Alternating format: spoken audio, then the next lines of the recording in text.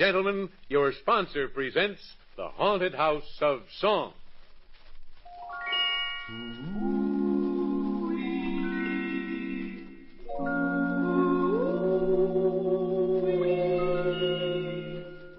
We want you to be haunted by us. We're not here to frighten nor cause any fuss. We are elegant ghosts of invisible size, and we'll float through your doors as we harmonize. But the principal item we'd like to discuss, we want you to be haunted by us. Friends, out of the past and into our haunted house of songs, we've invited a mysterious guest. If you can name this famous character from history or fiction, luck is with you, as Miss Hex, I'm sure, will verify. That's right. And here are the rules to help you win tonight's prizes. If you guess the name of our mystery guest, send it along, plus an original 2-line rhyming couplet that includes the name of our sponsor's product. Add your own name and address, of course, and mail to the Haunted House of Songs, KNBC, Radio City, San Francisco. The 3 winners for tonight will be chosen for originality of the rhyming couplet only. But remember, to be eligible to win, you must give the correct name of our guest from the past. And now, here he is. Hello, Mystery Man. First, do you think we should describe you? I am horrible, most horrible. Oh, were you always so, forgive me, but so unattractive? I forgive you. By the gods, I scare myself. But did you always look this way? No. Obviously, you are a man. I have the voice of man. Did you come into being in the 20th century? Alas, I never quite came into being. Oh, are you fictional then? I am more fictional than fiction. Are you a character from a famous book? I am a part of work that's found in books, yes. Are you a character in a play? Well, yes and no. What do you mean, yes and no? I am not a person. I have told you that. Please don't get upset. Well, if you're not a person, are you perhaps animal? Certainly not. Are you an elf? No. Though elves and I share the same ability to disappear at will. Are there any more like you where you came from? Not in the same family, no. How many others were there in your family? I had a wife, a son, a brother. That is all. Yet you yourself are not a person? Are you something from a play? Has this play been presented in America? Many times. Mystery Man, are you by chance the spirit of a person in a play?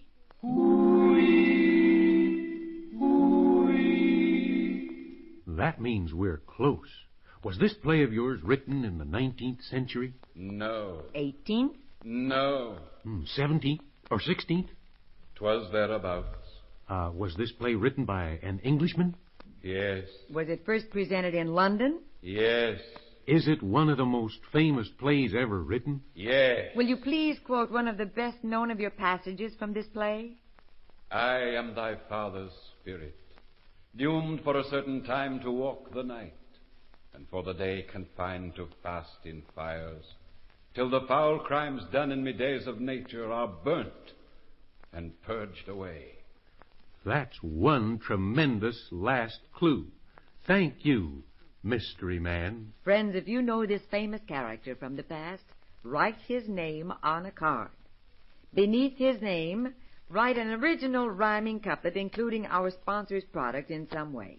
For example, it's news when dogs know men who bite 'em, and we make news with our sponsor's item. Send your guess and your couplet with your name and address to the Haunted House of Songs, KNBC Radio City, San Francisco, before midnight tomorrow. The 3 winners of tonight's magnificent prizes will be announced on next week's show.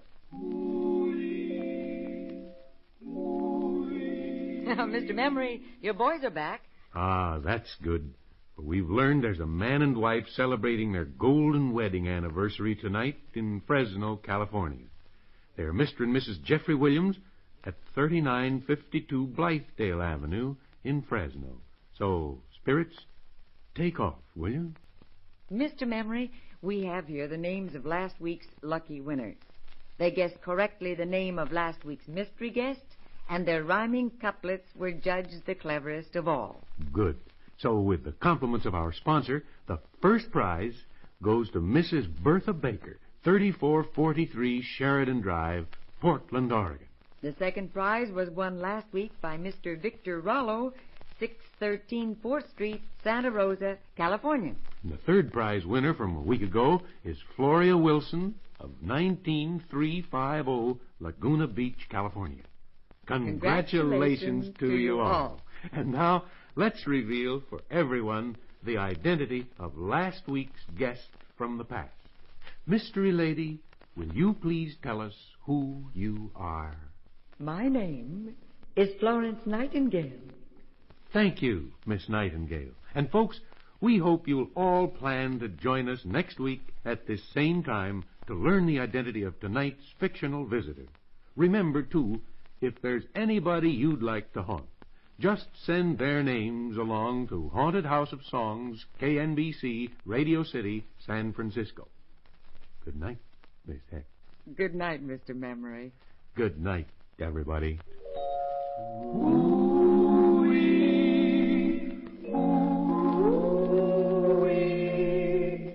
We'll haunt you with love songs and bright songs and sad. We'll give you the best haunting you've ever had. So dust off your memories next week without fuss. We want you to be haunted by us. The National Broadcasting Company presents Lights Out, a summer revival of some of the best stories from the series which many of our listeners will remember. Tonight's story is entitled The Haunted Cell. Lights out. Everybody.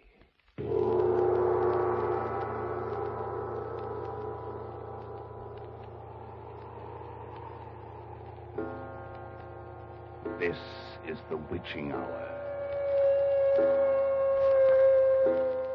It is the hour when dogs howl and evil things are let loose on a sleeping world.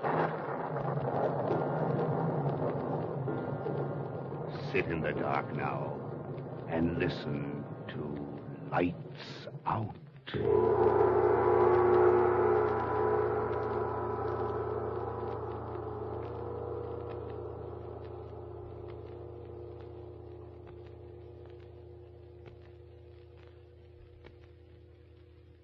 So you don't believe in ghosts, huh? Let me tell you something, friend. Guys that don't believe in ghosts is guys that ain't never seen none, ain't that right? Listen, I can tell you a ghost story that'll make your hair curl. I'll say it'll make your hair curl. Listen. Last August, I was nabbed by a couple of coppers. Never mind the details. It just so happened that they'd come up on me when I was sticking up a filling station, and, well, they drugged me in. It was a tough rap to beat, since they got me standing there flat-footed, holding a gun on one of the filling station guys, and, well, the coppers didn't like me anyway. Huh? Oh, yeah, sure. 'Cause I'd had to bump off a copper a week or two before. And wouldn't it be my luck to be picked up by this guy's partner? Well, they took me in, and they decided to show me the goldfish. You don't know what that is, huh? Well, I'll tell you. You're a liar. Yeah? So what, copper? You rat. I know you knocked off Ambrose Hogan, and you're gonna fry for it. You gotta prove it first, Miller. Pull the light over this way a little more, John. Okay. Right in his eyes. I'll prove it, rat. Go ahead. Hand me the hose, John. Now, look here. Don't you go ahead. Now, what do you say? I'm not going to rat to no fight. You ain't, huh? You wait till I get to a mouthpiece, Miller. You'll be walking a beat out in Circleville where the elf... It won't make no difference to you, punk, where I'm walking a beat, not when you're burned. Yeah? Who's going to burn me? You knocked off Ambrose Hogan. I was in Omaha the night he got knocked off. Listen, Maxie. Get this now. Ambrose Hogan was a white guy. When I seen him laying on a slab downstairs, I took a solemn oath I'd get the rat that done it if it took me 15 You ought to hire a... I'll get you for this, copper. I don't think you're going to get anything out of him, Miller. There's a smart copper, Miller. Yeah? Listen, I got a way to get things out of smart guys like you, Maxie. Come on over here, John. What are you going to do? Listen, Miller. Shut up. I want a lawyer. You got to let me have a lawyer. You can't get away. You want to sing, Maxie? Or do you want to spend a few hours in the haunted cell upstairs? Do what? Oh, another gag, huh? Think so? Listen, I bet you $8 you change your mind, baby. Get up. What are you going... Get going. Go ahead, John. Open the door. Okay. What are you going to do to me? You can't get away. Ever know Skeeter Dempsey, Maxie? Come on, this way. What about him? They burned him last winter. Yeah, that's right. Friend of yours? I knowed him. Well, that's just fine, Maxie. Yes, sir, that'll be just dandy. What you asking about Skeeter Dempsey for, Miller?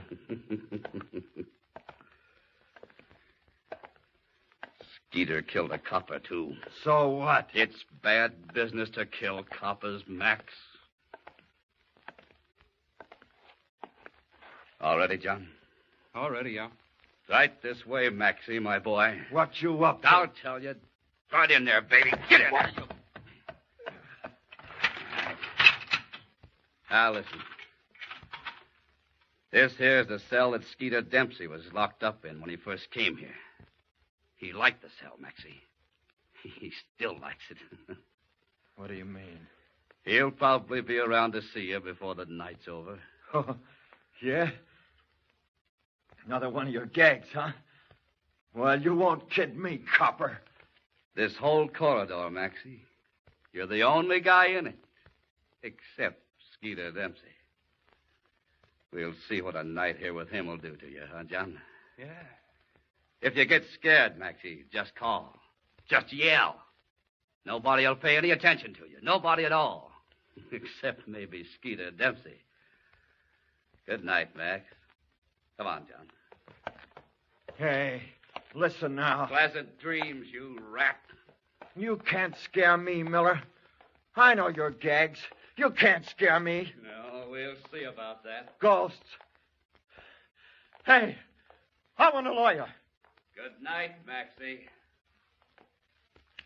Hey, you can't turn the lights out on me. Miller, turn the lights back on, Miller. You can't leave me here in the dark. Can't, huh?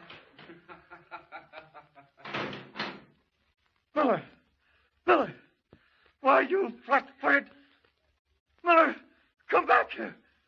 Miller, I'm scared.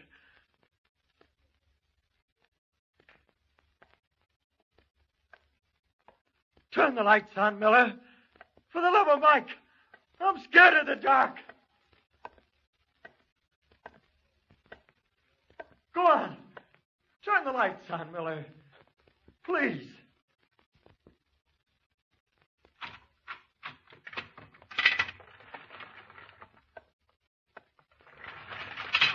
Miller, listen.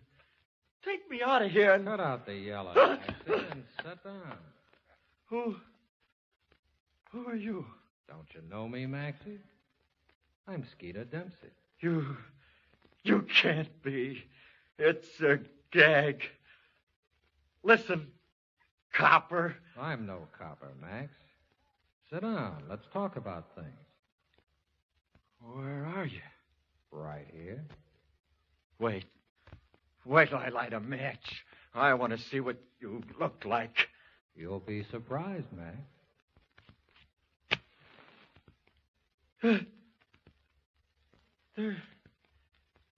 There ain't nobody here.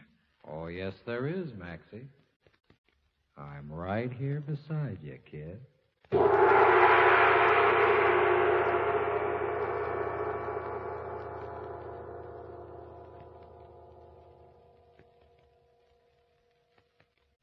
Yeah?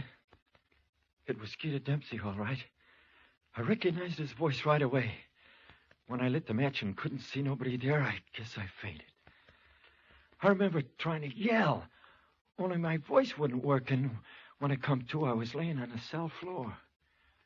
For a minute, I couldn't figure out what happened, and then it all come back to me. You know how it is when you're really scared? Or maybe you've never been real scared, huh? Well, I'll tell you. My mouth was so dry I couldn't hardly breathe.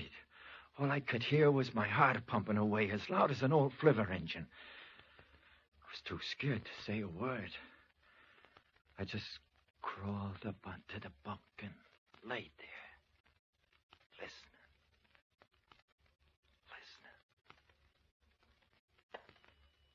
listening. So I scared you, huh, Maxie? Listen. Go away now.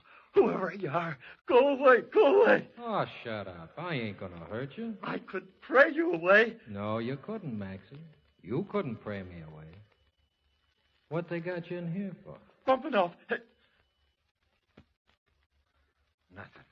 You knocked off that Hogan guy, didn't you?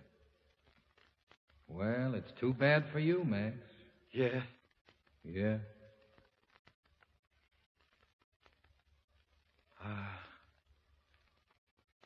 Are you still here? Sure. You ain't Skeeter Dempsey. Yes, I am. Listen, Skeeter Dempsey was burned last winter. I know a reporter that seen him set in a chair. That's right. Well, then you ain't Skeeter Dempsey. Yes, I am. I know. I know you're Skeeter. I know. Stop jittering. I ain't gonna hurt you. But you're a ghost. Well, what if I am? I wish you'd go away. Why should I? This is my cell, after all. Oh, Skeeter, please. Oh, Kenneth. Listen, let's talk. I haven't had nobody to talk to for 2 months. Who'd you talk to then? George Brown. You remember him. Yeah, Ice Guy, yeah. Hey, George Brown hung himself in a cell here. Yeah. This cell. This cell? Uh-huh. Him and me sat up and talked all night. And he hung himself next day. What did he hang himself for? Oh, he'd have got burned anyway. They had him for 2 jobs. One knocking off an old lady for $70, and the other shooting that bank guy down in Springfield. Did you see him hang himself, Skeeter? No, I wasn't here at the time. Where was you? Oh, I was away. Skeeter? Yeah? What does it feel like to be dead? All right. Yeah? Yeah. Oh, my God. What's the matter? Well, what about hell and all that? You get used to it. My old lady used to make me go to Sunday school, and they used to talk about hell there. Fire and everything. There ain't no fire. Ain't they? No. It's worse than that. What's it like? You'll find out. If I get out of this rap, I think I'll go straight. You're too late, Max. No, I ain't. I'll beat it. No, you won't. You gotta croak. Sometime, yeah. You'll croak on this rap. How do you know? I know. There's one way you could get out of Some of the hell, though, Max. How? Bump yourself off. What do you mean? Well, if you wait for the law to punish you, that's one thing. If you take the law in your own hands and, well, kind of punish yourself, it'll make a difference. Is it pretty tough, Skeeter? What, hell? Dying. It hurts awful. The chair, I mean. You go in feeling pretty cocky and figuring you can take it and you're going to be a tough guy and all. And then... What then, Skeeter? All of a sudden you find you can't take it. You don't want to yell and scream, but... Oh, well, it's awful. God. What then, Skeeter? You ain't never had no pain in all your life, Max. Can begin to compare with the chair. Yeah? You'll find out. Do you really think I will, Skeeter? What do you think?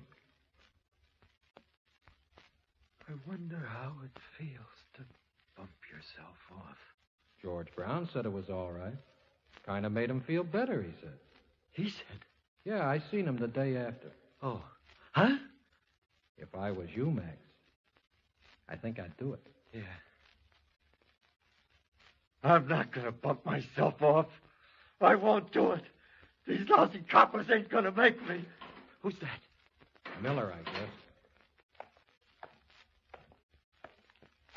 Is that you, Miller? Who was you talking to, Maxie? Skeeter Dempsey? Listen, Miller, let me out of here. No kidding, let me out. Put me any place you want to, but listen, Miller. Scared, Maxie? Who was you talking to, Maxie? Skeeter Dempsey? Miller, for the love of... Listen, Miller, turn on the lights. Will you turn them on, Miller, just for a minute? Dark's got you down now. Miller, please, turn on the lights. Well, why not? It'll be darker still when I turn them off again.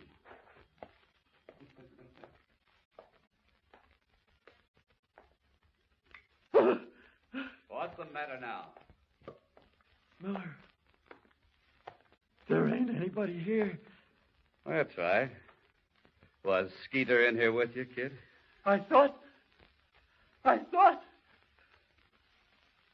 There ain't anybody here. Oh, yes, there is, Max. I wouldn't worry about it, I'm Max. right here beside you. And I'm going to stay.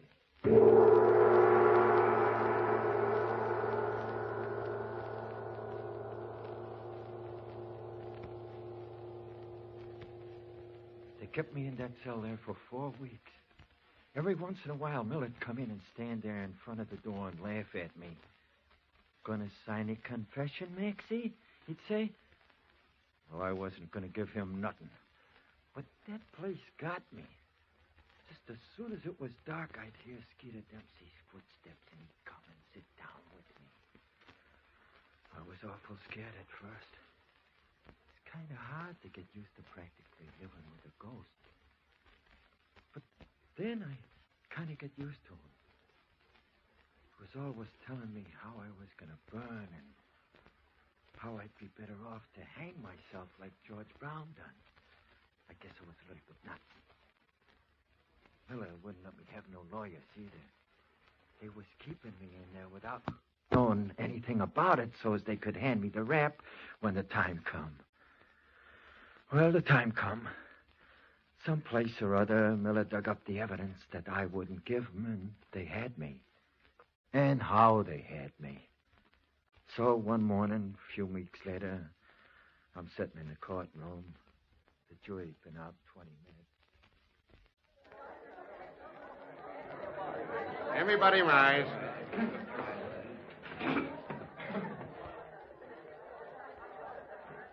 Sit down.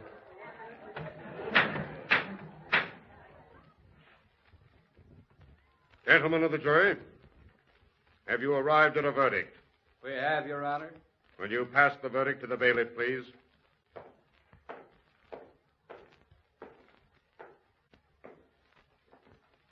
We, the jury, find the defendant, Max Young, guilty of murder in the first degree.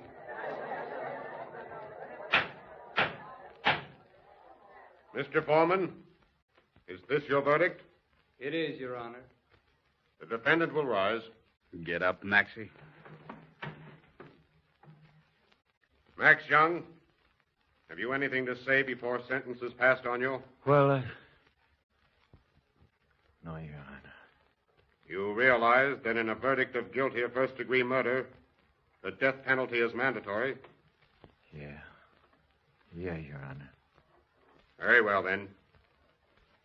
It is the sentence of this court that you are to be taken from this place and between the 21st and the 30th of December, shocked to death by electricity.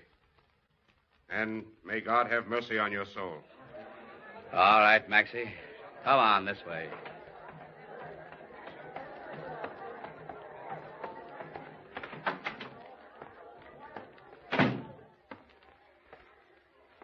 Well, Max, that's that.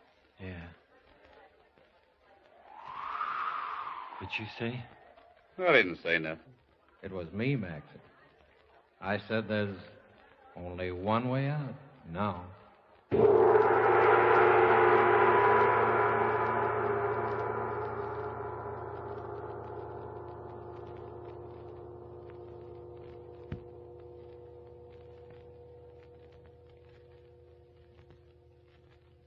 Well, so that was that. They wasn't ready to send me down to the state prison where they bump off guys, so they kept me in this here wing of the county jail where they had me, in Skeeter Dempsey's old cell. I guess this guy Miller must have liked his pal Ambrose Hogan quite a lot, the guy I knocked off. Huh? Sure, I knocked him off. What's the use of kidding around? Yeah, I guess he must have thought a lot of him, 'cause he kept me in there where it was dark, where I'd be scared to death all the time. Really getting even. But I kind of fooled him. I wasn't so scared of Skeeter by this time. I got so I'd sit in the dark there and I'd be waiting for him. And we'd talk about everything in the world. It was funny. People out of history and funny places and stuff and a lot of things. Skeeter told me he saw a lot of the guys we talked about. Nero and Judas Iscariot. But why not? He was dead, wasn't he? And so was they. Oh, but I gotta hurry up with my ghost story, ain't I? That's right. What I was gonna say was, I was sitting there one night, the 23rd it was, day before Christmas Eve, sitting in the dark, and I heard Skeeter coming.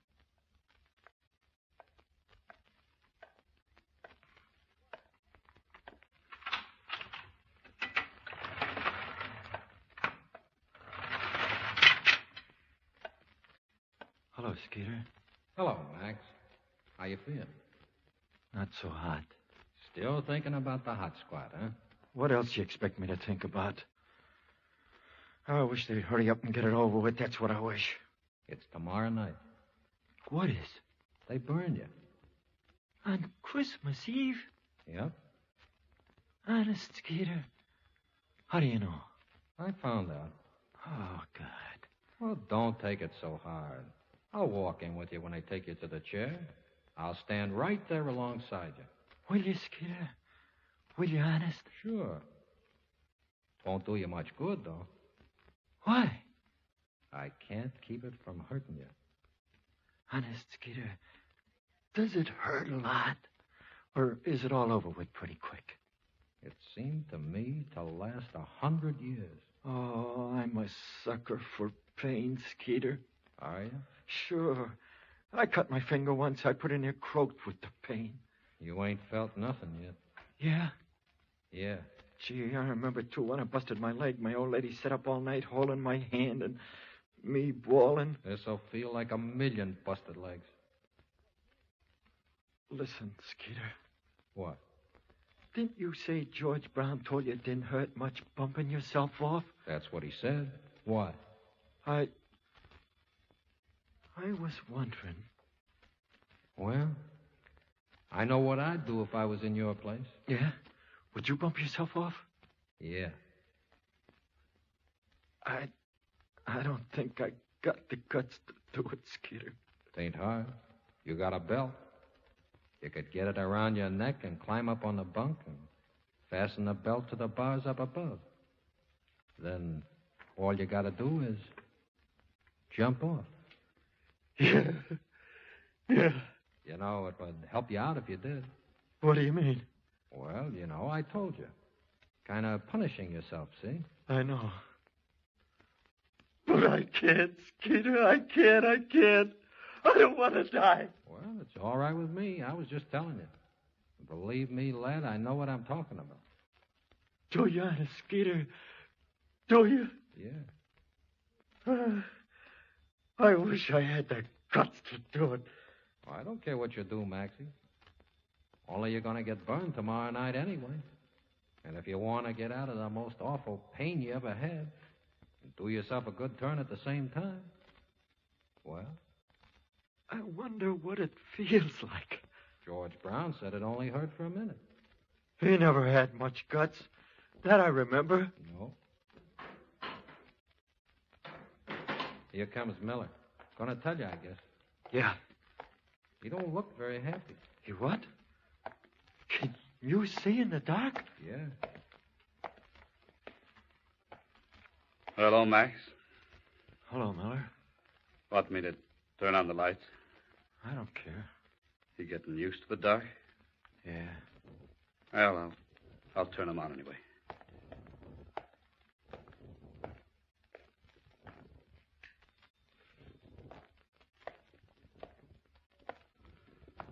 Well, Max, it's about the end of the string, huh? Tomorrow, huh? Yeah. Well, that makes you and me even. Listen, Max. I wanted to see you knocked off on account of Ambrose Hogan. Well... I ain't sore, Miller. You know. Yeah. No hard feelings, Miller. It's your job being a copper and mine being a hoot. Yeah. Well, is there anything you want, Maxie? No, I guess not. You ain't got no folks? No. I could get you a bottle of bourbon if you wanted it. Nah, what's the use? Well, we got to get ready to go down to the state prison in a little while. They got the... Well, I mean, that's where you got to go. Do I have to go today? Yeah, I guess so. Well, kind of hate to leave this place at that. Do you? Yeah. Scared me quite a lot at first, but I guess it's taught me a lot. Being here in the dark all alone. Except for me, Max. Yeah. Well, Max, listen. Try to take it standing up, will you? You know. I'll try, Miller. But it's going to be awful tough. Yeah. Well, look, I'll be back in a little bit, and we'll go. Sure there ain't anything you want me to get, Maxie? Nope. All right. Oh, I'm sorry, Max. Huh? It's okay, Miller. Forget it.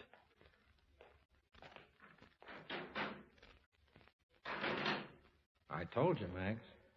Yeah. Well, I gotta be going. So long, Maxie. You going, Skeeter? Yeah. I'll, see you tomorrow night. But listen, Skeeter, don't go away now. I have to. And just in case you decide to do what George Brown did, there's an extra piece of rope under the mattress. You won't have to use your belt. So long.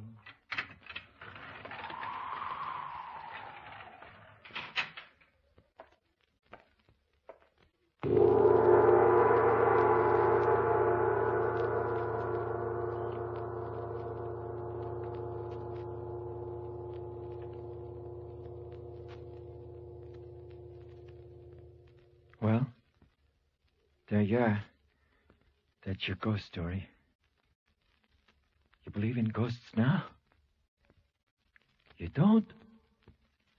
Well, you oughta. You see, I took Skeeter's advice. I hung myself. I've been dead 6 months.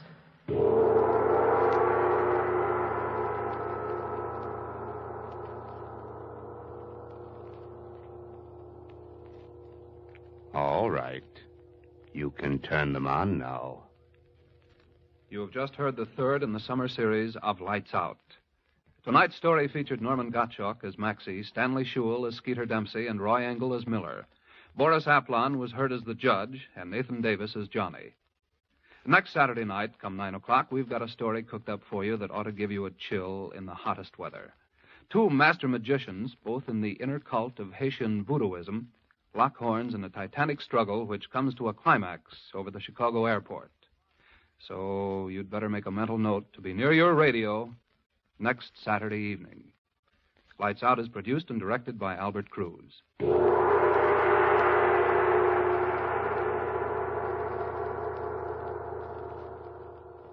This is NBC, the national broadcasting company.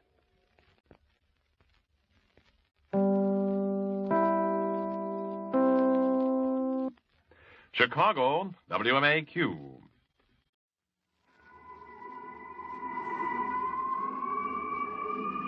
Mystery House.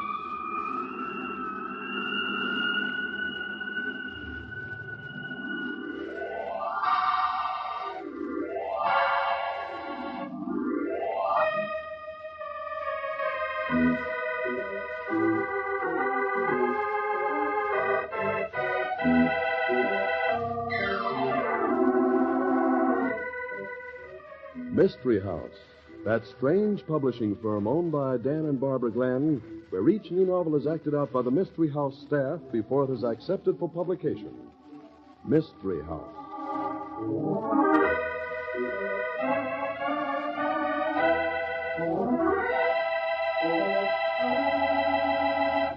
Okay, kids, you all have your parts for tonight's story. Let's see, what's the title, Barbie? It's called Vacation from Death.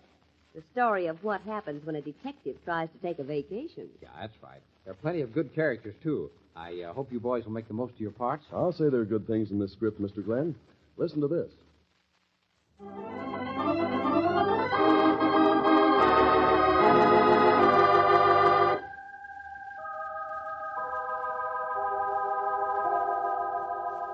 Okay, places, everybody. Set the scene, will you, Tom? Vacation from Death. Tonight's story opens in a boathouse. Skip Allen, the proprietor, is greeting Jeff Canfield, a customer he's apparently glad to see. Ah, you're late, Mr. Canfield. Mr. McCrae's been getting impatient. Yeah, well, let him get impatient, Skip. John McCrae's going to have to slow down plenty if he's going to keep with me. It sounds like sense to me, Mr. Canfield. Most of you city folks do everything too fast. That's why you all die so young. Why, I figured I was just a stripling when I was your age. Yeah. Well, Skip, nobody will ever convict you of speeding, will they? Where's the boat? right off here. There you go. McCrae's got the sweetest little houseboat on the river. You and him are in for the finest vacation you ever had. Nothing on the river to bother you. Not even a policeman. Good. Well, I'll see you, Skip. Yeah. Better not keep McCrae waiting. Yeah, so long, Mr. Canfield. Yeah. Hello? Yeah? Who? Jeff Canfield? Yeah, just a minute. I can still catch him, I think. Hey, Mr. Canfield, telephone. Tell him I've left, Skip. Well, it sounds like it's important. You better answer. All right. Hey, Skip, you haven't got a telephone hooked up on that houseboat, have you? No, I'm afraid that's a little out of my line. Yeah, give me the darn phone. Yeah? Yeah, it's Canfield. What? Now, look, I gave you my answer on that before I left town. Yeah, I'm on a vacation. That's right. No more murders. Well, there are plenty of other good detectives around. Try one of them. Flamand, for instance. Oh, I'm sorry. It's still no. I'm on a vacation.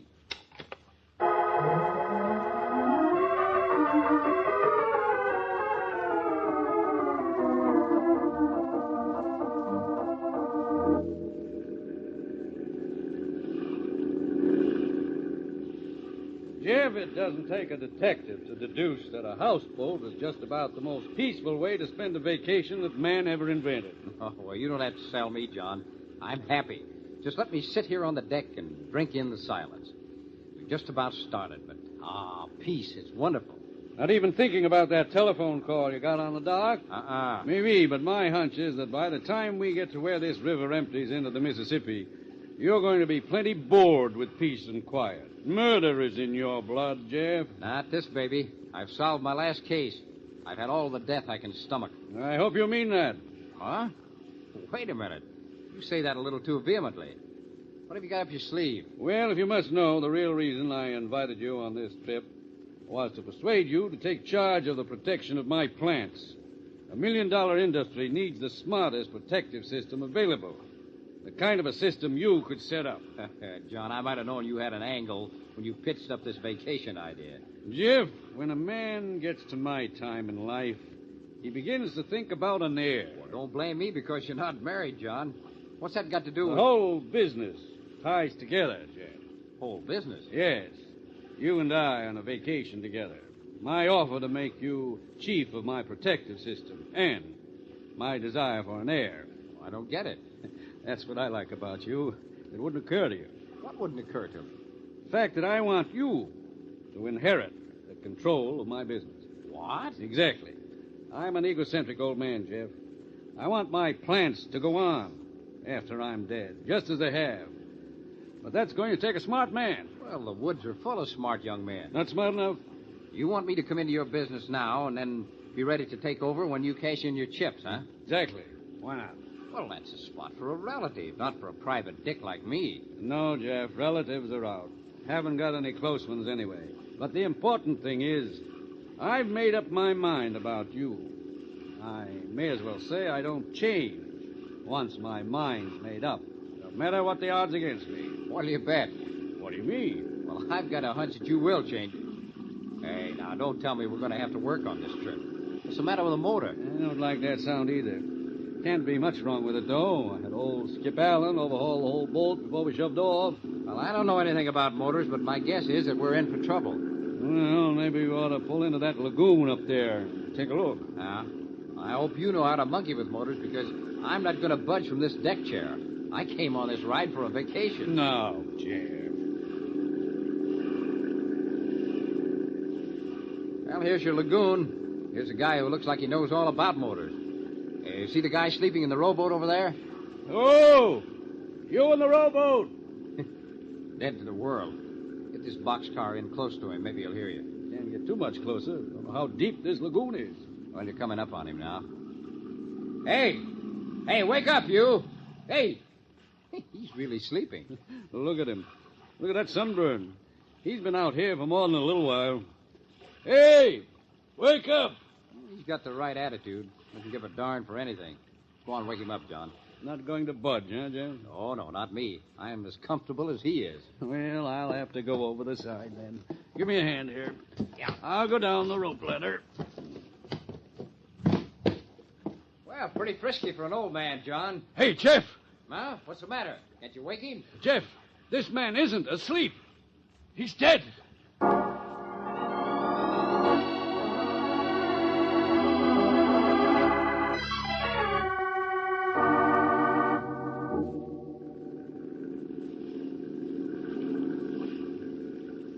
Good thing we hadn't gone too far from Skip Allen's landing.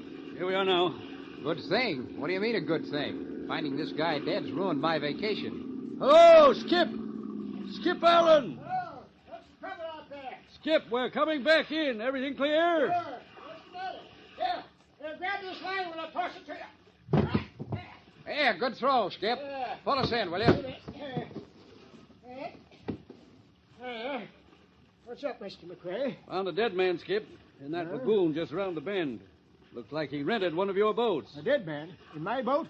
Oh, you can't be serious. I'll help us get the body ashore, will you, Skip? What? All right, Jeff. I've got his feet. All right, now. Easy does it. Well, you're fooling, were you? Here, I got it. Let's bring him into the boathouse. Yeah, okay. Yeah. How about right here, huh? Over here, all right. Okay. I want to take another look at him before we call in the coroner. There doesn't seem to be a mark on him. Suppose he had a heart attack? Well, could be. But I got one of those pesky hunches that... Yeah? What do you mean, Mr. Canfield? I told you, Jeff, you've got murder in your blood. If you really want a vacation... Yeah, I know. It's just my suspicious nature. Only, Skip, how many times have you heard of a man dying alone on the water from a heart attack? Well, never heard of that, Mr. Canfield. There you see. Skip's been on the river 50 years.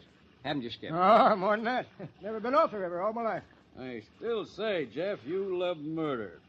You make it up, even where it isn't. Here, roll him over. Let me take a look at it. You ought to remember his face, Skip. Probably one of the summer cottages around your place. No. Never laid eyes on him before. Anybody working for you, Skip? I mean, anybody who might have rented this man one of your boats? No, I'm here by myself. Never leave the place, even sleep here. And I know I ain't seen this guy before. But the boat had your mark on it, unmistakably. That's right. Blue letters, S.A., and a number 38. 38? Well, that ain't right. 38's still here, tied up to the dock. You sure of that, Skip? There wasn't any question about that number, was there, John? I thought it said 38. Why worry about it? You still haven't any reason to think the man was murdered. I say forget it. Let's get back to our houseboat cruise. Skip can turn the body over. We're in it now, John. Might as well stick around and answer the coroner's questions, whether it's murder or not. Hiya, Skip. What you doing? Oh, hello, Tubby. This is Tubby Wilkins, just one of the young loafers around here. Hey, what do you get off calling me a loafer, Skipper? Why, you never did a day's work, did you? Here you are, over 20 years old. I get right, don't I? More money than you. Hey, what's this? A stiff. You ever see this man before, Tubby? Take a good look at him. You know him? No. I mean, yeah, I seen him. Where did you see him? Well, why don't you ask Skipper? He knows him. What? He must know him. The guy rented one of Skip's boats. Yeah, when was this? What are you talking about, Tubby? Early this morning. I was out in my own boat, and I saw this guy come and talk to Skipper. Then I seen him take one of Skip's boats. Why, that ain't true. What were you doing out then? Fishing? Well, yeah. Yeah, I was fishing. I never seen you with so much as a string in a bent safety pin. What? Fishing. Why didn't you tell him what you was really doing on the river? Now, wait a minute, Skip. What's this all about? Stubby. See what he tells you. He never went fishing in his life, but he spends every night on the river. You shut up. He's a runner. Goes down every night and brings up stolen goods, which he delivers to a fence. What's that got to do with this dead man? Nothing, see? I don't know, but I do know he's lying in his teeth when he says I rented a boat to this guy. Never mind, Skip, never mind. Yeah. What about it, Tubby? You still haven't told us who this guy is. You didn't ask me. Now, look, don't get smart. If you know who he is, tell us and quick. Well, all I know is I seen him drive up with some woman and stop at the Porter Cottage last night. Then this morning I seen him in the boat. Well, what's this Porter Cottage? It's one they rent, and people come and stay for a week or so. Where is it? Right down here, about 500 yards. Well, let's go down and see the woman. No, I seen her drive away. You won't find her at the cottage. Well, maybe not, but I'll find something. Something that'll lead me to the answer. The answer to a murder.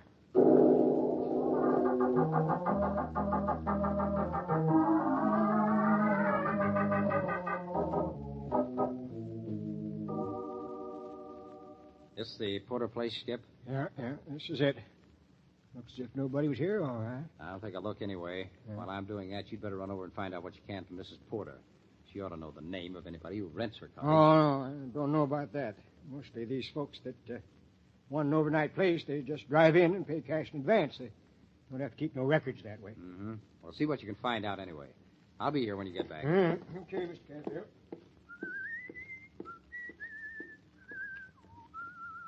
A great way to spend a vacation. Oh.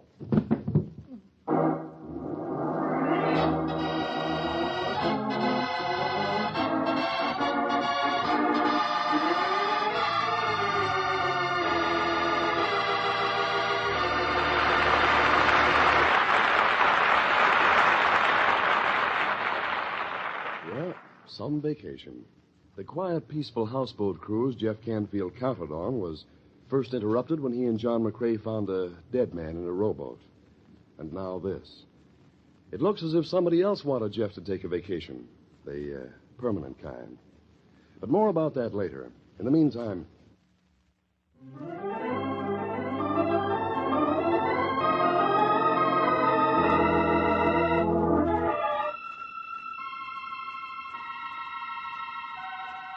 And now, Act 2 of Vacation from Death. Detective Jeff Canfield, declaring it was all through with murder, started off on a vacation cruise with his millionaire friend John McCrae, only to find a man lying dead in a rowboat. Trying to identify the dead man, Jeff has been knocked out. As he comes to, he finds Skip Allen shaking him. Here, Mr. Canfield. Oh, yes. Okay. Oh, who slugged me? Hey. It's me, Mr. Canfield. Huh? Oh, hello, Skip. Yeah. Oh, my head. Oh, that was some buster I got laid out. Oh, well, yeah, are you all right? Yeah, I'll live, I guess, but... Who hit you? That's what I'm going to find out. Here, let me help you up. Oh, wait a minute. Who's that? Well, what are you doing here? Who are you, anyway? Just a minute. Who are you? My name's Norton, and I'll thank you to get out of my cottage. Oh, she must be... Is it true that you and your husband rented this place last night from Mrs. Porter? Well, I don't see that that's any of your business. Now, will you leave, or will I have Just a minute. I don't know any excuse for breaking into a private cottage. When you've answered that telephone, perhaps I can explain. Hello? Oh, hello. No, just some unexpected callers. I don't know who they are. I'll get rid of them, all right. Sure. What? Tonight? Oh, but I thought... Oh, all right. Yes. Yes, you know I do. Later. Goodbye. Mrs. Norton, Now, what is it you want? do you know where your husband is now? Why, fishing. Went out early this morning. My name's Canfield, Mrs. Norton. I'm a detective. There's a possibility that the man we found... The man you found? Yeah. I want you to come with me, Mrs. Norton. The man we think is your husband is... You mean he's dead? Jerry's dead? No. No, it can't be Jerry. In my boathouse, ma'am. Will you come with me, Mrs. Norton? Oh. Catch her.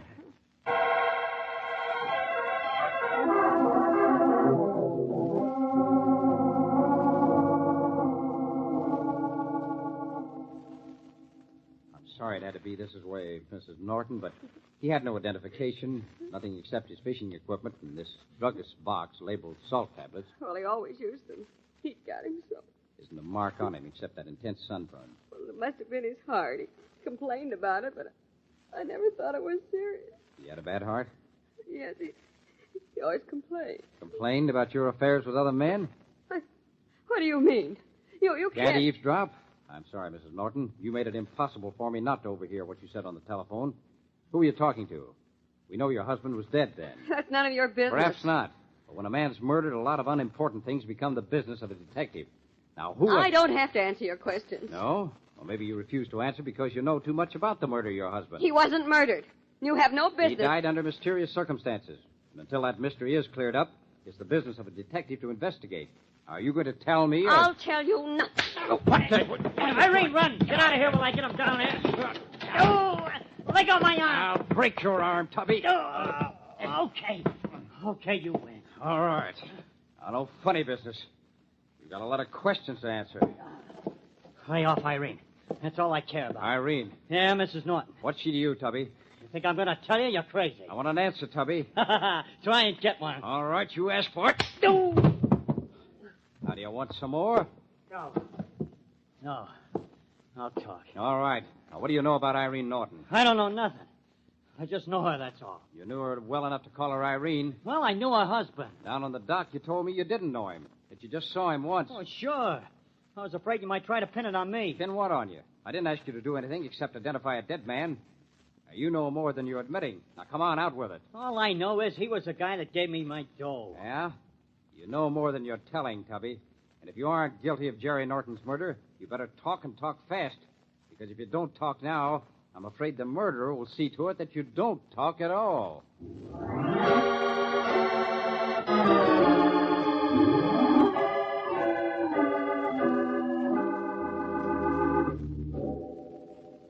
The houseboat's okay again, Jeff. Whatever was wrong with the motor's been taken care of by Skip, and we're all set to push off again. Not me, John. Oh, what do you mean? No, I've got a little unfinished business to attend to yet. You don't still have that crazy idea that Norton was murdered, do you? I do, and it's not crazy. But you yourself admitted that there wasn't a mark on his body, no evidence, no nothing. All right, call it a hunch. But I've got $1,000 that says I can prove it was murder. And that's a lot of money to put on a hunch, but if you're crazy enough to do it, I'll take you up on it, providing you don't take too long to prove it. I'm still taking that vacation trip, remember? And I'll take it with you in 1 hour. What? Yeah. I'll call everybody together in 1 hour. Skip Allen, Tubby, and Irene Norton. And I'll have my murderer then with proof. I still say you're crazy. I'll be waiting on my houseboat for you and your $1,000. It'll give me something to spend on my vacation.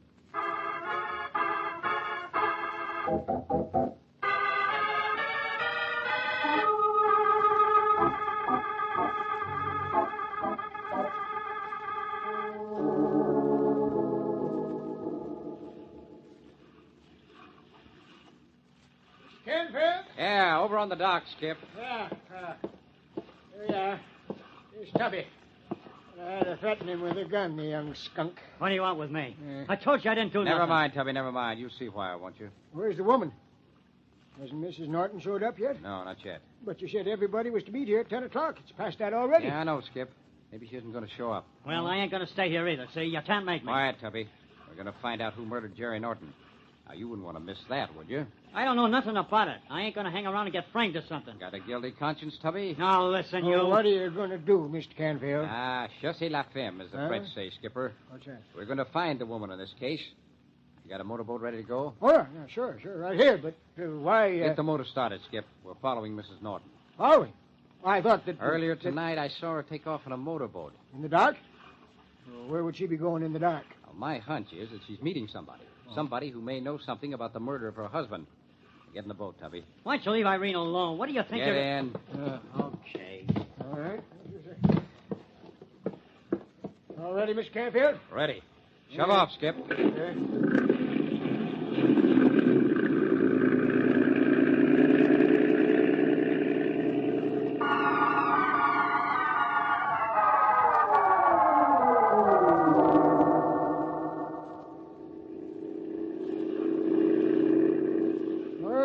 Seen hide nor hair of a boat yet, Mr. Canfield. Yeah, and the moonlight's bright enough so you could pick out a piece of driftwood on the river. Just keep on down the river, Skip. I have a hunch that we'll be seeing something very shortly. Yeah, over there. What do you mean? I don't see no motorboat, just old John McCrae's houseboat. Maybe. Head over toward it. Oh, okay, if you say so.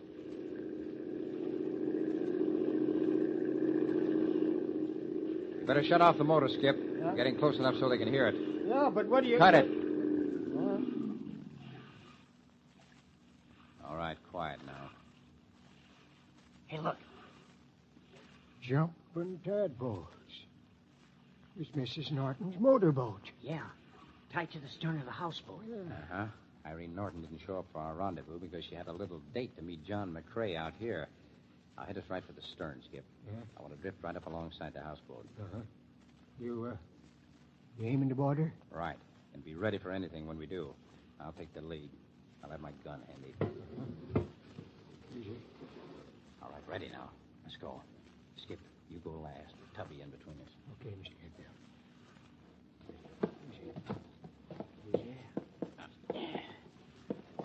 Okay, Skip? Yeah, that does it. What now? Do we just walk in and say, surprise? Shut up, Tubby, shut up. You'll find out soon enough. You should be in the cabin right near the stern here. Should never have come out here. I told you to stay put until... Until I get picked up by that Dick. Ha! I wasn't born yesterday, John. I know you were baiting it. I'm going to rush him. Now, lay low. There may be some shooting. Now! All right. Don't try reaching for that gun again, John. Next time I won't aim for your arm. You'll pay for this. Oh, no. I think the state will be glad to give you first aid for your wounds. The state? Yeah, Skip. My friend, John McCrae, is Norton's murderer. That's ridiculous. I had nothing but... Try to run out on me, will you? Sure, he's the murderer. He murdered my husband. I had nothing to do with it. Thank you, Mrs. Norton, but I knew that all along. But you tried to hang it on me and her. No, Tubby, you're wrong. I knew you had something to do with it, but I knew you were too dumb to figure it out for yourself. What? Yeah. You gave Jerry Norton the boat he had, didn't you? Well, sure. Mr. McCrae said Norton was a friend of his. He gave me $50. Uh-huh. And you also gave Norton the salt tablets? McCrae said they were from Irene. Said Norton always used them. Well, apparently he did use salt tablets. However, these tablets were poison. Poison? That's right. When I picked up the box Norton had in his pocket, my finger touched the powder which had shaken off the tablets. And my sense of taste did the rest. All I had to do was discover who'd bought salt tablets, and I was reasonably sure who'd poisoned your husband. It turns out that my good friend, John McRae... This is asinine. You can't You prove... gave yourself away when you started shooting, John. Well, what about the woman? Well, Skip, McRae's been having an affair with Irene Norton for quite a while. When Jerry Norton began to get in the way, McRae figured that he could eliminate Jerry and have Irene to himself. And he would have succeeded, too. Yeah, but it was McRae that found Norton. Sure. He figured if I was with him when we found Norton apparently dead from sunstroke, there wouldn't be any investigation. He knew that Norton complained about his heart, so he knew he wouldn't arouse Irene's suspicions. Wow. But he made one mistake. Yeah? What? Sounds pretty foolproof to me. He thought a detective could take a vacation. He should have known you can't take a vacation from death.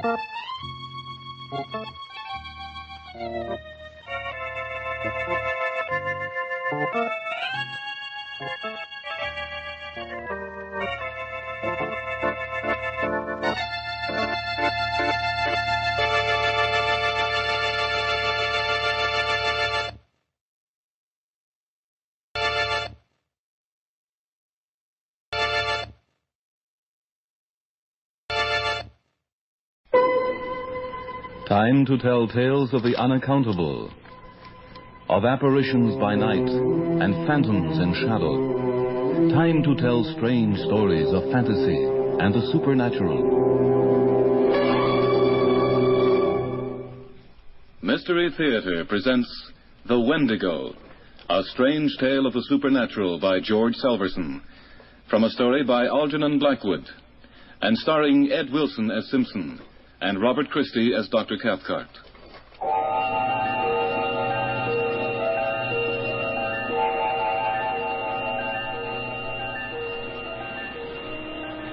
There's an explanation. An explanation. They say it carries you along. It comes and calls and carries you along. Doctor. It comes and calls to you out of the silence in the voice of the bush, the voice of wind and water and the cries of animals. Doctor, please. The perfume of it drenches you, chokes you, sickens you. The perfume of the dead and stinking vegetation. And you have to go. It calls you, carries you, rushes you away through the bush so that your feet burn like fire. Doctor, don't, It please. carries you in great leaps to your destruction. Your feet burning, the wind bursting the blood vessels behind the eyes. And then you become an animal, a living, dead thing, like the thing itself. Will you and, stop it, Doctor? And then it drops you, and you stagger away to die. Doctor, stop it. Remember what you told me. There is an explanation.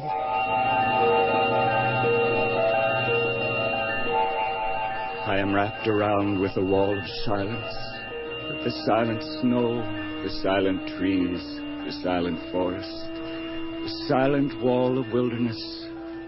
They all listen, the listening snow, the listening trees. There is something out there in the forest, and they listen for its voice.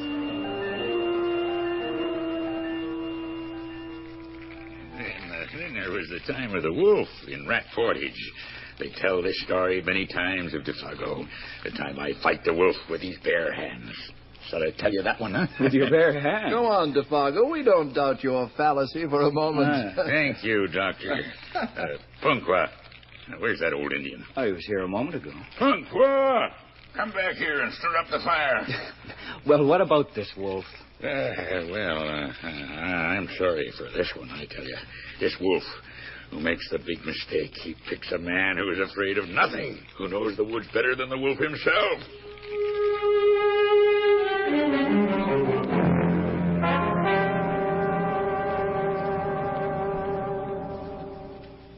That's when it began. Defargo the guide in slouch hat and moccasins, spinning his yarns by the campfire. A breath of wintry wind stealing out of the forest to rustle the tent flaps and stir the blaze. Our Indian cook somewhere in the shadows. Dr. Cathcart watching Defargo with cynical eyes. And the fourth of our hunting party, myself, Ray Simpson, nervous and tense, as though expecting a thing that was about to happen. I come many miles in the snowshoes that time. I'm very tired. I say to myself, Defargo, my boy, you will sit here a while. You'll rest. But then I am sleepy. And what do you know? I am sound asleep in the snow. Now, this is not at the best of times the very best of ideas, you understand. What do you think? Along comes this Mr. Wolf. And he looks at me and he tells himself, how magnificent. What a triumph. Here is a man, says Mr. Wolf, who's overcome by the cold. And what a pleasant meal I will make myself. But he is so wrong. I open my eyes, and there is Mr. Wolf looking into my face with his long white teeth already. So I say...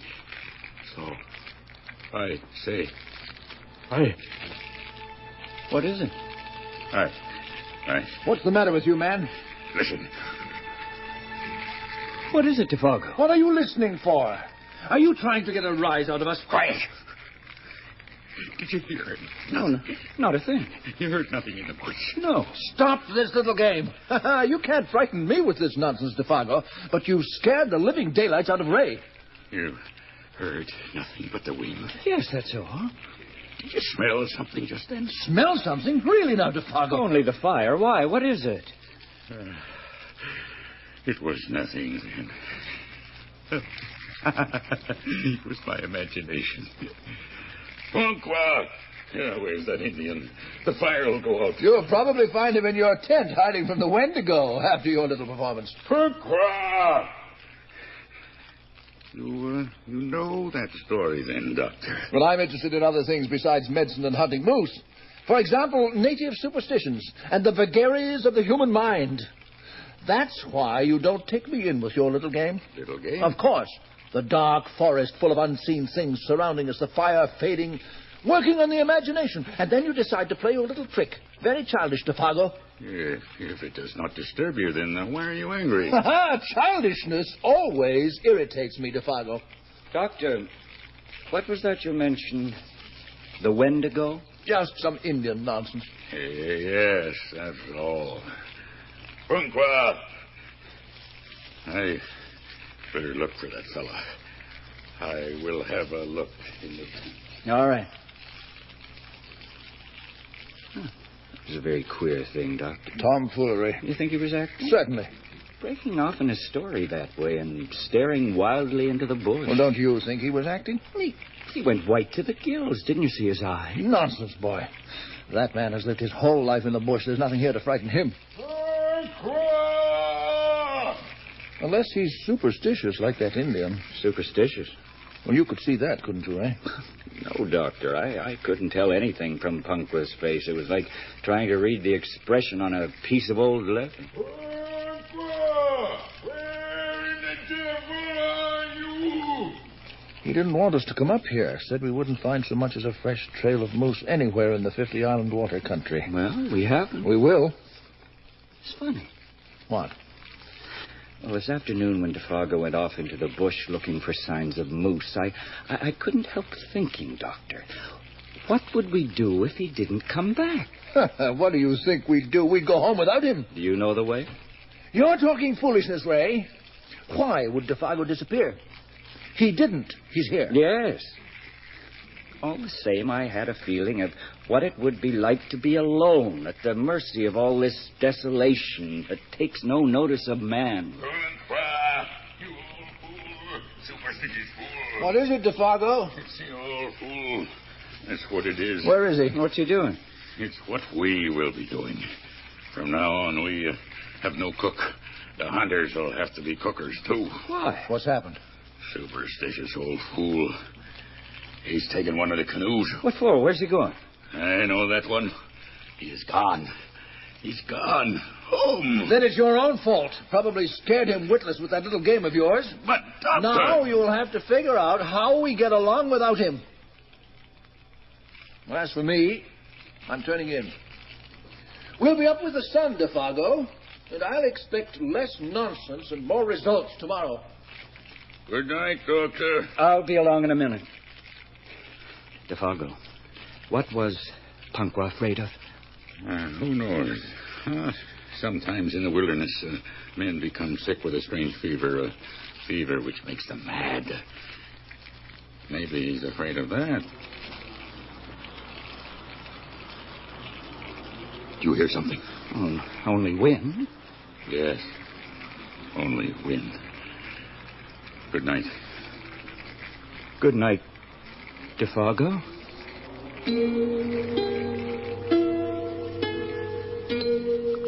I saw Defargo move off to his tent with the lantern spilling 100 moving shadows into the trees. I lay beside Dr. Cathcart on the bed of balsam boughs, and I felt a shadow lying between us. Not a shadow of the night, a shadow of the strange fear that had leaped upon Defargo in the middle of his joking. It crept through the canvas from the world of crowding trees. I felt in my soul the profound stillness of a primeval forest when no wind stirs. Then I slept. Or so I thought. No. I was lying with my eyes open, listening intently, with the running of my blood beating drums in my ears. Ray. Doctor? What is that sound? Listen. What? It's from the other tent. It's Defargo. The fool is dreaming. I'll see if he's all right.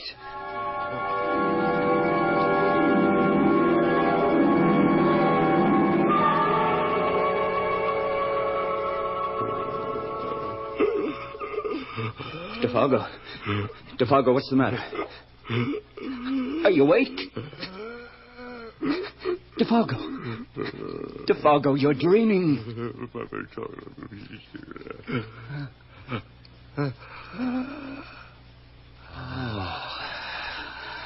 Oh, that's better.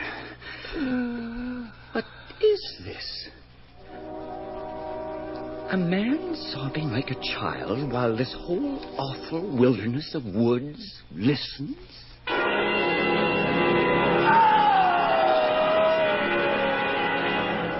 Defargo! What is it?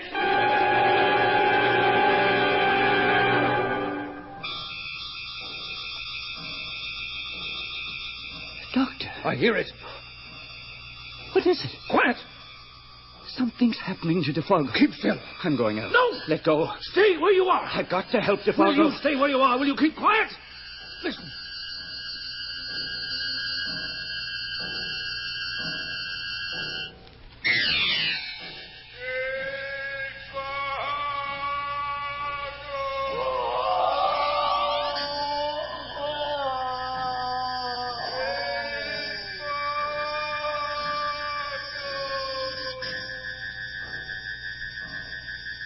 Doctor. Quiet. Fire!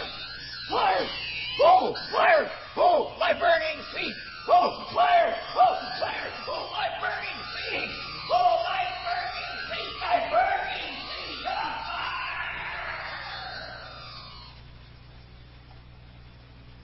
feet! He's gone. What? Gone. Gone. Doctor, listen to me. What? Our guide, Dr. Defargo, he's gone. We're alone. What was that, Doctor? What is it that happened? We crept from our tent like terrified children. The gray light of dawn was dropping, cold and glimmering between the trees. The lake was white beneath a coating of mist, the islands rising darkly out of it like prowling creatures. Patches of snow glistened among the clearest spaces of the bush. Defago's tent stood empty, lifeless, and there was nothing but silence. Silence and a strange, penetrating perfume invading the nostrils and taking me by the throat like an unseen hand. There's nothing here at all. No. Not a sign of anything. No. Only his footsteps. Footsteps. There in the snow. Yes. So far apart. He must have been leaping like a rabbit. What was it, Doctor? What was it? Something came. No. Something came for him. Something called. Nonsense. You heard it, Doctor. You know you heard I heard nothing. Yes, I heard something. Wind. That's all it was, wind. Wind? Where did you ever hear a wind like that? I tell you, it was wind. That and your imagination. Defago carrying on like that, it was enough to make you imagine anything. Then why did you hold me back? What do you mean? You know what I mean, Doctor.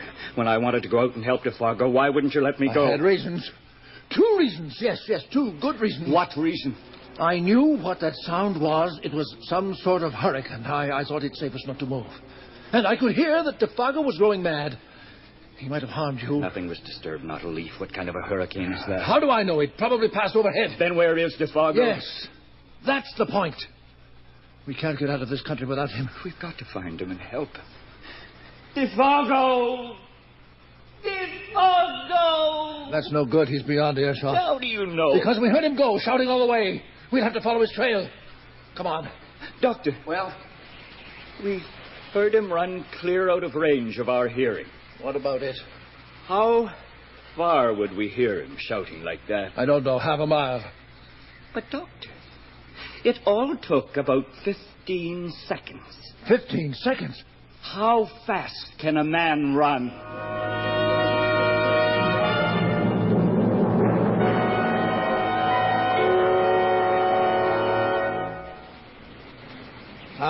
There's the end of the trail. No more snow. The trees are too thick for it here, and of course that's the way he chose to run. How will we find him? He must have been tearing himself to pieces rushing through the bush like that. We've got to keep going. No, this is no use. We'll only lose ourselves. Without Defago, we're lost anyway. We've got to keep after him. No, listen to me, Ray. Defago! Nothing. Now listen, Ray, we must stop running around like frightened, superstitious women. And what do we do? We're going back to camp. We're going to organize ourselves for a systematic search. You're so rational. You're so ready with explanations. How do you know we'll ever find him? He can't be far. How can you explain it all away, Doctor? Just rushing away so fast, the crazy words he was using, that perfume in the air and that sound. You can't explain Ray, that. There's an explanation for everything. We are going to keep our heads, or we'll lose them like Defago. Now, let's get going. The second time we set out from camp, we took food and matches. Dr. Cathcart carried the new .303 rifle, of which he was so proud, and I took a hatchet, blazing the trees as we traveled in a wide sweep in search of Defago's trail. Ray, what is it? Come and look. Here it is. We found it. Yes. Those are the tracks of human feet, sure enough. Defago's, of yes. course. But what's this beside them? Beside them? Yes, look here. Oh, animal tracks. There you have your simple explanation for the whole affair, Ray. Why? How does that explain anything, Doctor? Those big marks have been left by a bull moose. Now I know what happened. Well? The wind against it, the moose blundered into camp. It uttered a cry of alarm, which we heard in the wind. Defago heard it, too, in his sleep. Remember the nightmare he was having? Yes, but why did he... He's a superstitious fellow. And that Indian had filled him with stories about the Wendigo. He suffered a temporary derangement, perhaps nothing more than panic. And now he's tracking the animal. Yes, could be. We have nothing more to fear. Let's take a breather. And a bite of food before we go on. Oh, you were right. You were right. There is an explanation for everything, Doctor. And if you knew the kinds of explanation that have been going through my mind. I know. Here. Take a couple of sandwiches. Thanks, Doctor. I got the water there and parched. Here. Thanks.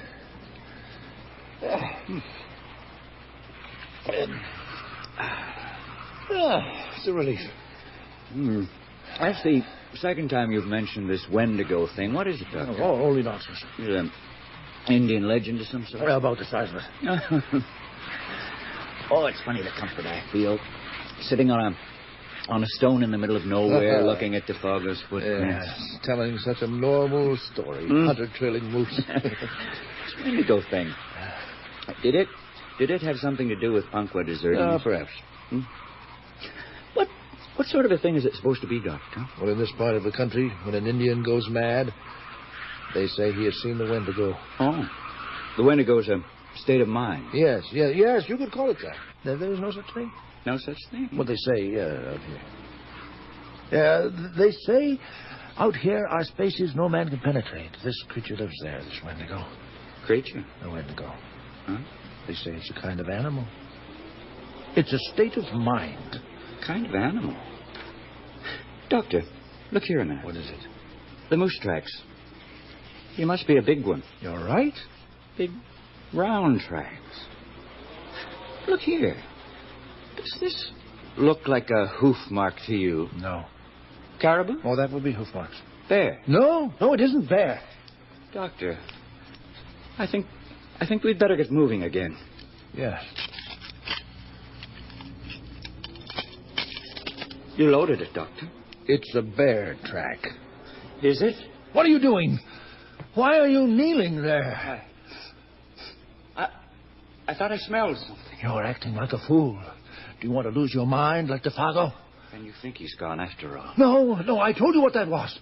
Get your nose out of that track. You're out of your mind. Dr. Cathcart, don't you think we should turn back? Why do you talk such nonsense? There's perfume in that track. If you let your mind go like that, there's no knowing what you'll imagine next. We've lost enough time. We've got to find Defago. We went on mile after mile. I dreaded the essential tapping of the axe on the massive trunks. The sound went before us into the dim forest where something was waiting and listening. The doctor pressed on, faster and furious, like a man who denies something he really believes. And the tracks became increasingly strange and unbelievable. There's an explanation. An explanation. How much did you measure? 18 feet. 18 feet from one step to the next. Well, let's check back. We must be missing some tracks. No, there it is in the snow. Defago took 18-foot leaps. He'd been lifted and carried. Lifted and carried by what? The beast. That's what they say. They say it carries you along. It comes and calls and carries you along. Doctor? It comes and calls to you out of the silence with the voice of the bush, the voice of wind and water and the cries of animals. Doctor, please. The perfume of it drenches you, chokes you, sickens you. The perfume of dead and stinking vegetation. And you have to go. It calls you. It carries you. It rushes you away through the bush so that your feet burn like fire. That's what he said, didn't he? Feet of fire. Doctor, don't It please. carries you in a great, screaming leaps to your destruction with your feet burning and the wind bursting the blood vessels behind the eyes. And then you become an animal, the living, dead thing like the thing itself, and it drops you, and you stagger away to die. Dr. Cathcart, will you stop it, please? This is not like you. Remember what you told me. There is an explanation. Yes, an explanation. Let's look ahead. Check those footprints and the animals. Yes. Now, it just may be that our eyes are playing us tricks, or else... Yes, Ray. What is it? Those aren't Defago's footprints. What? We've lost them somehow. Where did he go? Lost them? How could we lose them? And they end here, both sets. There. You see, we didn't lose them. There are still two sets of tracks. Where did they go? Up in the air? There's an explanation. An explanation. And those aren't Defago's. Look at them. There were two animals here. We've lost Defago somewhere back. No, we haven't. Those are Defago's. This is the end of the trail. This is where it left him. Then where is he? Defago! Don't call him. Don't call him. The big trees closed in on us like gangsters, I stared around with no power of thought, no judgment. The feet that printed the surface of the snow had come this far, and then nothing. And here were Defago's prints, neat, round duplications of the strange animal track. The feet that produced them had therefore changed, and my mind reared up with loathing and incredulous bewilderment.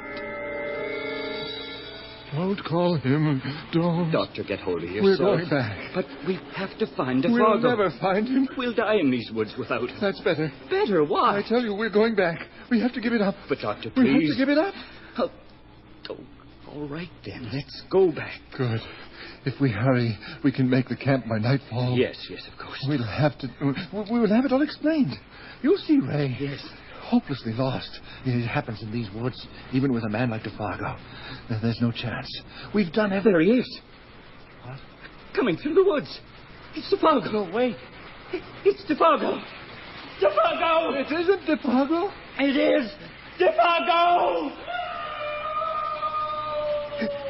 You see? No, it isn't Defago. Yes. Not anymore. What do you mean? Keep him away. Keep him away. Doctor, please. Doctor, put down that gun. Keep him away. Doctor! You're out of your mind. It's all a lie. Give me that gun. All a lie. Superstition, I defy you. Doctor, control yourself. All in the mind. You're nothing. Here it comes, and it's nothing. Listen to it come. It comes for me. I'm coming. Oh, the fire. The fire. The fire. Oh, the fire. The fire.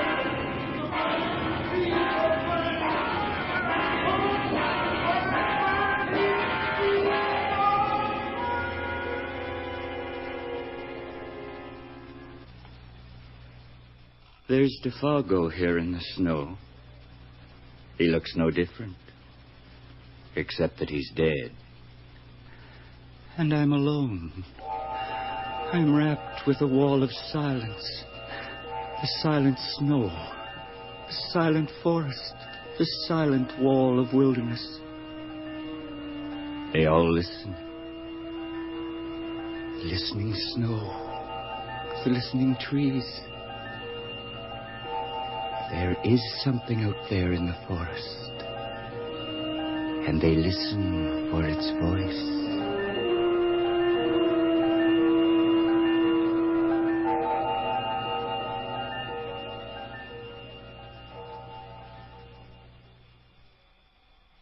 Mystery Theater has presented The Wendigo, a tale of the supernatural by George Selverson, based on a story by Algernon Blackwood.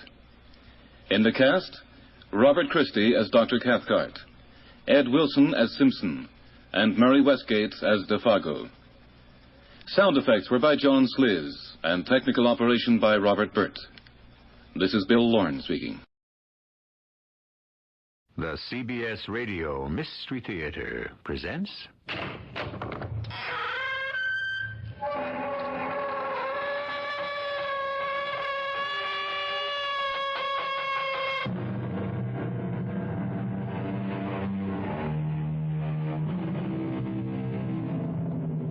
Come in. Welcome. I'm E.G. Marshall, your host for another excursion into the dark and frightening world of the macabre. I've been presiding over these trips away from the ordinary world for a long time, and every one of them turns up a surprise. As you look around, you'll see that we're in New Hampshire, and this is Wheeler College.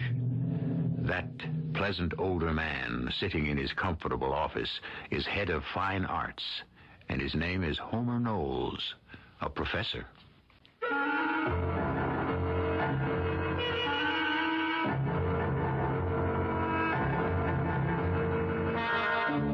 Our mystery drama, The Figure in the Moonlight, was written especially for the Mystery Theater by Roy Windsor and stars Patricia Elliott and Paul Hecht.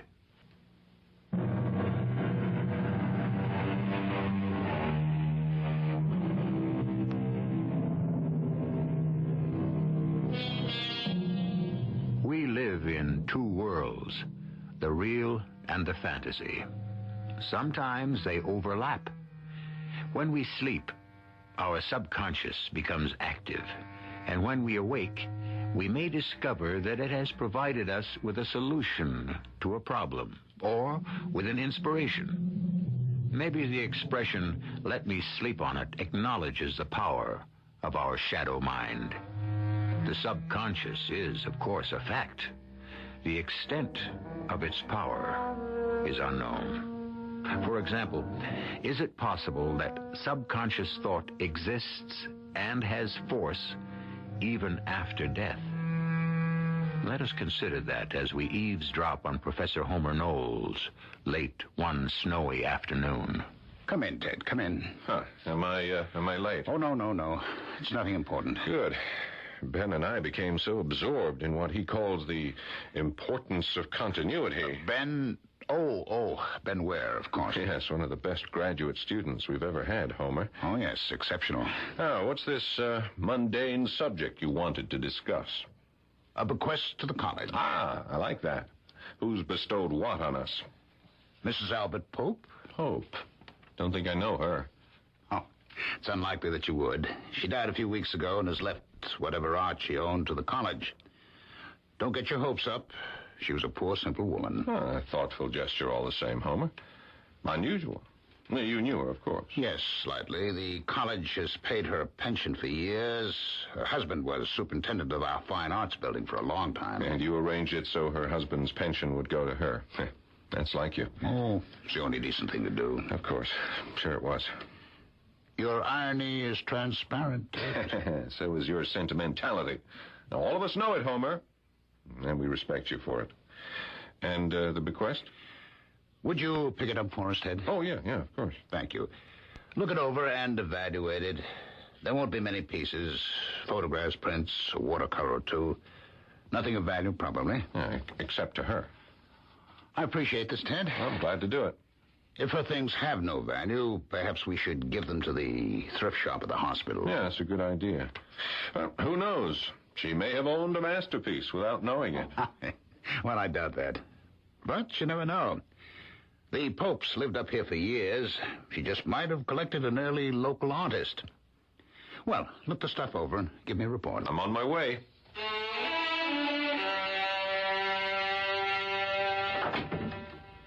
Is that you, Ted? Hi, darling. Here, give me a hand. Now, what have you dragged home? The soul of Mrs. Albert Pope. Give it to me in English, Professor. No, I mean it. Here, take this old photo album. All right. Yeah, this big portfolio is heavy. Where did you get all this junk? Homer had me pick it up from Mrs. Pope, the late Mrs. Pope. She gave all this stuff to the college. I gave it a quick glance. Find anything? You know my dream. It won't come true this time, Diane. No, there's no treasure here. But there is one thing that's interesting. Here, let me hang up my coat and I'll show you. But Ben's expected any minute. It's almost 7. Oh, it is? Oh, I didn't realize it was so late. Oh, this will only take a second, Diane. Now, come on. I want you to see this and take a look. Hey. Oh, it's really quite lovely. Yeah, it's pretty good engraving. All the other stuff has no real value. Reproductions, mostly Van Gogh. 2 of the sunflowers are Renoir. She had good taste. Yeah, and a lot of photographs. Ben might like them. He collects pictures of old New Hampshire houses. Then he ought to have this engraving. Hey, that's an idea. Well, what do you think of it? I like it. That's a fine Victorian house and grounds. Whose house is it, do you know? No idea. Yeah, it is a pretty good engraving. Clean lines, flagstone path leading up to a wide front porch, 3 floors. Nicely framed by firs. Look, the house plantings are very well done. But? No, you know as well as I do, Di. It really needs a figure in the foreground to give the picture a focal point. As it is, it's just an engraving of a house. A beautiful house. Yeah, but the engraving is only architectural, like a plan. Has no meaning. It's just a house. Who's the artist? I don't know. It's unsigned. Yeah. With a figure in the foreground, the engraving would come alive. Well, Ben will still like it. Well, there's no reason he shouldn't have it. Or some of the old photographs. He's a bug on the past. What he doesn't want, I'll take over to the hospital thrift shop. They can sell them. It must be Ben. I'll wash up and be right back, Di. You play host. Hi. Hey, come in, come in. Wow, you look pretty, Diane. Ah, flattery earns you a cocktail, and thank you. Where did you get your manners? Most art students are reclusive. Well, I'm absorbed by art, but I can also see beauty around me. Oh, you're too much. Ted will be right out. He came home just a few minutes ago. Hey, look. What's all that? The aesthetic side of the late Mrs. Pope. Look it over and take what you want. I have to check on dinner. Oh, here's Ted. Hello, Ben. What can I fix for you? The usual? Yeah, please. Well, why don't you sit down in front of the fire? Who is Mrs. Pope? I'll tell you all about her in a minute. Not that I know much more than you do. Here you are. White and as cold as a ski lift. Half an hour and we eat. Here you are, darling. Thank you. A toast. Right on. Here's to us. Who's like us? Damn few. I'd love it. Where did you pick that up, Ben? When I was in college in Chicago years ago. Oh, yeah, I keep forgetting that you're from the Midwest. Why did you abandon Chicago with its arts institute and the universities with their, well, excellent fine arts departments and come to this little cottage? I love New Hampshire. And then there's Professor Knowles and Ted. They know everything. Hardly, Ben. Oh, more than I'll ever know. You really like the climate? Yeah, I really do. Real winter. Unspoiled forests, clean air, remoteness, the snow. All of it keeps your perspective straight. Maybe yours. Mine freezes up. Give him the pictures, Ted. Ah, yes. The Mrs. Albert Pope collection. She left that meager pile to the college, and, well, there's one picture you might admire. No. Stay where you are. It's quite a good engraving of some old mansion. You collect pictures of old homes, don't you, Ben? Yeah. I like them. They give me a sense of... continuity? Yeah, and stability. Yeah, here we are. Oh, wow, it's beautiful. That's a beautiful house. Yep, that's a pretty good engraving. All it lacks is a figure in the foreground to give it a focal point. No, there is a figure in the foreground. No, wrong. Oh, there is, really. Take a look. Oh, but both Diane and I Let me see. There. You see? Next to the path. The figure of a man on his hands and knees crawling towards the house. But I swear... I'd swear, too. When you showed me the engraving, Ted, there was no figure. Well, maybe you just glanced at it. No. We looked at it under the light. There was nothing in the foreground. Well, there is now. A man furtively crawling across the lawn toward the porch.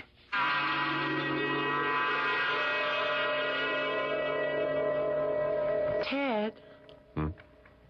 Yeah, yes, darling? Are you going to stay up? It's late.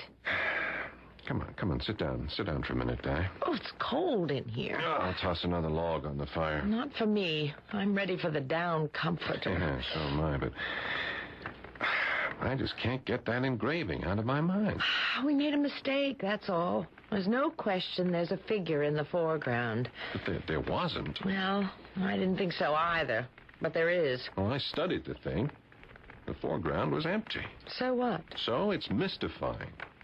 I don't like that. Can't you admit we made a mistake? Yeah, I made lots of mistakes, but this wasn't one of them. I saw what I saw. Now, let's take another look at it. Ben looked at us as if we were a little mental. Yeah, well, I don't blame him.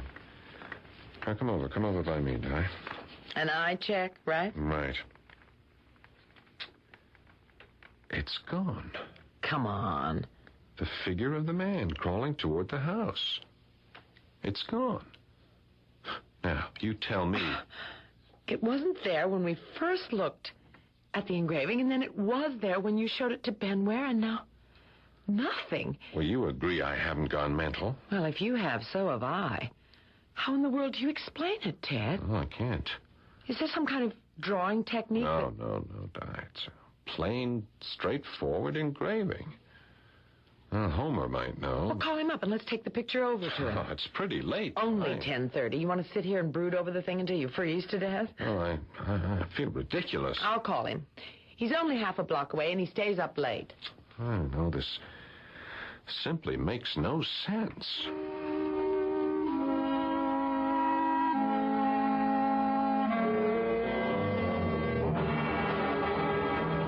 Ted, you expect me to believe that the engraving had no figure in the foreground, and that then one appeared, and that now it's gone again? Well, see for yourself, Homer. Well, that won't do much good. I never saw the figure. Oh, this is just foolish, Ted. Well, here, take a look at the thing. Well, it's quite good. Not valuable, but well etched. The prize among the collection of Mrs. Pope? Yeah, well, the rest is nothing. It's prints and a lot of photographs. The house looks familiar to me. Well, that's the clue. I mean, if we knew the history of the house, we might be able to explain this phenomenon. Oh, phenomenon, my foot. But honestly, Homer, the three of us saw what we saw. Oh, let me see.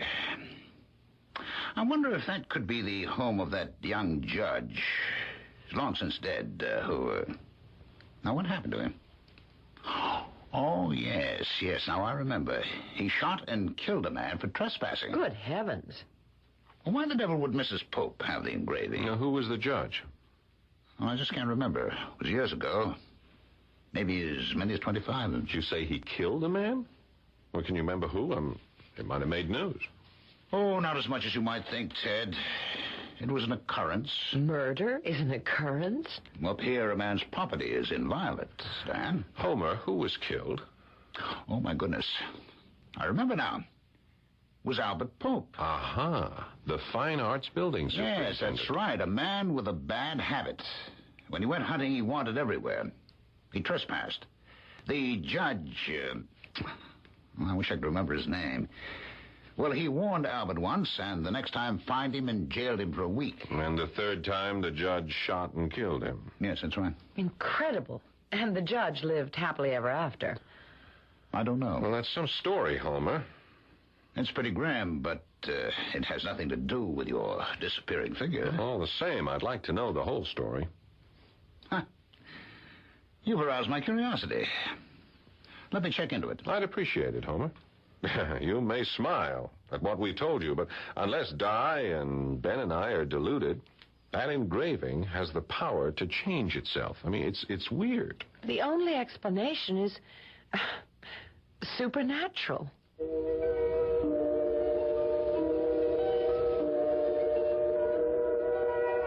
As eminent a philosopher as Santayana wrote, there is nothing impossible in the existence of the supernatural. Its existence seems to me decidedly probable. Is that what we have encountered here? It seems impossible for a picture to change its composition. And yet, three educated, rational persons maintain that the etching did change. Where this will lead us, I have no idea. But I will return shortly with Act Two.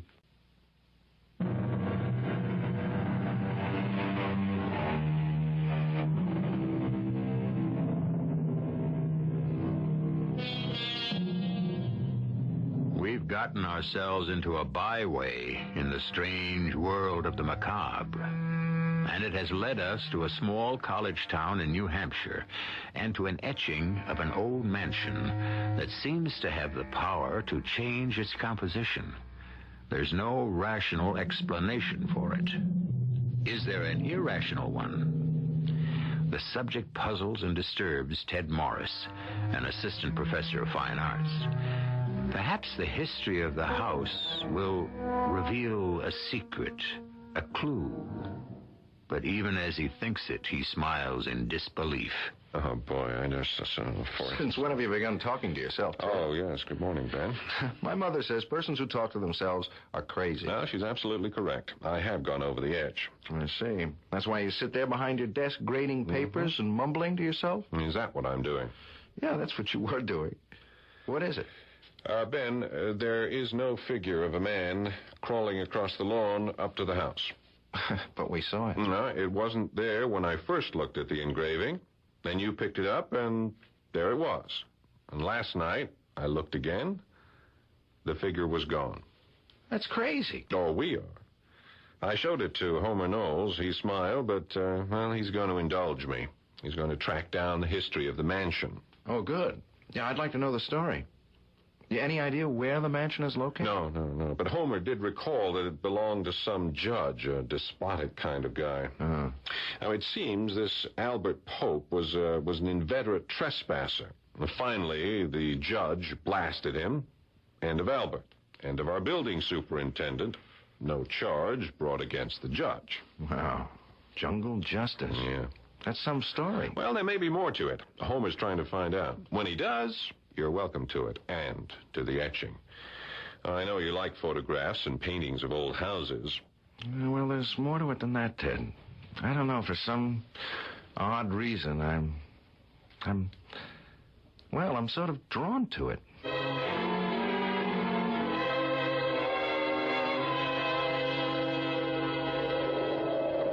Homer, what a pleasant surprise. I haven't dropped in at a bad time, have I, Diane? Come in, Homer. I'm just starting a fire. Let me take your coat. Thank you, my dear. And the package? No. I want to show you something. It's that darn engraving. Had any luck about the history of the house? I'll come to that. But, take a look at the thing.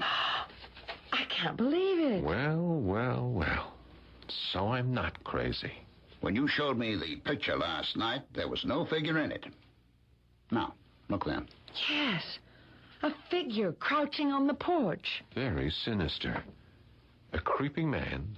He vanished, and now he appears again, this time on the porch. You know, we're seeing something being acted out. I refuse to believe it. Now, this is nonsense. It's a very old engraving. Changes in the atmosphere may account for these subtle changes. I can't explain it, but that must be it. And our imagination. No, that won't do. We are not imagining what we can see. Now, I want to know about that house, the judge, and that creeping figure. Now, what have you learned, Homer? The mansion belonged to a Judge Asa Lawrence, a young firebrand. Came to the bench in his 40s. Where? Earned his degree in Boston, went into practice in Orton, and became a judge in 1950. He had a rather heavy hand, really enforced the law. And shot and killed Albert Pope. Oh, no question about that. Oh, he must have been mad. No, he wasn't. The amateur deer hunters from Boston and New York still swarm all over the area during the seasons, and they shoot at anything that moves. Sometimes at each other. And they can't read. The no trespassing signs mean nothing to them. They've got their guns, and by George, they're going to shoot something. Yes, they're a menace. Well, Judge Lawrence fined them dizzy. But he murdered Albert Pope. Oh, he warned him time and time again. Fined and jailed him. But Albert did what he pleased. And his wife became a widow. Anything else, Homer? What about the judge's mansion? It burned to the ground. The judge died from smoke inhalation. When, recently? No. It's about 3 years after he killed Pope. And when did all this take place, roughly? I'd say about 1954. So that's the story. Now, there's more to it than that, Homer. I would like to reconstruct the whole tragedy from Pope's death to the fire in the mansion.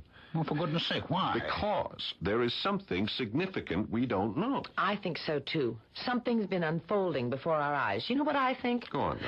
I think we've been watching the man who set fire to the judge's house. Oh, my dear Diane. No, it's an idea. You're hallucinating, both of you. What about the fire, Homer? Can we find out? Well, I would imagine so. Someone in Orton may remember it. What about the newspapers? I don't think the Boston papers...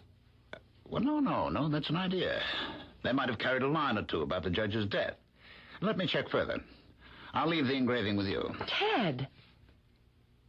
Oh, my. I simply will not believe it. Yes. The figure on the porch has disappeared. But look there. Do you see it? One of the front room windows is now open.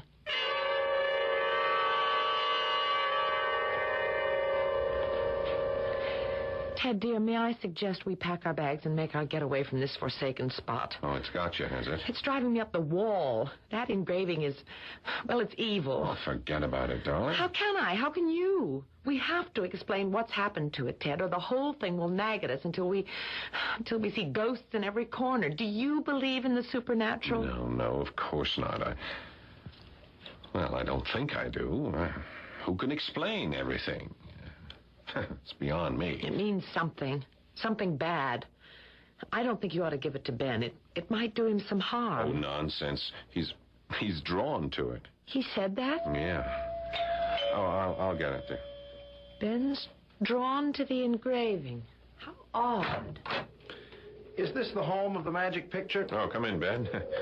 Go easy on the magic picture talk, huh? Diane is terribly upset. Oh. Make yourself at home in the Institute for the Befuddled. Anything new happened? Yeah, two things. Homer brought the engraving back, and there, as plain as day, was a figure crouching on the porch. Then the figure disappeared, and there was an open window in the living room of the house. This is really crazy, isn't it? Oh, the engraving is yours, Ben. Homer said to give it to you. Oh, well, thank you. And I'll thank him. You don't want it, Ben. I think it's evil. It has turned back time to some previous awful event. Well, that's a little hard for me to follow.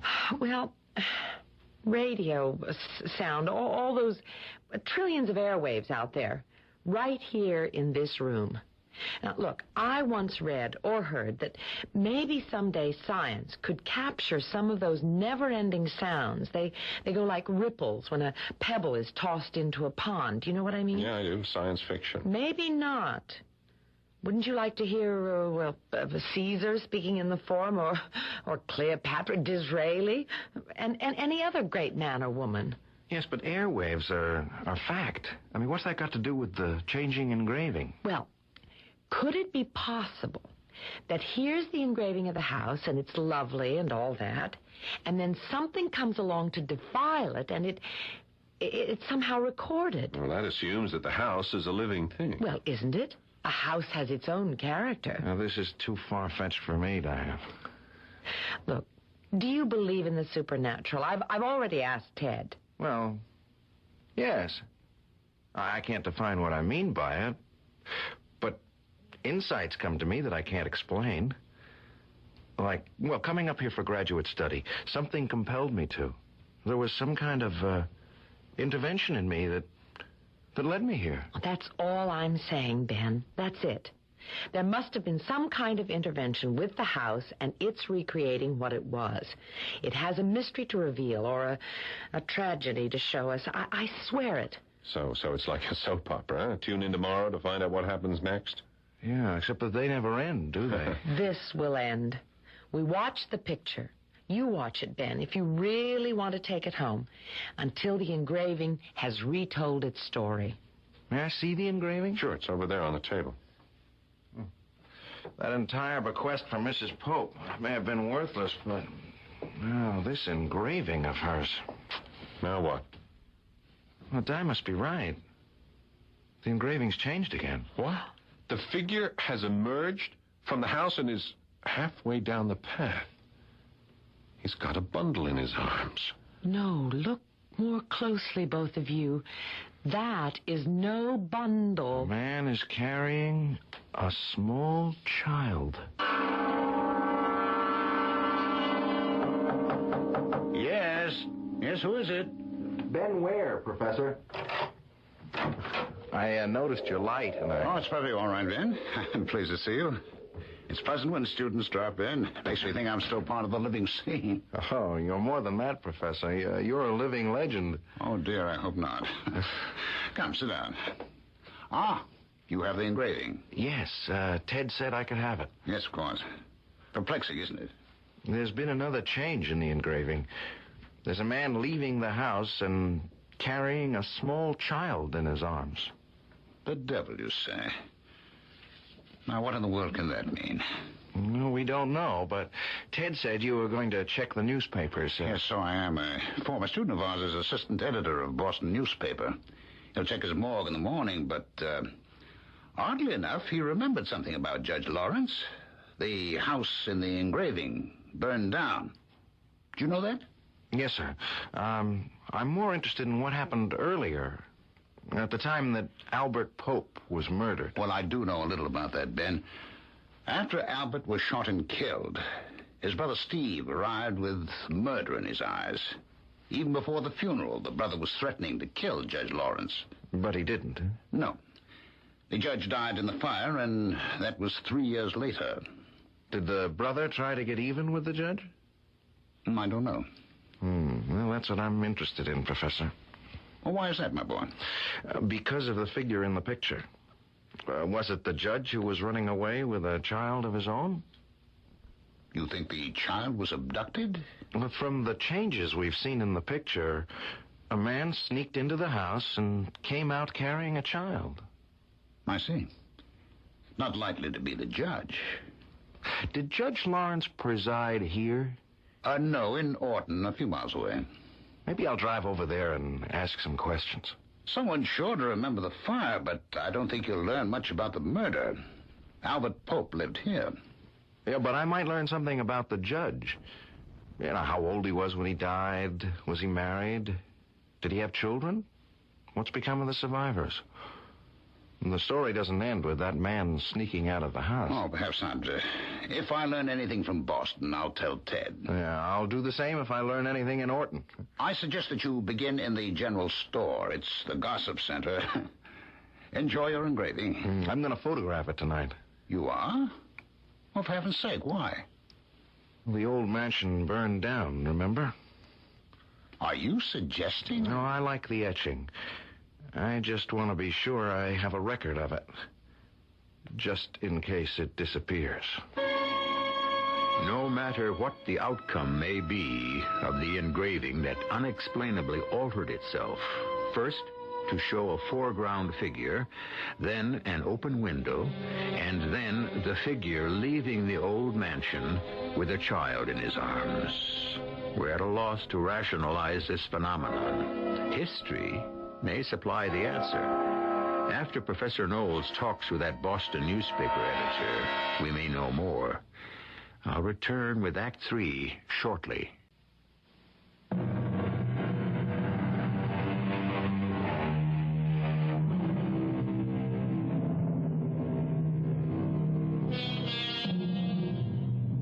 You've heard of the poltergeist. That word is German for noise and ghost. Many will attest to visits by these noisy phantoms. They're noisy, all right. Rapping here and moving objects there. They exist. No question about it. Well, if they can manifest themselves as supernatural visitors, why can't we accept what we have already heard? An old engraving of a house alters itself, and what the beholder sees begins to piece together a tragic story of long ago. So far, we know of a murder, a death in a fire, and we have had a hint of an abduction. It is late the next day at Ted Morris's house. Ben may stop by Homer if he returns early enough from Orton. You know, he was correct about one part of the story, Ted. Ben suspected that the figure carrying the small child from the house was a kidnapper. I knew it. I spoke to a friend of mine in Boston late this morning. The back issues covered the story. And briefly, it's an ugly story. Someone kidnapped the judge's child? Now, Diane, let's take it step by step. Huh? Albert Pope was murdered. His brother Steve came up here from Chicago for the funeral. He was outraged at Judge Lawrence. And a week later, the judge's small boy, about 3 years old, was abducted. The brother did it. Well, that's what everyone assumed, but there was no proof. Steve Pope was arrested in Chicago, but he was freed for lack of evidence. But there is more to it than that, Ted. Whoever kidnapped the child committed murder. No. The governess was stabbed to death. Good Lord. I wondered how a man could break into the house and walk away with a small boy without being detected. And the judge's wife? That's another part of this tragic story. She had died in childbirth. Perhaps that explains in part why Judge Lawrence was such a harsh man. He married late, and by the time he was 40, he'd lost his wife, and then his little boy was abducted. What a tragic story. Yes, I'm rather sorry I unearthed it. And they never found a trace of the child? None. The search went on for months. The loss, Judge Lawrence's 2 losses, seemed to break his spirit. How is it possible for... No, I suppose it is possible. I was about to ask how a child can just vanish. Well, in a big city, it's not all that difficult. The child is abandoned at an orphanage or at a home. But they'd report it, Ted. Well, they should, but just read the papers. There's always a story of an abandoned child. Well, there's the whole story. Yeah, and the etching recreated the facts. Yes, the essential ones. The story without an ending.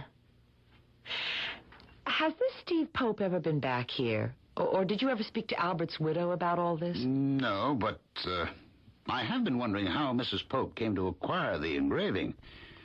My guess is that she simply bought it. Yeah, but why would Mrs. Pope want a picture of the home of a man who killed her husband? She may have wanted it as a reminder of her husband's murder. Yes, as a talisman.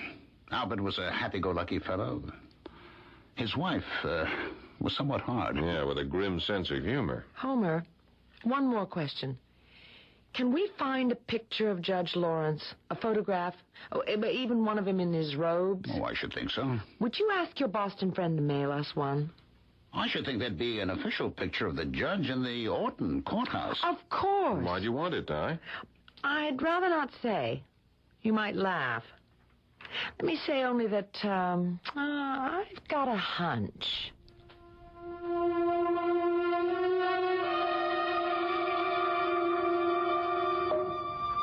I really must thank Professor Knowles. He's gone to a lot of trouble about the story behind the engraving. Well, it's been diverting, Ben. Not that anyone will believe it. Well, some old codgers in Orton confirm it, Ted. The story, I mean. I meant the engraving that kept on changing its composition. Oh, no. There's no explanation for that. Something activated it. Yeah, and still is, Diane. The thing's changed again. Now what? Last night, I shot a photograph of the etching. I had a hunch that something might happen. It did. I brought it along to show you. Oh, the etching is scorched. Yep. That's from the fire that burned down the house. So, the cycle is completed. There's an end to it. And somewhere out there is a small boy, perhaps dead and forgotten, or an alive, grown man. Oh, I'd certainly like to talk to Steve Pope. Well, I wouldn't. I've had enough of the engraving. Now, look, all this took place 25 years ago. Please, let's drop it. You drop it. You and Ben and Homer, you have no imagination. I'm going to do some research on my own. Your research, darling, is based on hunch. And hunch is intuition. What's your hunch, Diane? It's so far-fetched that even if it's correct, I don't think I'll tell. It'll come to you across a crowded room? Hey, that's it. What's what? That line from South Pacific in the song, of course. What are you talking about, Diane? How does one fall in love? I don't remember. Come on, don't be funny. I'm serious. Isn't there some magical attraction that strikes two persons at the same time? You know in a glance that you're meant for each other. That's corny, but you know that you're intertwined in every way. Yeah, but what the devil has falling in love got to do with the engraving? You don't see it, Ben? Nope. Well, I do.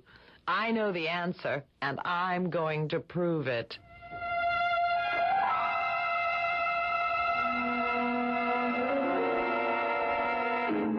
Now, Diane, why won't you tell me? Because if I'm wrong, I'd look like a fool, and I don't want to cause embarrassment. Would you give me a hint? I'd rather not, Ted. You'll just have to wait until tomorrow. Have you some wild theory about Steve Pope? No, that's not it. If the police couldn't convict him, I sure can't. Oh, he did it all right. I suppose the police could check all the orphanages and adoption homes in Chicago, but they probably did that already. And who knows if the little boy was dropped in Chicago? I don't know. That's a good point. Well, of course, he wouldn't have been dropped in a small city. A person can be anonymous only in a big one. I still think Chicago. More intuition. Huh? Oh, you make fun of it, Ted. But you've had hunches, haven't you? Yes, I must admit that I have. But I can't imagine what you have in mind. Well, now, what's this that you have to do tomorrow? I'm going to the courthouse. Oh, yes, to try to find a picture of Judge Lawrence. What else? I may make a long-distance telephone call. You've lost me. There's something I have to find out, but I don't quite know how to go about it. I don't want to come right out and ask a blunt question. Oh, since when? You won't give me an inkling of what you're up to? All right. Just an inkling. Shoot. Think about the engraving. Go on. You brought it home from Mrs. Pope's. You said it lacked a figure in the foreground to give it a focal point. That's right, I did. When did the figure appear? The second time I looked at it. Think about what you just said, my dear Ted, and you'll have the clue.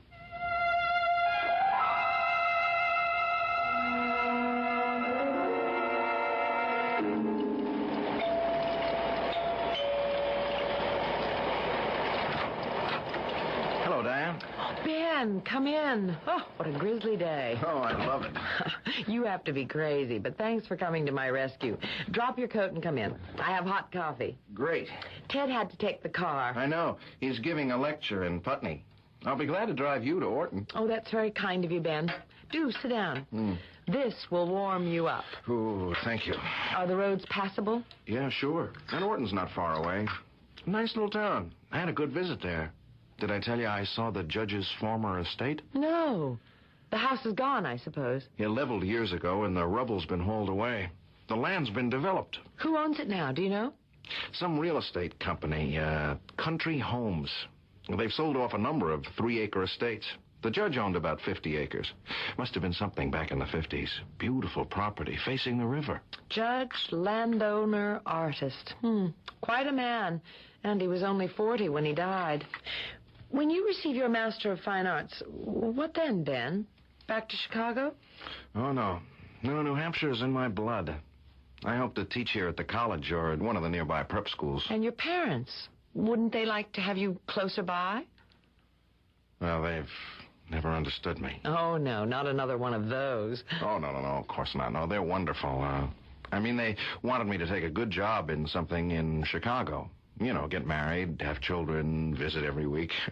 You know, the conventional. And along you come and you like art with a capital A. Yeah, right. They shook their heads, but they never stood in my way. They're great. You'll meet them at commencement. They know all about you and Ted. How do you explain your interest in fine arts? Have you ever tried? No, I can't. There's nothing in their background to suggest an interest of that kind. Oh? My dad's a shipping clerk in a big book company. Mom's just a housewife. Any brothers and sisters?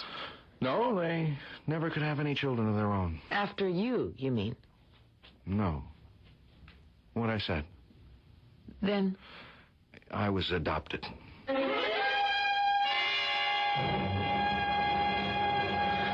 Oh, wow, what a drive. How did the lecture go? Beautifully. Did Ben drive you over to Orton? Yep. You found what you wanted? Yep. Hey, would you knock off the country dialect and tell all? No. Wait a second. You have been devious, haven't you? Yep. Would you please stop that? Now, you insisted that I drive our car because, and don't say yep, or I'll slug you, you wanted to be with Ben. Yep. Oh, Ted, you're marvelous. Yes, and you're replaceable. Do you know that? Now, stop being coy. Did you find a picture of Judge Lawrence? I found more than that. My intuition was correct. Well, tell all. Not so fast. Telephone Homer and insist he come right over this minute. I want both of you to hear what I have to say. And then, and I'm not joking, Ted, we have a vital decision to make.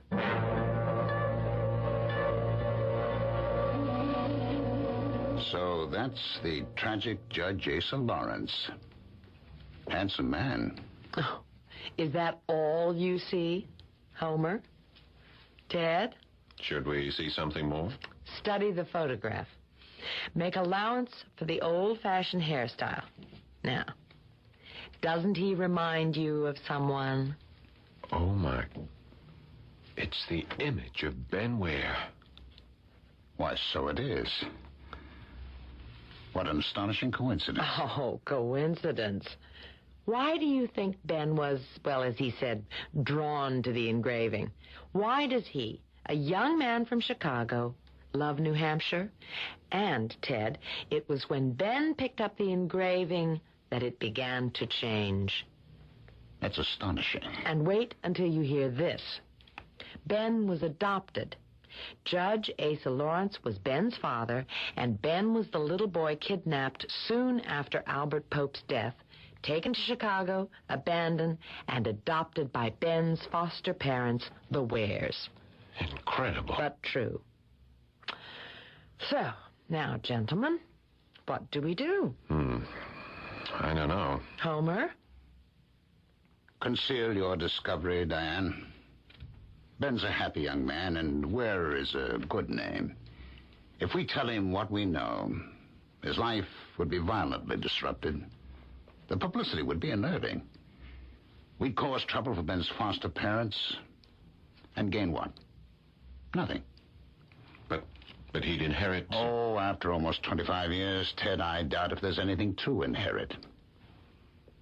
That's my advice. I agree with it, Helmer. Yep, so do I. I hope the judge would understand.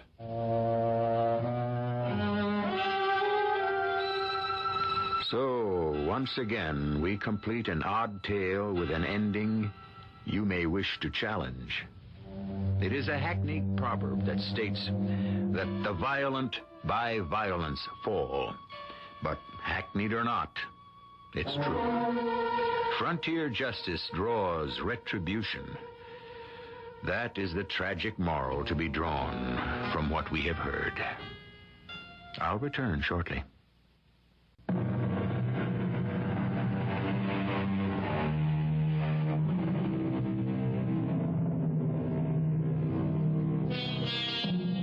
In the strange scheme of things, each of us is an unsolvable mystery. Who are you, really? Even if you can trace your roots back 1,000 years, what preceded them? We are the creatures both of heredity and of environment, and what stirs in our subconscious cannot be exactly explained. Judge Lawrence shot and killed a man. His young son was kidnapped. The judge died in a fire. Why? Can anyone really explain that sequence of events? Our cast included Paul Hecht, Patricia Elliott, Tony Roberts, and Ralph Bell.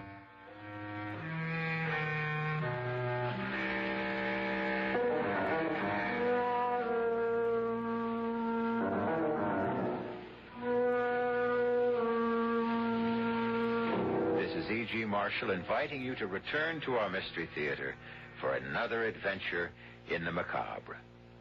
Until next time, pleasant dreams.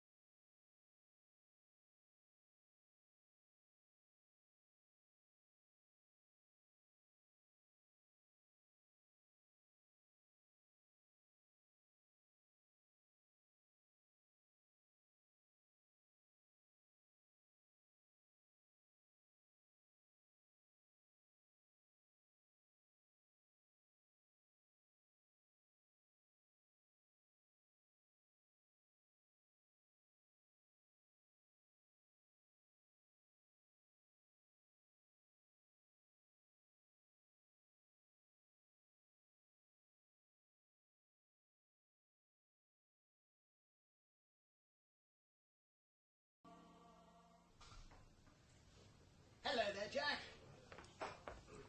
Henry? May I join you, old chap? Yes, of course. When's your next tutorial? In about 15 minutes. Oh, I've got half an hour. How are the studies going? Behind, as usual.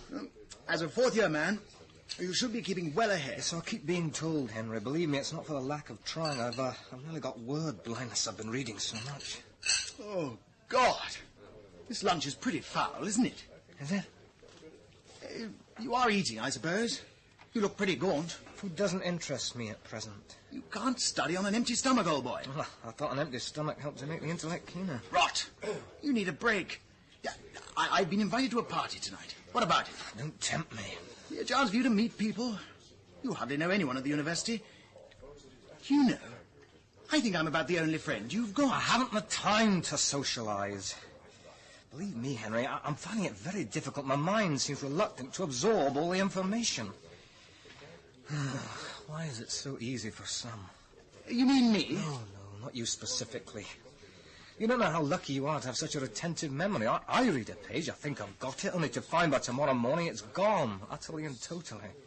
Yes, well, maybe you're trying too hard. It happens sometimes. Yes, I'd like to think that, but I'd be living in a fool's paradise. If I can help in any way, old chap. Yes. Thanks, Henry. You're very kind. My dear chap. You're so silly. Only too willing to help.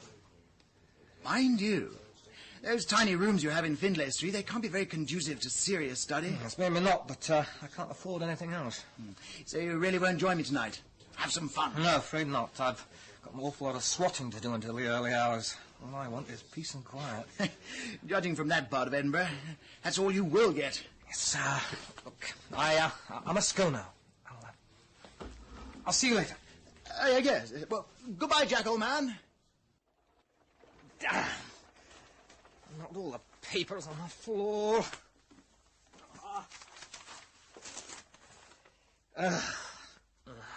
Where was I? Skull. Right. Here we are. Now, Jack, try and keep awake. And concentrate. Why don't they supply silent clocks for undergraduates? Go on. 9, 10, 11.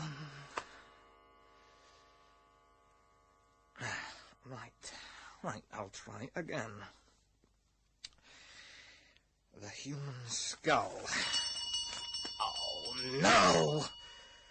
Oh, who's that at this time of night? Oh, not Green, surely not Green. Not after what I told him. He wouldn't do a thing like that.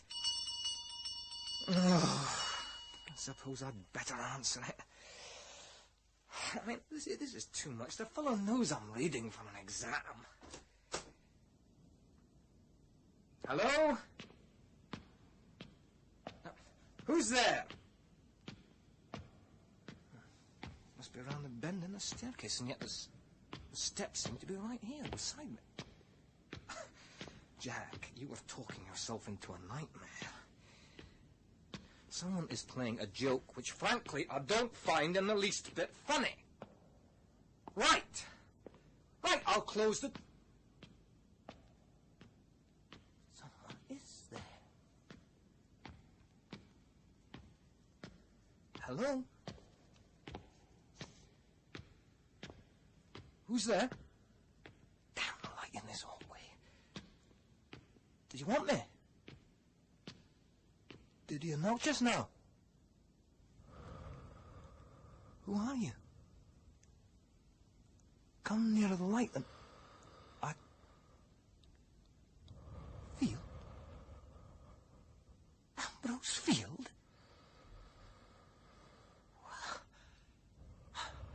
I hardly recognized you, old man. You look so white and thin. Are you ill, man? Come inside, quick. You look absolutely worn out. Come and sit down, please. You've quite taken me by surprise. When was the last time we met? What do you mean, Ambrose? You can't come? I told you, I've got to stay in. Oh, what have you done now? I was rude to Proctor. You are an ass. Why don't you control that temper of yours? The man's an idiot. He doesn't like you. You'll be expelled if you keep on behaving like this. I don't care. You should care. What do your parents say?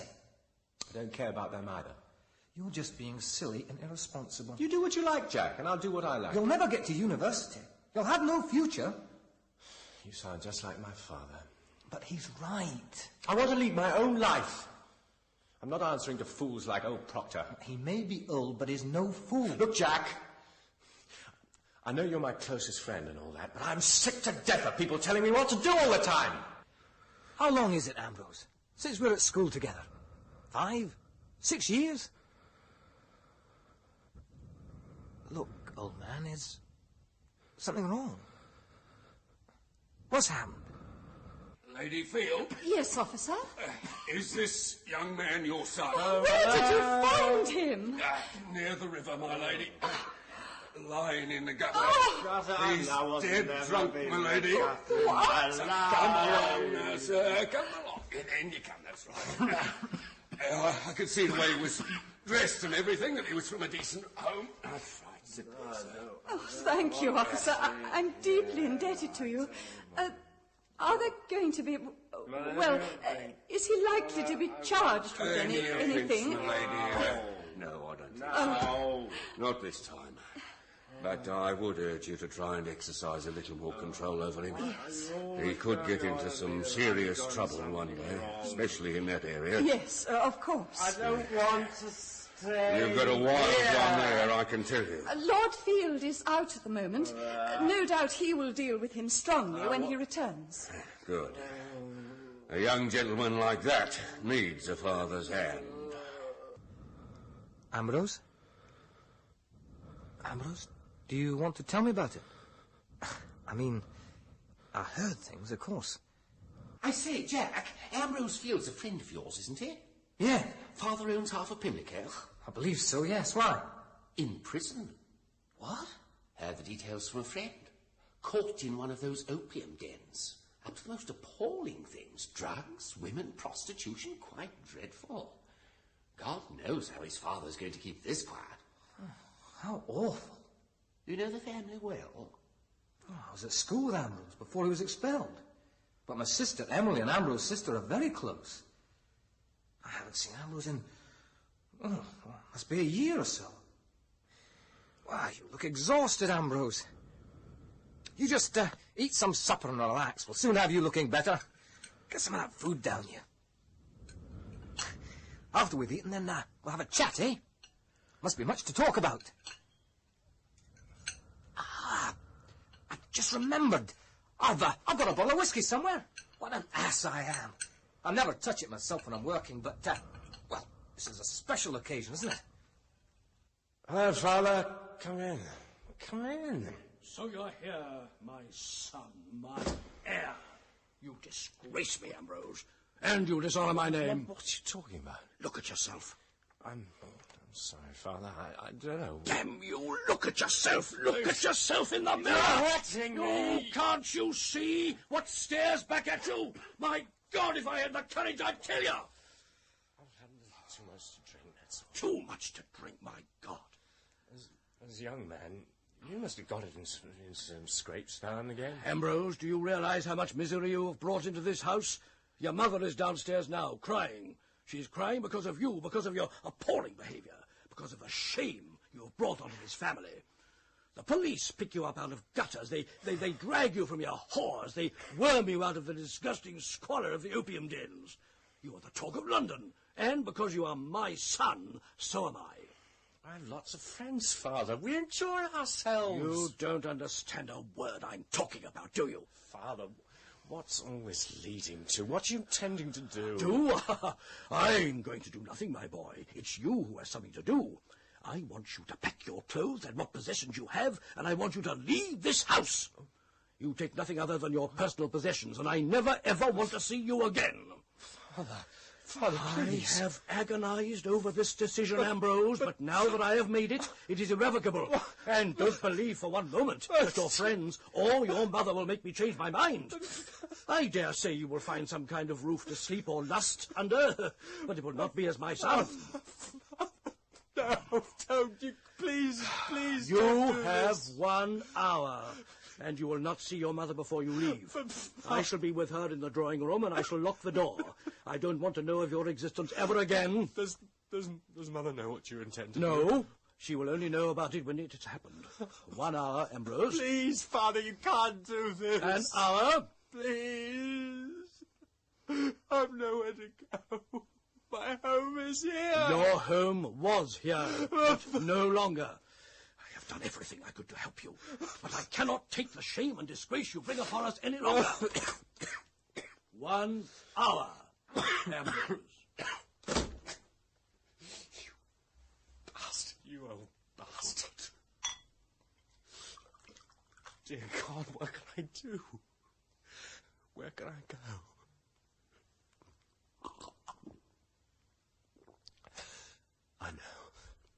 I know the answer. Father, you needn't think you can get rid of me so easily. You'll never be able to forget me. Never. Here we are. Drink that, old man. That'll help you regain your strength and senses. Then you must tell me how you found me. I'm swatting to be a doctor for my sins. I sometimes think your carefree attitude towards your future might have been for the best when I consider what I'm suffering at the moment. Why, your coat's all dry and dusty. I thought it was raining outside.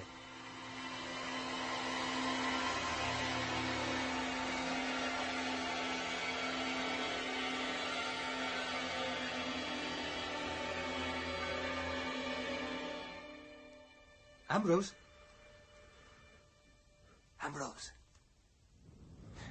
You've fallen asleep. Look, I shall be here for the rest of the night reading for this exam. You're more than welcome to my bed. Tomorrow, we'll have a late breakfast and, well, we'll see what can be done. Make plans, eh? Come on. Let me help you into the bedroom. Yeah, that's it. Come along, old friend. You need to rest. And a nice, soft, warm bed. Let's make a vow, Ambrose. A vow to what? To eternal friendship. That whatever happens to us, we will always be the greatest of friends, each to help the other if he's in trouble. All right. Good. What are you doing with that knife, Jack? For the vow to be properly taken requires the letting and joining of our blood. Only this way will our friendship last until death. What do you say, Ambrose? Very well, Jack. I'm willing.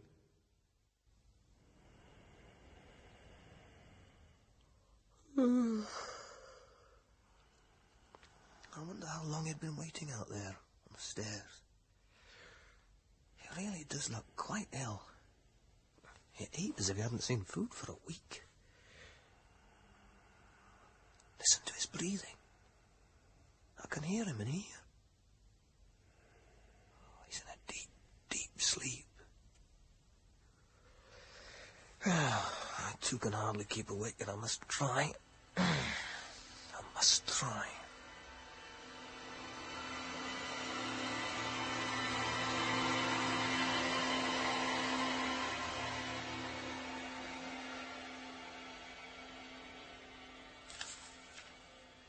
In dealing with a fracture, it is important to keep the limb immobile.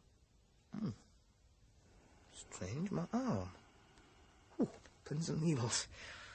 Need to stretch, I expect. Now, where was I? Ah! Oh, it's that pain again. Ooh, I must have been leaning on it awkwardly. Ooh. I'd better go and see how Ambrose is faring. Still asleep. By the looks of him, he hasn't moved an inch. The poor fellow, he must have been exhausted. Ah! Oh! There's that pain again. Oh, I must have been sitting in a draft or something.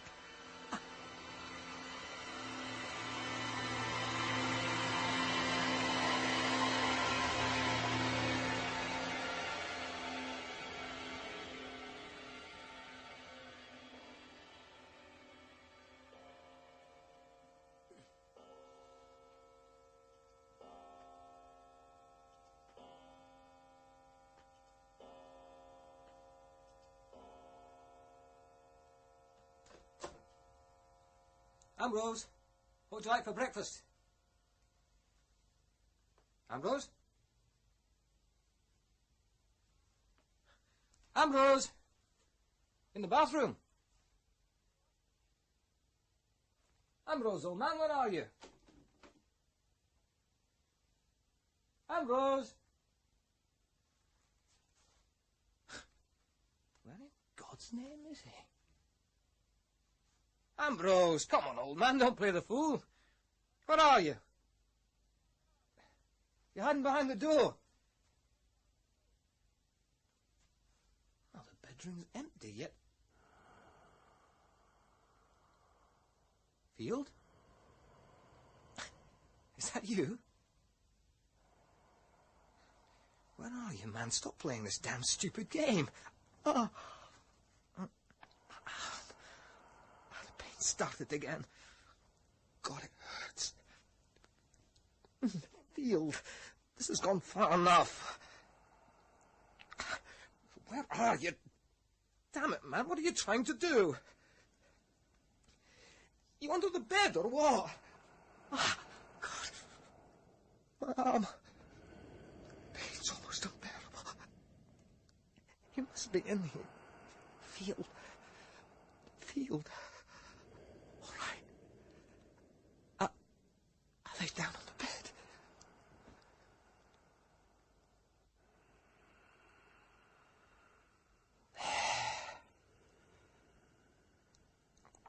No. I'm going mad. No!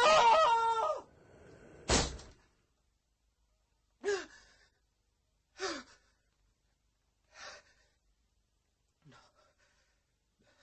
Too much study. That's it. Students who read too much, sleep too little, have hallucinations. That's a medical fact. That's what it is. Total exhaustion. It wasn't Field who was exhausted. It was me. My senses were shaken. Reason was disturbed. Yes.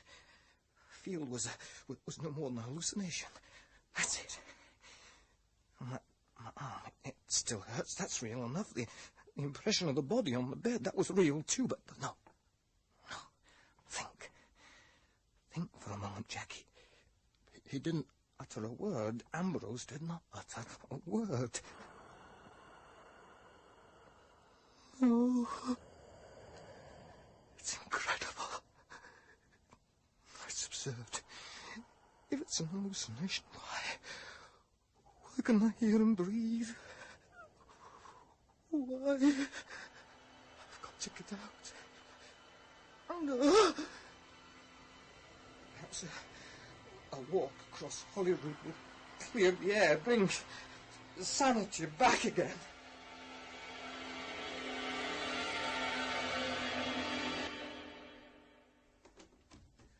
Hello, Marriott. I was getting worried. Henry, what are you doing here? I thought I'd drop in, compare notes, and cadge breakfast from you. Where have you been, old boy? I've been walking across Holyrood.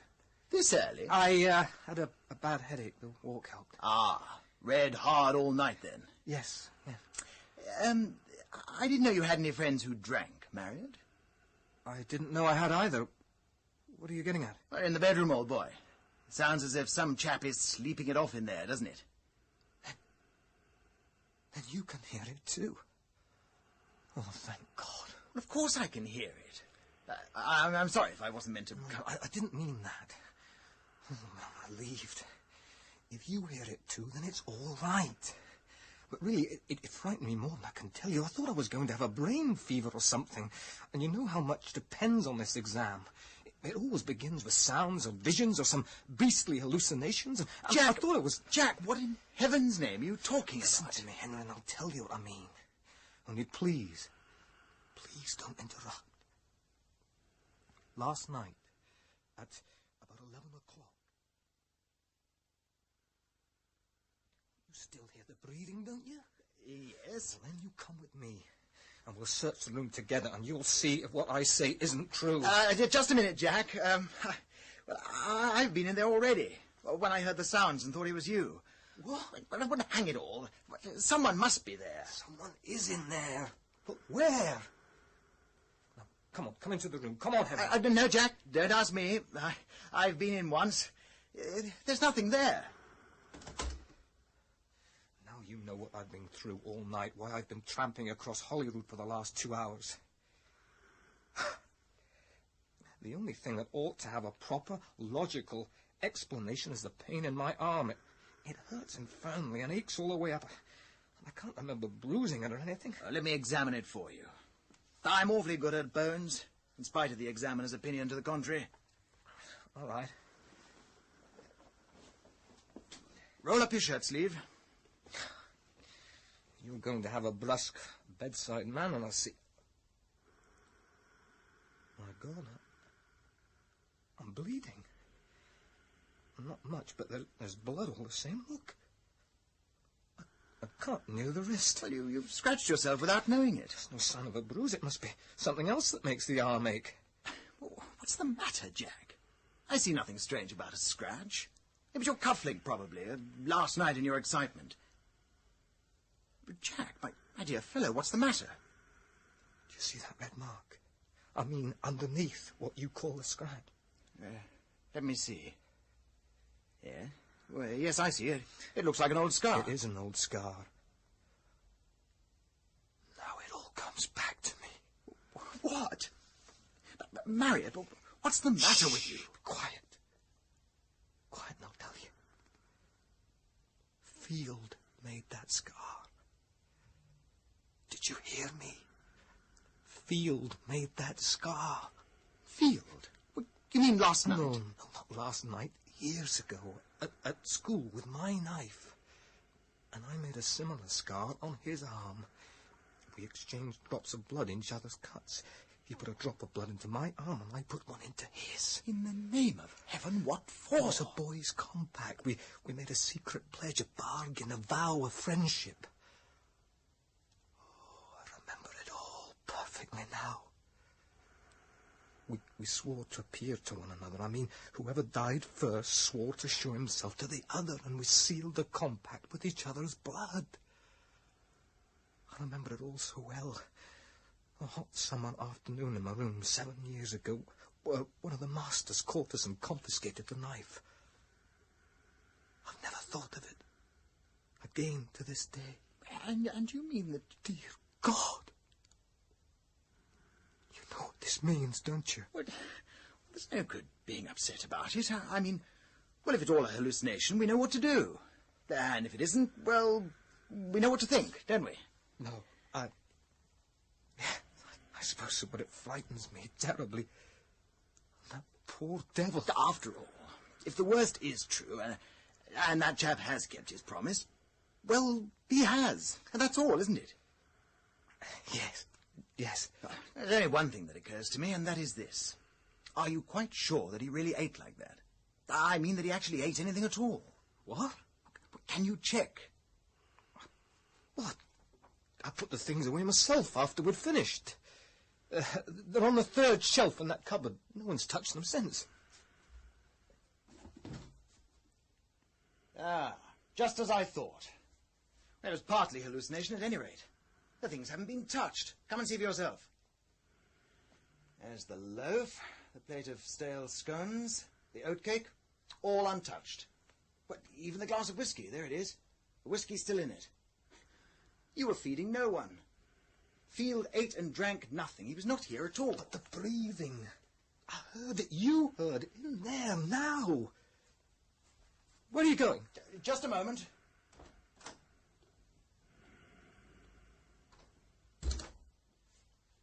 There's only one thing to do. Write home and find out about him. And meanwhile, come and finish your reading in my rooms. I've got an extra bed. Henry. Look, I've had a reply from the sister. What does she say? That's just family stuff. Here we are. Here. It is curious that in your letter you should have inquired about Ambrose Field. It seems a terrible thing, but only a short while ago, Lord Field's patience at Ambrose's behaviour was exhausted, and he turned him out of the house, they say, without a penny. Well, what do you think? He has killed himself. Good Lord. At least it looks like suicide. Instead of leaving the house, he went down and hid in the cellar and simply starved himself to death.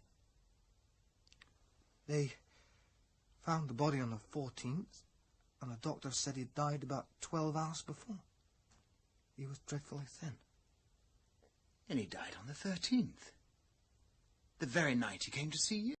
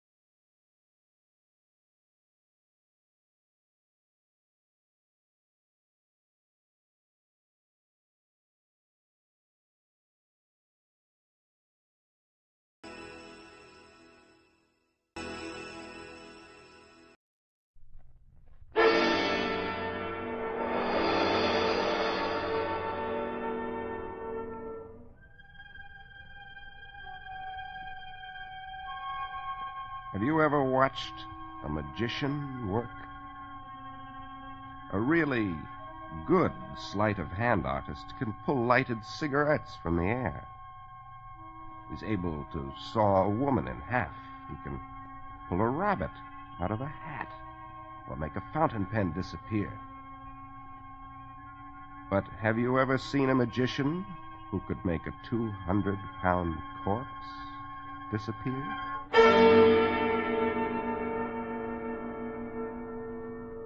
Hello, creeps. This is T4Y, opening the doors of the Mystery Playhouse. Our story tonight is an imaginative tale called Who Took the Corpse? It was written by D.L. Champion.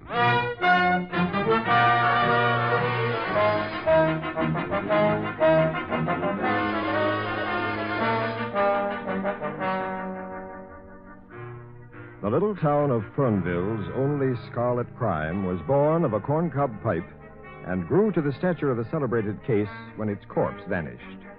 The crime involved 3 men. One became the corpse, another the killer, and the third lived to record tonight's story. It all started one night in the Palace Bar, where Sid Doughton, the police deputy, watched Fernville's newest resident amuse the mill hands with clever card tricks. The newcomer was good. He was a magician, a suave, satanic figure in a red-lined cape. He called himself Marvolo. And Marvolo, Sid Doughton noticed as he crowded in to watch, carried his many drinks well. And now, gentlemen, a flip, so, a shuffle, so, and here is your carefully concealed card, the ace of spades. And now, gentlemen, will the man who is smoking that horrible pipe desist? The odor is offensive. I guess he means that corn cob of yours, Sid. May I see that pipe, sir? Oh, sure. Well, let me knock the ashes out first. Here you are. I place the horrible object on the bar. So. Then I place the magic cloth over it. So. What you gonna do, Marvolo? Make it smell like violet? No, I will do better than that, my friend. Now a magic word. Dushavi. Presto, a new pipe. Well, hey, somebody should have made Sid's old pipe disappear a long time Come, ago. sir, don't you approve a new pipe for an old one? Nope, I like my old one. Let's have it. I'm terribly sorry, sir. I can't bring your old pipe back. It's in a limbo beyond my call. Bartender, another scotch, please. Marvolo. Sir? Give me that pipe. You, sir, are an individual I dislike. A poor sport. Might be, but I'm a deputy. And also, I think you've had a lot of drinks. And also, I think I ought to take you home. Now, come on. It'd be most unwise of you to lay a hand on me, my friend. Yeah, I know. Now, come on. I told you not to lay a hand on me. Hey, Sid, what you doing sitting on the floor? Yeah, lots of chairs around. Hey, that's what they call jujitsu, ain't it? Yeah, that's what they call that stuff. Now, bartender, that scotch, please.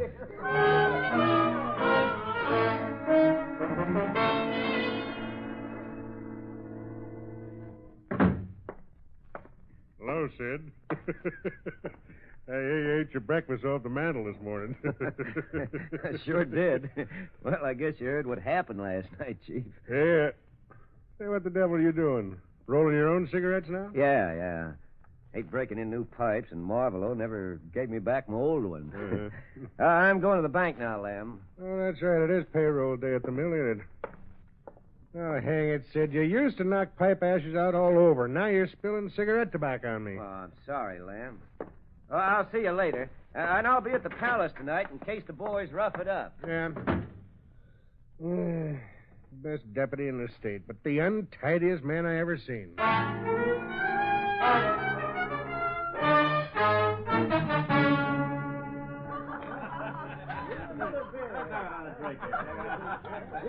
You can tell it's payday, huh, Sid? Yep. Alice is sure busy tonight, Tom. What? Here comes your pal Marvolo. Gentlemen, may I have your attention? Gentlemen, please. Thank you. He's gunning for you, Sid. Now, shut up, Tom, and listen. Card tricks and feats of magic are merely a profession, gentlemen. My basic interest is the study of the occult, the black arts. Very few men, gentlemen, have gone as deeply into the forbidden realm of evil as I. Very few men possess my powers. What's he driving at, Sid? I read men's hidden thoughts. I see their souls mirrored in their minds. Tonight, in this room, a man plans murder. That man plans to murder me. You're all my witnesses. I will point this man out to you by means of this knife. You blasted fool. All right, Marvelo, you asked for it this time. I don't know magic, but this is a 38, and these are handcuffs. And tonight you can study your black books in our jail. No jail and no steel handcuffs can hold Marvelo, you idiot. Well, what do you say we just try it, huh?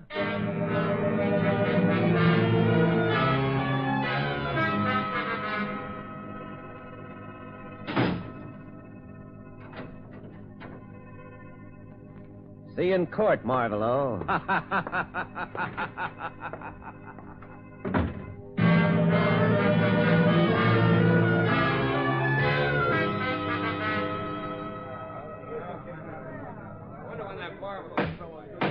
All right. A little quiet, please. Next case. Daniel Biggs, alias Marvelo. Where's the defendant? Sid Doughton's upstairs getting him out of his cell, Your Honor. Well, what's keeping him? Somebody go up and... Judge Whitworth. Well, Deputy, where's the defendant? He's gone, Judge. Gone? What do you mean gone? Where? Wasn't he in the cell? Oh, he was locked in the cell with handcuffs on. And I locked the outer door, too, but he's gone. Well, that's ridiculous. Any signs of escape? Nope, the door's locked from the inside, and the bars are solid. He's just disappeared into thin air. But I'll find that black devil, Your Honor. But the last thing I do, I'll find... It could very well be the last thing you do, Mr. Doughton. Order here. How did you get out, Mr. Biggs? Your Honor, how could you expect me to tell you that? The black arts reveal their secrets only to those who keep them. Yes, well, here's a secret the court will share with you. In Fernville, we don't go in for throwing knives around in public places.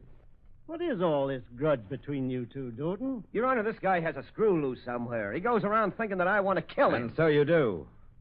A half hour after I left the palace the first night I met you, your animal brain had conceived a cowardly plot to murder me and to hide behind your badge of office. That's a lie. I warned you last night. Publicly. Today, Doughton, before this court, I warn you that your plan won't work because I am going to kill you first. Why, you... Hold it, Sid. Lem, did you hear that? Yep. Now, look, Marvelo. For that kind of talk, I can arrest you again. For killing, I can hang you. You got that straight? Hang Marvelo? My friend, if your deputy doesn't change his mind about murdering me, I will kill him. And you will be powerless to stop me, or to hang me, or even to prove I have committed a crime. Good day, all.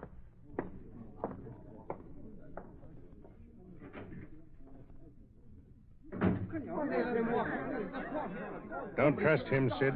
Keep an eye on him. Yeah, he's just a nut. Oh, that doesn't bother me, Lem. But I'll watch him.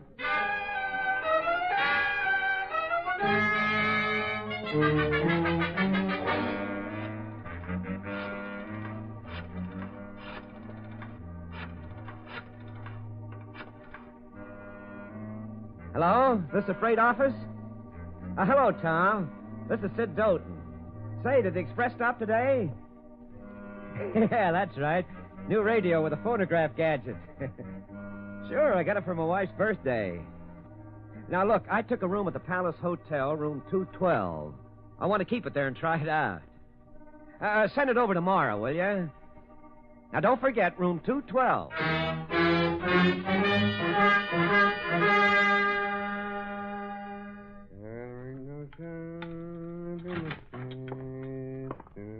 Morning, bartender. Oh, hi. I must be your first customer. Yeah, you sure are, Marvelo. It ain't noon yet. What'll it be? Double brandy, please. Right, sure. Ah, there you are. Say, you don't come around till night, usually. How come you're here so early? Yes, it is unusual, isn't it? But then it isn't every day that one kills a man, is it?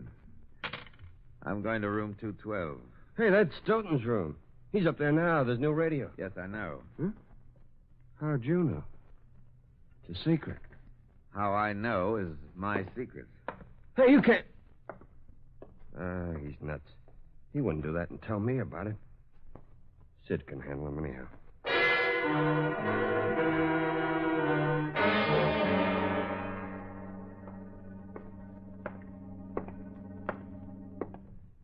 In which direction is room 212, please? 212. It's right here, sir. That door over there. Oh, thank you, thank you.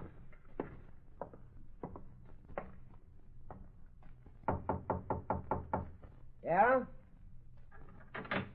Marvolo. You can't say I didn't warn you, Doughton. No, you idiot. No, put away that gun. No, you'll hang. No, don't, Marvolo, don't. No, look, what do you want? This is it, Doughton. And after you're dead, they won't be able to bury you because they'll never find your corpse.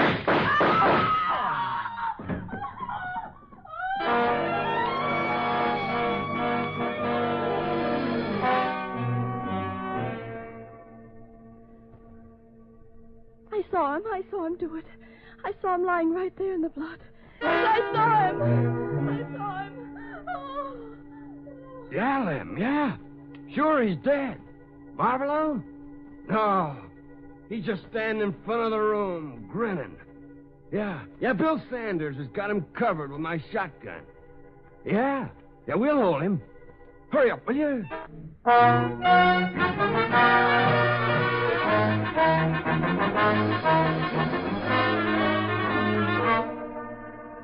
Here comes the sheriff now.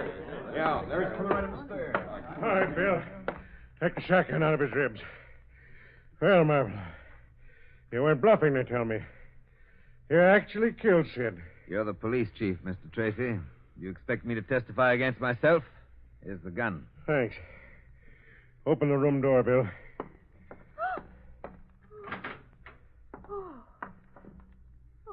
What's going on here? Somebody being funny? There ain't no one in this room. I saw him. I saw him lying right there, Mr. Tracy. See? See the blood? There's blood, all right. The closet's empty.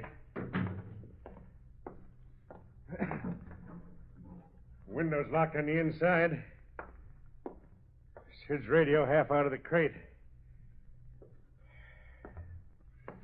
Well, Marvolo, where is it? Where is what, Mr. Tracy? Doughton's body. Search me. I see. Bill, how long did it take you to get up here after the shots? Oh, long enough to grab the shotgun under the counter and run up the stairs. About 3 or 4 minutes. Where was this guy when you got here, Bill? Right where he is now, Chief. Uh-huh. Look, you. Outside of being my deputy and a fellow human, Sid Doughton was a good friend of mine. And I can promise you, you'll dance on the end of a rope for this. Come on, you're under arrest. What for, may I ask? Murder. Murder? But you have no corpse. No corpus delicti. How can you arrest me for murder? I can hold you for 48 hours on suspicion of murder.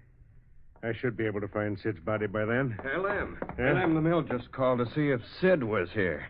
They're waiting for him to bring the payroll down. Oh. Well, now, isn't that a coincidence? Marvolo, you sure picked a fine day for it, didn't you? Now I've got to find a $110,000 payroll as well as a corpus delicti.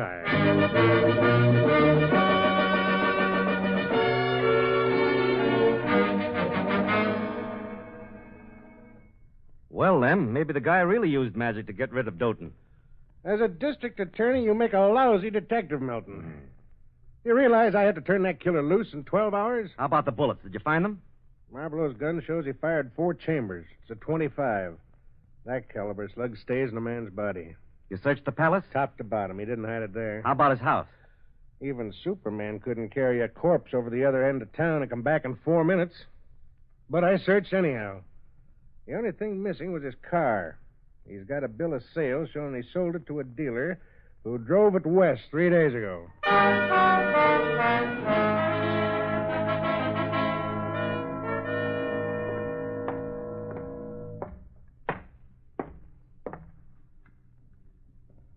Okay, Marlborough. You in the first round. I can't hold you any longer. Yes. Well, thank you for your hospitality, Chief, Tracy. Mm-hmm. I think I will leave Fernville. That is, if I may. Sure. You're free until I find Sid's body, that is. No, and by the way, you better spend that payroll money you took from Sid fast. Where you're going to wind up, it ain't going to be much good to you.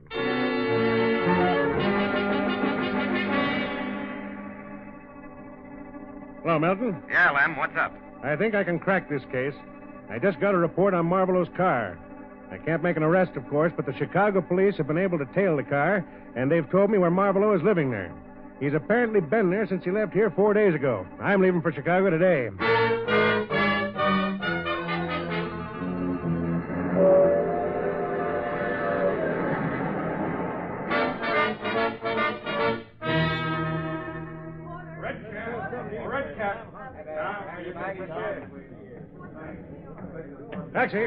Taxi!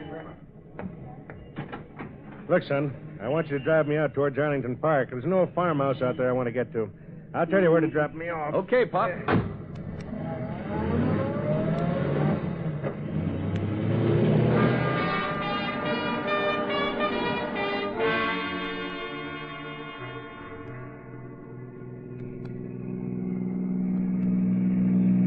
All right, son. Let me off at that crossroad. Well, don't you want to go to the house you want? Nope. I want to surprise a friend of mine. Here, son. Keep the change. Thanks, mister.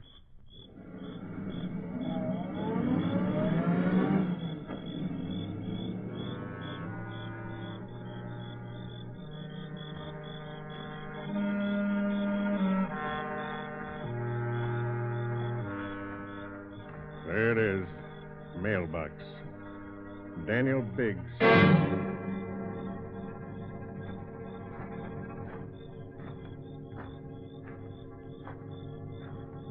And there's Marlborough's car in the driveway.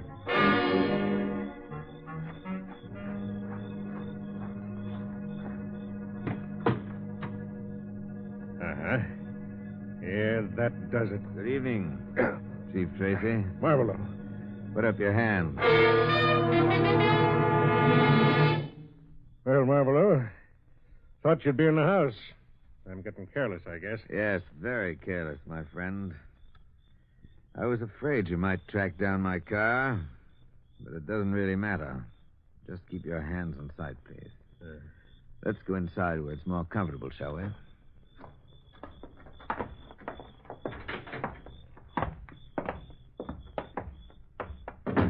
Believe me, I regret having to do this, Mr. Tracy. Yeah. Well, you'll probably regret it longer than I will. I'll do you one favor, Tracy.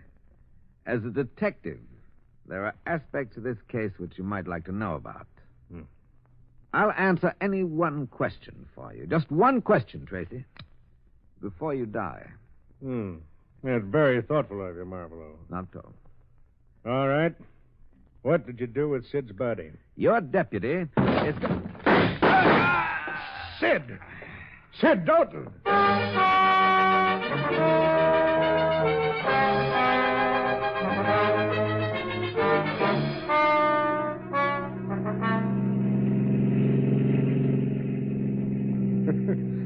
First time I ever had a corpse save my life, Sid. Sure glad to see you. Tell me what happened, Sid. Sure. Give me a match first. Yes, sir. Here you are. Thanks. Well, there's lots of it that I don't know, Lem. Marlborough comes in the hotel and fires at me. There's a puff of black smoke from the gun, and I pass out. What then? Well, I don't know where he hid me, but I woke up, seemed like years later, in the trunk compartment of this car. Ain't. Now that Marlborough's dead, we'll never know how he worked it. How'd you get away from him? Worked the ropes loose this afternoon, hid in the orchard. I knew he'd taken the payroll from us. I saw him nab you, so I waited. Then I moved in. Oh, hang it, Sid. Why do you knock your pipe ashes out on floors? Oh, I'm sorry, Lem. I forgot. Hey, why are you stopping here, Lem? Well, might as well get some gas. Besides, I got to phone Chicago police about Marlborough. What? Yeah. You got a phone here? Right inside the door. Thank you.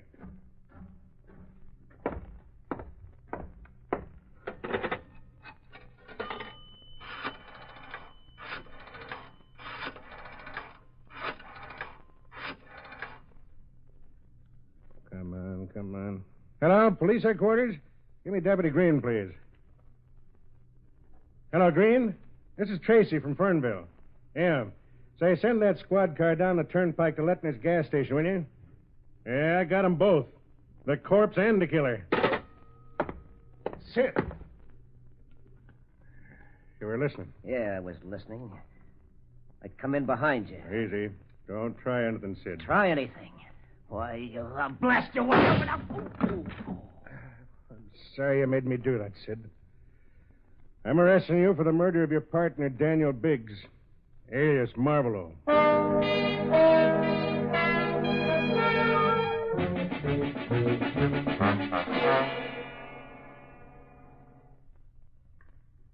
That bandage will hold you till the squad car gets here, Sid.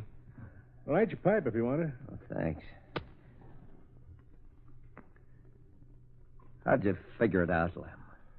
Oh, well, I don't believe in magic, Sid. Marvelo had to have an accomplice to get out of jail. You're the only one who could have helped him stage that hokum. That all you had to go on? No. No, a man has habits, Sid. Little habits, like pipe smoking. Oh? Yeah. You said you never got your old pipe back from Marvelo. And then you pulled it out when we were in the car. Yeah, I forgot, I guess. How do you dope out my disappearance? Well, Marvelo probably shot 4 blanks at you. You cut your arm for the blood. The gal saw you lying there, and she ran out. You went out the window to the roof, and Marvelo locked the window after you. And I figure you made it to the car outside of town and waited for Marvelo to show up. And, of course, you had that payroll with you, so I found it hidden in Marvelo's car. And by shooting Marvelo?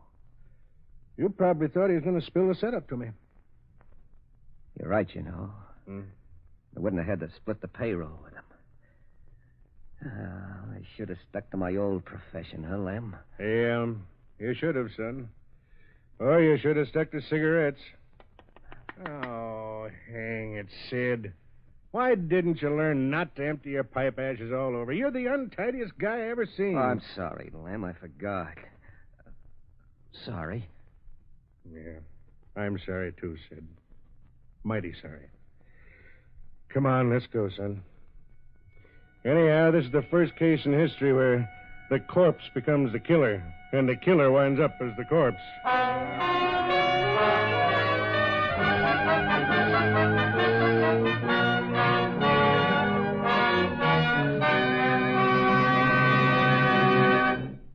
The story was called Who Took the Corpse?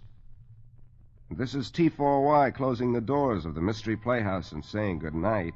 Sleep tight. This is the Armed Forces Radio Service.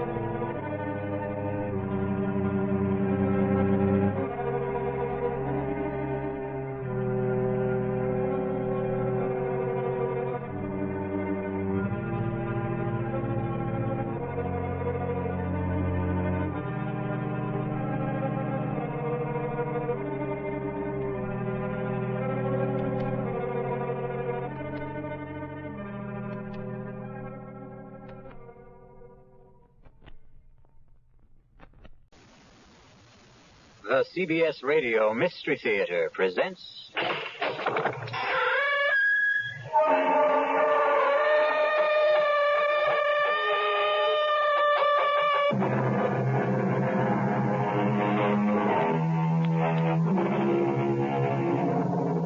Come in. Welcome. I'm E.G. Marshall.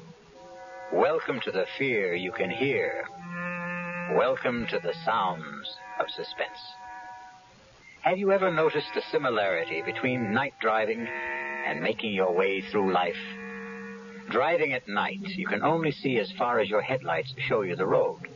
You never know what's over the next hill or around the next curve. And even on a straight road, your vision only extends as far as your lights.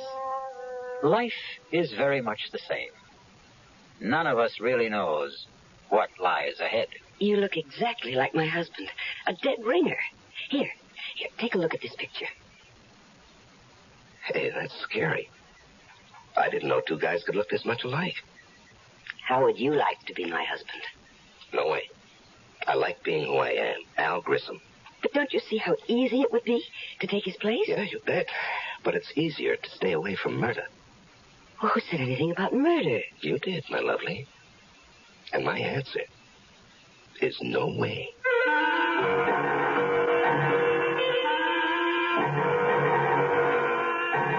Our mystery drama, Dead Ringer, was written especially for the Mystery Theater by Murray Burnett and stars Leon Janney.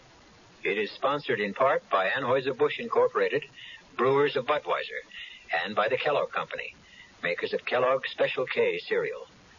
I'll be back shortly.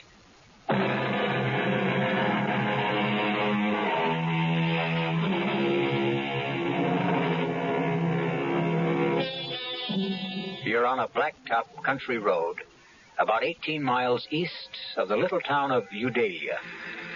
It's raining hard. You're driving a Citroën Maserati, and it handles. But you have your problems. You're going to be late for dinner, and you have a husband who doesn't appreciate lateness. The night seems to be getting blacker, and the rain shows no sign of easing. Darn this rain. While I'm at it, darn the weatherman who promised clear and cool weather.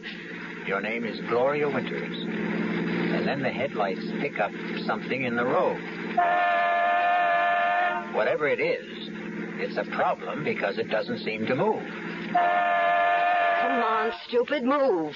Get out of my way. Oh, my. It's a man. What happened? A car hit me, drove off. Thanks for stopping. Well, that's okay. Well, a lot of people didn't. Do you think you can make it to my car? Yeah, with a little help. Okay. There we go. That's it. Steady now. Yeah, I guess I better. Just here. Just slip into the seat. Yeah. There you go. I'll close the door and come around the other side. Watch yourself. There's some crazy guys driving this road. You're soaked. And you're hurt. I'll take you to the Hermitage. What's that? The hospital. Oh, no. No hospital. You're bleeding. Now, looks worse than it is. It's sure playing hell with your car, huh? Well, you must go to a hospital. Oh, no way. But why? Because hospitals are for dying. Oh, that's crazy. Well, that's what everyone tells me. Well, I don't care what Look, I can't ever thank you enough for picking me up, but I have this thing about hospitals. But you're I really... promise you, I'm not going to die. Okay, but where to?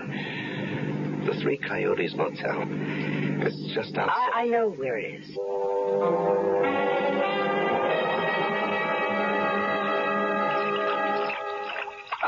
No, come on. Just put your head on the pillow and don't be a baby. You're some dynamite kind of good Samaritan. Well, I have a right to see what you look like under all that dirt and blood, haven't I? No argument. This may hurt. Oh. There. Well, now you're beginning to look like you have it perfectly. It's that bad, huh? Oh, no. It's nothing. I just thought of something. Like what? You look exactly like my husband. But I mean exactly. You could be identical twins. You don't believe me? No, I believe you.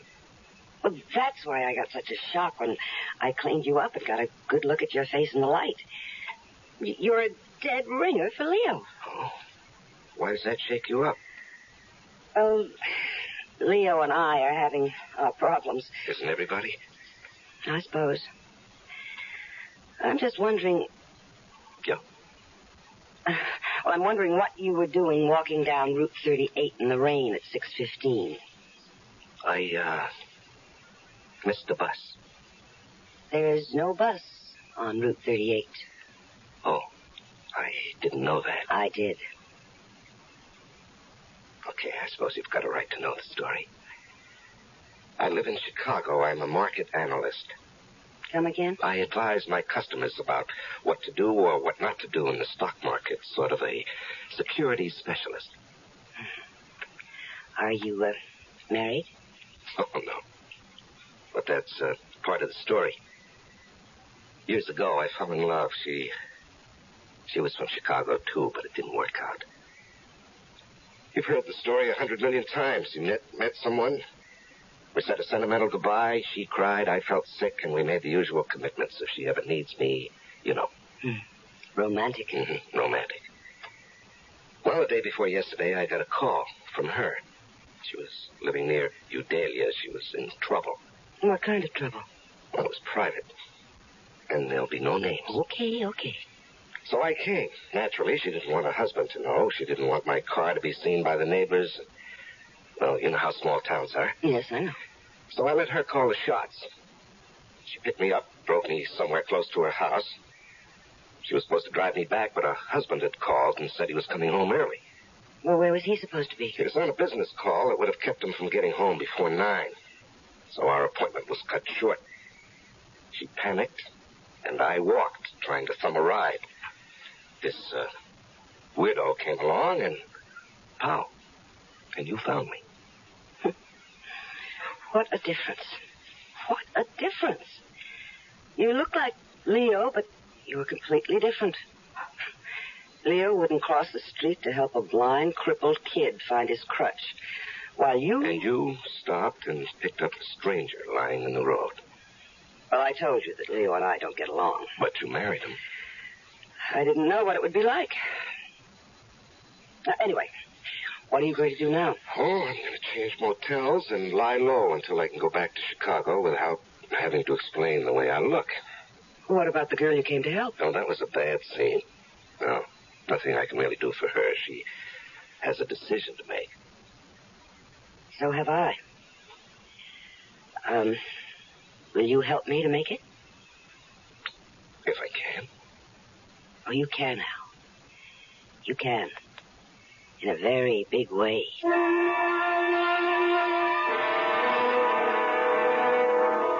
I don't like it, Gloria. I don't like it at all. You have been saying that for a whole week, Leo. When's he going back to Chicago? When the scars heal and nobody will ask questions. How about the name of the girl he came to help? He won't tell me. I don't like it. Oh, Leo, trust me. Why? Because I'm a woman.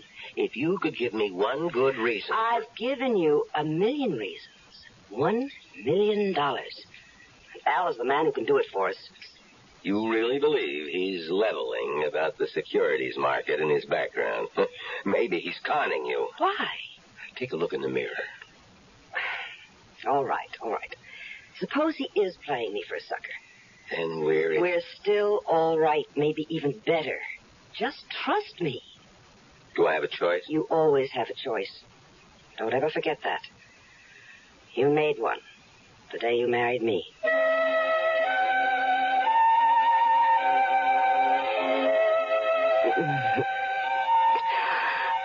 Oh, I do love you, Al. Me too. No, we have some serious Come things. here. Come on, now, be serious. We can't go on like this. What? Isn't that what you were going to be so serious about? Tell me that we can't go on like this. Well, yes. How did you know? Oh, because people are more predictable than the stock market. And, darling, I've studied the market, and I know its moves. Okay. Then continue. With what? What else I had to say? Oh, it was going to go something like this. I told you I was fed up with Leo, and until you came along, I just didn't see any way out, but now... You're doing super. Go on. But now, if we love each other, I can divorce Leo, and we'll get married and live happily ever after. Right? Not exactly. Where'd I go wrong? On the divorce. You don't want to divorce Leo? I know Leo. He'd never give me a divorce. Does that matter? Well, a woman wants a little security. Hey, with your looks, you don't have to worry about that. Looks don't last forever. Well, nothing does. Some things do. Okay, name one. Death?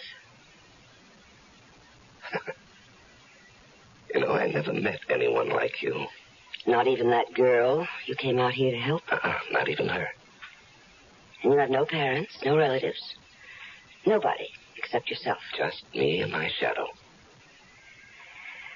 We've talked a lot about Leo. You've never seen him. And I don't want to. I'd like you to look at this picture of him.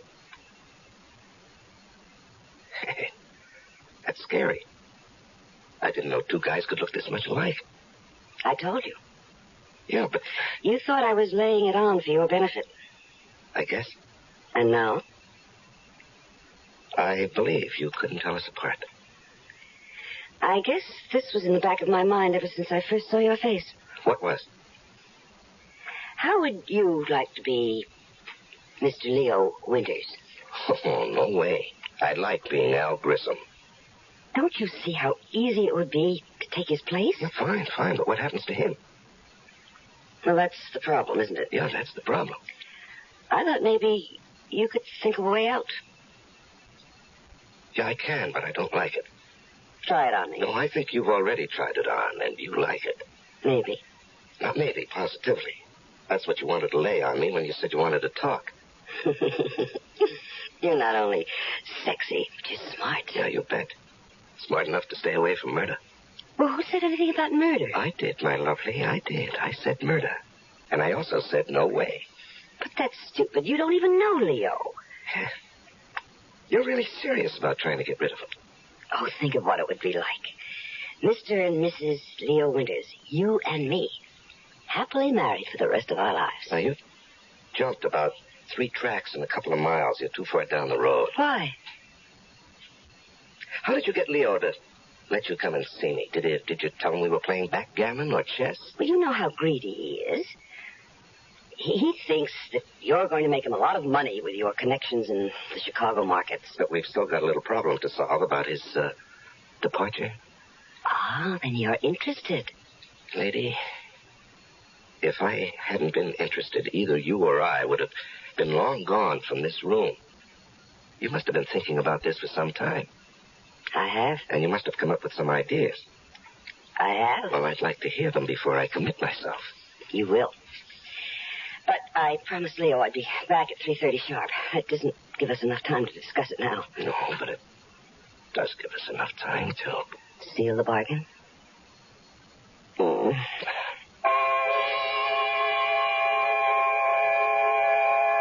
Once you agree to discuss the idea of murdering someone, you've taken the first step along a road that is full of hairpin turns, some of which don't even have warning signs. We'll be back shortly with Act 2.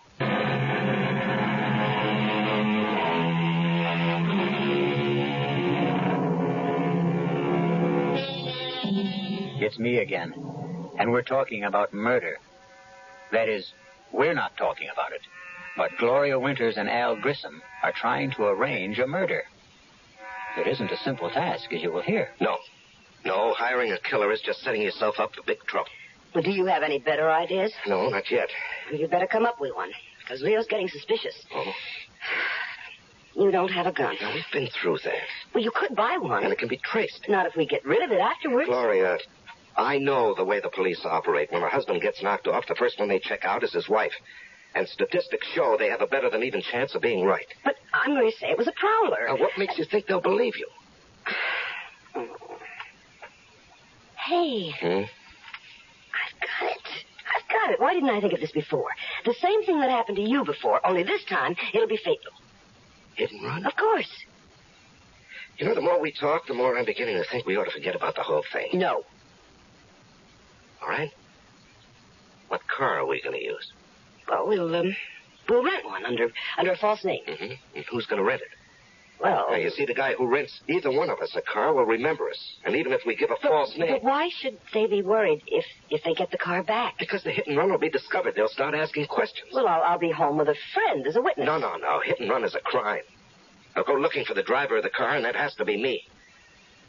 No, I don't like anything we've come up with. And we've got to stop thinking about murder. Now, the cops are going to be looking for somebody and continue to think of more than an accident. Hit and run isn't natural. Nobody's going to dig much into what looks like a natural death. If we could get a doctor to sign a death certificate, we'd have it made. I know a doctor. Oh? Well, he can't be in on it. He's got to think it's death from some kind of natural cause. I said I know a doctor. Who? His name is Carmody, Hugh Carmody. He's about 85 years old. He's our family doctor. He was my mother's doctor when I was born. Is he still practicing? Well, not really. But he refuses to give up the families he's treated for years. So he still looks after me and Leo, sort of inherited him when we got married. Mm-hmm. An idea? Just a glimmer. Would this doctor believe you? Oh, of course. Come on, let me in on it. Okay. What do you know about poisons? Practically nothing. Yeah, well, that makes us even. Now, what we need is some kind of poison that looks like he died of a stroke or a heart attack or maybe some kind of food poisoning. Mushrooms. What? Toadstools, mushrooms. They're poisonous. Yeah, but he's not going to eat them. He will if I cook them. You know, that might... No. He'll get suspicious if you give them to him and you don't eat them. Well, we need to know more about poison mushrooms. The library. I'll go there. Your mind? You go asking for a book about mushrooms and then call in this doctor to look at Leo who's just eaten some bad mushrooms. All right. I understand. But I still got to... I'll see you later. Where are you going? To find out what I want. And nobody will ever know.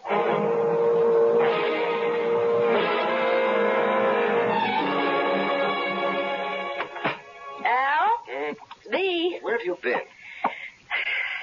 To see Dr. Carmody. Of all the dumb places. Relax, darling, and give me a kiss. I think I really have something. What did you do? Toadstool.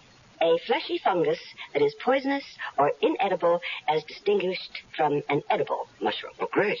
We knew that before you left. But we didn't know that aconite, which was formerly much used as a cardiac and respiratory sedative, is the poison that comes from toadstool or monkshood and can be deadly. You didn't ask? Of course not.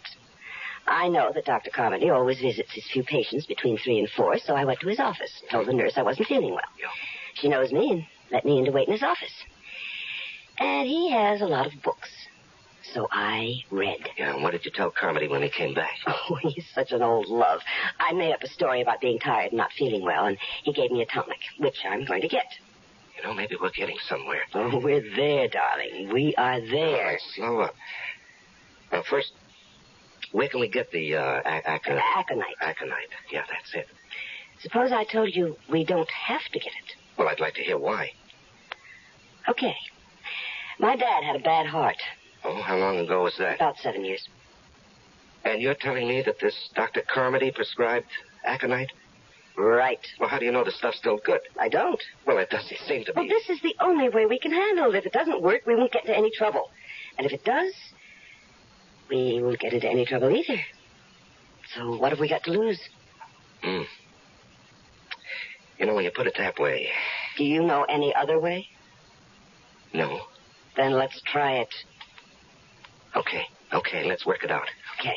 Day after tomorrow, Thursday. Mm-hmm. That's Eileen's night out. Right. I'll buy the mushrooms tomorrow. Then I'll cook a great steak dinner with all the trimmings.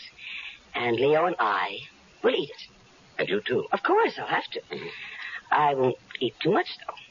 But enough to make me a little sick. Yeah. Then when Leo begins to feel sick, I'll suggest we call a doctor. Carmody? Of course, Carmody. He'll come and ask about what we ate, and I'll say steak and mushrooms, and he'll say, mushrooms? And right away, diagnose mushroom poisoning and give us something. Yeah, I'm with you so far. And then? And then after he leaves, I'll tuck dear old Leo into bed, tell him I have to go to the drugstore to get something, and I'll go down and let you in. Wait a minute. What do you need me for? We're in this together, my love. And I want you there. Yeah, I'd damn well better disappear after Leo dies. That will be just fine. And we'll set up a very, very romantic meeting place.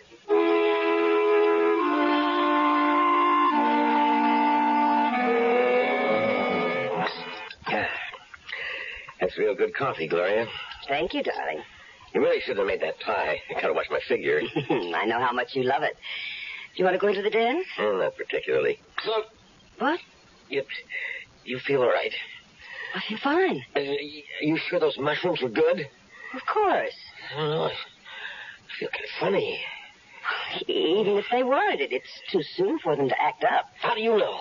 Oh, I've known about mushrooms since I was a kid. Well, all the same, I've got pains in my stomach. Call Dr. Carmody.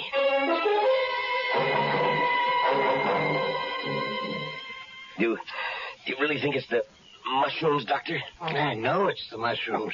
It has to be. Both of you ate them, and you tell me, Leo, that you ate more than Gloria. Yeah, that's right. That's what I get for being a pig.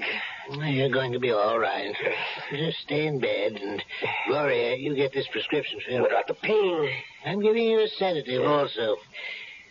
Well, I can't understand is how you cooked those mushrooms in the first place, Gloria. And Mother told you about those things when you were a child. Well, I know, and I feel just awful. I can't explain how it happened. But I'm sorry. I have no excuse. Yeah, no use crying over spilled milk. Yeah, I better get home to bed. You get that prescription filled, young lady. Oh, I will. Let me take you to your car.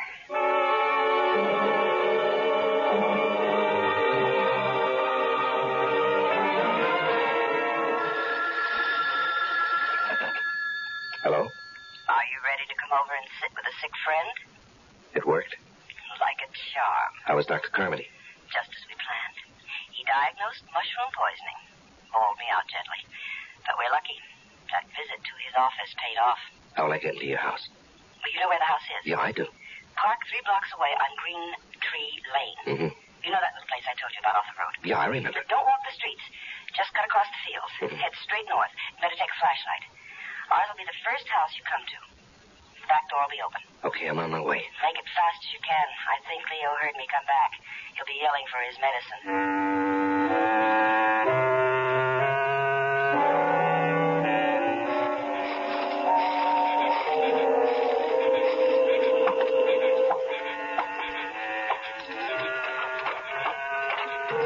Gloria? Come in and shut the door. Okay. Did you lock it? No, that's a good idea. Here, let me. I'm waiting for the kettle to boil. Why? Well, you don't think I can give him this stuff straight, do you? Well, why not? He's expecting medicine, isn't he? Oh, he won't taste it in his tea. He likes it sweet. And I am going to make it very sweet. There. Hand me the cup. You know, I could do with a cup of tea myself. How about something stronger? Oh, you got something? Oh, we're completely equipped. Oh, don't forget to wash out the glass and put it away. Don't worry. All right. Hey, that's plenty. Have to be able to walk straight. Drink as much as you want. I'll finish what you leave. Gloria! Yes, dear? What happened to the medicine? I'd better get upstairs. I'll be right back. Save me a drink? Yeah, how long will it take? Oh, don't ask me, Elle, darling. It's the first time for me, too. That's liquor. Tastes funny. You know, I'm imagining things. I better finish before she gets back. Hey, I feel funny. I better sit down. Al, what happened? I'm sorry. I made so much noise. I don't feel so good. Don't worry about the noise, Al. It's all right with me. What? Well, I guess the aconite wasn't too old, Al. Stupid. This was a setup all the way. All the way. I must admit you did make it tough. Not as tough as you made it for me. You know, you're a hell of a dame. You're right, Al. No, not dame. I was going to say a hell of a liar. It wasn't all lies, Al. I'm expensive. And there is $1 million life insurance policy. Oh. And when I saw your face, I realized that this was just too good an opportunity to miss. There's a little something I...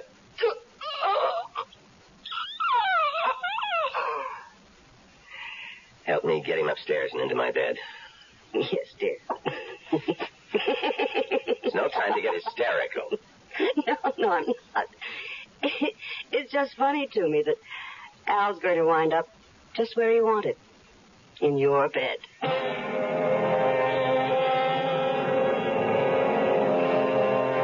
murder has been accomplished. The happy couple, Leo and Gloria Winters, still have a way to go before they achieve their goal. But murder sometimes makes for strange and uneasy bedfellows. We'll return shortly with Act 3.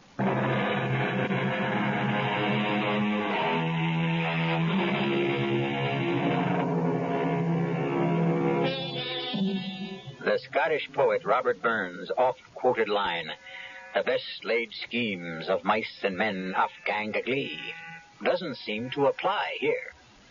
Leo and Gloria Winters have successfully killed Al Grissom, a man who looked enough like Leo Winters to have been his twin. They've carried him up to Leo's bed, and now at 4 o'clock in the morning, a frantic Gloria has summoned her sleepy and bewildered family doctor, for whom she plays the distraught and bereaved wife. I don't understand. Oh, neither do I, Doctor. I gave him the medicine you prescribed, and he seemed to feel better. And he dropped off to sleep, and he... I think you'd do well to take that sedative yourself. You can't go on this It's all way. my fault if I hadn't given him... No, it's no one's fault, Gloria. If there's any blame attached to this tragedy, it's mine. But certainly his symptoms earlier didn't seem to warrant more action than I took. Oh, Leo's gone. I killed him. Oh, God. Gloria? I'm sorry, Doctor. It's all right. It's perfectly understandable in this situation. Now, I want you to take this sedative and go downstairs and lie down. I'll attend to everything. All right, I will. And thank you. Thank you.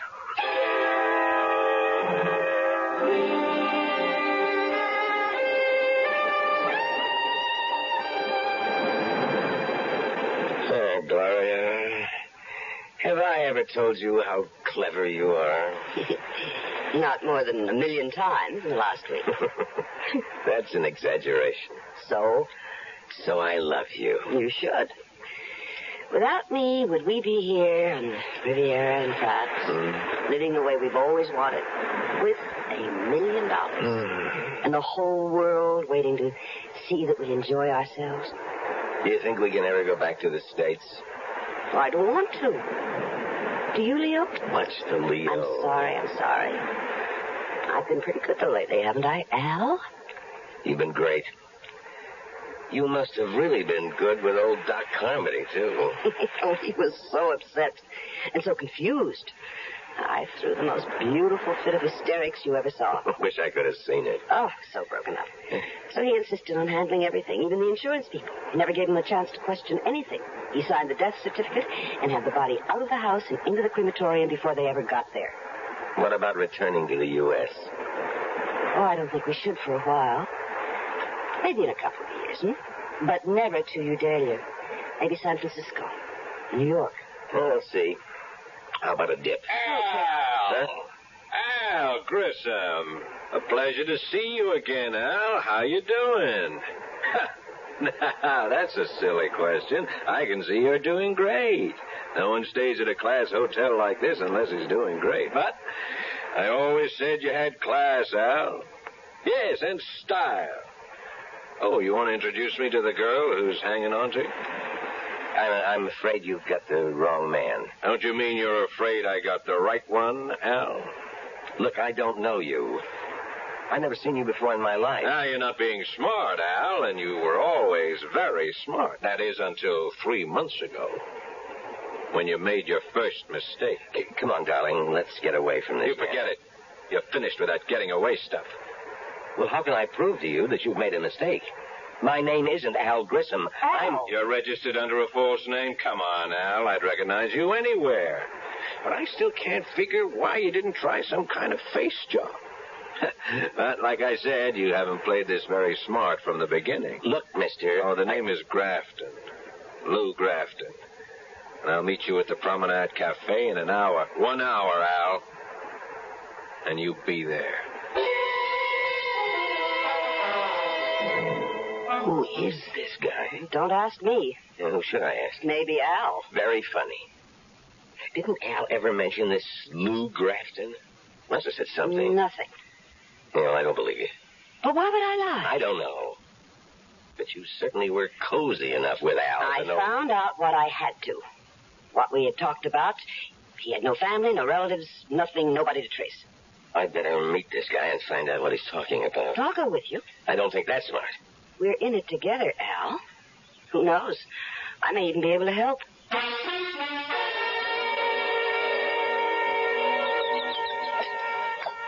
Glad you could make it, Al. Sit down. This is Gloria. Nice meeting you again, Gloria. Tell her you'll meet her in a little while, Al. She's in on this. On the whole deal? Yes. You certainly changed, Al. You never put a dame on the spot before. On the spot?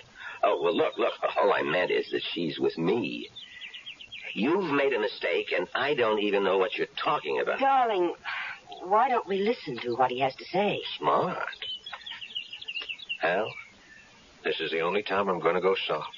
The only time. Well, because we've known each other so long, and... well, because we didn't pull it off the first time. Now, I've talked to John. I got him to agree that if you give us the whole take, we'll forget about what happened. The whole take? The whole $2 million, Al. All of it. Well? Yeah, I'm trying to think. What's there to think about? What's your alternative? You gonna try to run again?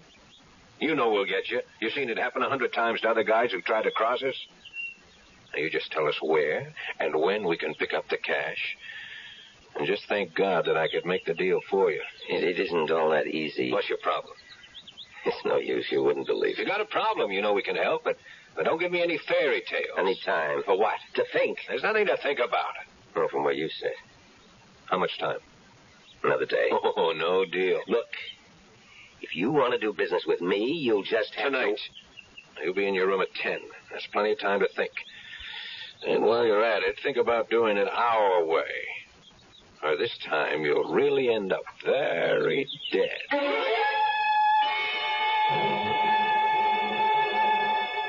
$2 million. That's a lot of dollars. Yeah, you're a big help. Well, I might be if you'd stop repeating the figures over and over again. There's no way we can get $2 million. I've got to prove to them that I'm not Al Grissom. Then they'll leave us alone. And how do you do that? Of course. Fingerprints. I'll have absolute proof. Even those guys will leave fingerprints. And who's going to tell them? You? No. I've got to arrange somehow for the police to send my prints to Washington or somewhere. And the police will get word back that these aren't the fingerprints of Al Grissom, but really the prints of a man named Leo Winters, who supposedly died 1 month ago, and whose widow collected $1 million in life insurance. You're right. That's the only way to go. How do we convince them I'm not Grissom? I don't know. We went to a lot of trouble to prove to the world that you were. Who was this Grissom? He must have been awfully big to get into a deal like this. I think he must be calling you. Me? Who else? Well, I don't want to answer. Well, that's not smart. They know we're here. Now, don't start talking like Grafton. Hello? Al, it's me. What do you want? Al, I was wondering whether you'd made up your mind. Not yet. It's 9 o'clock. You said 10. I did, but John's not happy. What do I care about John? You should, Al. After all, he's got a real legitimate beef. You worked for him for years. You were always clean. You took the hot stocks and you cashed them. You made money, and so did we, but I guess the $2 million got to you. Look, I've got some more thinking to do, and I'll see you at 10. Well?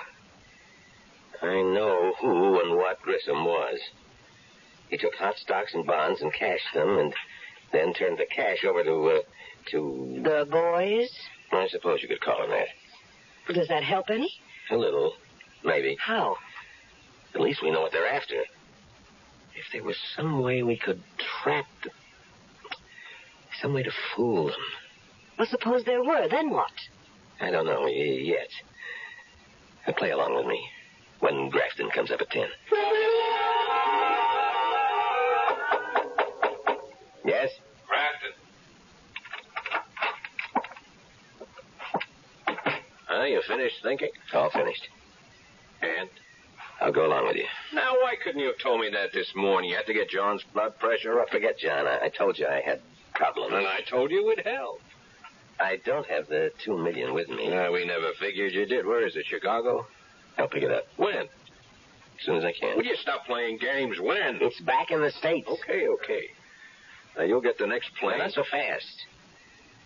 It's somewhere in Udalia, and I can't go back there. Why not? A little something. The cops might want to talk to me. About what?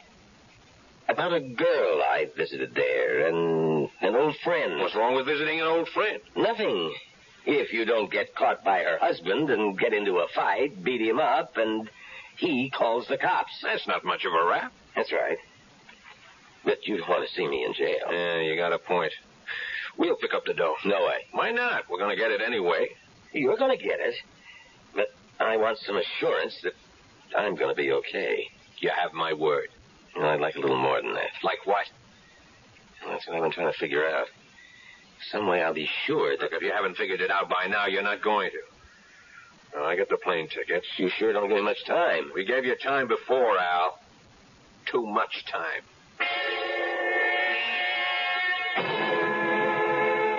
Will you stop pacing up and down like an animal? Gloria, I think I may have an idea. I hope. On the plane, I'll tell them I figured it out. Since I can't go back to Udalia, I'll insist that I want someone representing me when they pick up the money. But there is no money. They don't know that. I'll insist that you go along. Hold it. You'll be all right. What happens when they find out there isn't any money and I'm there and you're not? Put in a call to Carmody. Tell him you can't get over what's happened, that you need help, and that you've gotten into some kind of trouble. He should have the police there. Then you take them to the doctor's house, and with the cops there, you'll be in the clear. And you? I'll be gone. I'd rather be alive and running than the other way. I don't like it. Then think of something better, because that's the way I'm going to play it.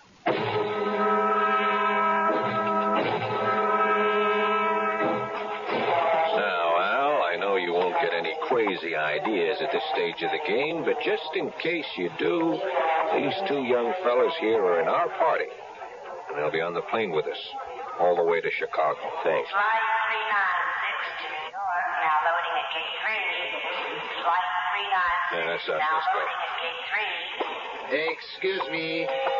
One moment, please. What do you want? Lieutenant Fourneau, Interpol. I believe you are Mr. Leo Winters. I'm afraid you're mistaken. I've known this man for years. His name is Al. Mr. Winters. You heard him. You've got the wrong man. Please, don't make a fuss, Mr. Winters. I'm instructed to hold you for the murder of an Alvin Grissom in Udalia. Oh, me? What about her? She's my wife, and she was in on this from the beginning. The whole thing. We know all about Mrs. Winters. In fact, she was the one who informed us about the murder. In return for some small promises. She told? She... You asked me, remember? You said, think of something better. And I did.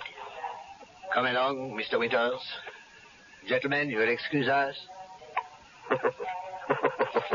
I'm coming, Lieutenant. I'm coming without any trouble.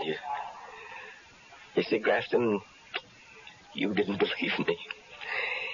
If you'd only have believed me, maybe we could have worked out a deal after all.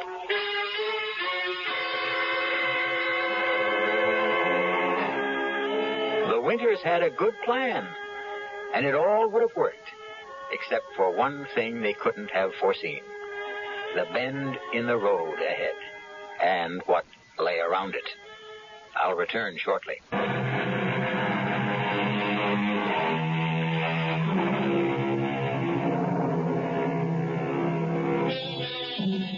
If Gloria and Leo Winters could have known what lay ahead of them, they would never have gone through with their plan. That is, if they could have seen into the future and around the bend. Yet actually being able to see into the future, to know what's going to happen next week, next month, next year, is a gift that most of us wouldn't want. Because who knows what terrors may lie ahead. Our cast included Leon Janney, Joan Lovejoy, Larry Haynes, Paul Hecht, and Robert Dryden. The entire production was under the direction of Hyman Brown. And now, a preview of our next tale. Am I dead? Not quite. You're in a hospital with a bullet in your brain. As the saying goes, as good as dead. And Sherry and Herb got away with it. Oh, it isn't fair. If I only had it to do all over again. Suppose you had. Could you do better? Of course. Of course, if I knew what I know now. Naturally. That would have to be a precondition if you're asking for yesterday to live over again. Oh, please. Please, give me the chance. Can you? Well, why not? I'm a bit of a gambler myself. Let's see how you can remake yesterday. Radio Mystery Theater was sponsored in part by the Kellogg Company, makers of Kellogg's Special K cereal, and by Anheuser-Busch Incorporated, brewers of Budweiser. This is E.G. Marshall inviting you to return to our Mystery Theater for another adventure in the macabre. Until next time, pleasant dreams.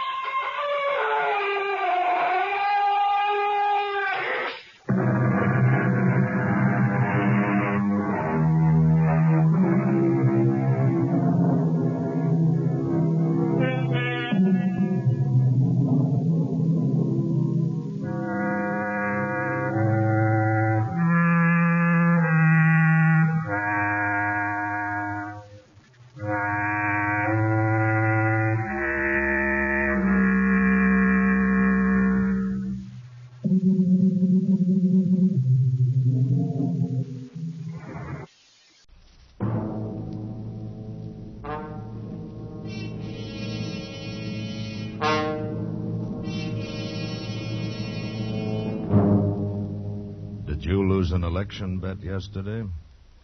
Feel a bad cold coming on? Want to get away from it all? We offer you Escape.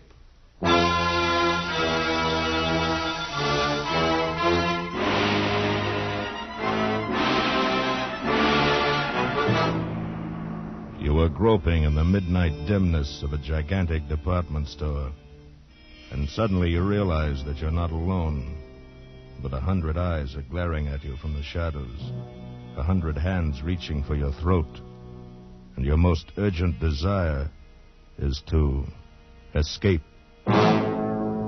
Escape, produced and directed by William N. Robeson, and carefully plotted to free you from the four walls of today for a half hour of high adventure.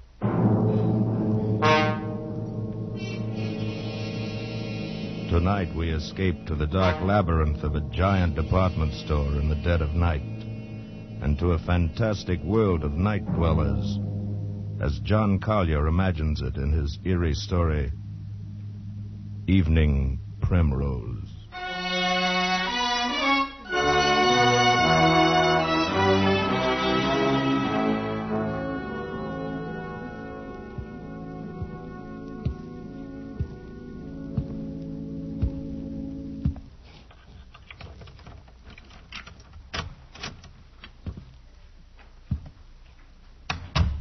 Sadie?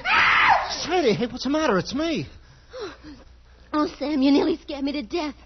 What do you mean coming in so quiet? Hey, I didn't mean to scare you. I thought you'd be asleep. I didn't want to wake you. Oh, Sam, I'm glad you're home. Hey, what's the matter? Oh, it's terrible. You got to do something, Sam. Oh, what's terrible? It's this. Just look at this. What's terrible about that? Looks like an ordinary pad of paper to me. That's just it. That's just what I thought. But it's got writing in it. It's awful. Oh, wait a minute. Maybe you better tell me what this is all about. Well, today I went shopping down at Bracey's department store. Yeah? I needed some writing paper, so I picked this up. It was on top of the pile, and bought it and brought it home. But tonight when I opened it, I found it's got writing in it. Well, that's nothing so terrible. Just take it back tomorrow and make him give you a new one. Oh, no, you don't understand. It's what's written in it that's so terrible. What do you mean, what's written in it? Here, you gotta read it. Oh, Sadie. No, right now. Read it. Look, Sadie, I'm tired. I've been bowling all Please, evening. Sam, please. Just read it. All right, for Pete's sake. October 13. Today I made my decision. I decided to say goodbye to the world, to get out, leave, break away. And I have done it. Oh, Sadie, there's a lot of... Go on, read. And now I am free. Really free. Yes, I am free at last. The world is an intolerable place for a poet. I was broke, starving, at my wits' end. And then I had a brilliant idea. I would escape to a place where I had no need to earn a living, where I could write to my heart's content in peace and security. Where is this place? Right under your nose. So close you'd never think of it. I am now living in Bracey's department store. I have everything within arm's reach that anyone would need or desire. And it's all free. Absolutely free. I arrived this afternoon. I'd spent 3 days looking over all of the department stores in town. I decided on Bracey's because of the completeness of their food department. Therefore, this afternoon, I entered the store and went immediately to the 4th floor, to the rug department, and hid myself in this dusty, out-of-the-way corner behind a pile of carpets. Once I'm settled, I'll furnish it with the best of modern pieces from the furniture department. It's small, but I'll be cozy enough. And safe. After the store closed, I made my first venture out. I tiptoed as far as the stationery counter and got this paper, the writer's primary need. Now, after making my initial entry, I'll go out and get food, wine, the pillows for my bed, perhaps a fancy dressing gown. This is perfect. I'll be able to write here. Dawn, October 14th. I'm almost too unnerved to write this. The whole thing is unbelievable. After the store was dark and completely quiet, I crept out and started for the food department. One's footsteps echo hollowly in an empty department store at night. And I found myself gliding along the floor on tiptoe, moving as silently as possible. But the sound of footsteps persisted. Suddenly I realized they were not my own. The night watchman. I was in the Salon Moderne. Quickly I seized a mink coat from a hanger, draped it about my shoulders, and stood stock still.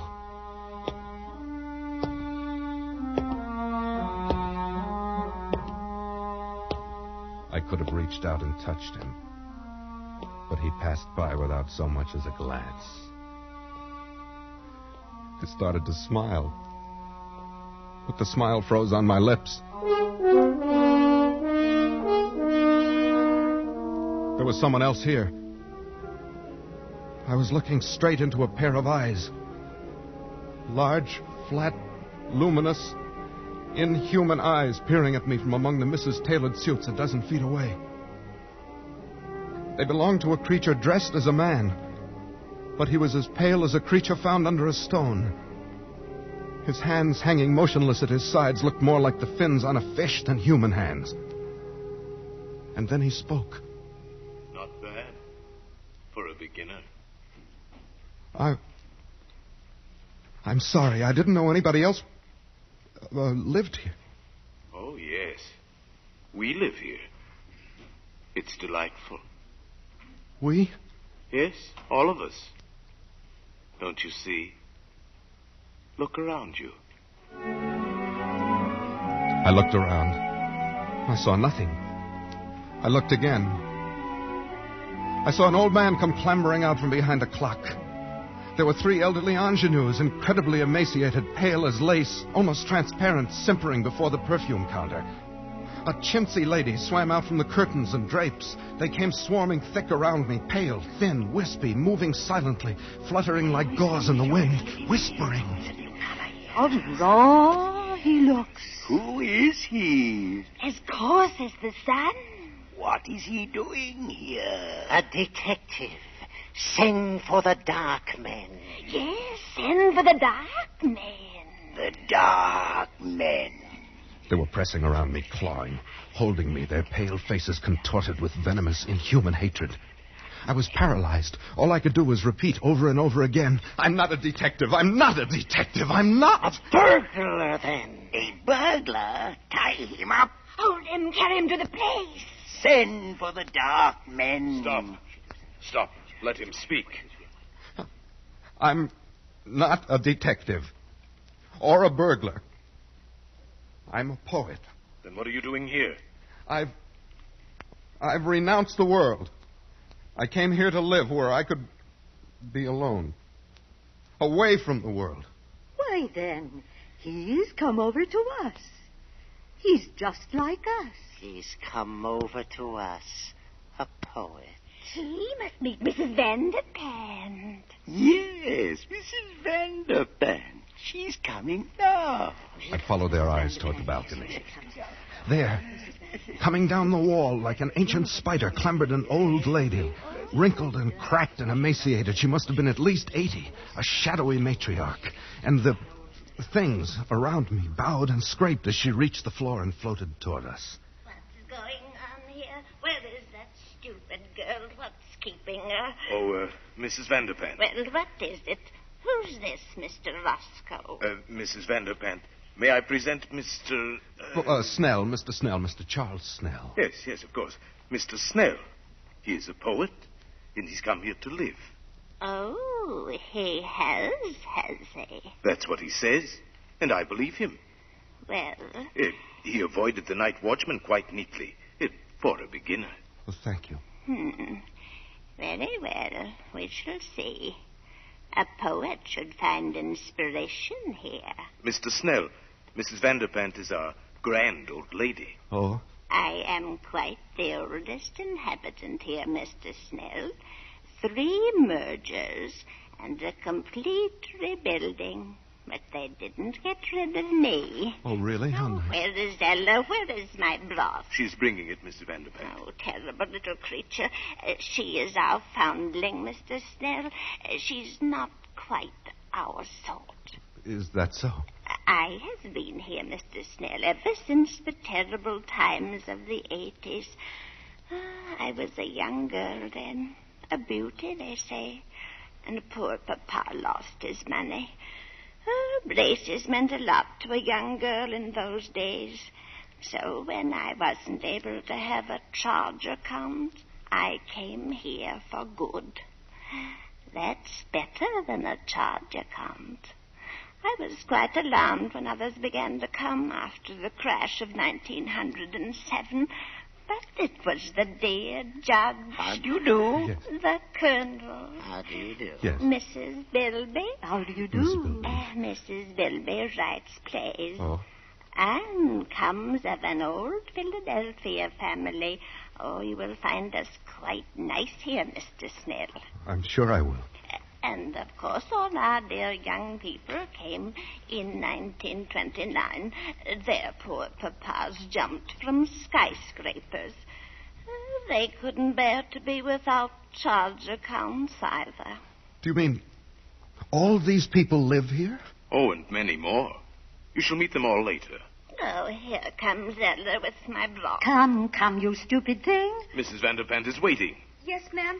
Yes, sir. I'm coming as fast as I can. Now, Here. be careful. Don't spill it. Oh, but she's young. Well, of course, she is a little younger than most of them. And she's different. She's beautiful. Mr. Snell, Ella is Mrs. Vanderpant's maid. That's right, old man.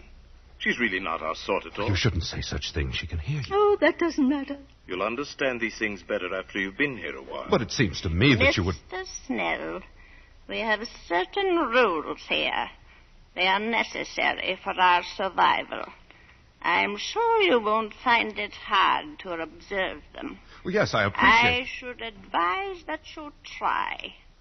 If you do not, that would be most unfortunate, Mr. Snell. Most unfortunate for you.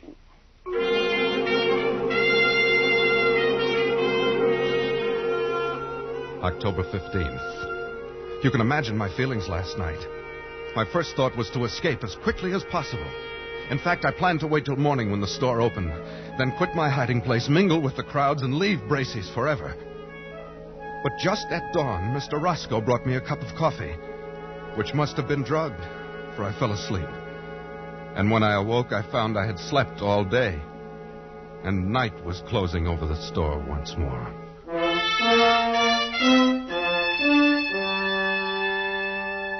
Later, I've spent my second night here. I saw Ella again. Ella, the pearl of this remote, fantastic cave. She's not like the others. A trifle pale, but otherwise normal and human and beautiful. A child of perhaps 18. She's the only thing that makes this nightmare bearable.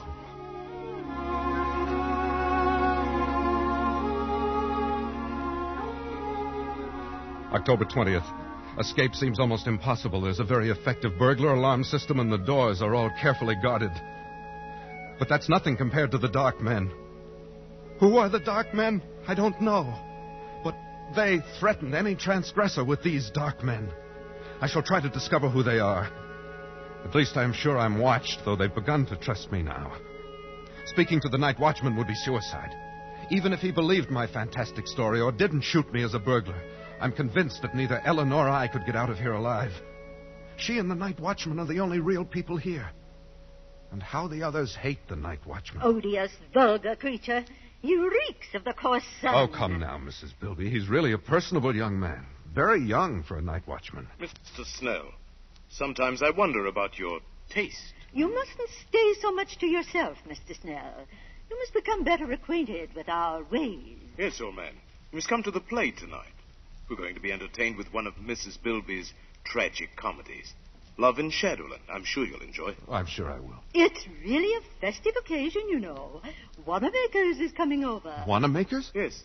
The entire colony over at Wanamaker's is coming here en masse to attend the play. You mean there are people living in other stores? Oh, dear, yes. Didn't you know? Of course, the best people live in Bracey's and Wanamaker's. Oh, come now, Mrs. Bilby. There's some very nice people at Alton's. I beg your pardon, Mrs. Bilby. Oh, hello, Ella. Good evening, Mr. Snell.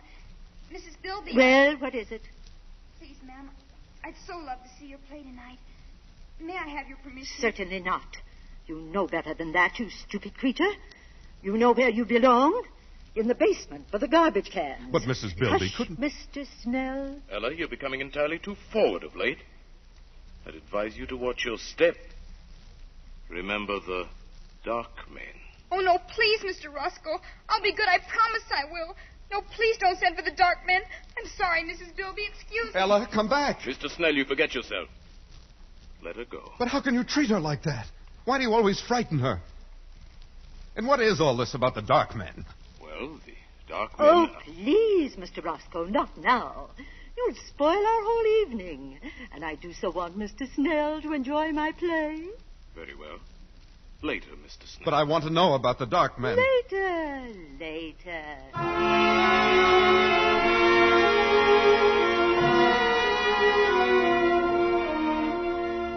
October 21st. At last I found an opportunity to speak to Ella alone. I hadn't dared to speak to her before. Here one has a sense always of pale eyes secretly watching. But last night at the play I induced a fit of hiccups. As I anticipated, I was sternly reprimanded and told to go and secrete myself in the basement where the night watchman wouldn't hear me. This was exactly what I had planned. I went to the basement. There in the darkness, among the garbage cans and the rats, I heard sobbing. Ella! Ella! Oh. Ella, is that you? Yes. Why are you crying? What is it, Ella? They wouldn't even let me see the play. Is that all? Oh, Mr. Snell, I'm so unhappy. There. You mustn't cry. You're the only one who's kind. Ella, why are you here? Why do they treat you so differently? Because I'm not like them. I didn't choose to come here. You mean you're held prisoner? Yes. You see, I was only 6. I came here on a shopping tour with my mother. I got lost and fell asleep behind a counter. It was dark when I awoke, and they found me. Some of them wanted to send for the dark men because they were afraid I would tell on them. But Mrs. Vanderpant said no, I could stay and be her maid. I've been here ever since. Since you were 6? Haven't you ever tried to get away? Oh, no. I don't know anything about out there. I wouldn't know what to do. Besides, I'm afraid if anyone tries to get out, they send for the dark men. Ella, who are the dark men? Don't you know? Oh, it's horrible. Tell me. You know how people live in all the stores, at Gimbel's and Bloomingdale's. Yes, I know. Well, the dark men live at the Undertaker's. Good heavens. And whenever someone dies or breaks the rules, or when a burglar gets in and sees these people and might tell, they send for the dark men. Oh, horrible. They put the body in the butcher shop in the food department. And then the dark men come. I saw them once. It was terrible. What do they do? They go in where the dead person is. They have wax with them and all sorts of things. And when they're gone, there's just a wax model left on the counter. Then people put a frock on it, or a bathing suit, and mix it up with the other wax models in the windows. And nobody ever knows. Ella, you mean all these dummies around us? Oh, not all of them. But if you displease these people, the same thing will happen to you.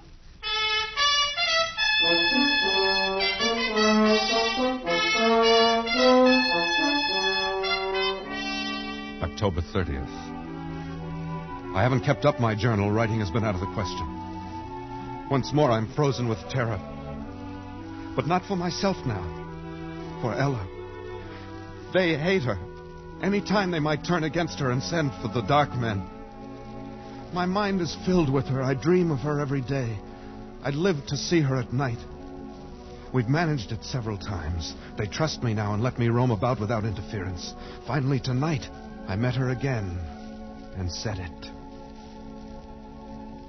Ella, I love you. Oh, Charles. I love you, Ella. Let's get married. Or whatever they do here. Then we can live together in my home in the carpet department. They wouldn't dare hurt you then. Oh, Charles, Don't look so dismayed. If you like, we'll go away from here. Maybe we can get transferred to Bergdorf Goodman's, overlooking Central Park. Don't, Charles, don't. You mustn't. But I love you. Ella, you're not in love with someone else. Yes, Charles, I am. But who? I thought you hated them all. It must be Roscoe. He's the only one that's young enough. Oh, no, Charles, not Roscoe. Especially not him. I do hate them all. They make me shudder. Well, who is it then? It's him. Who? The night watchman. No, impossible. I love him. He smells of the sun. Ella. Oh, it was wonderful the way it happened. Don't tell on me, Charles, or they'll punish me. Oh, no. I was careless, and there he was, coming around the corner in the ladies' lingerie department. I was caught. There were only some wax models in their underthings. There was nothing else to do. I slipped off my dress and stood still. Oh, I see. He stopped and looked at me. And Charles, he spoke to me. He said, "Say, honey, I wish they made him like you on 8th Avenue." Charles, wasn't that a lovely thing to say? Personally, I should have said Park Avenue. It doesn't matter what street. It was a lovely thing to say. But what can you do about him? Ella, he belongs to another world. Yes, to 8th Avenue. I want to go there. Charles, are you really my friend? Yes, of course I am. Then I'll tell you. I'm going to stand there again in the lingerie department, so he'll see me. And then? Perhaps he'll speak to me again. Ella, you're only torturing yourself. No, because this time I shall answer him. He'll take me away. Take you away? Oh, no, Ella, I couldn't bear that. You don't love him. You only think you do because you think he'll take you out of here, but you don't know that he will. And I will, Ella. I've made up my mind. No, Charles, I couldn't let you do it. Even if I loved you, you couldn't do it, Charles. Why not? Because you really belong here. You've become one of them now. Ella, you mustn't say that. It's true. And, Charles, I've got to go. There's someone watching us. I feel it. No, wait, Ella. Goodbye, Charles. No, Ella. Come back. Ella! Please, old man. You'll arouse the night watchman. Roscoe. Yes. Oh, love can be very upsetting, can't it? You heard? Yes. Just the last moment or so. Very touching. Yet it's understandable. I've been attracted to Ella myself. So she loves another, Too bad, old boy. Who could it be? Could it be that I'm the cause of your heartbreak? You flatter yourself too much, Roscoe. Well, then whom? The old judge? Oh, certainly not. The colonel? Hardly. None of those. Oh, not one of the customers. The staff? She loves the night watchman. Can you imagine that? She loves the... Oh? Roscoe, I shouldn't have said that. It's not true. At least I don't think it's true. You wouldn't... Roscoe, you said you loved her, too. You wouldn't do anything. Tell anybody. This is a secret between us. Between friends, isn't it? Of course, old man. As secret as the grave. She's young. Perhaps he'll leave and she'll forget him in time. Who knows? Perhaps she'll learn to love you. Or me. Of course. In time. And we'll figure a way to keep her safe here. Absolutely safe. Now, don't you worry about it. It's almost dawn. Time for bed. Good morning, Mr. Snell.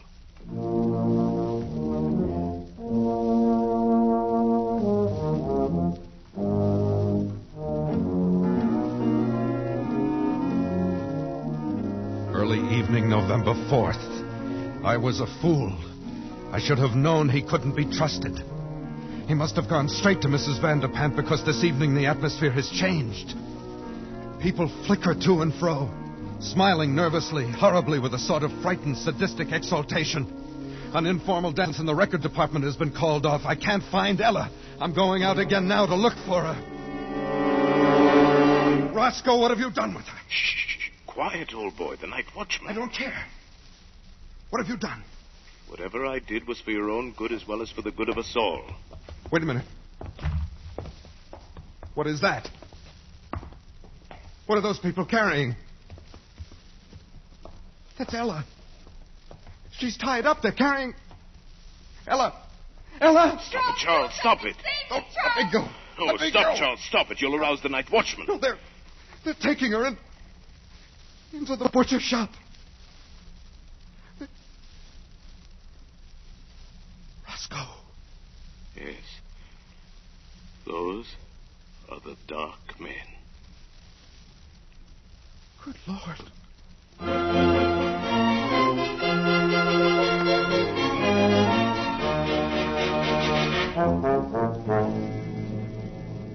Midnight.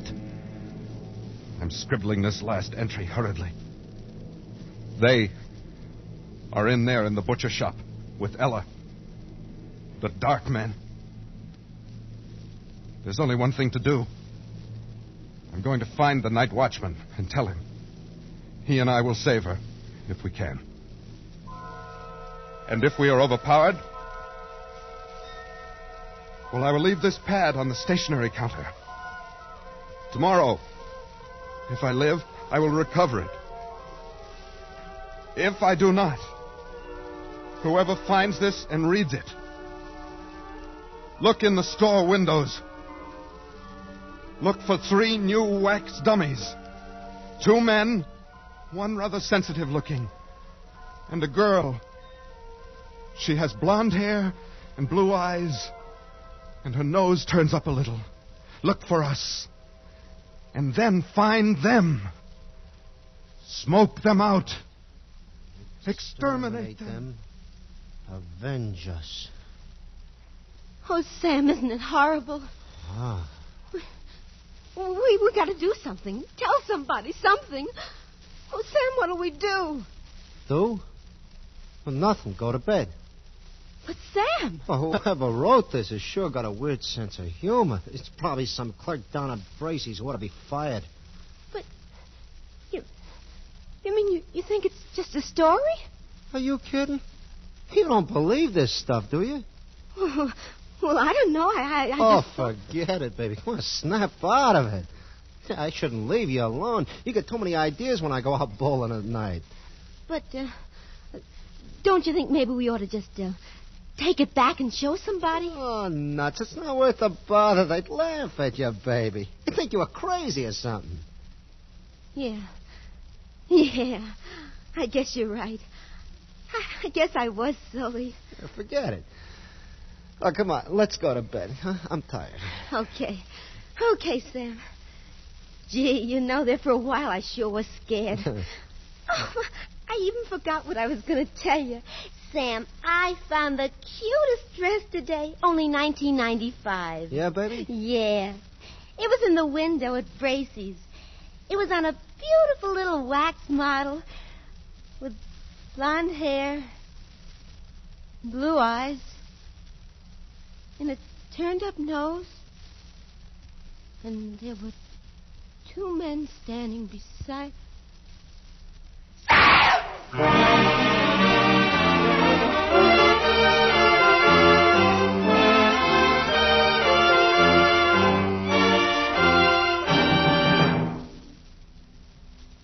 Escape is produced and directed by William N. Robeson, and tonight brought you Evening Primrose by John Collier, adapted for radio by John Dunkel, with Elliot Lewis as Charles Snell, Paul Frees as Roscoe, and Pat Lowry as Ella. The special musical score was conceived and conducted by Cy Pure.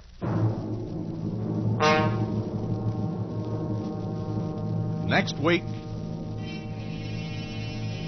After you've had a tough day at the office, or leaning over a hot stove, when your four walls seem to be closing in on you, next week at the same time when you want to get away from it all, we again offer you Escape.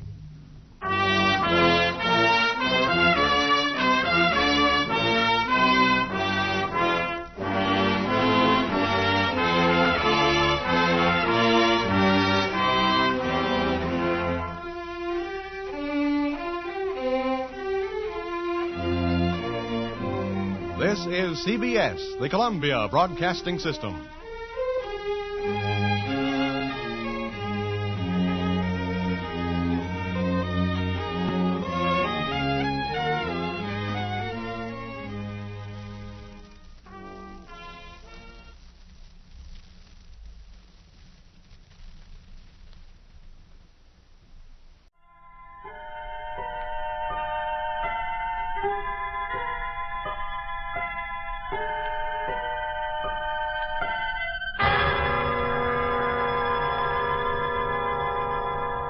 Good evening, creeps. Tonight's Mystery Playhouse story is entitled Mathematics of Murder. You know, it reminds me of a conversation I had recently with a friend of mine who's a detective. He said that some of those mystery writers and their perfect crimes handed him a laugh. He said the only reason those crimes are perfect is because the detectives in the stories are such fools, and he claimed that 95% of those crimes could be solved by any detective with just a little routine legwork. Well, creeps, in tonight's play, you're going to meet that kind of a detective, namely, a leg man. Listen now to Mathematics of Murder.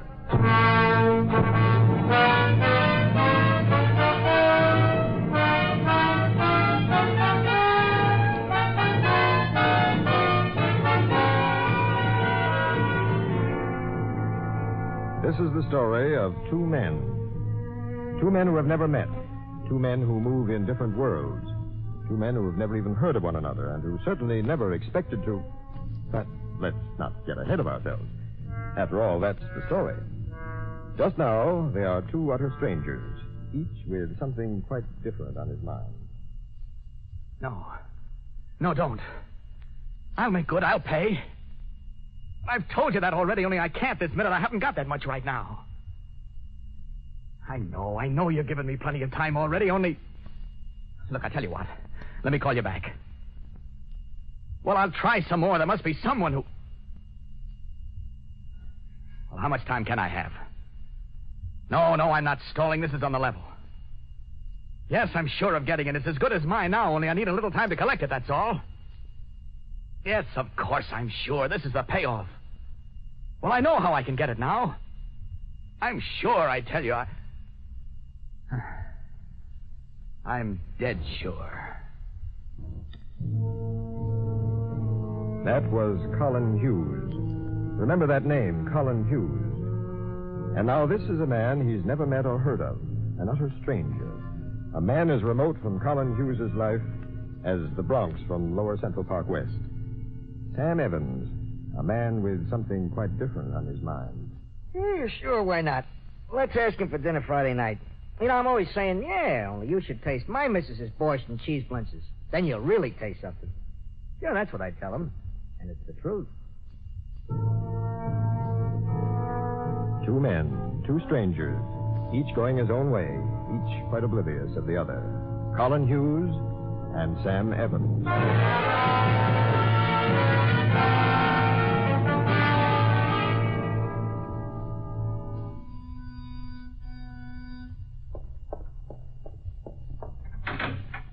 Colin. Oh?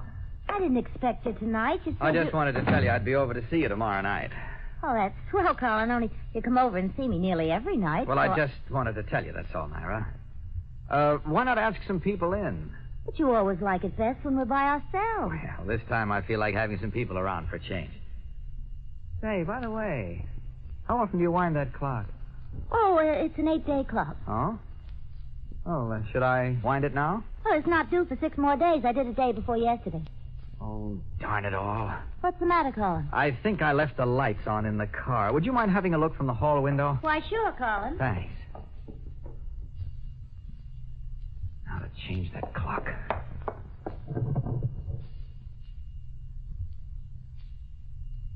There. No, you turn them off all right. Oh, fine. Well, take off your hat and stay a while. No, I'm going now. Already? Mm-hmm.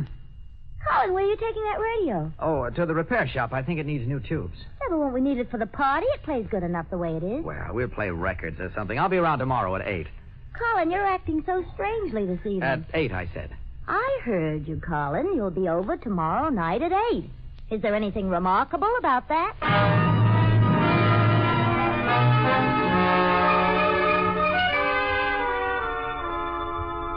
The only remarkable thing about Colin's date was that he was a bit late in keeping it. For the next evening at 8, he was behind the wheel of a car, rolling smoothly along a lonely highway. I must say you look charming, Maureen. Thank you, Colin. It's been a long time since I've heard you say something like that. It's still nice to get compliments from one's husband, even a divorced one. How have things been going with you, Colin? Oh, well enough. I don't have to ask you. Everyone says you're the big lady executive these days. Oh, not really. Well, I could never have bought you a silver fox like that. Oh, don't worry. I'm not going to ask how much it cost. Well, that's one thing to be said for being divorced. We don't have to quarrel about money anymore. Well, it was my fault, really. And you being such a success. Oh, Colin. But let's not go into that. We're having much too nice a time. I can't tell you how surprised I was when you phoned. And so pleased. It seemed so gay coming out here to meet you. I was like a schoolgirl on the first date. It's been so long, Colin. Yes, it has, rather. New car, Colin? How long have you had it? Oh, a while. Very nice. I guess you're not doing too badly yourself. Oh, the devil. What is it? It's these lights. I had the car in the garage just today to be fixed. When I touch the dimmer button, they seem to go out completely. At least I think so. Well, maybe there's a bulb loose. Well, I better have a look. You see, when I touch this, it's supposed to deflect the lights. But if they really go out, someone could easily plow into us. Maureen, would you mind awfully? Maybe it's just one of them. Of course, Colin. What shall I do? Well, I was wondering if you'd just step in front of the car and tell me what happens when I press the button. Which light is gone? See if it's the right. I don't mind so much. Of course. Here, wait, I'll get the door for you. There.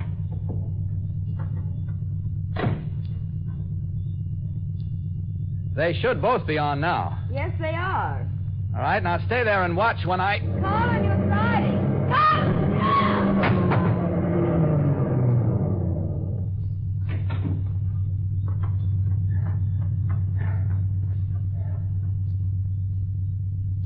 Maureen.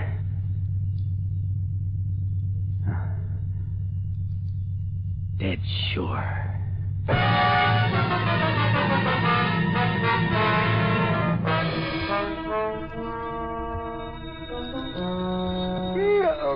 Okay. I think they let even a cop get a little sleep sometime. Hello? Yeah, speaking. Huh? Yeah, I got it. Woman got killed in an accident. I figure it's just another hit and run, but you want me to have a look anyway. Okay, I'll be right out there.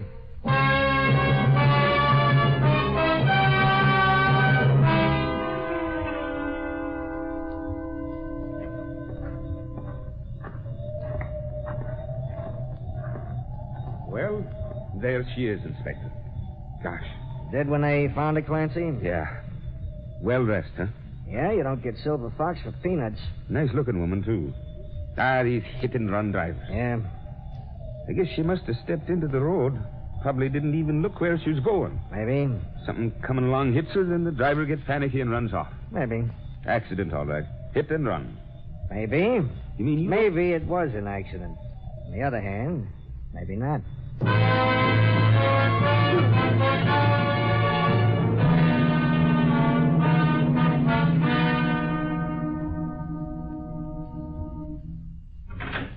Yes? Well, Mr. Hughes, I'm Inspector Evans. Oh, I don't believe here's my badge. I'm afraid I got to ask you a few questions. Come in. Thanks. I guess you know your former wife is dead. Yes, I read it in the papers. When was the last time you saw him? Oh, in the judge's chambers just about a year ago, the day we were handed down our decree. We shook hands, wished each other luck, and that was that. Huh? How was she fixed financially? Good, I suppose. She had a big department store job. I suppose you know you were named beneficiary on her insurance. No, I didn't. How much is it for? I don't know anything about that. You'll have to take it up with them. Oh. Look, would you give me the dates of your marriage from when to when? Yes, of course. 1940 to 1943. The insurance was taken out in 1942. You were married to her then. How is it you didn't know you were the beneficiary? So you were lying, huh? You did know you were the beneficiary. I did know then. You didn't understand what I meant. I didn't know I was still the beneficiary. I thought she changed it since. As a matter of fact, I assumed she had. Oh. Anything the matter, Evans? No, only that was just the wrong answer, see?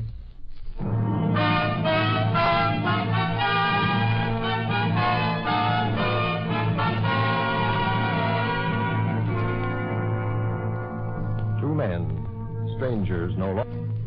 One man a murderer, the other a man with a good hunch. Sure, you know, of course, but not the little man from the Bronx. He only has a hunch and a way of getting the wrong answers. He couldn't possibly know yet. But is he in trouble? What'd he do? Oh, no, he isn't in trouble, Miss Carlson. He didn't do anything. Just a checkup. Doesn't mean anything. Don't let it bother you. Mr. Hughes was over here last night with you, is that right? Yeah, he was. Just the two of you by yourselves? No, we had some others, a party like. Oh, what was it in celebration of? I don't know. Well, who got it up? I guess it just got itself up. Oh, who was at it? Oh, nobody much. My sister and her husband, the couple next door. That's about all. Oh, I see. Well, I may be back. Don't be frightened. I usually forget things I want to ask the first time and have to come back and ask them the second time. I'm not very good that way.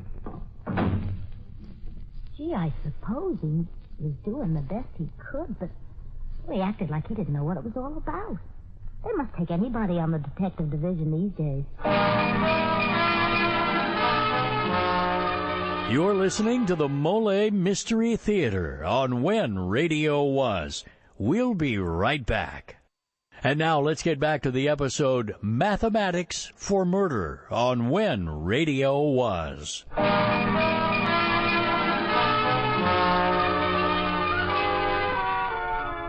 Sure, Inspector. I was at the party Nyra gave for Colin. My sister and I were going to the movies. It was the last night for Jean Arthur, but Nyra just insisted, and we didn't have the heart to turn her down. She seemed so set on it. I guess we were there from about 7:30 to 12.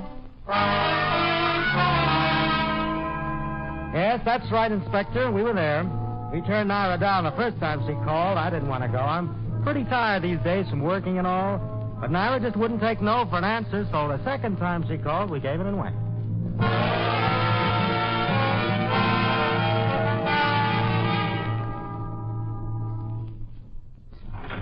Oh, hello, Miss Carson. Oh, hello.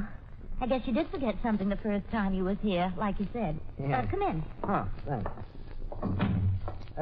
About that party, Miss Carlson, who suggested having it? Hughes or you? Oh, it was between the both of us, I guess. Well, what time did you call him about coming over? Oh, I didn't. He just came. Yeah, but he brought an armful of records in with him, didn't he? Yeah, he did. And if you didn't call him, how'd he know enough to bring records to the party?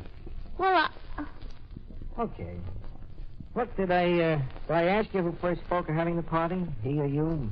Well, I guess he did say something the night before. Then I did the calling, so it was like between the two of us, you might say. Oh, I see. What time did you get here? Oh, it was about 8. Well, how'd you know?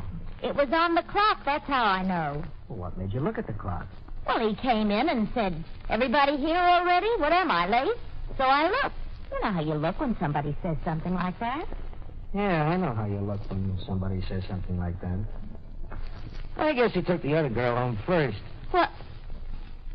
What other girl? You know, the one he had out in the car with him. Out in his car? Yeah.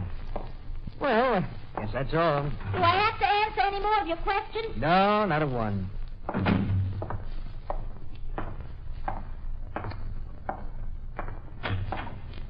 Mister?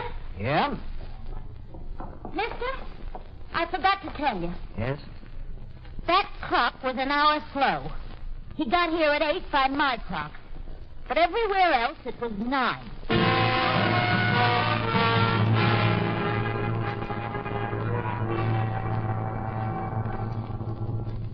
This here is Hughes' car. He's kept it in this garage over a year. Has there been any cleaning done on it? No, just bedded down for the night. Hold this light, will you? I want to have a look at the tire treads. Sure. What's up, mister? I asked him. You answer him. How long has this car been in? I got the ticket here. Let's see. He brought it back at 11:45. You sure then? It's right here on the car. Before that, when did he take it out? 10 to 9. 10 to 9? That's right. Yeah. What's the matter, mister? It was the wrong answer. All right.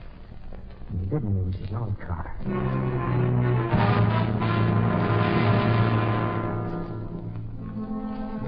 Auto rental. Oh, here we go. Good Lord, all the way from Acme to Zenith. Well, I guess there's nothing to do but go down the list. Acme.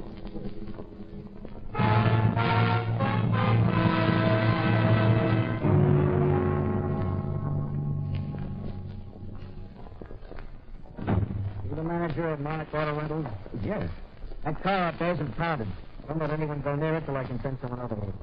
What's the matter with it? What did you find on it just now? Silver fox hair on the back of the seat. Who rented this car? I'm Mr. Joe Miller. What kind of credentials did he have? Well, You mean you rent cars without security? Ordinarily, no, sir. But he left a large deposit, enough to cover the whole car. Describe him? Surely. He's a stout man. He's 50. He's 50? What's the matter, sir? That's a wrong answer. I guess there's someone else who rents the car before us.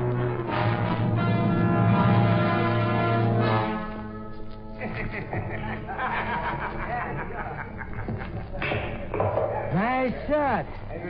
Okay. 7 ball in the corner pocket. Here's what I... Say, what's the idea of grabbing my arm that way? You could have ruined my shot. Take off your eye shade and come outside. I want to talk to you. Scram, I'm going to finish this game, see? You have already. Come on out. Well, I don't see This why... piece of tin says do it. A detective? Uh-huh. Okay. Excuse me, fellas.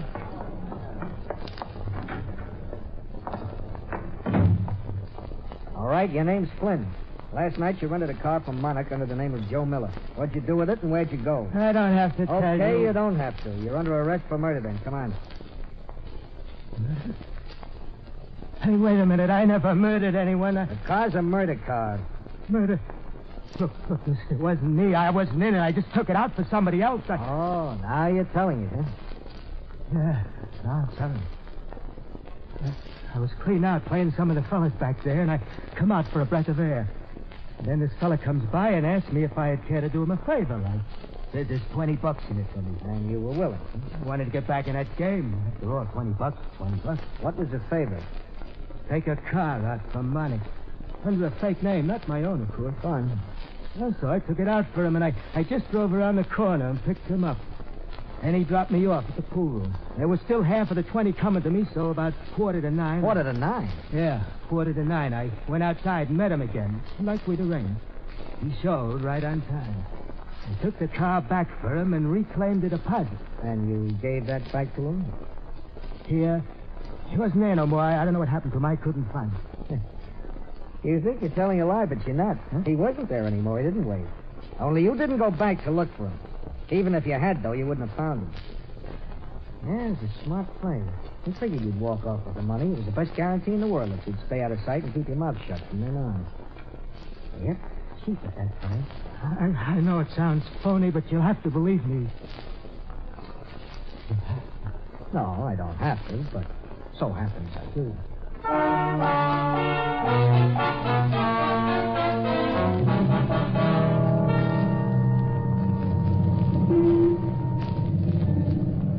That's him. That's him, I tell you. The tall guy just went in there now. That's the guy that came up to me. I know, friend. Don't you believe me? That's him. That's the guy. Known that all along. Ain't you going over there, Nancy? No, it would only be your word against his. What are you going to do with me? Look, you got $20 for getting out of that car the other night. How'd you like to get another 20 for staying in it? All the way to wherever it went and back. I don't get it. You don't have to. You get the $20. And I'll get a murderer.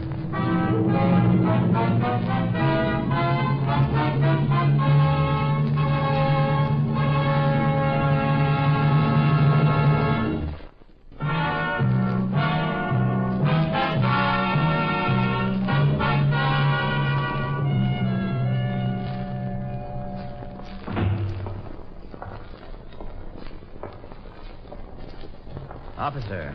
Yes, sir? My name is Hughes, officer. Colin Hughes. I had this message. Inspector Evans asked if it was convenient for me to drop down here and... Right this way, sir. Oh, thank you. Sure, I can't imagine why he wanted to see... Right in here, Mr. Hughes. Oh, Mr. Hughes. Sit down, would you? Thank you. Mr. Hughes, we'd like your help. We're holding a suspect.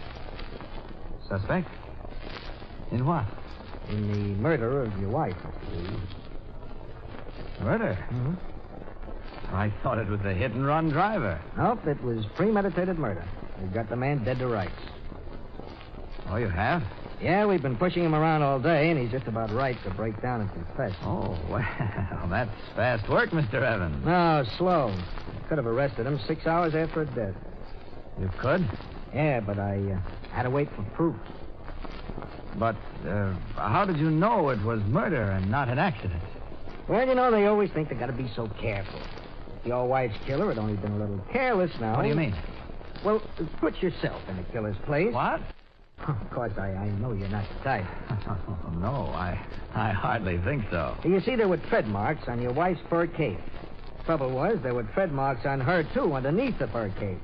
The killer must have run over her when she wasn't wearing the cape. But he was so bent on making it look like an accident, he ran over the cape and then put it on her. Yeah, he fixed it so it couldn't be anything else but murder. Just wouldn't leave well enough alone. But, Mr. Evans, how can I help? Why did you call me? Well, the killers try to involve you. Me? Why, how? Let me explain.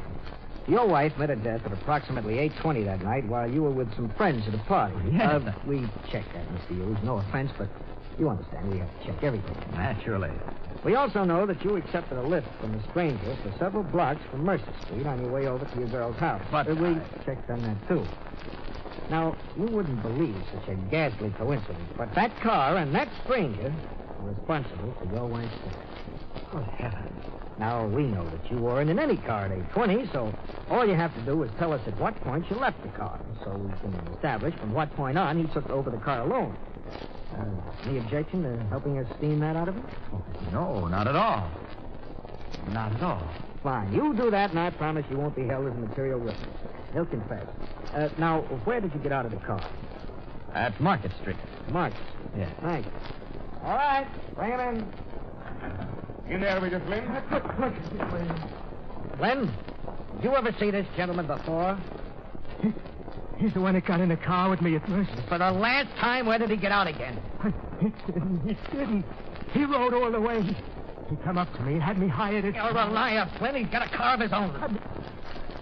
I gave him a lift and he rode out all the way. You're still lying, Flynn. Let's see. At what point did you step out of the car? Market Street. I see. You have no objection to signing this statement to that effect, have you? Is there a point of evidence? No, none whatever. Now, look, Shut up. Here's the statement. I rode in the car bearing the license number 908-761 between Mercer Street and Market Street on the night of April 30th. Just a minute. Very well. Thank you. You can go now. Oh, thank you, Inspector. No, I mean Flynn. What? But you said I wouldn't be held as a witness. You won't be. You're being held for murder. What?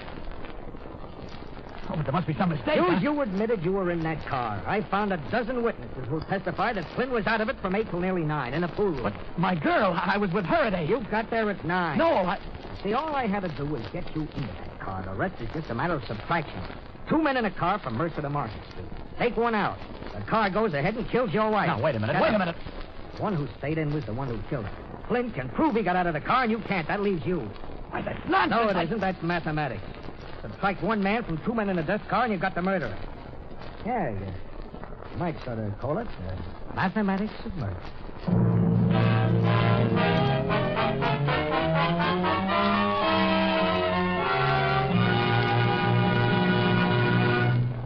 This is the Armed Forces Radio Service.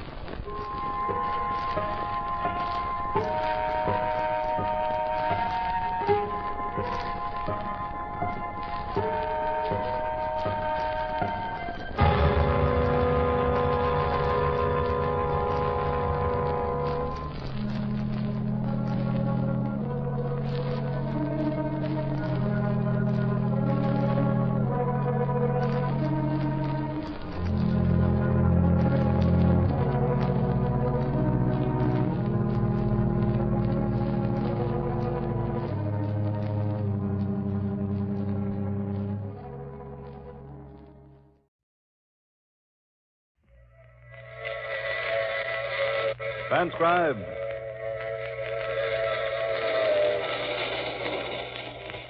The Mutual Broadcasting System presents The Mysterious Traveler. Written, produced, and directed by Robert A. Arthur and David Cogan, and starring one of radio's foremost actors, James Stevens, in The Haunted Trailer.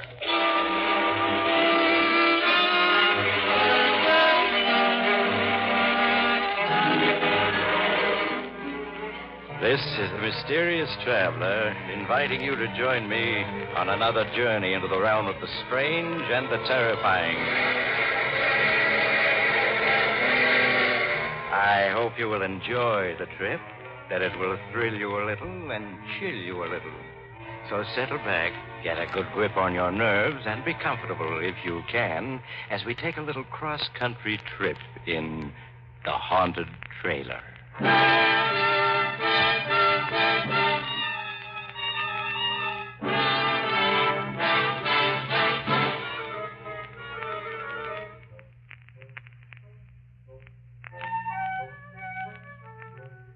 Before we begin, I have a question for you.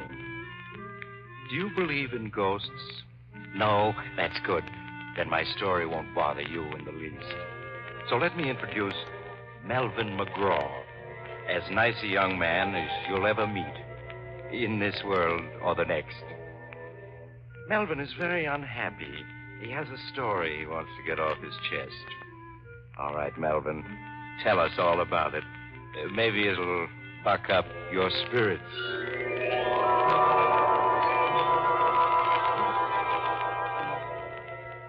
Spirits. Don't mention that word to me. What I could tell you about spirits. In fact, I'm going to. You are now listening to a desperate man. And yet, just 2 months ago, I was sitting on top of the world. I was heading for California in my coupe, pulling a brand new trailer. In California, I had a girl waiting for me. Her name was Louise, and we were going to be married. We were going to take a 2-week honeymoon trip in the trailer, then settle down in a little vine-covered cottage. But I haven't the heart to go into details. Just say that as I drove through the Catskills, I was happier than a lark. I'd made a late start, so I drove until well after dark. Then I found myself on an empty stretch of road in the mountains with a bad storm coming up. I didn't want to drive through a storm, so when I came to a tiny, dark railroad station, I pulled off the road beside it and made myself comfortable in my own trailer. In no time at all, I was asleep. But about midnight, a terrific clap of thunder woke me up.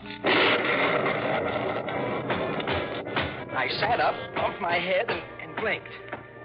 The storm was raging outside, and the trailer door had blown open. It was banging back and forth. I got up to close it, but before I reached it, it shut itself, firmly. I was about to get back into my bunk when somewhere in the darkness a voice spoke. Ah, now this is something like. It was an odd, unearthly sort of voice, and at first I thought I'd just imagined it. Then it spoke again. A house on wheels, furniture and everything. Some fun, eh, chum? They never had nothing like this when I was alive. Then I realized what must have happened. I'd left the radio on, and I was hearing some late program. I reached over to click it off, but it was already off. Puzzled, I found the light switch and turned it. The trailer was empty, except for me. I was staring around in perplexity when I heard it again, that strange voice. Over here, chum, in the easy chair. That's right. Now, can you see me? Can I see him?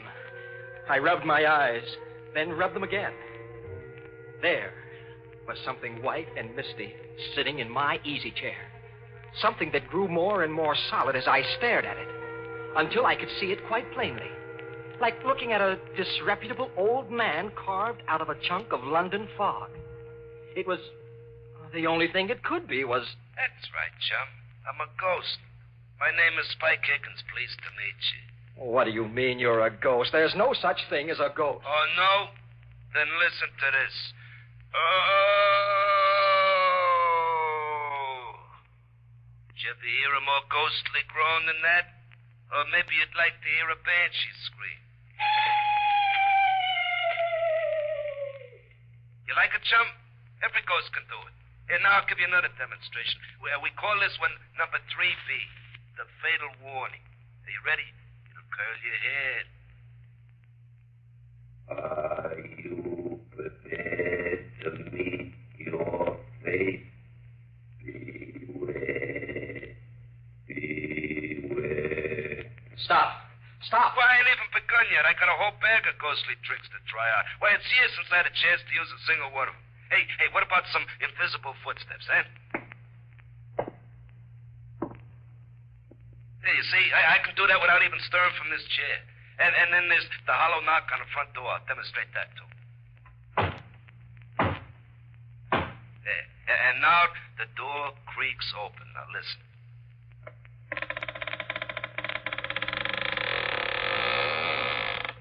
See? Now, just suppose you was alone in a deserted house at night and you heard all them noises. What would you do, huh? I'm asking you, chum.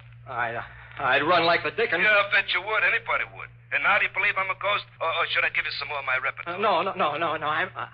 I'm convinced. You're a ghost. Well, that's better. Now that we're acquainted, you can call me Spike. That's my name, Spike Higgins. Born March 28, 1888. Died April 15, 1930. Well done, now good and faithful servant. Oh, I certainly wish I could wake up. This dream I'm having is ghastly. Not ghastly, ghostly. And you're not asleep. Hey, but speaking of sleeping, it's after midnight, and this is the first time I've been near a bed in more than 20 years. What do you say we turn in, man? You mean you're suggesting you're going to sleep in my trailer? Well, why not? That's what a trailer's for. A home away from home. No. I won't stand for it. Now, get out. Why did you ever come in here in the first place? Well, why did you stop at my territory? Answer me that, chum. Don't call me chum. My name is Melvin. If my name was Melvin, I'd rather be called chum. Okay, Melvin, you invited me in. I did no such thing. I deny it. Well, you stopped beside my railroad station, didn't you? Well, what do you mean, your railroad station? That old station outside, I haunted. A haunted railroad station? I never heard of such a thing. Well, there's plenty you never heard of. Well, back in 1930, I was a bum, see. I rode the boxcars. Well, one night I was trying to get away from a railroad boat. Toughest railroad dick in the business, name of Dan Bancher. Well, I slipped off the top of a boxcar just as we was passing his station, see? Well, so I got appointed resident ghost for 7 Pine Station. A real lousy break. Hasn't been anybody in the station after dark for 10 years. And then tonight you come along and park. Well, naturally, I invited myself in. Oh, that's some layout you got here. Well, why did you stay if you disliked it so? Had to. I was doomed never to leave. Punishment, you see. You were doomed to stay here forever? Like I said, never to leave. Why? I'll show you, Spike. This is where you and I part company.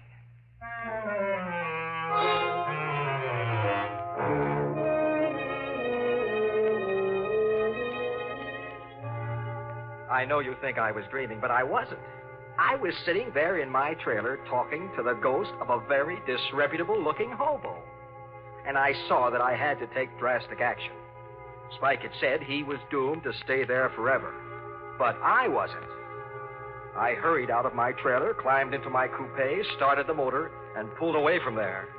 I didn't stop until I'd gone 20 miles and left Spike Higgins' ghost safely behind me. Then I found a spot off the road, stopped, and went back to my trailer, completely bushed.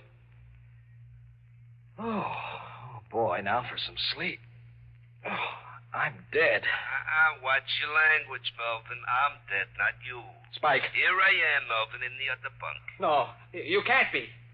You said you were doomed to stay forever back at the railroad station. Well, I said I was forbidden to leave. I didn't leave. You hauled me away in your trailer. So now the curse is broken. I can go any place I want. Then go. Any place. I don't care where, as long as it's someplace else. Oh, but I like it here, Melvin. Nice and cozy, good company, plenty of scenery. I tell you what I'll do. If looking at me bothers you, I'll merge. Then you won't be able to see me. Merge with what? Merge with the other world. So long, chum. I mean, Melvin. So long. He was gone. Except for me, the trailer was empty. Then I knew it had just been a dream. I took a stiff drink of scotch and tumbled into my bunk. Next morning, the sun was shining. I thought about Louise and cheered up. I made myself a cup of coffee and started out happy as a lark again. I stayed happy almost all day. Then, as it was getting on towards evening, a cold, clammy draft chilled the back of my neck, and... Hello, Melvin. It's me, your old chum, Spike. You're not my old chum, and where are you? I can't see. Well, give me time, Melvin, give me time. I've been merged with the other wear all night. I can't materialize again too fast or I'll strain my protoplasm. There, how's that? You transparent monstrosity. I thought you were just a dream. Oh, have I got to convince you all over again? Okay, I'll run through my repertory for you. The ghostly groan, the dying scream, the scream of the banshee, the hollow footsteps, the squeaking door. No, anything but that. I couldn't stand it again. Well, okay then. Oh, but I left one out last night. The mournful howl of a dog. You know, in every ghost story, there's always a dog howling someplace. Well, that ain't a real dog. It's just a standard ghost sound effect. Yeah, like this, see? Oh, no. My nerves can't stand anymore. Melvin, chum, you're going to have to toughen up. You're going to be hearing a lot of them ghostly noises, and you just got to get used to them. What do you mean? Well, you and me are going to be seeing a lot of each other. I am now the resident ghost of this here trailer. Congratulations, Melvin. You own the first haunted trailer. Oh, don't be ridiculous. Nobody ever heard of a haunted trailer. Well, they're going to hear of this one. You'll be famous all over America. Oh, that's absurd. A haunted trailer. Why not a haunted ferry boat, a haunted boxcar, or a haunted Pullman? What, do you think there ain't? Why, there's a haunted ferry boat, makes the crossing at 125th Street every stormy night. And then there's a haunted boxcar. Never gets where it's going. pal of mine rides it, named Boxcar Benson. And speaking of trains, didn't you never hear the Phantom Express? The Phantom Express? Yeah, it's an all-Pullman car job, and nobody rides it but hobos who've been given a reward, see? It only travels by twilight, and it goes 1,000 miles an hour. Always traveling, never stopping. That's heaven for us poor restless hobos. Indeed. Yeah, so what's so funny about a haunted trailer? Now I ask you.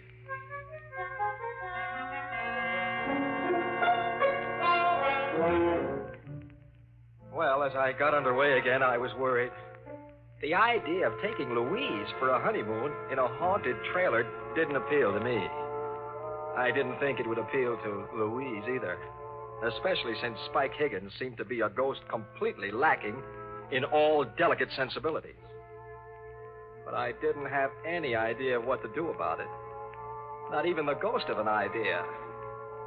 Presently, Spike oozed himself back into the trailer, and I kept on driving until almost 9 o'clock.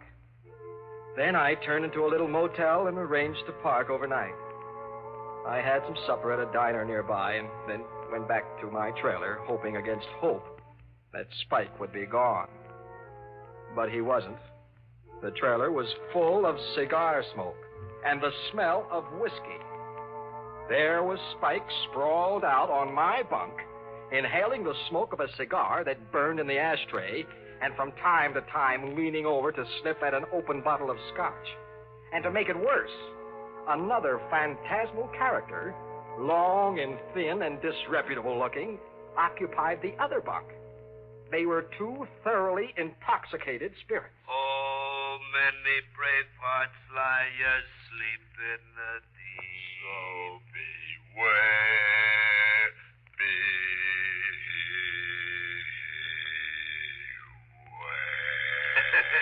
Spike, what is the meaning of this? Oh, hello, Melvin. Melvin, I want you to meet an old pal of mine, Nitro Nelson. Pleased to meet you, Melvin. I'd shake hands if I had any hands. Spike, I asked you a question. What is the meaning of this? Why, Melvin, we're just celebrating, that's all. I ain't seen Nitro for pretty near 25 years, so we're having a little fun. We're just a couple of high spirits. You get it? Huh? Very funny. Well, get this Nitro ghost out of here at once. This is my trailer, and I don't want him here. Yeah, sure, Melvin. It's your trailer, only I'm the resident ghost, see? I got full rights to extend hospitality to any other ghost, ghoul, phantasm, spirit, spook, boogeyman, werewolf, vampire, or poltergeist I want to. Look it up, the Spirit's Handbook, Section 7, Paragraph B. Besides, Melvin, there's a lot worse things than me that Spike could have invited. You know, some of them werewolves now. Brother. All right. Let's not talk about it. Just thinking of such things makes me nervous. But you'll have to stop singing. Suppose somebody heard you and came to investigate. Oh, well, okay. And anyway, it's time to turn on the radio. Turn on the radio? For what? But to hear it, stupid. Let's see. Yeah, this ought to be the right station. May I ask, merely out of morbid curiosity, what program a ghost would listen to? Well, you don't have to ask. You'll hear it.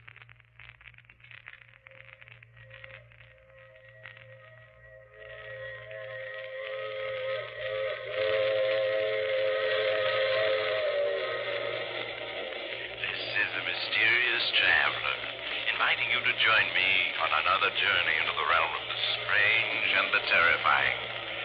I hope you will enjoy the trip, that it will thrill you a little and chill you a little. So settle back, get a good grip on your nerves, and be comfortable if you can. Mysterious Traveler. Oh, that's a pipperoo of a program. Oh, no. Turn it off. What's the matter? You don't like the Mysterious Traveler? All us ghosts listen to it. Oh, I like it all right, but you don't expect me to listen to it with two ghosts right in the same room with me, do you? Sometimes he even scares us. Okay, we'll turn it off. Look, Spike. Yeah, Melvin. What'll you take to go away and leave me alone, both of you? Oh, Melvin, you don't understand. I've took up my abode in this here trailer. I'm your ghost now. Your family ghost. Where thou ghost, I will ghost. You get it, huh? Then am I to understand you refuse to clear out? And the answer to that, Melvin, is absolutely. In that case, I'm going to rent a cabin for the night. I couldn't possibly sleep in this trailer with you two hunks of animated fog. Suit yourself, Melvin. Anyway, me and Spike got some practicing to do. Okay, Spike, let's go. First, the mournful dog howl.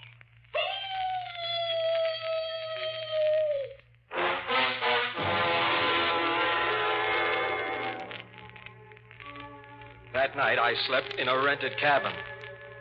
The next morning, I drove on westward with my two phantom passengers and tried to pretend they weren't there. I almost got used to them. I suppose a man can get used to anything, even to having a permanent cold chill running down his backbone.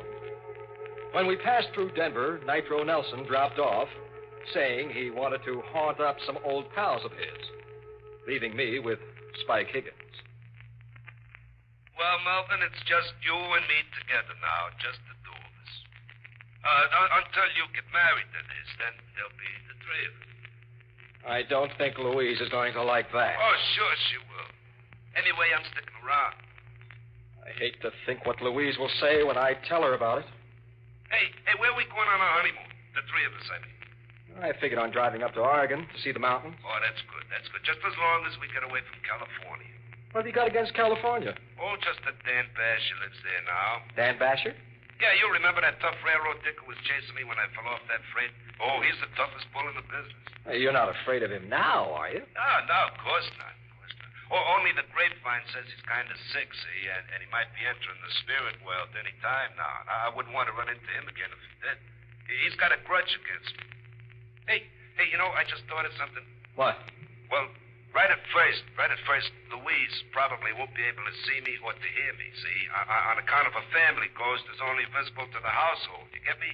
Yes, but I don't understand Well, as soon as you're married, she'll be part of the household, and then she can see me. Until then, no.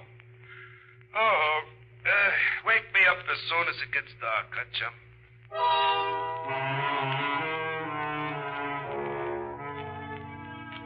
3 days ago, we reached Santa Monica.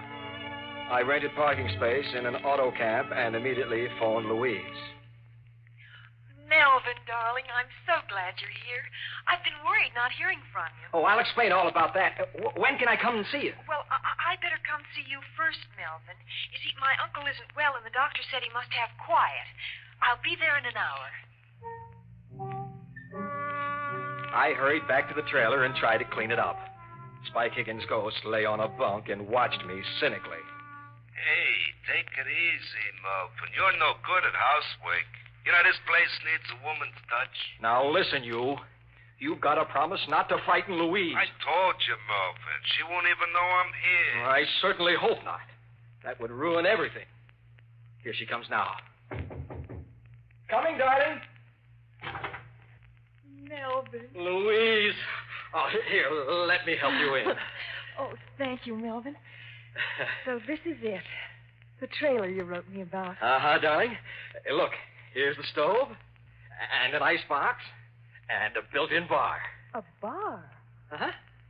Oh, now, Melvin, you know I disapprove of spirits. I resent that. Be quiet. Why, Melvin. Oh, excuse me, darling. I wasn't talking to you. Well, then who were you talking to? Oh, it's hard to explain. Oh, look, Louise, here's a writing desk that folds into the wall, and a regular easy chair. Well, it's very nice, Melvin, but all the same, we're not taking any spirits along on our honeymoon, bar or no bar. Oh, she got a surprise coming to her. I said to be quiet. Melvin, how can you talk to me like that? Come on, show her who's boss, Melvin. I told you to shut up. Melvin! I won't stay here and be insulted. You can telephone me when you're ready to apologize. With that, Louise stormed out. That evening, I had to plead with her on the telephone for half an hour before she would consent to let me drive out and see her at her home. Oh, really, Melvin, you were very rude this afternoon. Oh, I'm sorry, darling. I'm overwrought. I apologize. Well, you do look rather haggard, Melvin. And the way your hair stands on end, you really should do something about it. I wish I could. Louise, how soon can we get married? Well, I don't know. It depends on Uncle Dan. Uncle Dan? Uncle Dan Basher, my mother's brother. He's very ill. The doctor just gives him a few more days. Your uncle is Dan Basher, who used to be a railroad detective? Why, yes. And he's dying? I'm afraid so, Melvin. But you needn't look so pleased about it. Oh, sorry, darling. Look, I must talk to him now. Oh, but the doctor said he can't. Just be for a minute, disturbed. darling. It's very important. Well, maybe just for a minute. Come this way. This is his door. Uncle Dan, Yeah? do you feel strong enough to talk? What about? Well, it's Melvin, my fiancé. He wants to meet you. Send him in. Come in, Melvin. Thank you, Louise. Look, I must speak to your uncle in private. Oh, but Melvin, you... I'll explain later. That's a good girl. Really, Thank you, Louise. Good work. I can never get rid of her. What do you want to marry Louise for, anyway? Oh, I love her. It's a pretty poor excuse for getting married. She's like a mother, my sister. The reason I spent all my life on the railroad. Well, that's what I want to talk about, sir. Do you remember a certain Spike Higgins? Do I remember him? If I could ever get my hands on him. You know him? I know his ghost. He's haunting my trailer. He is, huh? I'd certainly like to meet up with him. Oh, I'd certainly like you to. He's outside now. My trailer is parked at the curb. Well, in that case, I was figuring on postponing the event for a few days. But for the privilege of meeting up with Spike Higgins' ghost. Yes? Lad, go outside and wait. I'll be out in a couple of minutes. In the spirit.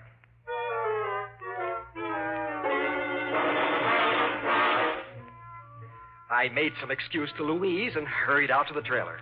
Spike Higgins' ghost was lolling on my bunk. Oh, out so soon, Melvin? What's the matter? Oh, nothing, Spike.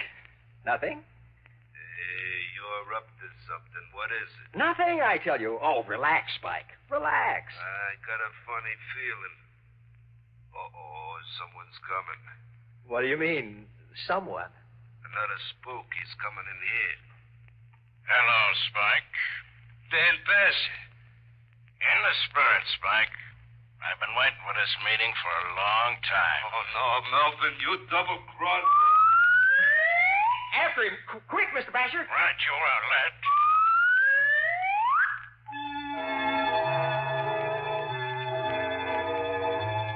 I rushed outside.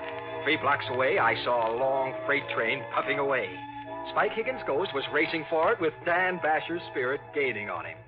For the first time in a week, I felt happy again. Melvin. Louise. Melvin. Uncle Dan.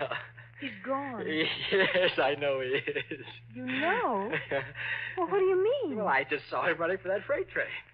You saw Uncle Dan running for a freight train? Oh, I certainly did. Wonderful fellow, your uncle. Well, Melvin, are you mad? Mad? Not a bit. I am as happy as a lark. Well, you must be out of your mind. Your poor Uncle Dan has just... Oh, Melvin, and you just stand there laughing about it. Laughing! But Louise, you don't understand. Oh, I understand all too well. You want to break our engagement. Hiya, Melvin. So you want to get rid of me, do you? I certainly do. There, I knew it. I just knew it. Louise, darling. Oh, just like a dame. Always weeping. Will you shut up? Isn't there any way to get rid of you? Well, there certainly is. Goodbye, Melvin McGraw, forever. Louise. Oh, never mind, Melvin. You've always got me.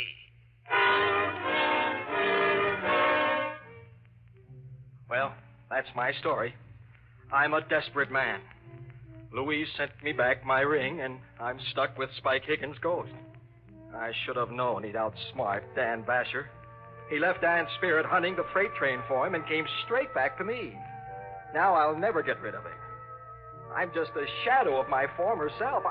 I can't get a job. Oh, look. Do any of the radio stations carrying my story need a good sound effects man for mystery programs? Oh, with me and Spike Higgins' ghost working together, we can guarantee authentic effects. Here, look, we'll give you a demonstration. Spike, let's have the creaking door. Now, the fatal warning. Are you prepared to meet your maker? Now, the dog howling in the cemetery.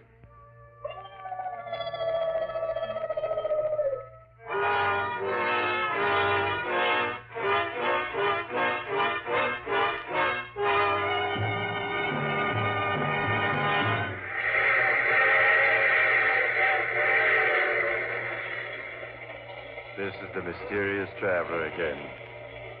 Dear me, what an odd story Meldrum had to tell. Really, I don't know whether to take it seriously or not. A haunted train. It would be just the thing for my summer vacation. I do know a haunted telephone booth where I make all my calls. Oh, but I'm just joking.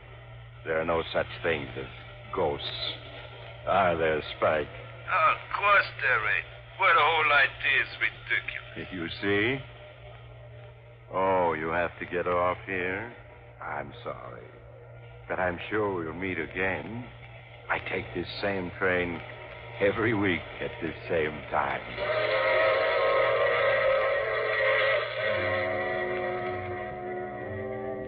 You have just heard The Mysterious Traveler.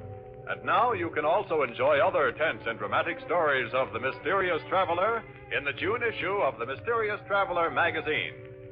In our cast were James Stevens, Larry Haynes, Bill Zugert, and Shirley Blank, with Maurice Tarplin starred in the title role. Music is under the direction of Emerson Buckley and was composed by Richard DuPage. This program came from New York.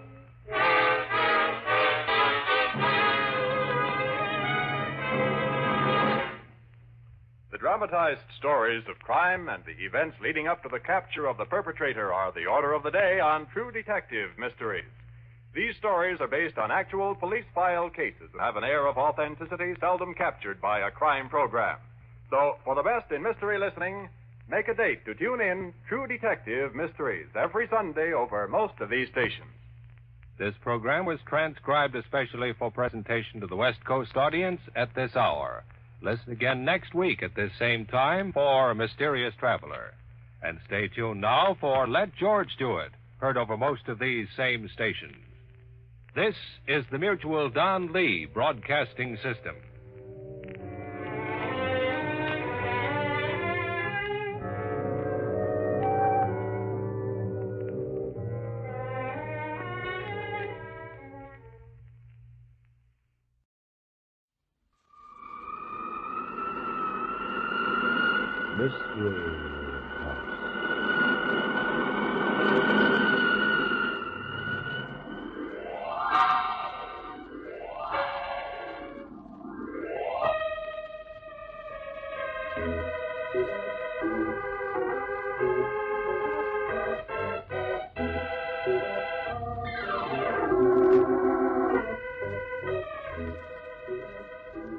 Mystery House, that strange publishing firm owned by Dan and Barbara Glenn, where each new novel is acted out by the Mystery House staff before it is accepted for publication.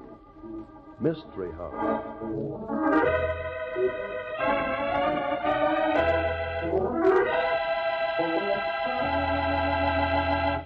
Well, Barbie, the novel we're trying out for Mystery House tonight, Murder Hires a Hall. I've read it and I like it. Well, I do too. But we'll see how it plays. The whole point of having our publishing staff act out these stories. Yeah, I know, but I'd take a chance on this one without even trying it out. I disagree, Mr. Glenn. I don't think there's any point in taking chances on anything in this day and age. Yeah, Tom, but this story... Well, I'm not talking about stories particularly. There's no need to guess on anything when you can get authentic, reliable information. I bet this is leading up to something. Of course it is, Mr. Glenn. Listen.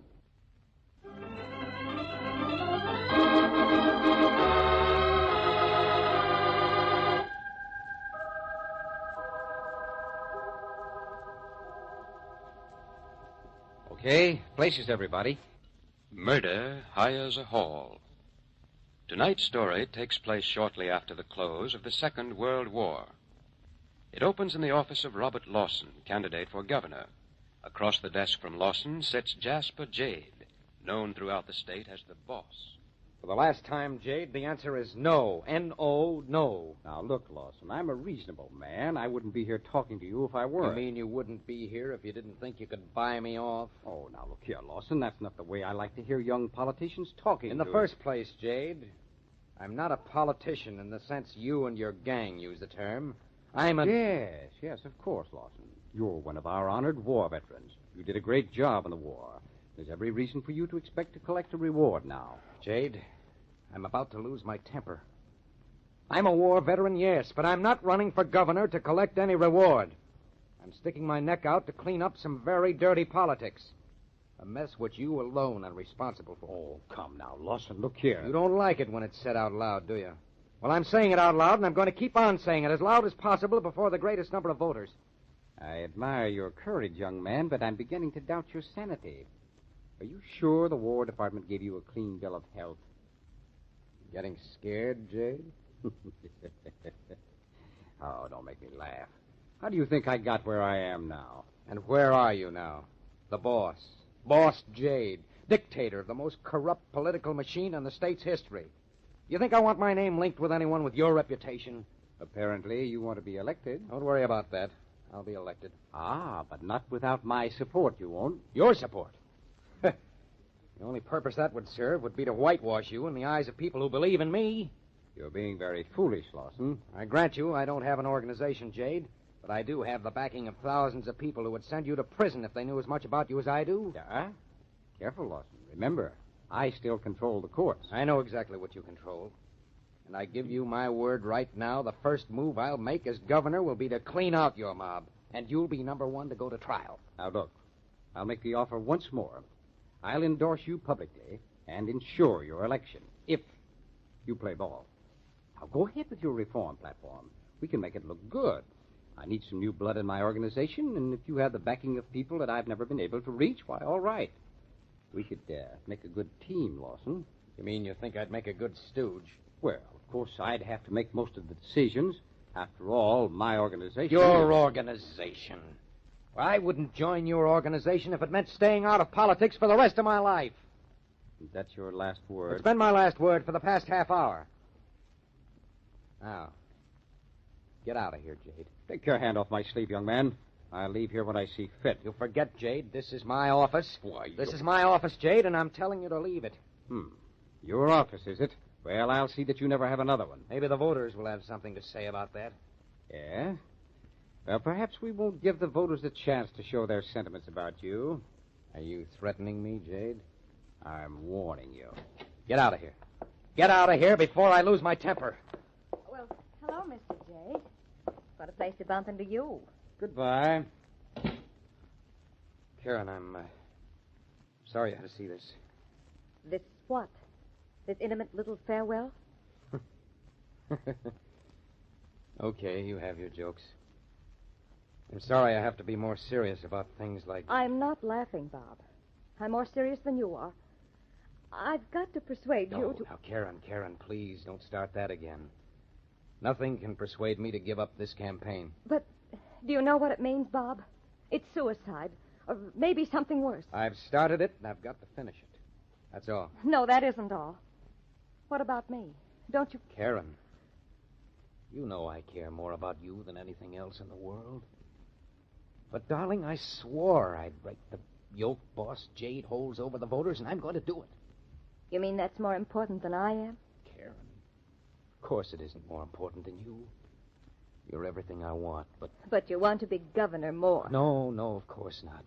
But look, Karen, when I came back from the war, I was determined that I was going to see that people at home got some of the things so many soldiers died for. I don't really care about being governor, but I'm going to see that Boss Jade is thrown out of this state, and if I have to be governor to do it, I'll be governor. Oh, stop that Galahad stuff. Galahad stuff? Karen, what's got into you? Oh, I'm sorry, Bob. I didn't mean that. But, Father... What about your father? He's going to have to pull out on you. He's been my strongest backer. His newspaper is the one way I've had of reaching the voters. His support has meant everything. Yes, and if he continues to support you, he'll lose everything. But how? Even if I lose the election, he'll Winning still... or losing the election has nothing to do with it. You forget that Jade controls the only paper mill from which Dad has been able to buy newsprint. Well, there must be a way. There isn't any way. You know what the paper mill situation is. And without paper, Dad will have to quit publishing. Bob, you've got to give up. You've got to quit this useless fight against Boss Jade. It isn't useless. I'm going to beat Boss Jade if it's the last thing I do. Well, you can't do it alone. Well, I've certainly counted on your father's support, but if I have to do it alone, without any newspaper backing me, I'm still going to do it. And what about me? What do you mean, Karen? Unless you announce your withdrawal right now, you and I are finished. But why? Karen, I can understand your father being forced to pull out. He has to think of his newspaper and all the people dependent upon it, but you and I, we belong together, fighting the same battle. Don't you understand? I can't stand by and see my father ruined. But he won't be ruined if he withdraws his support. Unless you either accept the support of the Jade machine or withdraw completely from the election. Jade will expose Dad and break him completely. Expose your Dad? Why, Dad has spent his life as a crusading editor. When he hired a business manager, he didn't watch him closely. Now he finds that his business manager is one of Jade's men. And he's been so unscrupulous that Dad's paper and Dad will be completely ruined if certain facts are ever brought to light. But that's not possible. That's what I thought. But I saw the evidence. Jade's paper has it all set in type. Dad's picture and a complete set of facts that will force him out of business and make it absolutely impossible to defend himself. Oh, that's preposterous. We'll take it to court. Oh, you know that won't do any good. Jade controls the courts. But, Karen, that's just one more reason for me to run Jade out of business. You haven't a chance without Dad's support. But I can't give up now. You can, Bob. You must. If you love me. You know I love you. That's why I have to make this fight, regardless of the consequences. You couldn't respect me if I turned out to be a quitter. I couldn't respect a man who brought about the ruin of my father. Well, I'm afraid your father will have to look out for himself. But what about me? Don't I count for anything? Karen, you know what you mean to me. If you really mean that, you'll sign this statement. Oh, but this is a statement to the public saying I'm giving up the fight. Oh, darling, can't you see? It's the only thing to do. No, Karen. This is one thing I can't do for you. All right, Bob. If that's the way you feel about it. Wait a minute. What's that you've got in your bag? Oh, I didn't want you to see that. A gun. But why? I'm sorry, Bob. I tried to keep this from you. There are people who would go to any lengths to keep you from being governor, Bob. You mean they threatened your life? But you don't have anything to do with my political life. No, but everybody knows that you and I are going to be married. They figure threatening me is a way to get at you. Don't you worry, darling. Nothing's going to happen. But I do worry, Bob. Please, sign the statement now. Please, darling. Let's both get out of this while we can. And admit defeat? I'm scheduled to speak before a packed house tonight, and I'm going to blow the roof off. Oh, Bob, for me, please, sign that statement. Nothing doing, sweetheart. This is a fight to the finish. It's either Boss Jade or me.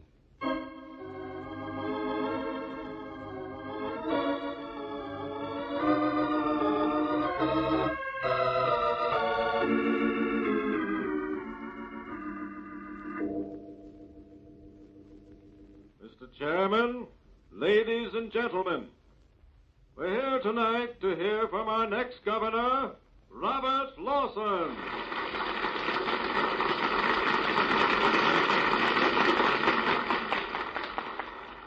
Yes, we're here to listen to him as he gives you the facts about the worst cheating the people of this community have ever been subjected to. The facts, ladies and gentlemen, not a story, but facts. How Boss Jade is... How did you get backstage, Walker? Never mind that. I hear you're going to shoot the works tonight. That's right. It'll make a great story for that newspaper of yours, if you'd print it, which you won't. That's right, Lawson. I work for Jade. I've been with this newspaper for years, and so far I've done a pretty good job of keeping the opposition in line. Oh, you admit you aren't bound by the great code of newspaper ethics, huh? Ethics? I'm too much of a realist. Enough of a realist to give you one more chance to call off this speech. Call it off? With 3,000 people out in front? With a statewide radio hookup? You can quote me as saying that I will definitely not call off this speech. I'll be on that stage in 3 minutes. Maybe. But let me fill you in on the situation first. The orders are that you are not to be permitted to finish your speech. It's too late now to stop me. Is it? You think you've got 3,000 friends out there? I've had rotten tomatoes thrown at me before. This time there won't be any tomatoes.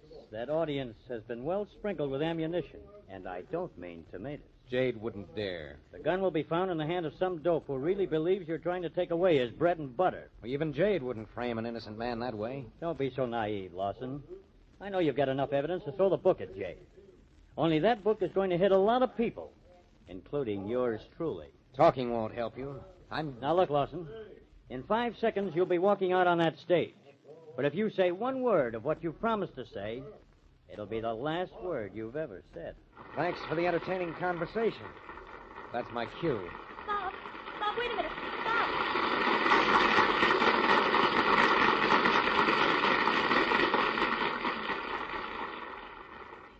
Ladies and gentlemen, without preliminaries, I want to come directly to the subject, which is the principal reason you're all here tonight. I propose to tell you about one Boss Jade, Jasper Jade, dictator of... Hey, the girl! Grab her, somebody! She did it! Where did... This isn't my gun. Oh, Bob.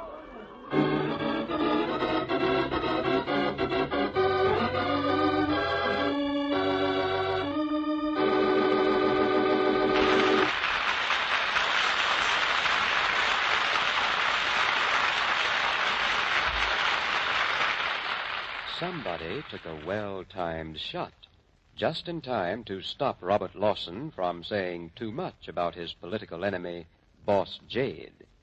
And it looks as if that somebody was trying to lay the blame on Karen Lindsay, Lawson's girlfriend. But let's see what the second act has to say about that. In the meantime...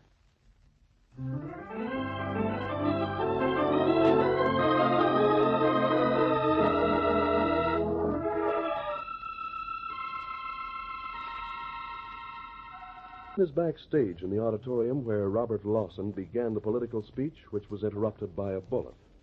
Police Lieutenant Murphy has arrived. But I didn't do it.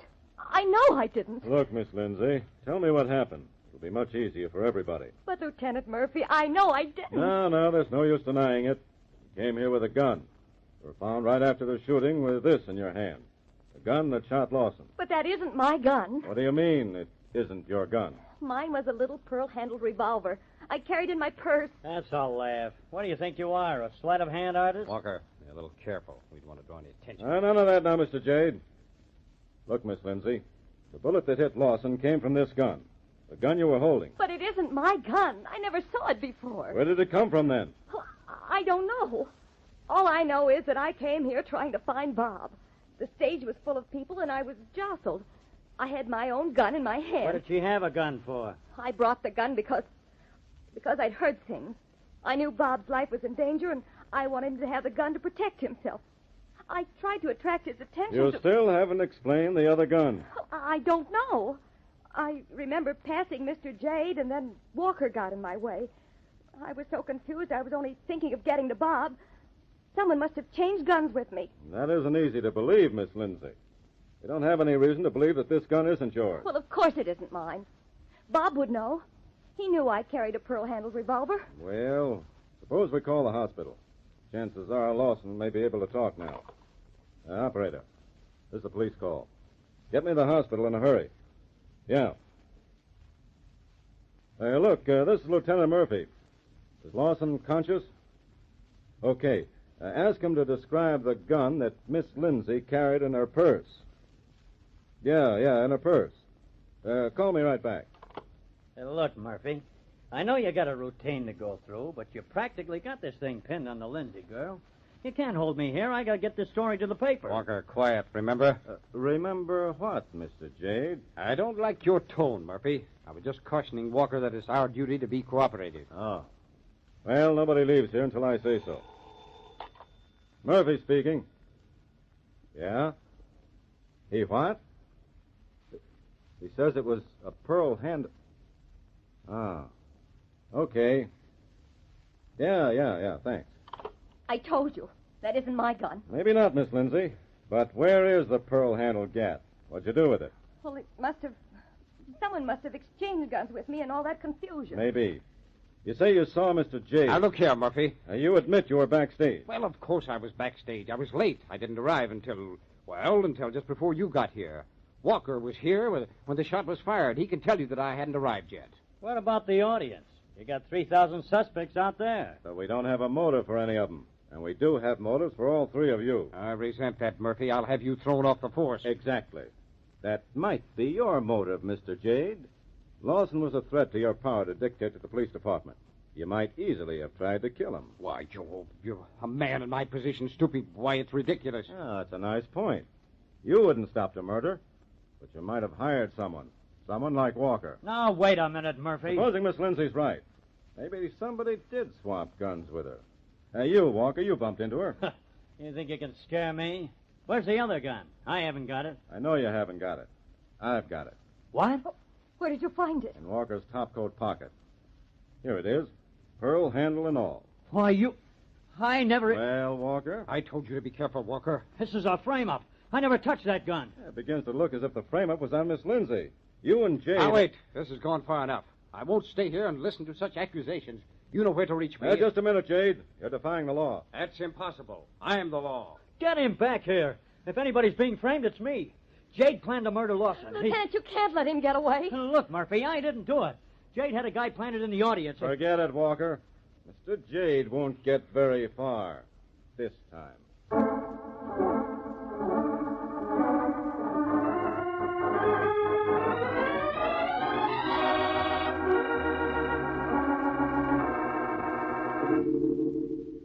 Well, Lawson, about time you opened your eyes. Jade, who let you in here? Isn't this... Yes, this is the hospital, all right.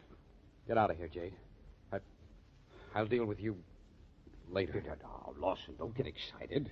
I know this is a little abrupt, but it struck me that you might be in a better mood as a result of this fracas. Here, take a look at this. What is it? Go ahead, take a look at it. You'll recognize it. It's a statement of withdrawal. The fact that you've been, wounded gives you a fine excuse for eliminating yourself from the election. Very interesting. Go ahead. Sign it. That bullet hole in your shoulder, you can give up the campaign gracefully. Even your most rabid supporters don't expect you to go on getting shot. Aren't you forgetting something? Well, what? Don't you usually take care of people under these circumstances? What are you getting at? Little gift. Settlement. Oh, yes, What? I said it, the settlement. Well, Lawson, I see that you're a practical politician after all. I did you an injustice. I thought your crusade was really on the level. Don't bother me with flattery. How much? Well, I guess we can come to terms. Let's say, the same as the last payment you made on my case? What's that? Yes, you, well, sure, Lawson. It's worth that much to me. That'll make it nice for both of you, won't it? That makes everything perfect. Give me a little time for the shoulder to heal. I don't want to give you a wobbly signature. That's fair enough. You surprised me, Lawson, but you took a load off of my shoulders. Well, I'll run along now. Oh, no, you don't. What? Still got some business to attend to, Jade. Murphy, you showed up just in time. Where's Karen? Pulled a faint just as we got to the hospital. They got her lying down in one of the other rooms. Listen, Jade, you can't hang this on me. You fried your own soul when you ran out of Murphy. That'll take a lot of fixing. Now, you see here, Walker. I may have to get a new political reporter. After that skipperoo in front of the witnesses, you're going to need a lot of new things, including a good lawyer. Murphy, get Karen in here. There are some things I want her to know. Okay. Walker, you know where she is. Murphy, I think we have everything just about cleared up. Lawson seems to think the shooting was one of those unavoidable things that politicians face. It might be silly to prefer charges. Lawson? I didn't say that, Jade. What's that? What have you got up your sleeve, Mr. Lawson? Here she is. Oh, Bob. Skip it, Karen. What's the matter, Bob? Not a thing, Karen. Nothing that your friend Jade can't explain. What do you mean? Jade has just admitted the whole story. What? You mean He told you about giving Now, me... you look here, Lawson. You can't prove a thing. Hey, somebody around here better start letting me in on this. What are you talking about, Mr. Lawson? I might have told most of this on the radio tonight, but the real clincher was the admission that Jade just made to me before you came in. Lawson, one more word Sit from down, you. Jade. Don't forget I got you covered. Jade has been trying to get me to withdraw from the election for a long time. But I didn't get really suspicious until the other day when Karen came in with a statement she wanted me to sign. An agreement to get out of the campaign. You mean she didn't want to be engaged to a future governor? She told me a wild story about the pressure Jade was putting on her father's newspaper. And I might have believed her if I hadn't noticed that the statement had been drawn up by Smith and Reynolds. The law firm for the... That's right, the dummy law firm set up for Jade and used by nobody but Jade. Then I began checking. You mean you found out about what was happening while you were overseas? Well, I did find out that Karen had seen a lot of Jade while I was in service, but the important thing I found was a canceled check, signed by Jade and made out to Karen. A check for $50,000. The rest was a matter of talking to Jade, and he all but admitted tonight that he had paid Karen to keep me out of the race for governor. I should have known you'd find out. But Jade kept after The me. shooting was the girl's idea, I swear it. Maybe so, but it wasn't exclusive. What do you mean, Walker? Jade had a gunman planted in the balcony, right next to the fire exit. But the girl beat him to it. Jade made me do it. He told me I could make it look as if Walker had fired the shot. What do you mean? The girl's gun was found in Walker's coat pocket. Jade invented that story I told you about the guns. He gave me the second revolver, told me to hide my own in Walker's pocket. Jade wanted to get rid of Walker. I told you it was a frame-up. Jade's been giving me the heat because... Because of me, Walker? He figured I was getting soft, that I knew too much. You're fired, Walker. You'll never work on another paper as long as I... As long as you what? Well, Miss Lindsay, looks like you picked the wrong man when you teamed up with Jade. Come along, both of you. I'm sorry about this, Lawson. Don't worry about it. I've learned my lesson. Next time I hire a hall, I'll know enough to look out for murder.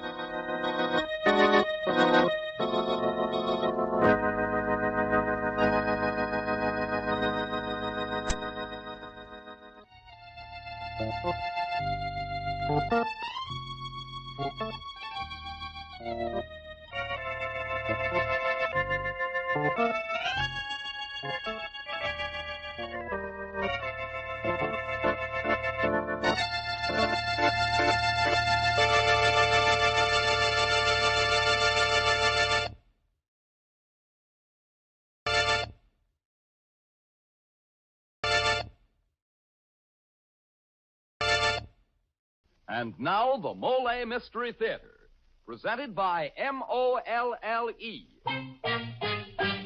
Mole, the heavier brushless shaving cream for tender skin.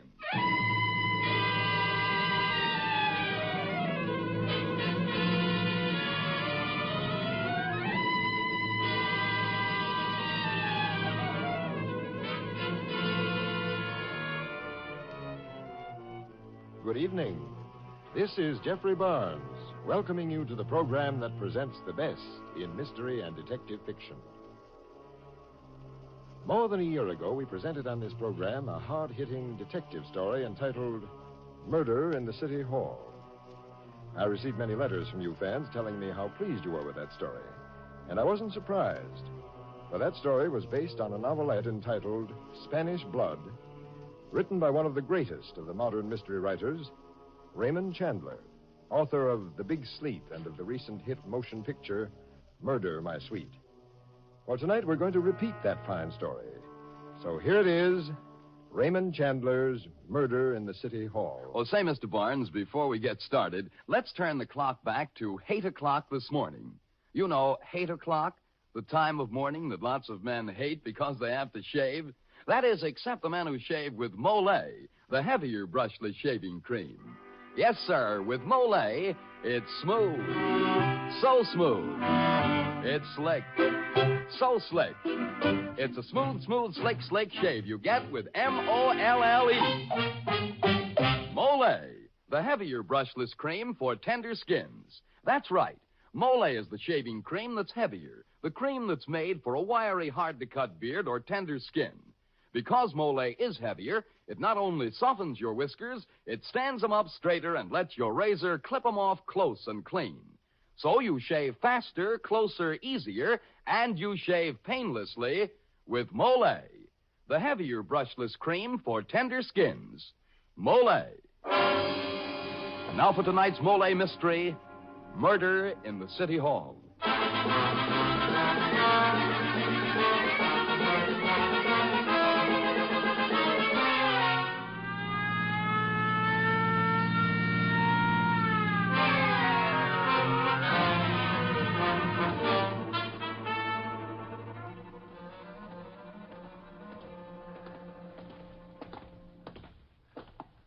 Down this corridor, Sam. It's the end office. Oh. Can you beat it, Sam? Bumping off Donegan Marr. Boy, will this make trouble down at City Hall. Right, Pete. 2 months till election, and one of the candidates for judge is dead as a doornail. We went to school together, Donnie and me. Carried the torch for the same girl. He won. He always did. He's a great guy. Here, Sam, we turn down this way. Yeah. Yeah, Donnie Moore was a great guy till he got into politics. Then he changed it. Got mixed up with the mud. Keep out of politics. That's my motto. And something happened to his marriage, too. What kind of sour? Feel sorry for his wife, Belle. Still carrying the torch for us, Sam? Yeah, maybe. Here we are. All right, officer. Lieutenant Sam DeLaGuerra and Pete Marcus of Homicide taking over. Yes, sir.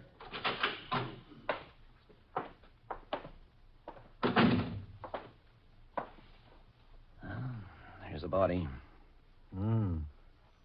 Slumped over in his chair with 2 bullet holes in his chest. Anybody hear the shot, Pete? No. Well, the office is probably soundproof. Who reported the killing? His secretary. She went to lunch an hour early today, and when she came back, she found this and phoned the police and Mar's wife. Where's she now? The secretary? They sent her home. She was getting hysterical. Hey, look, Pete, here's a gun in his hand. Only it hasn't been used. Probably his own. Don't see any empty shells anyplace, Sam. Whoever did it must have been smart enough to pick up the shells. Here's his appointment pad. Somebody named Imlay was due here at 12:15. It's 1:30 now. Who's Imlay? Wait a minute, sure. There's an assistant DA named Imlay on Big Boss Masters' ticket running for judge against Marr. Sam, you don't think... I don't know what to think yet. Hey, take a look at this writing on the pad. Pretty shaky, isn't it? Yeah, very shaky, just as... Hello, boys. Afternoon, Mr. Coroner. How are you, Dad? Well. An important stiff this time, yes? Yeah, let's see what we can make of it. 2 slugs, eh? Small ones. Look like about 25 caliber. A lady's gun. Yeah, close to the heart, but not touching. Must have died about an hour ago. About 12:30. Maybe a minute or 2 after he was shot. You don't have to be so cheerful about it. Pete, here they are. What, Sam? Missing shells. The murderer hid them in the humidor there under some cigar butts. Let's see them. Yep, just as I thought. 25 caliber shells from a small gun. Like maybe a woman would use. I got it. Hello? Oh, yes, Commissioner. This is Lieutenant Pete Marcus. Yeah. No, nobody's been here but the coroner. Hold everything till you get her. Sure thing. No printer, cameraman yet. Only me and Sam DeLaGuerra. Yeah. Yes, sir. Here, Sam. The commissioner wants to talk to you. Hello, Commissioner. Sure. What am I doing on the case? Well, I was just standing around. They sent me over. Well, sure, I knew Donnie Moore, but I didn't room with him.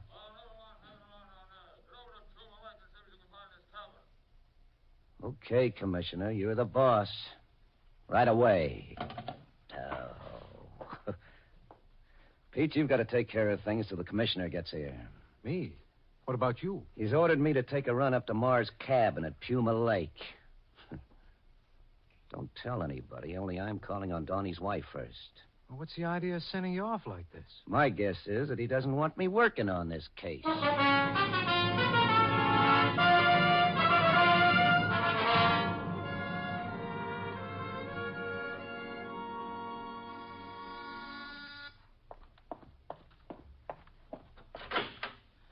Oh, hello, Mr. Sam. My, it sure is good you came. Well, Minnie, I'm sorry about what's happened, but I've got to see Mrs. Moore right away. Oh, sure. Come on in, sir. No reporters yet? Oh, no, sir. Nobody ain't been here yet. Only the commissioner. He just phoned about 5 minutes ago. The commissioner phoned here? Why, yes, Mr. Sam. What'd he say? Well, I don't rightly know, Mr. Sam. He talked to Mrs. Moore. And she ain't said a word even to me ever since she heard the awful news. She just stands around like she's dazed. Well, I'll go on into her. And don't talk to anybody, Minnie. Don't say anything.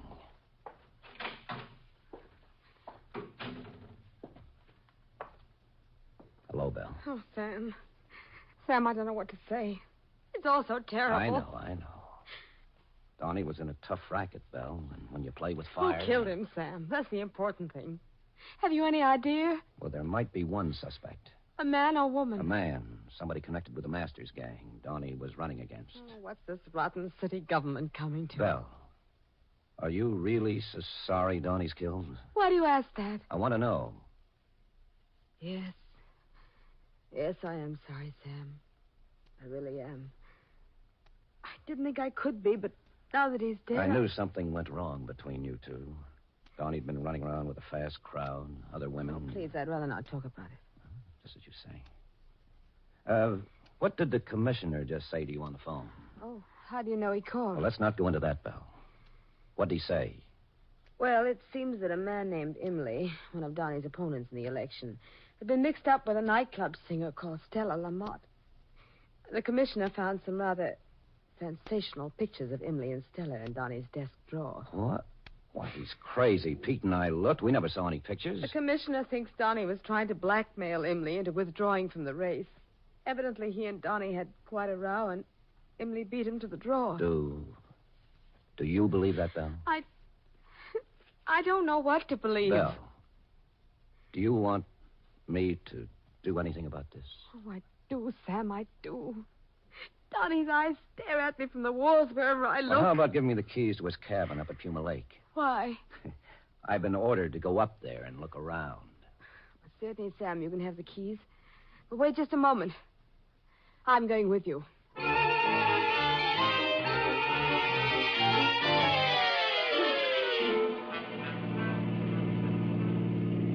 You know what I think, Belle?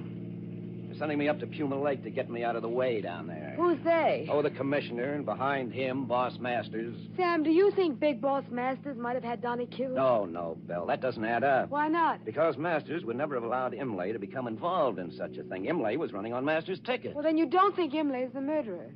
I don't know. Oh, it might be just what the commissioner says it is. A quarrel over those pictures of Imlay and Stella Lamott. After all, Donnie might have threatened to blackmail Imlay. Oh, Donnie's done a lot of things lately I haven't been proud of. Well, here we are at the cabin. See, a lonely little place. When was Donnie up here last? Oh, I don't know. He was always coming up here for conferences. At least he said he was coming here. Well, I'll nose around a bit, see what I can find. I'll come along with you, Sam. No, Belle, no.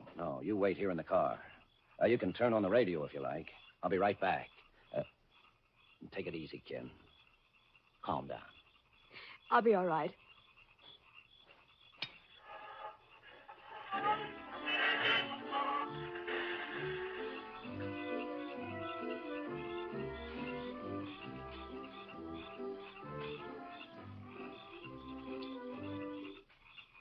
We interrupt this program to bring you the latest bulletin on the City Hall murder of Donegan Marr.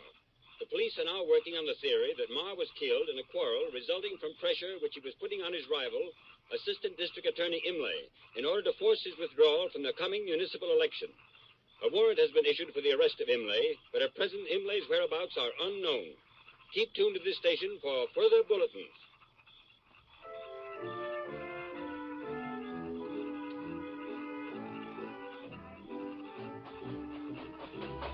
Come on, Bill. We're getting back to town. You find anything, Sam? Well, let's get going, and I'll tell you on the way. You did find something. You can tell by the expression on your face. Yes, Belle. Something I wasn't supposed to find. What? A dead man. A bullet through his temple. Sam. Who is it? Imlay. Imlay? Yeah, and he's been dead for hours, at least since last night. But Donnie was killed this morning. That means that... Imlay couldn't have killed Donnie, exactly. Then... who did? That's what I'm going to find out.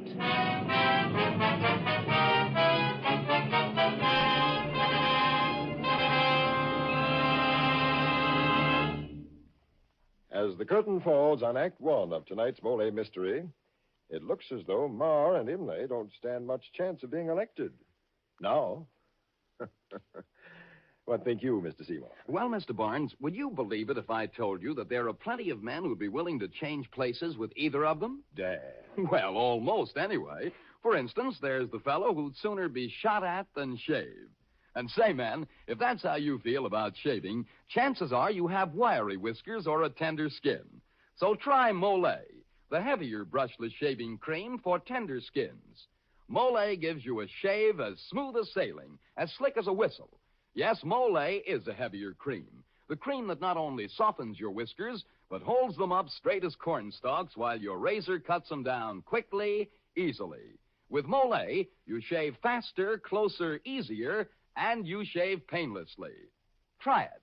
See if you don't say, it's smooth, so smooth, it's slick, so slick. It's a smooth, slick shave you get with M-O-L-L-E. Mole, the heavier brushless shaving cream for tender skins. Mole. And now here is Jeffrey Barnes and Act Two of Murder in the City Hall.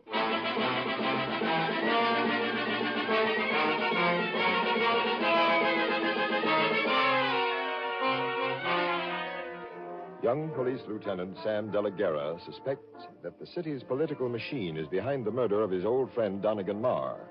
The police believe that the machine candidate for the judgeship, a man named Imlay, committed the killing in self-defense. But De La Guerra knows Imlay could not possibly have killed Donegan Marr. Now he returns to police headquarters. Hi, Sam. Good thing you're back already. The commissioner wants to see you. Yeah, and I want to see him, too. Listen, Pete. Were you in Marr's office when those Stella Lamarck photographs were found? Well, yeah, but I didn't find them. The commissioner did. Did you see him find them? No, but I don't think he planted them, if that's what you mean. That's exactly what I meant. Now, look, Marr is murdered. So the voters are going to think Big John Masters had him killed because he was giving the political machine a run for the money. You don't think that, do you, Sam? No, I don't.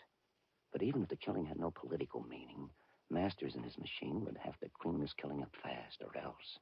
And if they can pin the killing on Imlay, the case is a cinch. Then Masters gets all the votes. How do you figure that? Well, Masters and the commissioner pin the killing on Imlay. You get it? But they do it so it looks like Marr was blackmailing him.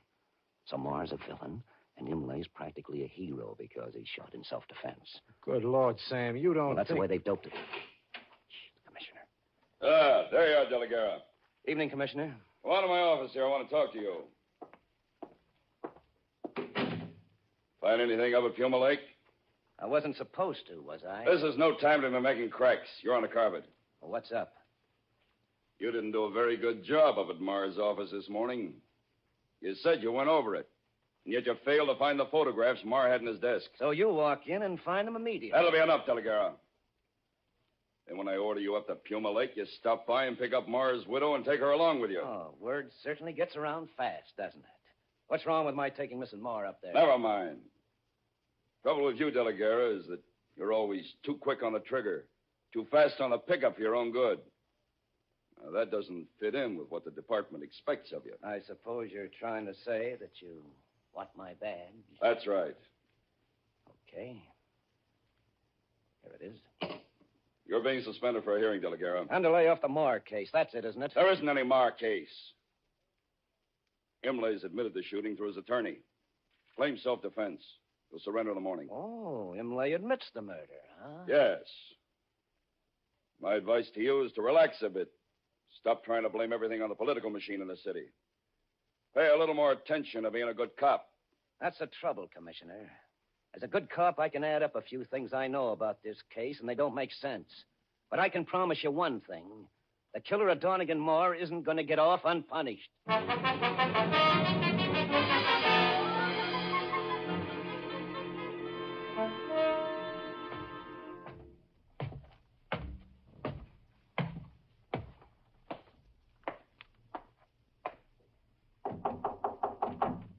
Yeah?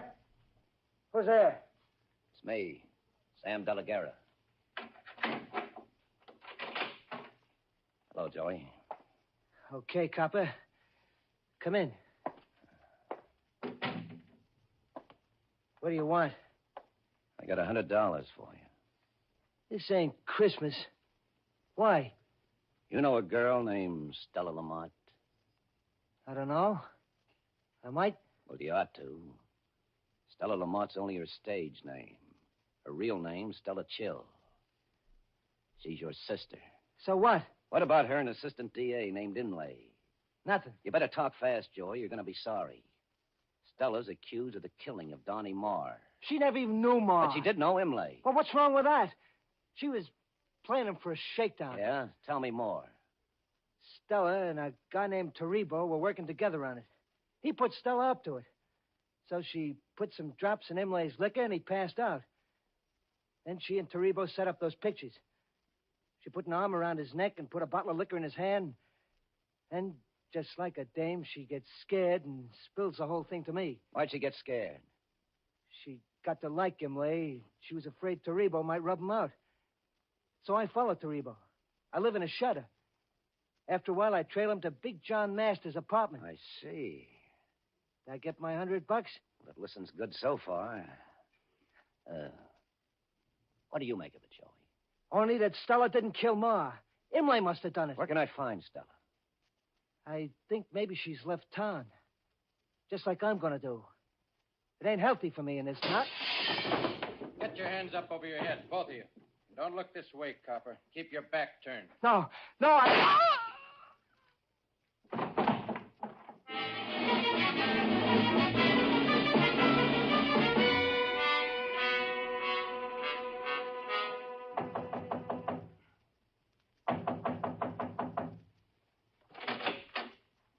What do you want? I don't know you. That's why I'm here, Taribo. I want to get acquainted with you. Shall I come in? Why not? You're halfway in already. Yeah. Well, a nice little place you got here, Taribo. Must be in the money. Did you come here just to admire my apartment? No, but I might as well, as long as I'm here. Who are you, anyway? Take a look at my back. You ever see it before from a broken window? What's the matter? You nuts? You been out of here in the last half hour? Who cares? You been doing any shooting, Taribo, with a stool pigeon named Joey Chill? No. Joey. Don't tell me Joey's been killed. All right, little girl. Who are you? Shut up, Stella, and get back in the other room. I'm Stella Lamont. I'm Joey's sister. Don't tell me he's been killed. About 20 minutes ago. He was telling me all about what... There. That ought to keep that copper quiet. Taribo, what do you know about Joey being killed? What do you mean? What do I know? Who killed him? How do I know? You've got to talk fast, Taribo. You've got to tell me where you were a half hour ago. Shut up, Stella. Get on the phone and get Masters here in a hurry.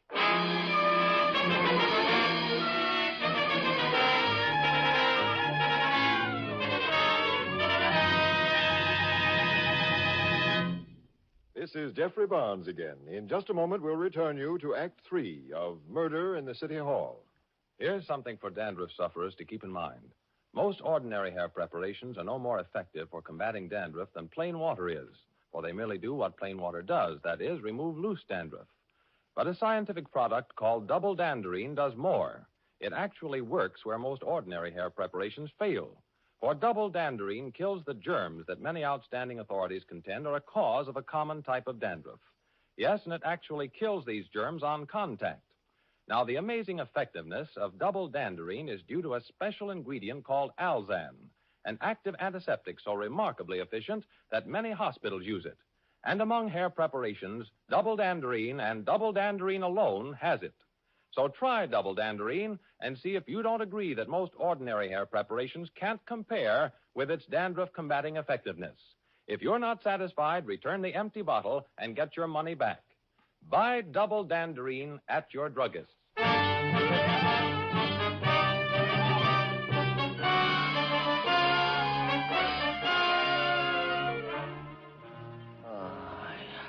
Look, Mr. Masters, he's coming too. All right, Stella, all right. Pretty tough lieutenant, isn't he, Turibo? Too tough for his own good. Come on, Copper, sit up. Hey. Well, quite a reception, huh? Well, Boss Masters is himself. What's the idea? All right, Delgado. From now on, I'll do the asking. What do you want coming here to Turibo's apartment? I was looking for Stella Lamont. Why? I want to find out who killed Donnie Marr. What's there to find out? Imlay has confessed to his attorney that he killed Marr. Why hasn't he appeared and made his own confession? We expect him to do that in a day or two. Only he won't. Because he's dead. Lying flat on his face in that cabin up at Puma Lake. Imlay? Dead? It can't be. And what's more, he was dead before Marr was killed. He couldn't have killed Marr. Well, Garrett, what you say is true. Sure. Imlay probably went up to talk with Marr as soon as he got wind of those pictures you had Taribo fake. Why wouldn't he? When he went to see Marr last night and not this morning.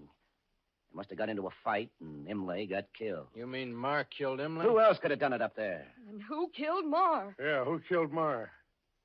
How about it, Masters? Oh, why should I have Marr murdered? You must have had those pictures of Stella here planted in Marr's desk. All right, Delgado. We did plant those pictures. We had to do that. Only now... Now it won't work because Imlay's dead. Delgado, I'll pay you $5,000 if you can find me the murderer of Imlay. How much do you know about the case? Several things. First, Marr evidently got a fake phone call from someone making an appointment for Imlay at 12:15 today. Now, that must have scared Marr if he knew he'd killed Imlay the night before. So what did he do under the circumstances? Why, stall, of course. Send his office girl off to lunch, put his gun where he could reach it in a hurry. Be all set for trouble. And when his 12:15 visitor arrived, he got his gun out, but he didn't use it. So what? I'm not sure yet.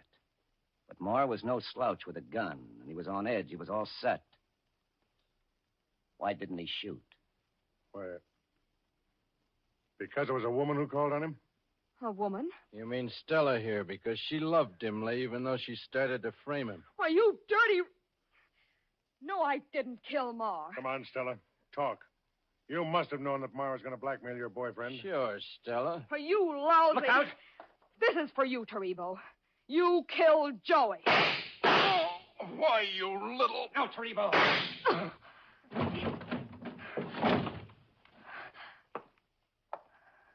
Stella. I got him, didn't I? Yes, Stella. And I don't mind kicking off myself. Only... Yes, Stella. You've got to believe me when I say I didn't kill Marr. Somebody else did that job.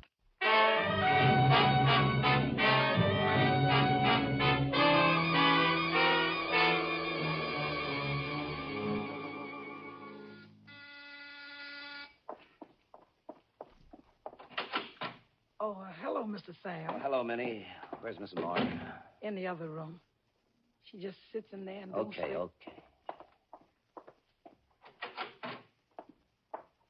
Oh, Sam, I've been waiting and waiting. What's happened? Stella Lamont just killed a skunk by the name of Taribo. Oh. Case is officially closed, I guess. I pinned Donnie's murder on Taribo somehow. There'll be an inquest, of course, investigations, plus a lot of people shooting their mouths off to horn in on the publicity. And the papers will play it up big for a while. But as far as the police are concerned, the case is tied up in a package. Oh, Sam, I'm so glad it's all over. Yes. Only I'm pretty sure now a woman really killed Donnie. A woman? Yes, Belle. But they'll never know who.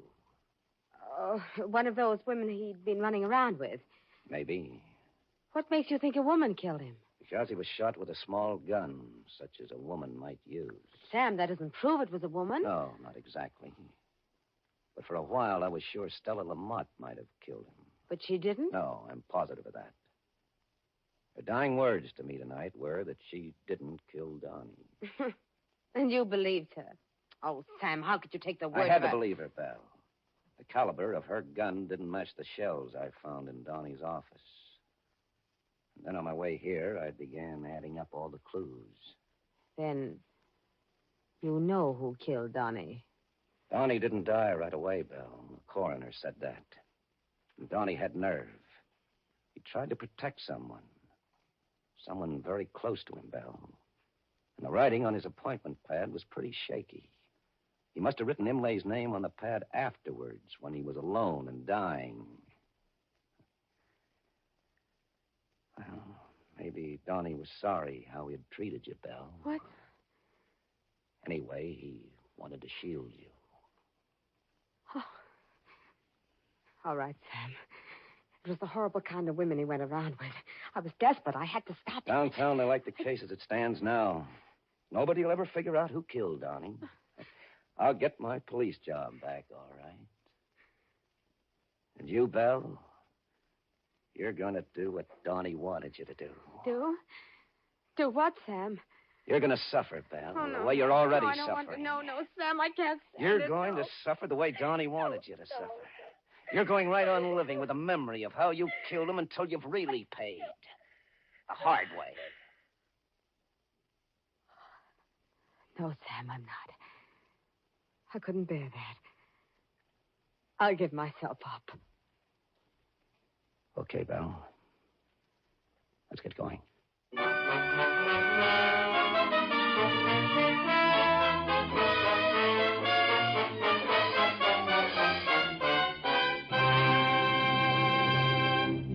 And now this is Jeffrey Barnes again, inviting you to be with us next week when we present the greatest modern mystery classic of them all, Emlyn Williams's famous play and motion picture Night Must Fall.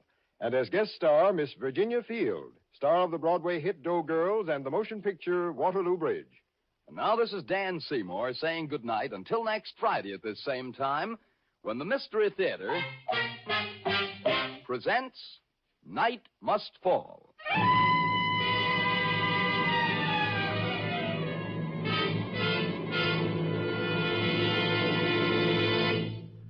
Tonight's Mystery Theater presentation came to you from Radio City in New York. This is NBC, the National Broadcasting Company.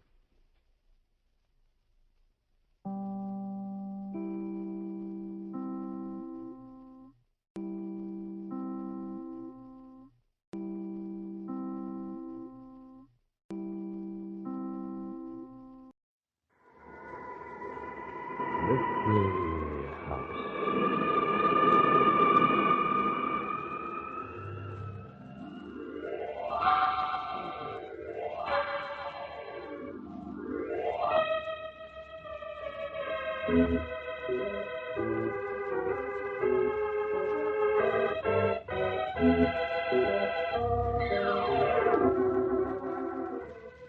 Mystery House, that strange publishing firm owned by Dan and Barbara Glenn, where each new novel is acted out by the Mystery House staff before it is accepted for publication.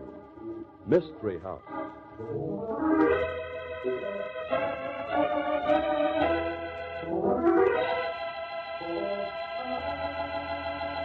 Well, Barbie, you're looking very pert tonight. Well, thank you, kind sir. I'm going to play the part of a glamour gal in the story we're testing for a Mystery House novel tonight. You'll be a hit, baby. Well, I don't think I'd like being a glamour girl if it means being the kind of person I'll portray in this story. Oh, a meanie, hmm? Well, somebody has to play the bad parts. Well, that's what I like about my job, Mr. Glenn. I'm always a hero. Why, Tom, you never play any of the parts in the stories. Not in the stories, maybe, Mrs. Glenn, but I always feel like a hero because of the good news I bring our listeners. For example, listen to this.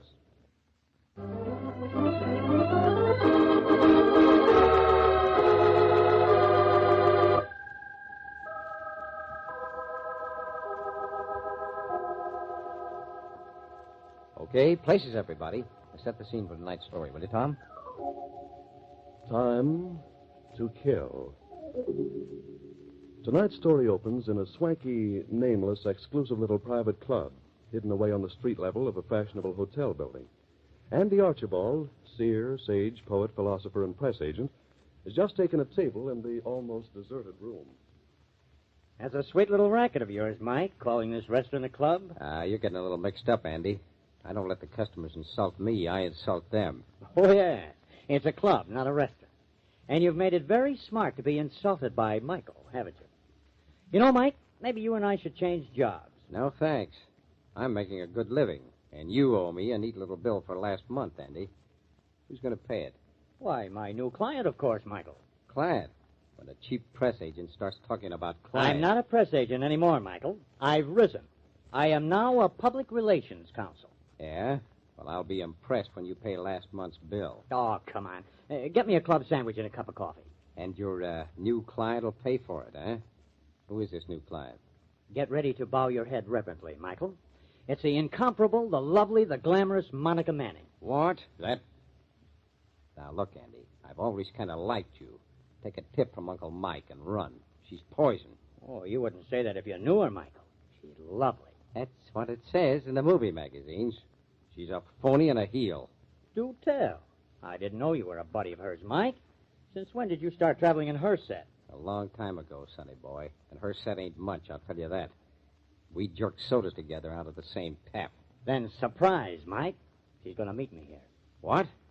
Got no right to bring her here. Why not? I have a card for this club, haven't I? When's she coming? I'm not going to be here. You think she wouldn't remember you, Mike? Say, she's as democratic and friendly as anybody you'll find. Nothing high-hat about her at all. Say, it'll give you a thrill. Thrill my eye. She wouldn't come here if she knew I ran the joint. I would... Ah, Monica. Andy, darling, I hope I haven't kept you waiting. Will you... Oh. Yeah. Go ahead. Sit down. Michael, what are you doing here? What am I doing here? I'm making a living. And a fairly honest one, too. I suppose I've got to wait on you. Now, Michael, is that any way? Turn off the charm, baby. The only effect it has on me is to make me a little sick of the stomach. I've seen some of your pictures, and you're just as lousy on the screen as off, baby. Mike, you've no right to talk like that. No? How about it, baby? Have I got a right to talk like that? Well, go ahead. Tell the man. Mike, you haven't cultivated any manners yet, have you? Just as much as peasant as ever. I bet you didn't learn much about peasants over in Europe with that count of yours, did you? Mike, Miss Manning isn't married. Ah, come on, Andy. Catch up with the score. I remember when it happened. Don't I, Monica? Really, Michael? Oh, don't give me that lofty dame stuff, baby. Count said he was going to make a lady out of you. Boy, what a job he was tackling. Mike, nobody knows about the Count. You'll have to keep quiet about it, understand? My career... A lot I care about your career or the Count. I could show you something, baby. Something that ought to mean a lot more to you than the Count or a career. Yeah, I got a notion to do it, too. Excuse me while I go to the phone. Mike, no. What? Don't get upset, Monica. Upset? Why wouldn't I be upset? He'll make a scene. I'll make a scene that's a Jim Dandy, baby. Oh, cut it out, Mike. No, I'm enjoying myself, Andy. Stick around. Maybe there'll be some laughs. Monica, we've got to get out of here. Come on. No, I can't leave, Andy. I'm supposed to meet my husband here. The Count? Oh, the Count? That ought to be fun. I'd like to see that. Maybe I can give the Count a few tips, baby. You wouldn't dare. Oh, wouldn't I? Andy, you wait here for the Count. Bring him to the hotel dining room. Afraid, baby? I don't choose to allow you to humiliate me. The hotel dining room, Andy. Right. Yeah, I should have let her have it. I should have... What's gotten into you, Mike? You acted like a crazy man. She's poison. Pure poison all the way. Who'd ever have guessed you'd know a woman like Monica Manning well enough to talk to her that way? You really hate her, don't you? Well, I couldn't bother hating anybody else, Andy, because maybe I wouldn't have enough hate left to concentrate on that dame. What's it all about? Nothing you'd want to use as a press agent. That's for sure. Well, you still want that sandwich and cup of coffee? I'll go back to the kitchen and get it for you if you do. No, just the coffee, I guess. I'll drink it while I'm waiting for the Count. Okay. I'd kind of like to see that Count myself. Oh, Count. Oh, oui. I thought Monica was to be here waiting for me. There's been a little change in plans, Count. Sit down. Changing plans. See here, Andy. No. Don't get excited, Count. There's nothing wrong. It's just that Monica had to change the meeting place. Here's your coffee, Andy. Oh, now don't tell me that this is a Count. What? Oh, now, Mike, listen. Well, I had always thought royalty was supposed to be kind of glamorous. He's just funny. And Count, your babe stood you up. Babe, see here, my man. You'll use respect in addressing me. You want to bet?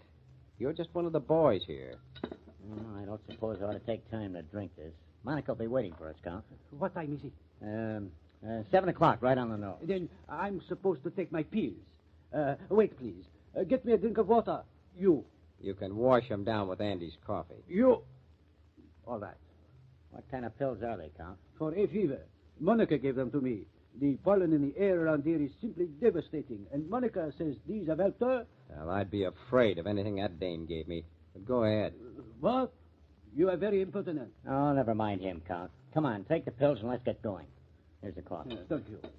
But where is my wife? Shh, not so loud, Count. For movie contract, remember? No husband. Oh, stupid. Let's see. 2 pills. Yeah, oui. Yeah. Autre sang. Now let's find Monica. What's the hurry, Count? Stick around. I might even tell you some things about Monica way back when her name was Molly. I'm sure I shouldn't be interested. And I find your coffee as distasteful as your conversation. Come, let us... What's wrong, Count? What's the matter? I can't see. Everything is black, dizzy. Walls, no.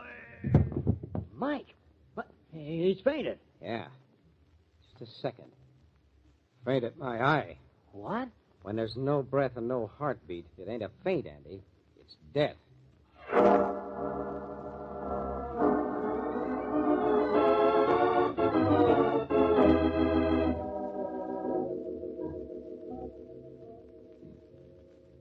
Now listen, Captain Reagan. I'll listen to answers to my questions, Andy.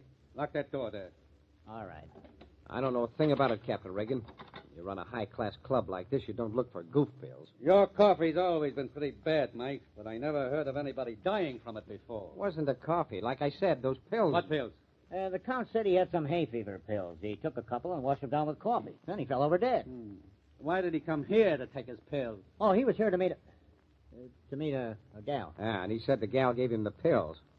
And I'll bet you'd like to know who the gal was, wouldn't you? Mike, you can't... You keep out of this, Andy.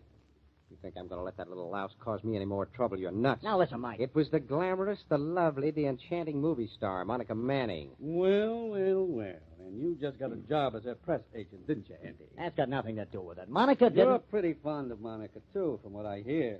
And she was meeting this Count here. As for you, Mike, you made a crack about Monica Manning not causing you any more trouble. Well, I got nothing to do with this. Your trouble with Monica Manning, Mike. It interests me. It's nobody's business, and it ain't a part of this setup. I hate to admit it, but I think he's right. Yeah, then... The Count was married to Monica, but he was a bigamist. We were trying to keep it quiet till we could get it cleared up. He didn't have a divorce when he married Monica, and his first wife had followed him here to make trouble. That's what this conference was to be about. Well, you can imagine what kind of a mess that would have stirred up for Monica, the kind of publicity. She probably slipped the Count that poison. I'd say the second wife would be a better bet as the killer. Monica Manning. Hey, wait. That shot was at me. It just missed my hand. There's something crazy here. The room is locked. Nobody could have gotten in here. No, but they did. And something tells me it was no friend of mine. Hey, there's a bullet crease in the bar here. The bullet That's right. The shot that hit the mirror grazed the edge of the bar. See where the line of fire points? Where? To that ventilator. Yeah, the cold air shaft. Go straight up into the hotel. That's it, Sherlock. Somebody climbed down the cold air shaft and fired through that grate. At me. Maybe. Maybe not. But the ventilator shaft's big enough to hold a small body. Just a minute. Well, now, isn't this something? What is it? It's a gun with a timing device on it, fixed to fire at 7:45. I'll be darned. Mike, you had plenty of opportunity to put that gun there. I think we'll just take you and a cup of coffee down to the station.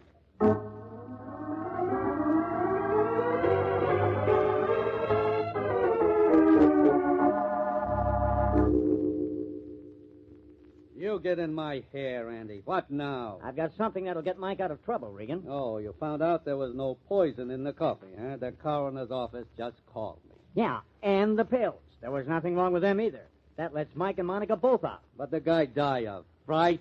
The laboratory says the poison in the Count's stomach had been there a couple of hours before he died. You know, a delayed action job. A kind of poison which would take effect in from an hour and a half to 2 hours. And somebody poisoned him who knew about those pills. And maybe somebody who knew he was going to Mike's club to meet Monica. Somebody who wanted to make it look as if Monica or Mike killed him. Yeah, but I don't get the gun in the ventilator. You know what I think? I think the Count had somebody plant that there. But why? His first wife had found out he'd married Monica, and the Count had to get rid of her. The gun was aimed at the third bar stool. You happened to be sitting on the fourth one when we were talking, leaning over. The Count maybe planned to maneuver Monica onto the third stool and let the gun take care of her. Oh, it sounds fishy. Hello? Who are you? You sent for me. I am Linda Veroni. Oh, yes, Countess. Won't you be seated? Thank you. I do not feel so strong. My husband, the Count. Yes. I'm sorry. But he had another wife, too. How did you feel about that? He did not tell me. I come to this country because I do not hear from him. Also, I hear stories in Europe. Unpleasant stories. I arrive here and find they are true. I'm beside myself. Then the Count dead in that awful little club. I don't know. Please. Hey, what's the matter with her? I'm sick. Countess, what's the matter? What? She's out, cold. Get an ambulance, Regan. We've got to get her to a hospital before it's too late. Yeah, but it isn't too late already.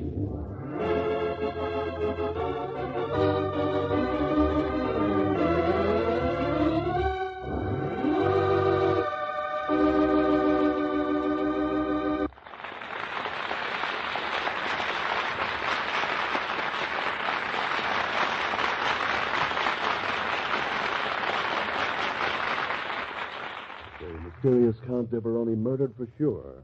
A second unsuccessful murder attempt. And the third one, is it successful or not? Well, we'll find out in the second act of tonight's story.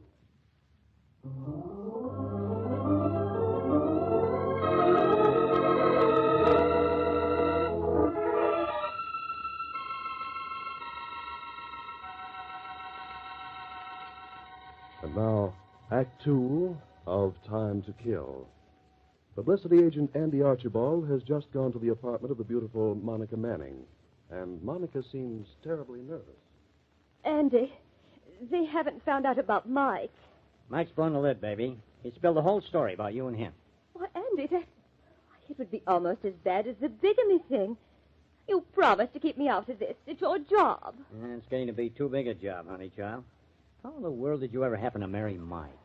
We were kids, working at a soda fountain. Oh, yes. Mike has a daughter by the name of Molly.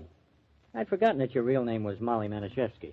I don't know why I ever married Mike, Andy. I was so far above him. The Count recognized it. He took me to Europe when little Molly was only a couple of months old. You can see I had to skip out, can't you? I couldn't take the baby, of course. The Count educated me. He gave me everything. You can see it was the only logical thing for me to have done, can't you, Andy? It gave me the opportunities I needed. I had to do it. You can see that, Andy? I can see you didn't give me the whole story, baby. Now, about the murder. Murder? What are you talking about? With what you've done to Mike and that kid, I wouldn't put murder past you at all, Monica. Andy, you mustn't talk like that. You're my publicity man. Look, Captain Regan's coming up here. He's on his way now. Well, tell him I don't know anything about it. I'm afraid you'll have to tell him yourself, Monica. You should have told me when you were planning homicide. Maybe I could have covered up for you. I didn't kill the Count. If I were you, I wouldn't deny that the Count was causing trouble. Have you told Regan he was trying to blackmail me? No. Well, then I'll tell him. This shakedown, pure and simple. You know that. You can swear it. I don't know whether that's so good or not. But why? When they find the Count was taking $100,000 from you to keep his wife from marrying that bigamy thing, well, it wouldn't help you much on the murder rap, would it? Well, I don't know. But I didn't kill him. Maybe not. But you were the person who made the date with him to meet in Mike's club. You knew about it 2 hours early. You could have given him that poison, knowing it wouldn't take effect until he was at Mike's. I didn't. Are you sure you didn't think you could make it look as if Mike killed him out of jealousy? Well, I never dreamed of such a thing. Mike isn't jealous. He hates me. And there was just one other person who could blackmail you with this bigamy thing. The Count's real wife, Helene de Veroni. And she had an accident. Only we got her to the hospital in time to save her. You You really think I tried to kill her? That I killed the Count? Cards are stacked against you, Monica. I'm asking you to give it to me straight. I can't help you unless you tell me what really happened. Maybe we can make it look like self-defense. Self-defense? With the Count poisoned?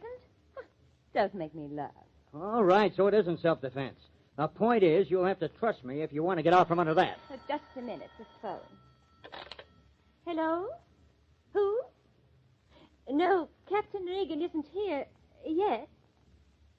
What? I'll take it. Hello? Yes? You say the woman took that poison herself? But I can't believe... Oh, it wasn't poison. Sleeping pill. To make it look as if she'd been poisoned, too. And she's admitted it? Wonderful. She did it. She killed the Count and tried to throw suspicions away from herself by taking sleeping pills. Quiet. Yes, I'll tell Regan as soon as he gets here. Thank you. Goodbye. Now maybe you'll believe me. But why would she kill the Count? Oh, you fool. So she could get the money. The blackmail money I was paying. She was his legal wife. Yeah. And with the Count out of the way, she'd get all the money you'd get out. Oh, that must be Captain Regan now. Well, I'm ready for him. Captain Regan, come right here. You act like you're glad to see me. Hi, Andy. Hi. She is glad to see you, Regan, because we've broken your case for you. Helene de Veroni's confessed that her poisoning was a hoax, that she took sleeping pills. It clears up the whole thing. She had motive for killing the Count. His marriage to me, blackmail money, revenge. It's so plain, so simple. I see what you mean. Oh, the phone again. Probably for me. Hello? What? Yes, he's here. Thanks. Hello? Oh, hospital, huh? Yeah? What? You blundering fools. How? What? How long it... Well, I'll get there as fast as I can. Goodbye. What now? Helene de Veroni's escaped from the hospital. Got her clothes and skipped out. Got past everybody. Come on. We'll go to the hospital and see what we can find out about it. You go ahead. I'm going somewhere else. Where? Maybe it's just a hunch, but I think I can find her. I'll check with you later. Okay, but stay out of trouble. I'll certainly try to, Regan. Same to you.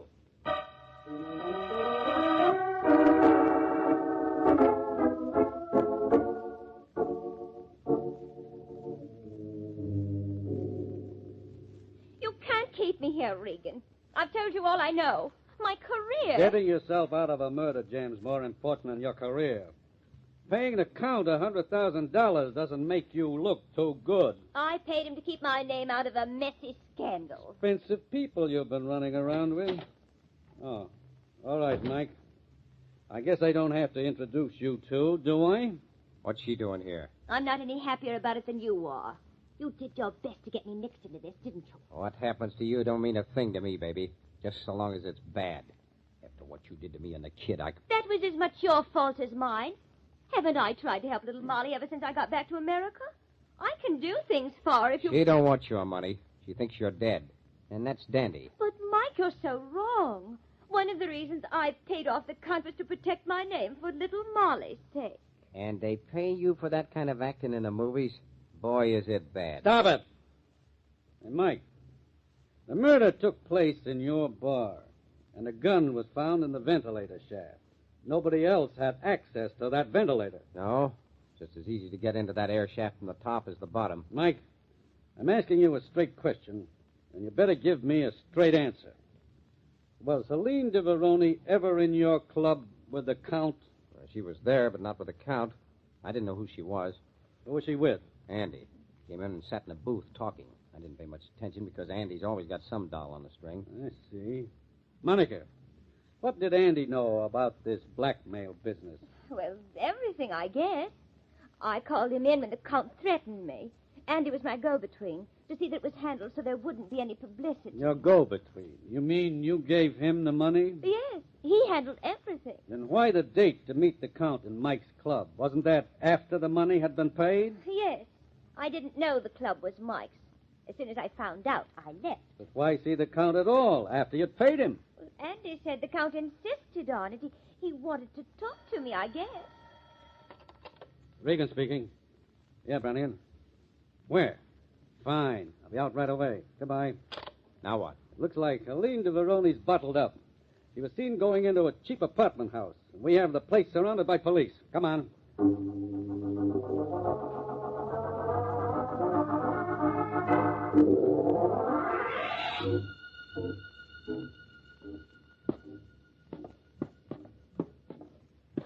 Third floor. I hope she's here. You stay behind me, Monica. Maybe some shooting. Down this hall. I wish it weren't so dark here. Well, I'm glad it is. Come back here, you fool. Trying to run out of me, will you? I'll show you who to get smart with. Marty, is it Andrew? And who has the money? Au revoir. Oh, no, you... Oh, my arm. This is it. Come on, Mike. Yeah. Locked. I might have known. Yeah. Andy, put down that gun. Regan, you... Take a look at the girl, Mike. He got her just as we broke in. Oh, her dress. It's covered with blood. Yeah, she's dead. You shoot to kill, don't you, Andy? She was double-crossing me. I was getting the money back for you, Monica, but Regan had to shoot me in the hand. Now, isn't that just dandy? You were getting the money back for Monica. That's real touching. It's true. I discovered Helene de Veroni murdered the Count to get Monica's money for herself. So then you decided to murder Monica yourself. What? Andy had it all figured out. That gun in the ventilator shaft. Only he forgot one thing. Fingerprints. What?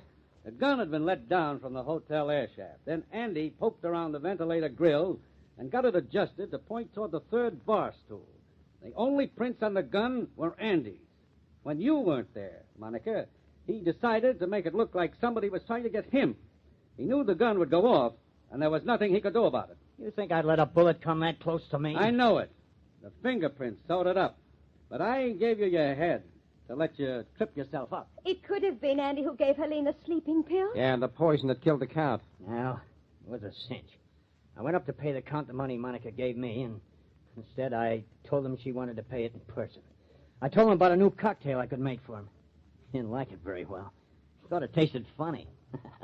But the gun, I still don't see why. He had to get you to keep the $100,000, and he thought he could put the blame on me. But your timing was bad, Andy. You didn't expect the cops to show up till after the gun went off. Everything you did depended on time. But the poison acted on the Count quicker than you expected. And Monica didn't stay for the date with the Count. I'd still have been all right if Helene hadn't crossed me up. I'd have had plenty of time to get away. Time. Well, you'll have time enough from now on. But it won't be time to kill.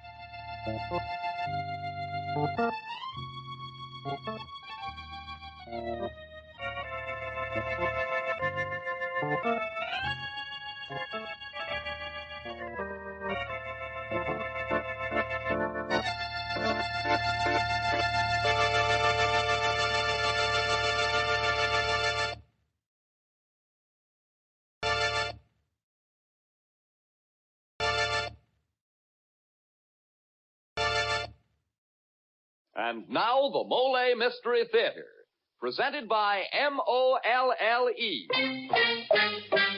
Mole, the heavier brushless shaving cream for tender skins.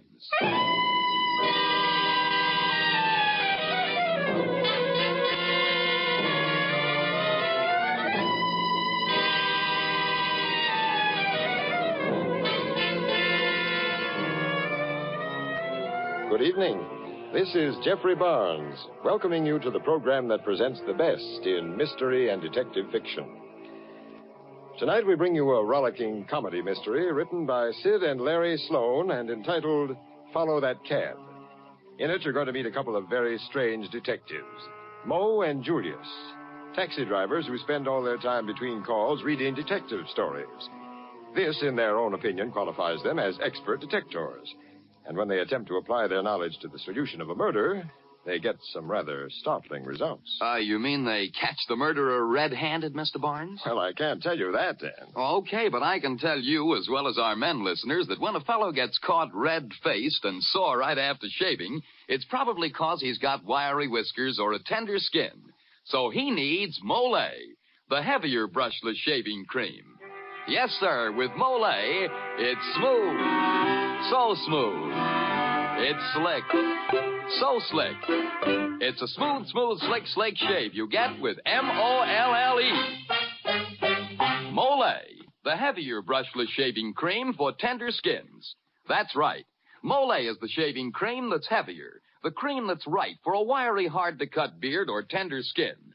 Because Mole is heavier, it not only softens your whiskers, it stands them up straight and lets your razor whisk them off.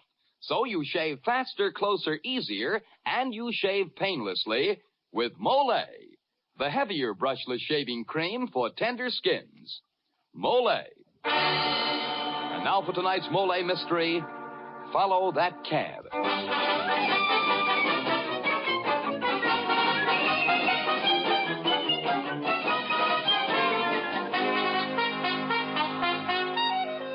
Maybe you were reading in the papers about them two hack drivers, Julius and Mo, which is solving this here Larkin murder. Well, I am personally acquainted with these two characters very well. As a matter of fact, I am one of them, Mo. You see, Julius is all the time reading a magazine called Absolutely Authentic True Crime Fiction, in which is running a series by the name Daniel Daremore Detective, which is our ideal. Now, on the day in question, Julius and me is parked in a hack stand at 55th and 6th waiting for a fare. And I am standing with my foot on his running board while he is reading AATCN. Then a dark, furtive man climbs into the cab. Yeah, go on, Julius. Driver, he whispers hoarsely, urgently. Driver, follow that cab. What's the matter, Julius? Mo, how many years you been driving a hack? Let me see. My wife's appendix. 11 years. Me, I've been pushing one for 9. So? So what? It says here in black and white that the dark, furtive man is saying, driver, follow that cab. Did a guy ever say that to you, Mo? Gee, you're right, Julius.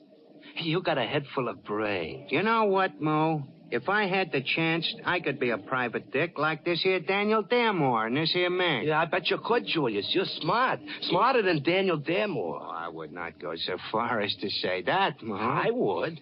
Julius, you are a genius. Maybe. But you know, Mo, I could make with the clues and the fingerprints. Yeah, fingerprints. Just give me a chance, Mo. Just give me a chance. I'd show him.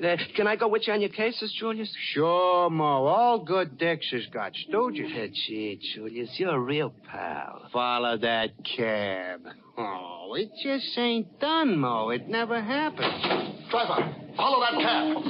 Huh? I said follow that cab. Hurry. Yes, sir. Bye, Julius. Well, what do you know?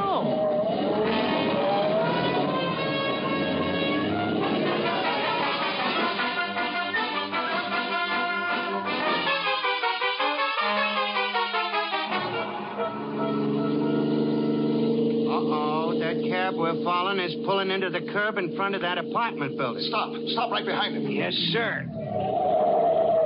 Hey, look, the guy in the cab is running into the building. He's not going to get away from me. Hey, wait a minute. What about my fare?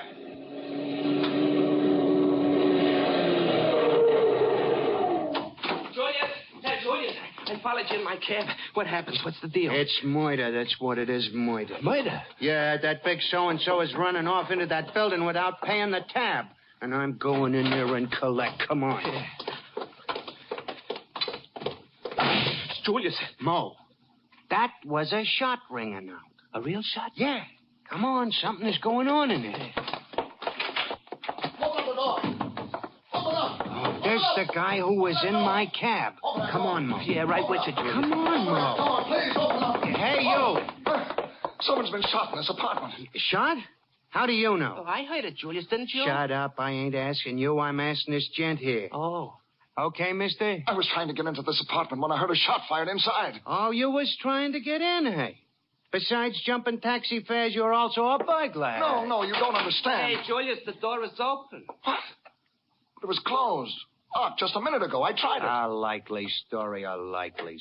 Julius, if the door's open, why don't we go in and see what goes? Don't rush me. Come on. Well, everything looks okay in here. Holy mackerel. A corpse, Mo. A corpse. Yeah, and dead, too. It's Larkin. Say, how come you know his name? I was associated with him. And he was the guy you was following in my cab. Yeah, Julius, look, he's got something in his hand, a dead corpse. Get it, Mo. No, you get it, Julius. I don't want to touch no stiffs. A fine assistant you were gonna make, afraid of stiffs. Get it. Okay. It's a piece of paper. Give me it. Yeah, sure, Julius. Here. Been trying to see you for weeks.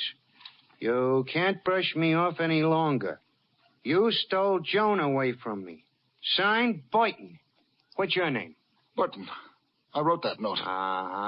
This is very serious. I get it all now, Julius. This guy here... I told you before, Mo, I am running this here investigation. Now, the way I see it, you two guys is in love with a lady by the name Joan. But Joan isn't a lady.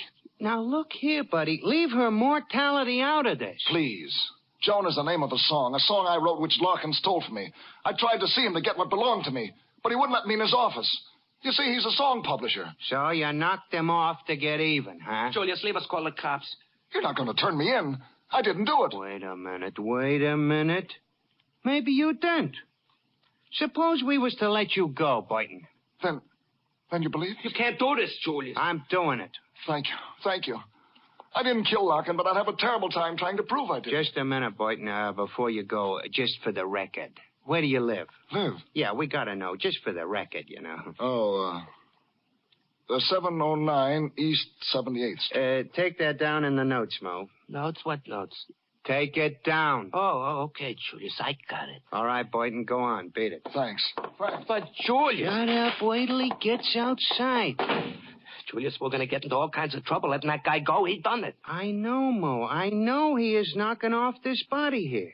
But if we turns him into the cops, what's in it for us? Nothing. If, on the other hand, this case is a mystery, no one knows who done it, the cops is baffled, and then we are solving it from the clues. What clues? Think of the tabloids with my picture on the front page. Heroic hacky solves case which is baffling entire police force. Think of it. Go on, think. I'm thinking, but I'm worried. Don't worry. We got this address, ain't we? I think of them things. Now we gotta find some clues. Clues? What for? We know Boynton done it. You said so yourself. Of course I said so, but that ain't the way a good detective works. It'd be like reading the back of the book first. We gotta show the cops we solved this here case legitimate. We gotta start at the beginning. With fingerprints? Correct. Now, I just happen to have here in my pocket my little nifty knick-knack fingerprint detecting kit. Oh, did you right away for one of them? I seen the ad, too, in the magazine. 49 cents covers postage and handling. Yeah, just the same as the G-Man uses. For 49 cents? Well, nearly as good. Now, let me see. That bottle there on the table. This one with the liquor in it? Don't touch it. I don't want you should smudge the prints, understand? I will take care of that bottle. Oh, yeah, sure, Joyce. Now, I just blow a little of this powder on the bottle to make the fingerprints show up. Hey, look. What did I tell you? Fingerprints. Gee, real ones. Now I need a clean white handkerchief to wrap around the bottle, like there. Now... Julius, you're drinking the evidence. Don't be a jerk. The evidence is on the outside of this here bottle. Oh. That's not bad stuff. Now, look, wipe the rest of the things off in this room, doorknobs and other things. Yeah. We got the evidence now. We don't want the cops should get it, too. This'll make it baffling. Yeah. Now, let me see. I wonder... Holy mackerel. What goes, Julius? My meter in my cab. I forgot to pull the flag. The meter's still running. Oh, wait a minute, Julius. Where you go? I gotta turn off the meter. Well, I'm coming with you. Stay there. I'll be right back.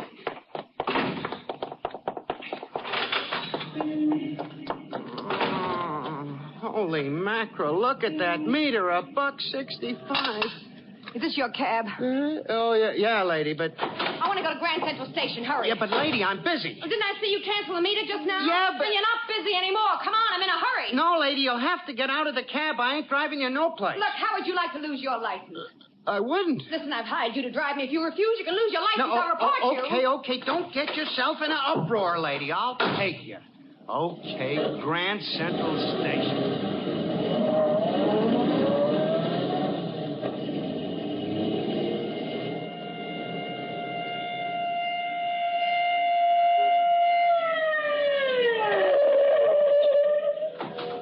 Come on, this is the place.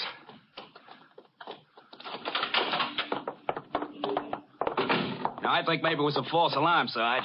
Some crank hearing shots. Well, we'll soon find out. Here, this is the apartment. Is that you, Julius? Stay right where you are. What? Cops? Yeah, and what are you doing here? Me? Yeah, stay right where you are. Don't make no false moves. Come into the apartment, Mike. Shut the door. Okay, Bill. Hey, take a look at that. That's Locke, and he's dead. Yes, I see he is. Brother, you got plenty of explaining to do. Start talking.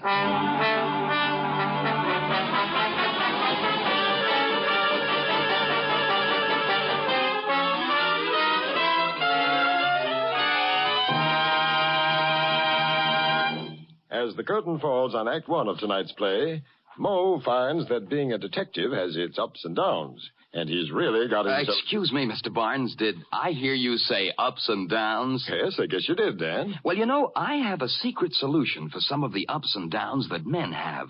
Now, come on over here and listen closely. Men, if getting up in the morning gets you down because shaving is torture, chances are you have wiry whiskers or a tender skin. So try Mole, the heavier brushless shaving cream for tender skins. Why, Mole gives you a shave as smooth as an apple. Yes, Mole is a heavier cream. The cream that not only softens your whiskers, but holds them up straighter and lets your razor cut them off close and clean. With Mole, you shave faster, closer, easier, and you shave painlessly. Try it. See if you don't say, it's smooth, so smooth. It's slick, so slick. It's a smooth, slick shave you get with M-O-L-L-E. Mole, the heavier brushless shaving cream for tender skins. Mole. Now back to Jeffrey Barnes and Act Two of Follow That Cab.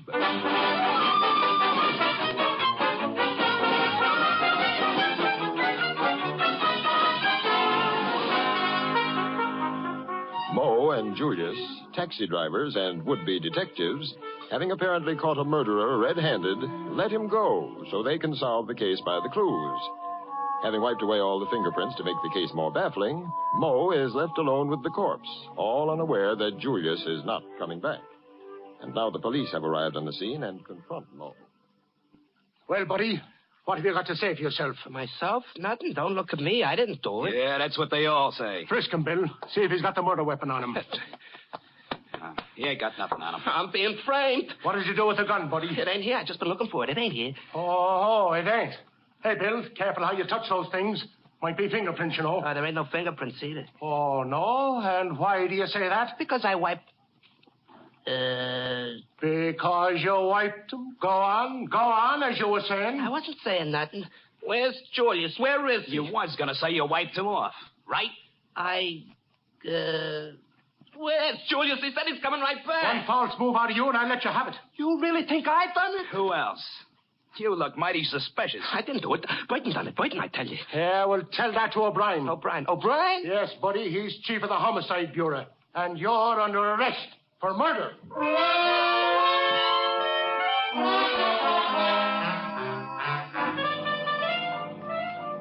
So they are taking me to see Inspector O'Brien. At first, I won't talk because I remember what Julius says about how we are going to solve the case our own selves and get famous. But finally, I am realizing that instead of getting famous, I am getting a hot seat if they can pin the murder on me. So they throw me in the cell, and the next morning, about 10 a.m. Julius. Hello, Mo. You know what day this is? Huh? This is Visitor's Day. Oh. You got just 5 minutes, mister. Mo, why did you do it? Do what, Julius? You don't have to pretend now, Mo. You can tell me. I'm your friend. I don't get it, Julius. What? Mo, crime does not pay. Why did you do it? Do what? We know you done it, Mo. Confess and things will go easier with you. Confess? Come. My patience is getting exhausting, my friend. You know you murdered Larkin. Murdered Larkin? Julius. Don't make me put you through the third degree, my friend. Julius, are you crazy? You was with me when it happened. What are you trying to do with me? You know what happened. All We walked right, into the all apartment. right, You was Mo, standing there. settle And then we down. saw the whole thing I was together. just And then practicing. we said, practicing? For what? You know the way Daniel Daremore, once he gets a crook in a corner, how he starts to make with a third degree and busts him down? Oh, that. You didn't have to do that to me, Julius. I didn't do it. You had me scared for a minute. Did I? Well, Julius, you got to get me out of here. Don't worry, my friend. That little matter has just been taken care of. I turned in the evidence to Chief O'Brien. You mean the bottle of whiskey with the fingerprints? The empty bottle with the fingerprints. Yeah, the empty bottle. Oh, I give O'Brien Boynton's address. Then you were in the clean. The cops will pick up Boynton, and I will be in the tabloids as the guy which cracked this case open. Here comes Chief O'Brien to let you out now. Hi, O.B. You say a man named Burton gave you this address, 709 East 78th Street? Yeah, officer, that's right. That's where he lives. Did you make the pinch, Chief? You got him, huh? We checked that number. It's the middle of the East River. What? Maybe he moved. Oh, Mo, the rat is giving you the double cross. Julius, ain't they going to let me out of here? Just a minute, Mo. I'll do my best for you. Look, Chief, this man is not guilty. What about the fingerprints on the empty bottle I turned into you? Oh, yes, that's another thing. We've checked that, too. It's Boynton's. No. It ain't Mo's. No. It belongs to the man who's going to burn for Larkin's murder. Whose prints is it? Yours. Mine? What do you know? I took my own prints.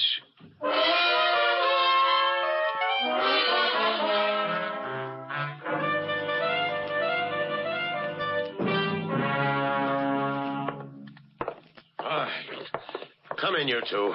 Sit down. Yes.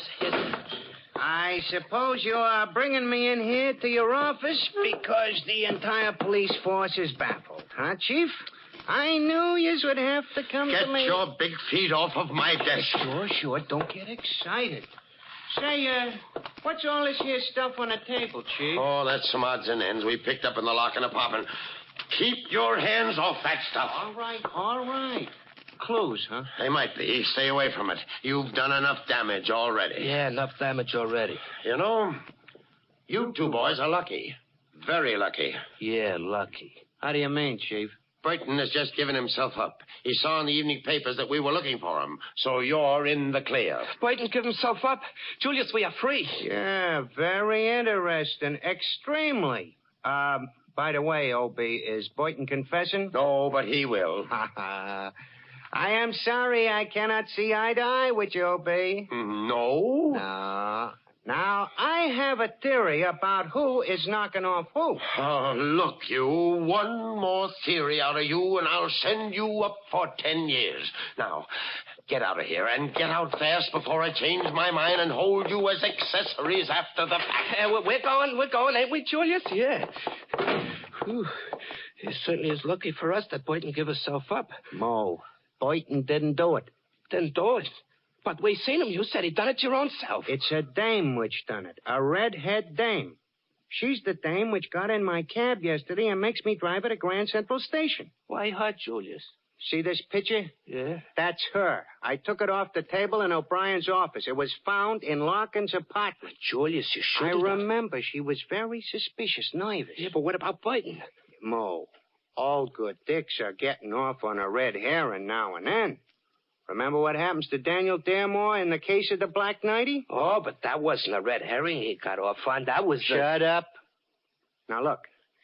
This redhead dame, which is in such a stew to get away, is the real killer. Yeah, Julius. A redhead herring, huh? Mo, we know who done it. We got a picture. Now all we gotta do is get her. Yeah, all we gotta do.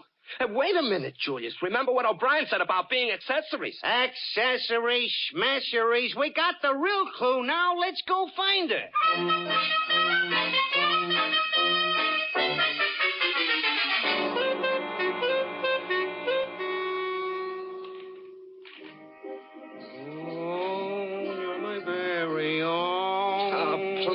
Julius, turn off the radio. You'll run down the battery.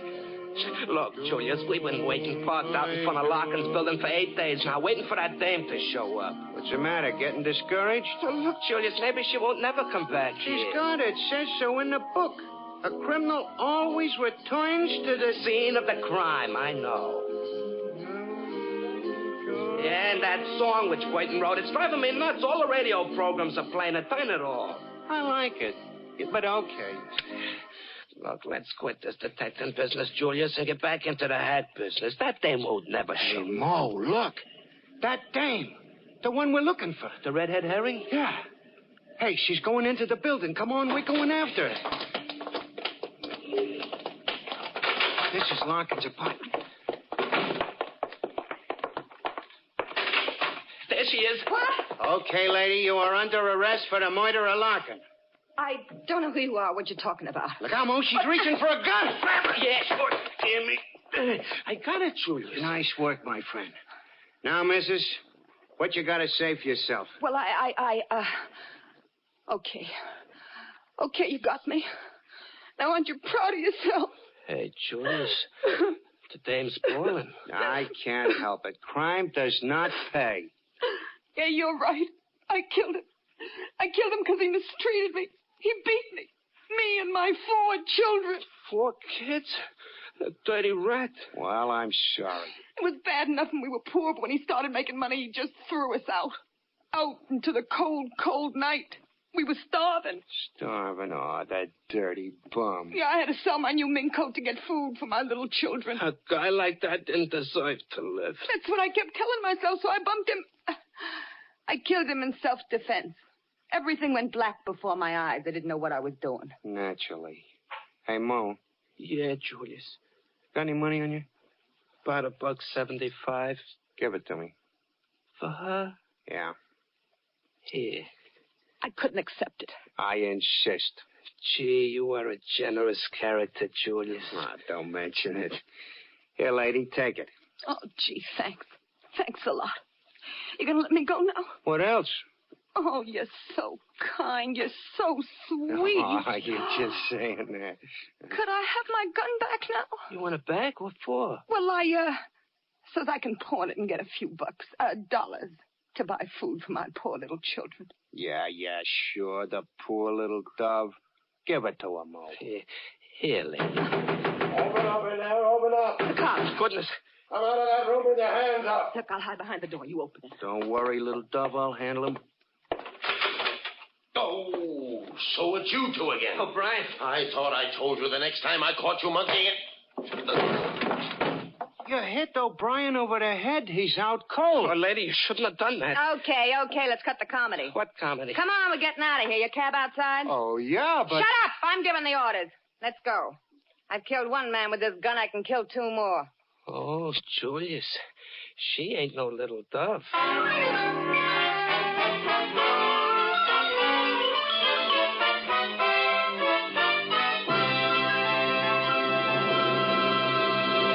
This is Jeffrey Barnes again. In just a moment, we'll bring you Act 3 of Follow That Cab.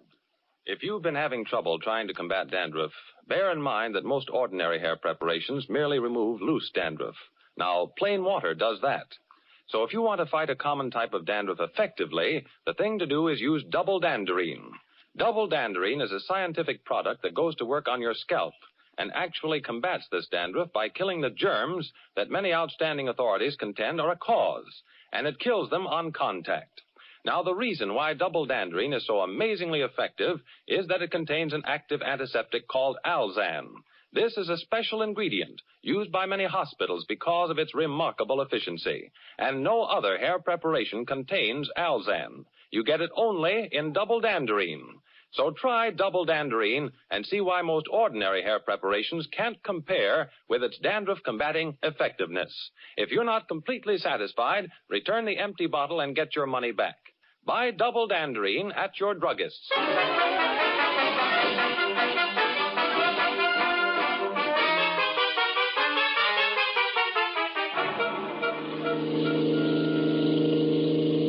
Step on it.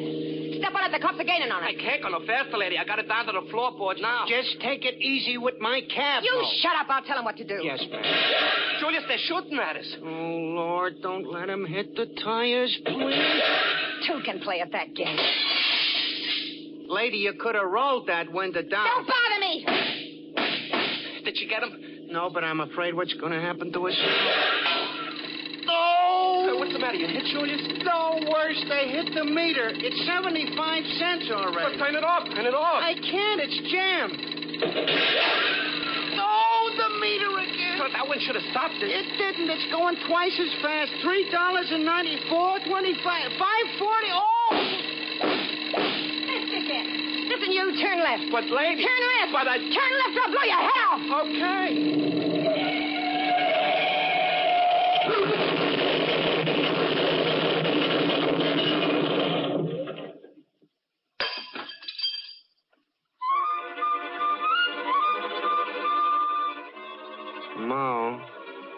Ma, what happened? What happened? No street?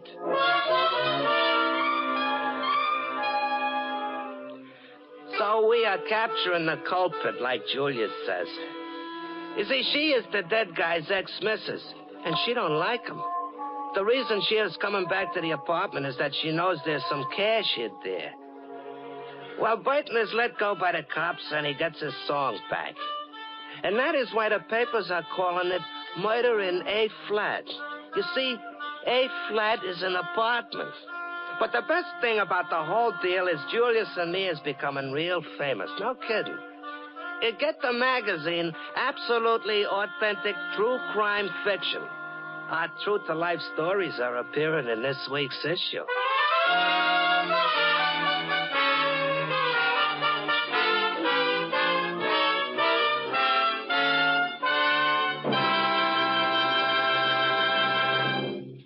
And now this is Jeffrey Barnes again, inviting you to be with us next week when we present Richard Connell's The Doctor and the Lunatic. Here is a story that is as tense and suspenseful as Follow That Cab was comic. A mysterious madman is on the loose, a man who is driven to destroy all things of beauty. Plenty of excitement, action, and chills, and a real bang-up climax. So don't miss Richard Connell's The Doctor and the Lunatic.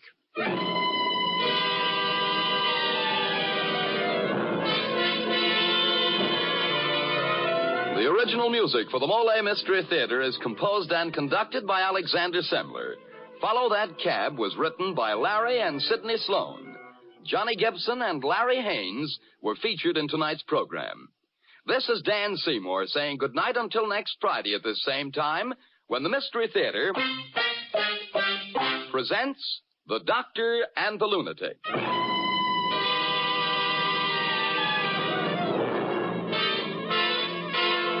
This is NBC, the National Broadcasting Company.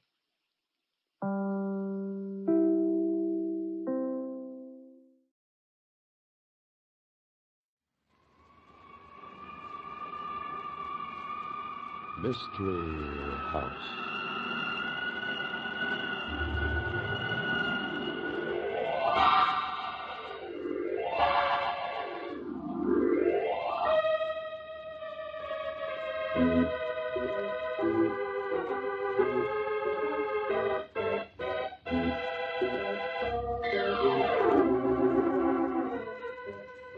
Mystery House, that strange publishing firm owned by Dan and Barbara Glenn, where each new novel is acted out by the Mystery House staff before it is accepted for publication.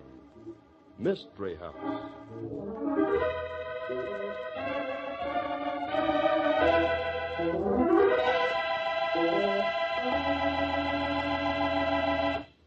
Barb, you said tonight's story had something to do with a Scotch background. Right, Dan? Well, now, no cracks about the Scotch being stingy, please. You know my ancestry's Scotch. How could I forget? Say, I don't see why everybody thinks it's so smart to crack wise about being economical. It's just good common sense. Oh, you're an expert on common sense, are you, Tom? I certainly am, Mr. Glenn, and I can prove it. Listen.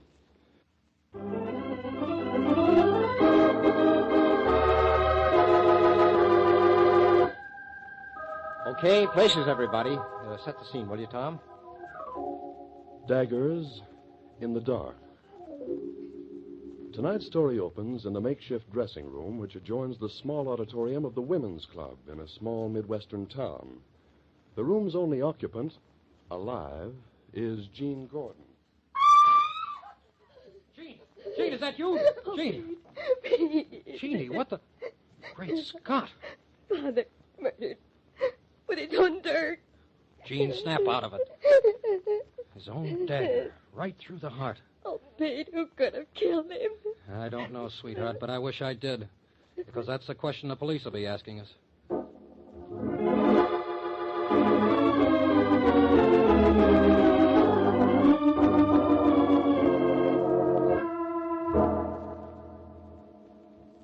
All right. I'm Joe Briggs, sheriff here. I take it you're Gordon's daughter. That's right, Sheriff. Jean discovered the body. Who are you? Vale. Pete Vale, booking agent. Yeah? Where's the body? Let's have a look at it. Hasn't been touched, Sheriff. There, under the window where Jean found it. Ah. What's this get-up? Did he always wear this? Kilts? Sure, he was a Scotch entertainer. That's why he's here in town. Didn't you see the show? You mean he wore skirts on the stage? Oh, please, Sheriff. My father's dead. It was a Scotch act, Sheriff, father and daughter. Scotch songs and dances, both of them dressed in tartans. Both of them, huh? What about the young lady? She ain't wearing them. Well, I changed into street clothes Before your father was murdered, huh? What about this knife sticking in him? Ever see that before? Now, that's what the Scotch call a dirk, a dagger. It's part of the costume, part of the act. You mean these people are knife throwers? No, the Scotch Highlanders wear a knife in their stockings, just below the knee at the top of the stocking. That dirk was Gordon's, the one he wore in the act. Yeah, and all either one of you knows is that he was found laying here on the floor with that knife in his heart. Is that it? No, Sheriff, that isn't all. Now, Jeannie... Be quiet, Pete. This is something the sheriff should know. Well, all right, come on out with it. What is it? Well, Father and I, we've been quarreling. Jeannie, for the love of Mike. No, Pete, they'll find out sooner or later. I'd rather tell it my own way. Jeannie, you're just making it tough now, on you yourself. lay off, mister. What's your story, young woman? Well, Father was old-fashioned. He used to be a big-time entertainer with his Scotch stories and songs. But he didn't realize that times had changed. Get to the point. What she means is I was fighting with her old man. What? No, Sheriff. I wanted to break away from Dad. I did it once and was doing all right on my own, doing modern stuff, jive. But he got so angry about his own daughter singing jazz songs that he came out of retirement and had Pete set up this tour of tank tops. Huh? Look, Sheriff, it doesn't mean anything. Old man Gordon was big time, sure, 20 years ago. Command performance for Kings and all that stuff. Made a lot of dough. But when Jean here got set to be a star in her own right, he got mad. Especially when she started jazzing Scotch songs. Well, what's that got to do with this? Nothing.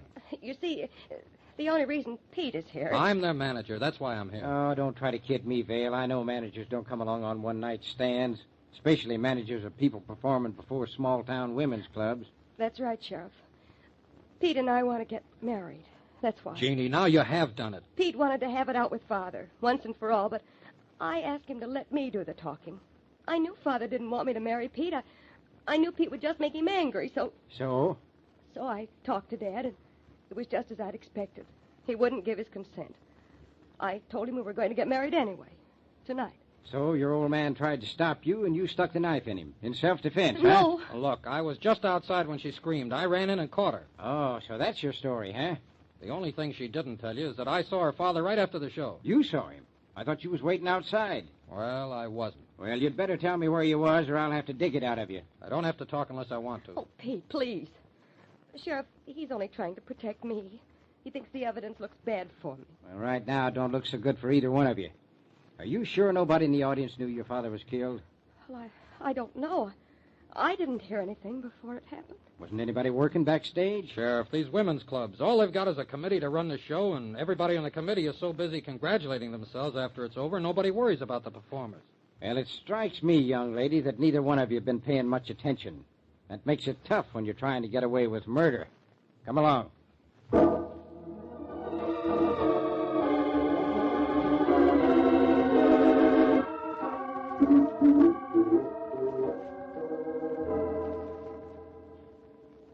Well, Alma Peabody, what are you doing in the courthouse? Joe Briggs, this is serious. I've something to tell you. Well, I'm always glad to talk to important people, Alma.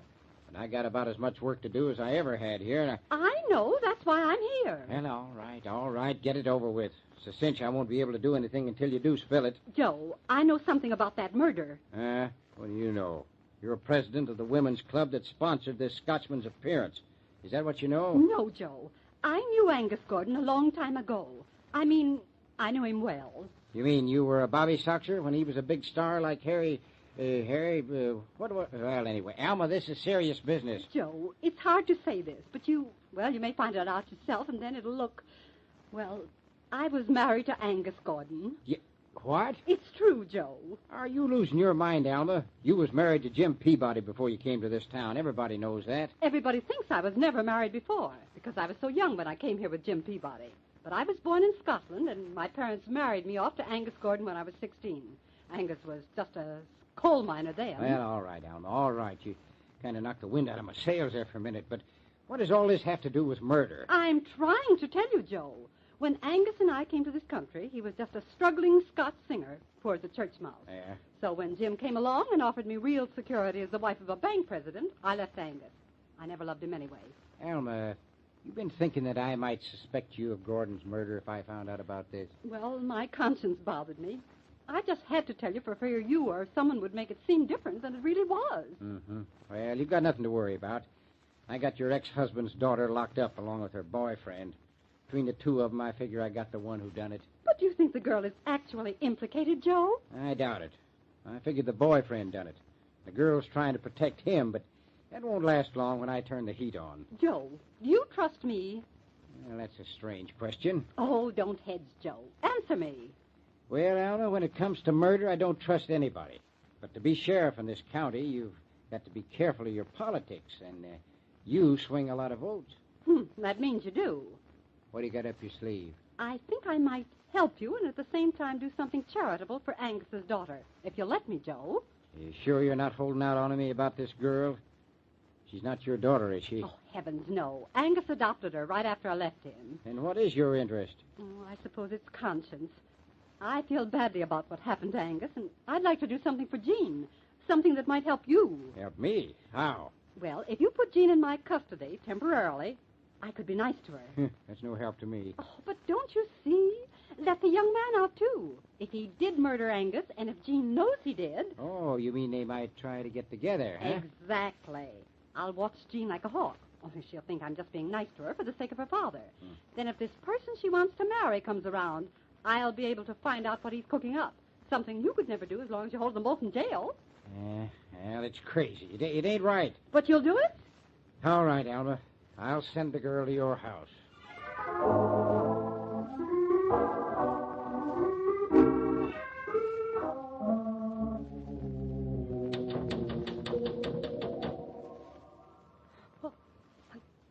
Pete. Let me in before somebody sees me. Oh, Pete, where did you get the ladder? How did you get here? There. I made it. Oh, Pete, you're crazy. What are you doing here? That sheriff has an idea we'll try something together. That's why he sent you here and let me out on bail. But this time of night, what's the idea? I wanted to be sure old Mrs. Peabody'd be asleep, so I could talk to you privately. Oh, she's asleep, all right. But, Joe, what are we going to do about you? The sheriff is sure to get you convicted for what happened to Father. He practically told me that. Yeah. I understand he offered you a nice little deal. What do you mean? That's why I'm here, baby. To tell you can't get away with it. Pete, what are you talking about? I never thought this would happen to me. Falling for a gal and having her turn out to be a double-crosser. Pete, I've never seen you like this. No? Well, you never will again.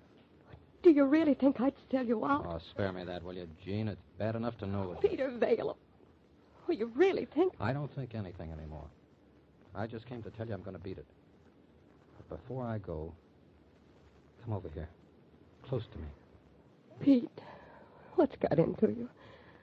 Nothing's changed between us. Listen, Jean. Before I go, there's just one thing. Oh, Pete, please. Not this way. I won't listen to you. I can't. Okay, baby. if that's the way you want it. Oh, no. No, Pete.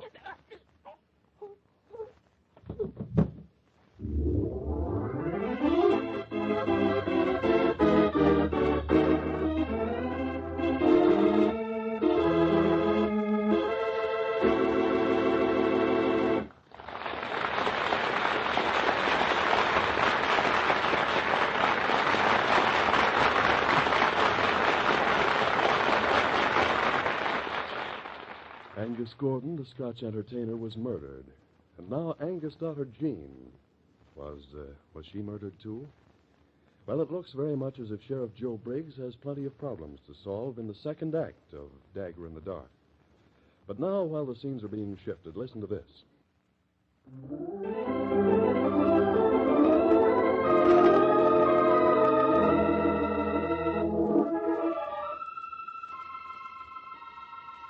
And now, Act 2 of Dagger in the Dark. Sheriff Joe Briggs has arrived at the home of Mrs. Alma Peabody to find Jean Gordon bleeding profusely and still unconscious. As the curtain rises, the sheriff is talking to Alma. I sure was a fool to listen to you, Alma. If I'd have left the girl in jail, this wouldn't have happened. Oh, I know, Joe. I regret this even more than you do. But there's one good thing about it. Don't you see? What's good about a knife wound in a pretty gal like her? Oh, I don't mean that. I mean, now you know who did the other murder. Who killed Angus Gordon. You mean because you saw Pete Vale hauling the ladder up to the side of your house? Of course, Joe. I saw him as clearly as I see you. He climbed up to poor Jean's window and stabbed her. That's the way he stabbed her father. Did you see him do it? You got the knife? Knife? Well, whatever he stabbed her with. You got the weapon? Of course not. Well, then we don't know as much as you think we know. All we know is you think you saw this guy hauling the ladder up. I did see him. Well, how'd he get away then? You claim you called me as soon as you saw him. I did. He just must have got away. Uh-huh. Well, how? My men were all around the house the whole time. When I got here myself, you were just coming out of Jean's room. And you say you got to the girl right away. Oh, Joe, don't argue about such inconsequentials. Do something about Jean. Yeah, she's all right. The doc's in the other room fixing her up. She's going to be all right. But what about the man, her boyfriend? Yeah, we'll get him. Don't worry so much. That's my job. What? Jean! Wait a minute. What are you doing out of bed, miss? Where's the doc? I'm all right. The doctor left me quite a while ago. Jean, you should be back in bed. Come, I'll help you. Leave me alone, Mrs. Peabody. I want to know what happened to Pete. You mean you're worried about that Vale fellow yet? Sheriff, tell me what happened to him. Is he all right?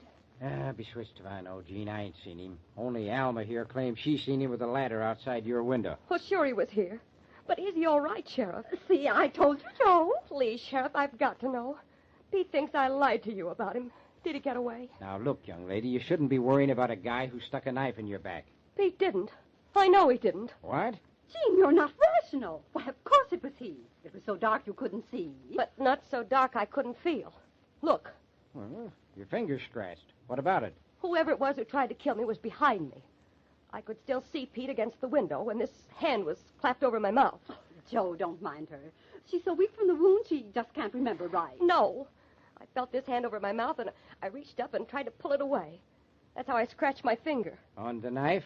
No, on a diamond ring. What? I could feel the ring when I tried to pull the hand away. Don't you see? It couldn't have been Pete. He never wore any rings at all. But, Jean, who else could it have been? The house was locked. There wasn't any other way of getting in except through your window. It must have been your friend Pete. I don't know who it was, but it wasn't Pete. Well, this beats me. Teaches me a lesson not to listen to women, even women like you, Alma. Joe, you've got to do something about this. I can't have my reputation at stake this way. Your reputation? Attempted murder happening right here in the Peabody house. What will the town think? Joe, you've got to clear this up right away. That's a fine attitude. Yeah, now, wait a minute, you two. Just now... what you might expect of a Tanktown big shot. Why, Jean, after all I've done for you. All you've done was you who got my father to come to your old woman's club show. Me? I heard the other women talking about it. I know you didn't write the letter, but it was your idea. And now all you're worried about is what people will think about you. Even though Father is dead and somebody tried to kill me. Jean, you ungrateful little... No, that's no way to fix anything. Well, now, neither one of you has to worry about me anymore. I'm going to get out of here and find Pete Vale before he gets caught for something he didn't do. Oh, no, you don't. Wait, I'll get it, Alma. Yeah, Sheriff speaking. Hey, who? Yeah, Lambert. Yeah. Well, bring him out here. Yeah, right away. Oh, it's Pete. I know it's Pete. What's happened, Joe? Oh, it's that Vale feller, all right. Gil Lambert, the lawyer, was on the other end. He said Vale walked into his office an hour ago. They're coming out here right away.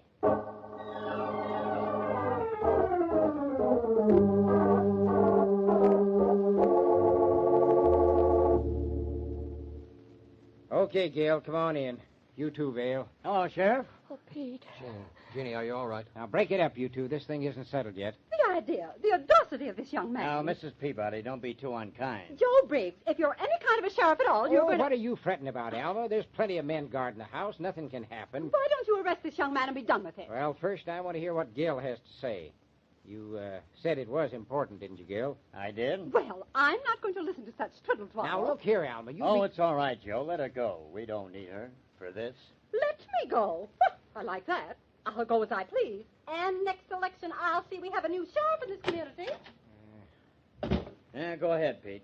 Tell the sheriff what you told me. Oh, Pete, please get yourself out of this. I will, sweetheart. Just a minute. Now, come on, Vale. Let's hear it. Not so fast, Sheriff. You almost got me on this when you told me that tall tale about Gene ratting on me. But in a way, I'm glad you did. What do you mean? Let him tell it, Joe. You wanted to find out which of us was guilty, so you told me Jean accused me of murdering her father. Yeah. That's what brought me here to Jean's room. And that's what started me seeing things.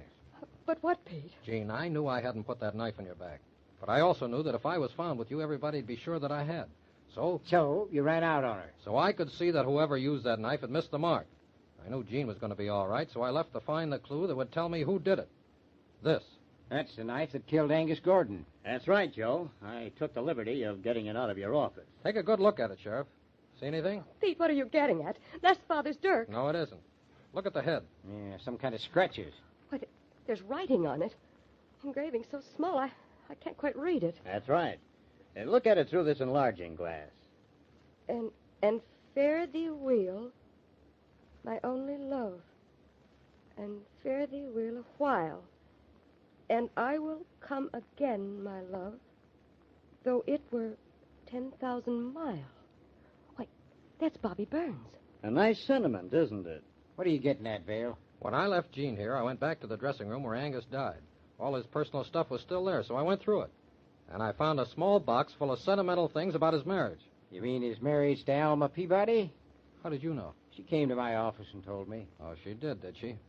Well, that's just fine. What about the box, Pete? Well, it was full of letters and a lot of other stuff, all about Alma. Apparently your father was a sentimental man even before he adopted you. Tell them about the knife, Pete. Right. Now, in this box, there was a sales slip for a handmade dirk with 4 lines of engraving and specifications that had been made smaller than the normal size. I don't get it. There was also a letter to Angus from Alma, in which she thanked him for the dirk he had given her when he went away on his first tour of this country. And she quoted the lines engraved on the dirk, those lines from Burns.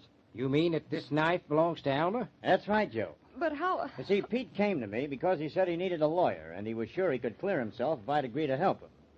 After he went through that box of your father's, he was sure the weapon found in your father's body was smaller than the dagger your father used in his act. It proved he was right. The 2 daggers were identical in design, but this one is smaller and has the engraving. You mean that I'm supposed to arrest Alma Peabody because of this? What? Arrest me? Shut up, Alma, shut up. What would she be killing the next husband for? Revenge, probably. Or jealousy because he'd done so well. She probably hated him. Ah. Well, Alma, looks like I got to take you into the courthouse. What? Arrest me for murder? Why, Joe Briggs, I'll sue you for defamation of character. I got my duty, Alma, and it kind of points toward you. Come on.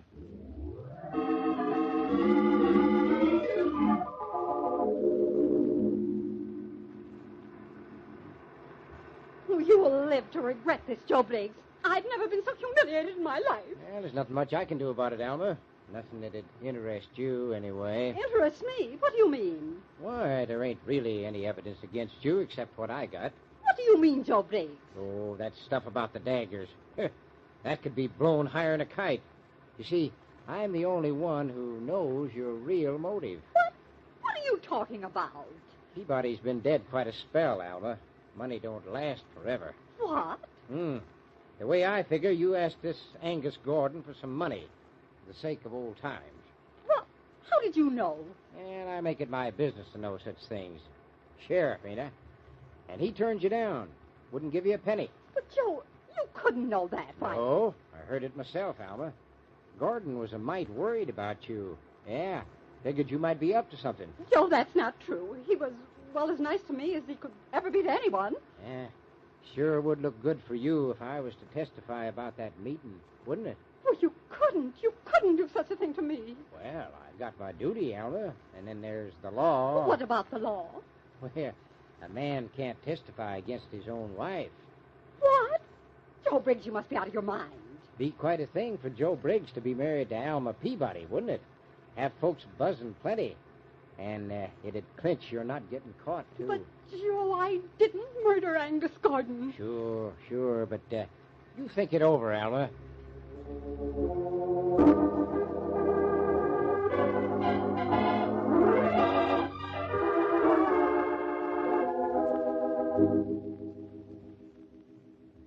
We found something very interesting among Alma Peabody's souvenirs, Joe. Eh? Well, now you look here, Lambert. You've got no right to be snooping through her house. It ain't legal. Legal? If I can convict Dad's murder, I don't care how legal it is. Here's the weapon, Sheriff. She'd put it back on her writing desk. Her letter opener. And it's a little long for its holder, Joe. Apparently, when she killed Angus Gordon, she left her dirk in his body, and then she took this. But his knife was long and didn't quite fit the letter opener case. You see? Yeah, about an inch difference in the length. But she didn't have any motive. I'll bet these two planted it there. I don't think so, Joe. We wired New York and talked to his lawyers. We found out about Angus Gordon's will. Well, what about it? He left his money share and share alike to his adopted daughter and his former wife. You don't say. But he never let Alma know about it, did he? Well, that still don't give her any motive. You don't really think you can get away with it, do you, Briggs? Well, what are you talking about? Me? What? Dad's will said he'd investigated and found his former wife was in need of money. Well? Dad wouldn't have paid for an investigation. He never paid for anything he could get for nothing. He'd have written to the sheriff. What? You mean... Don't worry, Mr. Bridges. We could check that. Dad never threw away a piece of correspondence. But I know how he'd operate. And when you found he was coming here, you saw a chance to capitalize on what you knew. Now, wait a minute. I never had a letter from him in my life. And I didn't know a blamed thing about any will. You'd figured some way to get part of that money, Briggs. What was it? Nothing. Look, if anybody was to benefit, it'd be Gil Lambert. He's been lending Alma money to live on for close to 3 years. Why, she must owe him nearly $10,000. And he's a lawyer. No, you don't. Put down that gun, Gilbert. Sorry I can't oblige you, Sheriff. You were wrong, Miss Gordon. Your father paid for his investigation. I made a deal with Alma Peabody after I'd corresponded with the old man. I'd finance her till she got the money, in return for half of what she got. You killed Dad, and you didn't even know him? Yes, and I'd have killed you, too, with a little luck. I had to hurry to get home before your boyfriend found I wasn't there. I saw him pounding at the front door, and I had to sneak around the back way. I pretended I'd been asleep. How he ever happened to come to see me... Put down that gun, Gil. No, thanks, Sheriff. She still gets her share of the money. And someday I'll get my part of it from her, because you won't get me. No, I think I'd rather keep it all for myself, Mr. Lambert. What? Well, you... Yeah. Nice work, Alma.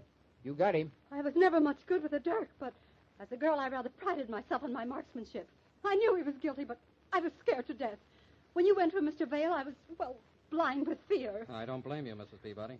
But, Pete, how did you happen to pick Lambert? I don't know, Jeannie. Just, a stab in the dark.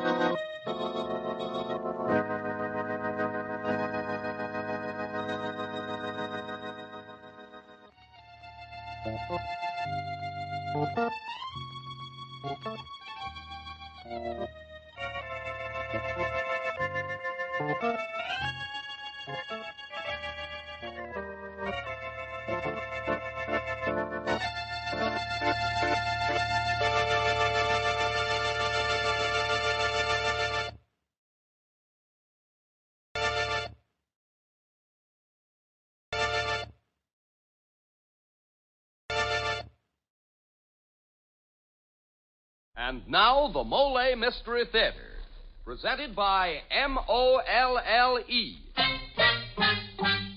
Mole, the heavier brushless shaving cream for tender skins.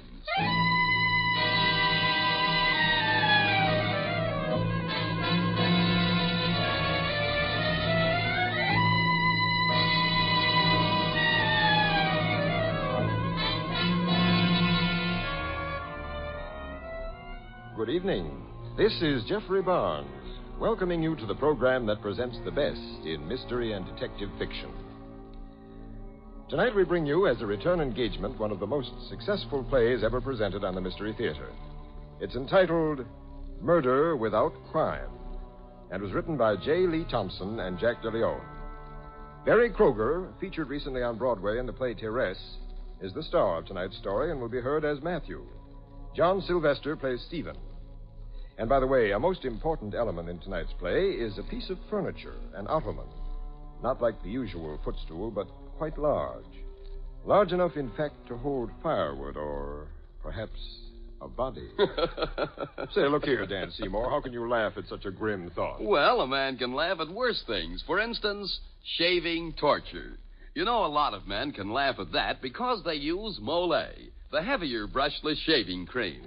Yes, sir, with Mole, it's smooth. So smooth. It's slick.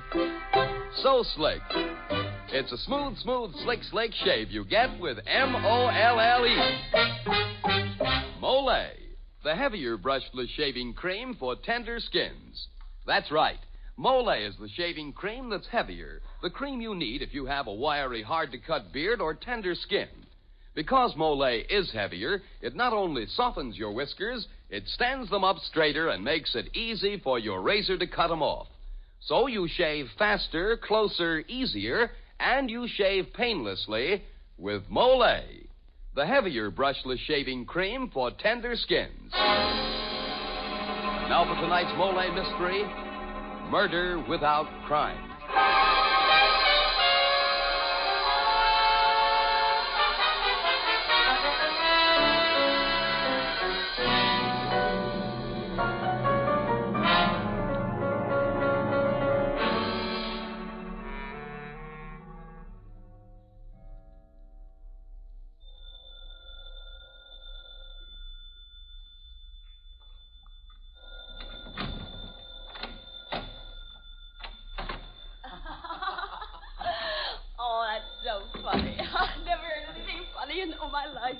Just a minute, dear. It's the phone. Sit down while I answer. I can only stay a few minutes, Stephen. It's 1 a.m. That's long enough for a drink, Greta, darling. Are you thirsty? I'm always thirsty. Hello? Hello? Whoever it was hung up. Must have been a wrong number. It probably got tired of waiting. What are you staring at, darling? That picture on the mantelpiece. It wasn't here the last time I was here. That's Jan, your wife, isn't it? Uh-huh. That's a picture Jan taken just before she left me. Oh, well, I'm not going to worry about her. Turn on the radio, darling. I feel like music.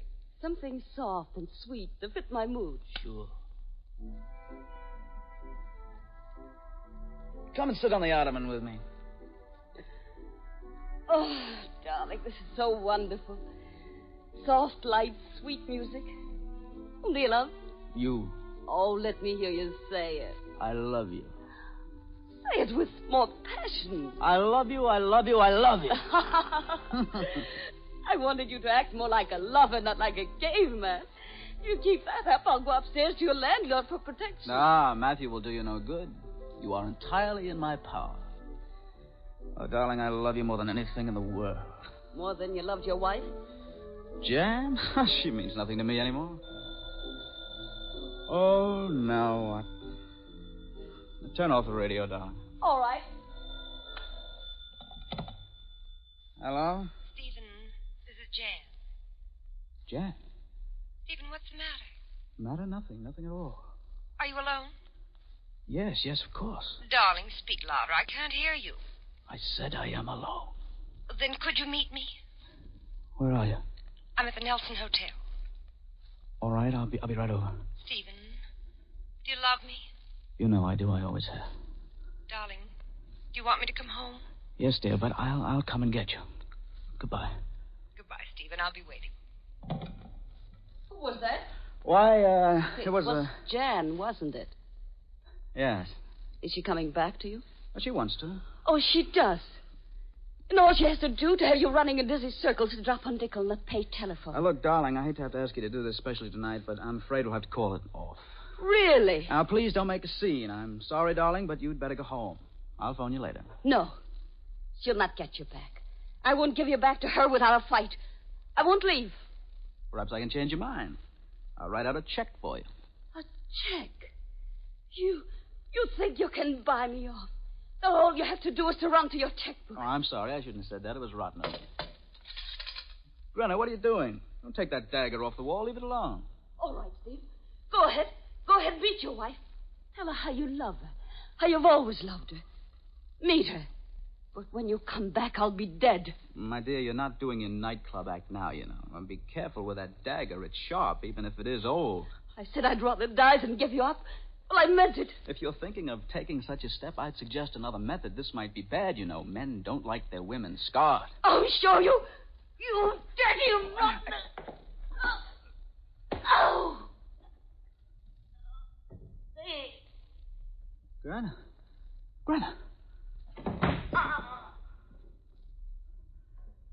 Granna. Oh, Lord. Ben. Must be Matthew. What'll I do? I must do something, but what? The ottoman. I'll put her in the ottoman, and nobody will know.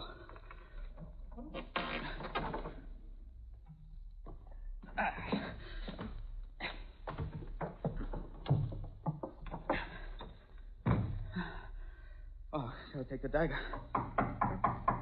Just a minute. Gotta clean the blood off this dagger. There. Put it back. Yes, I'm coming. Just a minute. Oh. Hello, Matthew. Stephen, I was just leaving my apartment upstairs when I heard something, and as your landlord, I thought... My dear man, you look ghastly. What on earth have you been doing? Doing? No, nothing. Are you sure? Do you mind if I have a drink, Stephen? Help yourself. Thanks. You gave me quite a fright just now. Oh? How? When you didn't answer the door. In fact, I had to summon up all my courage to come in at all. Good heavens, why? I don't know. I should have said, I wondered if you would answer the door. Why shouldn't I answer the door? Oh, I thought perhaps you might have got tired of it all. Or whatever people get tired of when they make up their minds to blow their brains out. I was quite prepared to find you dangling someplace. Why should I want to hang myself? Well, I heard a rather loud gasp. Almost a scream. You know, the kind of a scream you expect a woman to give when she finds her lover dead. Oh, it's probably a wild party across the street. Strange. I could have sworn it came from here. Well, it didn't. Well, Matthew, I don't want to turn you out. By the way, is Grenna here? Grenna? Good Lord, no. I could have sworn I heard you coming in with her a few minutes ago. Well, you're wrong. Now, Matthew, you must go. Oh, must I? I was hoping we could chat a while tonight.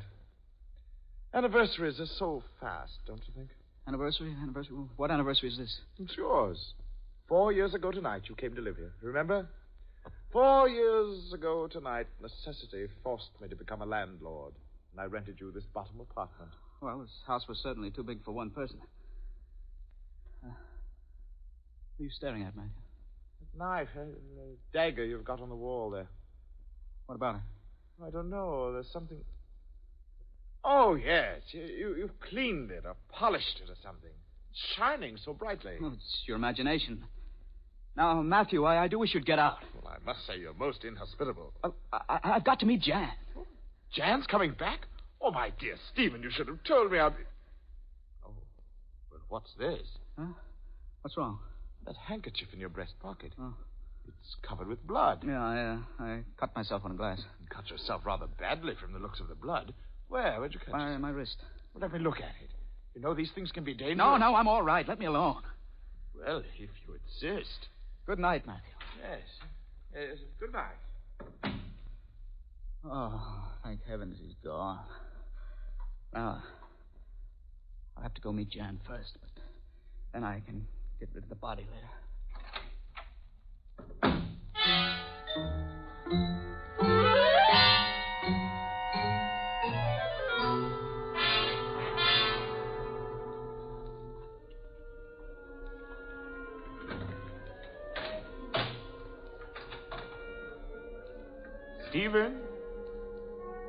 Stephen? Gone. Now, I must find out why that man was so nervous and why he kept staring at the ottoman. Now, let's have a look. It's Grenna. Grenna! Good Lord.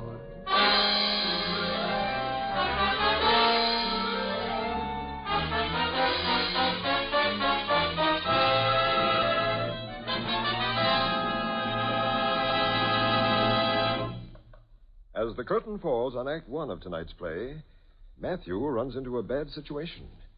As for Stephen, well, it looks as if he's gotten into even worse trouble. Wouldn't you say so, Dan? Yeah, Mr. Barnes, he's as bad off as the fellow with the TWs. TWs? What's that? Why, that's when a fellow has, tough whiskers. Now, that kind of fellow can be in real trouble every time he shaves. But not if he shaves with Molay, the heavier brushless shaving cream for tender skins.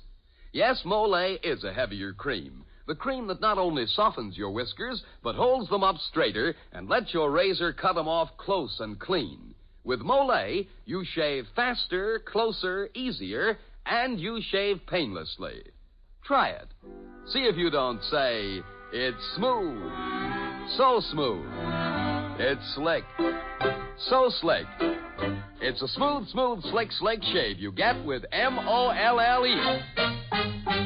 Molay, the heavier brushless shaving cream for tender skins. And now back to Jeffrey Barnes and Act Two of Murder Without Crime.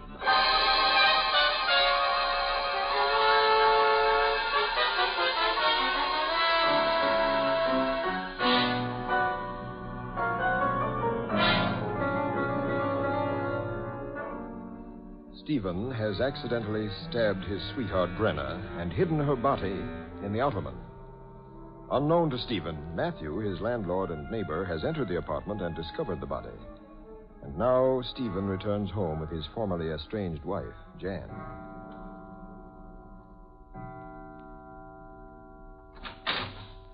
Come on in, dear. Ah, Stephen. Home at last. Well, it doesn't look too bad, darling. Oh, you know it's a mess. I wish you had given me a few hours to clean up a bit. Men aren't good housekeepers, you know. Stephen, you'll have me thinking you didn't really want me to come home. Oh, that's ridiculous. Oh, Jan, if you had only never gone. Well, I'm back now, darling. Yes, you're back, and it's wonderful. Jan, I love you. I really do. You know that. Who could that be?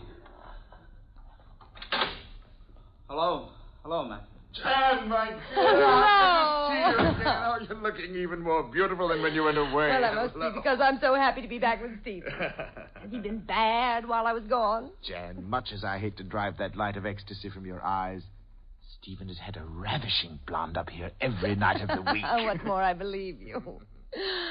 Well, Stephen, you and Matthew chat while I freshen up a bit. I won't be too long. She's beautiful. Perfectly beautiful. You know, Stephen, if I were 10 years younger, I'd take her away from you. No chance. Am I as bad as all that? I came down, Stephen, because I seem to be hearing too many things tonight. Remember how I thought I heard Grenna with you earlier? There's nothing worse than an imagination, unless it's a conscience. Stephen, what's the matter? Nothing. Oh, there's something wrong. I tell you, there's nothing wrong. Well, Matthew, I must write some letters. I must say, Stephen, you're not at all the genial host tonight.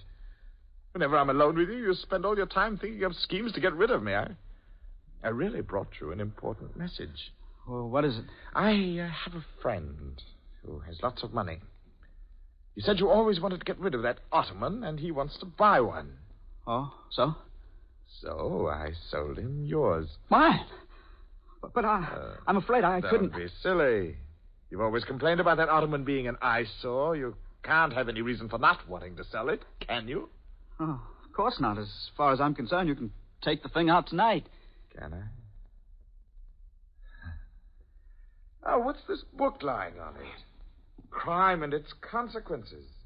What a pedantic title. But interesting, isn't it, Stephen? Uh-huh. Listen to this passage. No murderer can boast he has committed the perfect crime if the body of his victim is discovered. Stephen, doesn't murder fascinate you? Well, of course it does.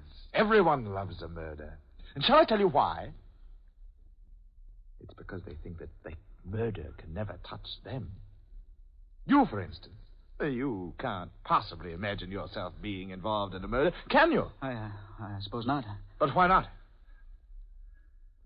Stephen, why did you tell me that Grenna wasn't up here tonight? Why? Because she wasn't here. Shall I tell you how I know she was up here, Stephen? By her scent.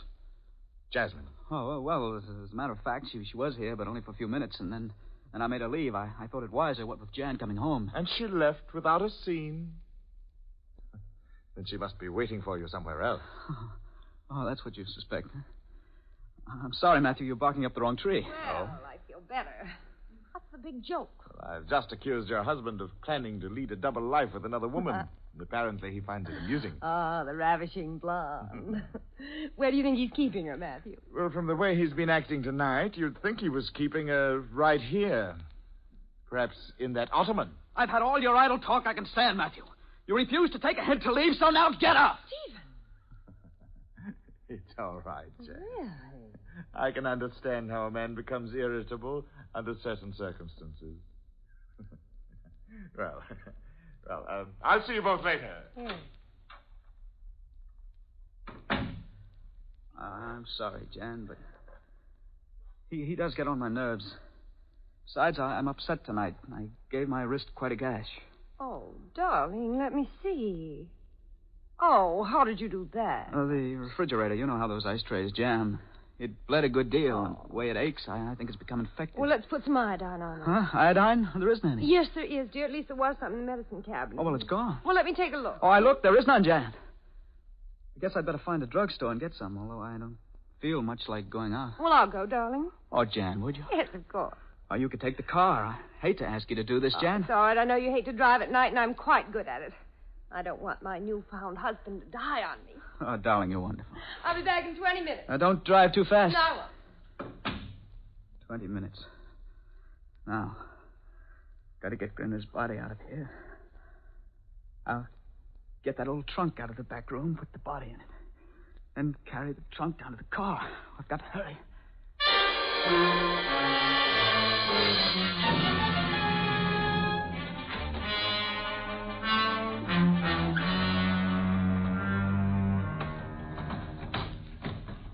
This darn trunk is heavy.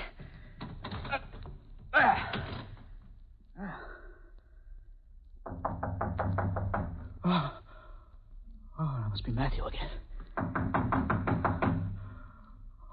I won't answer. Maybe he'll go away. Good. I think he left. Hello, is anyone Matthew! home? Where did you get the key to my door? Well, Stephen, after all, I am your landlord. Get out! Get out! I don't like your attitude, Stephen. My attitude? Yes, Stephen, your attitude. I think you're up to something, and I want to know what it is. What's more, I don't intend to leave here until I find out. All right. Mr. Sherlock Holmes, what am I up to? That I won't know until I find a clue. But Oh. Well, I think I've found a clue. Of course. There's a trunk over there against the wall. The proverbial trunk. Oh, Still think I'm moving in somewhere with Grenna? No, not exactly. But the trunk is there, ready to receive the body. How grim and ominous. Oh, really, Matthew, you're a bore. Yes, Stephen. And perhaps you're a murderer. Perhaps I arrived just in time to keep you from removing the body of the girl from its present hiding place and putting it into that trunk. You better go sleep it off, Matthew. You've had too much to drink. No. Let's reconstruct our problem. Let's see. I have it. A husband is entertaining his girlfriend in his apartment. Suddenly, the husband learns that his wife is returning. There's a quarrel and a loaded revolver. No, a knife. Perhaps that very knife there on that wall, that dagger. You certainly do suffer from imagination. No. The fear in your eyes betrays you. Confess, Stephen. Confess that you're keeping the body of Grenna in that ottoman. Yes, it's full of bodies. I'm not concerned about the number of bodies, but with one body. The body of Grenna. Is it in the ottoman? Yes, if you like, yes. I know it is, Stephen. Because I came back here while you were out meeting Jan, and I did look inside the ottoman. Huh? And it gave me quite a scare. You looked? Yes, Stephen. I suppose I could have saved you a certain amount of fear and anguish, but I must confess I enjoyed watching your emotions. Now, I'm going to call the police. Matthew. Matthew, you wouldn't kill me. Send me to the electric chair. Why not? I pay taxes to provide, among other things, for a state executioner. Matthew, I'm asking you for my life. You're alive. And what of the life of that poor girl there in that ottoman? One moment she was warm and alive. The next she lay cold and dead. You sit there whining and cringing for your miserable life. Oh, no, Stephen. I will not spare you. No, wait, Matthew. I didn't mean to kill her. It was an accident. Accident? Who'll believe that?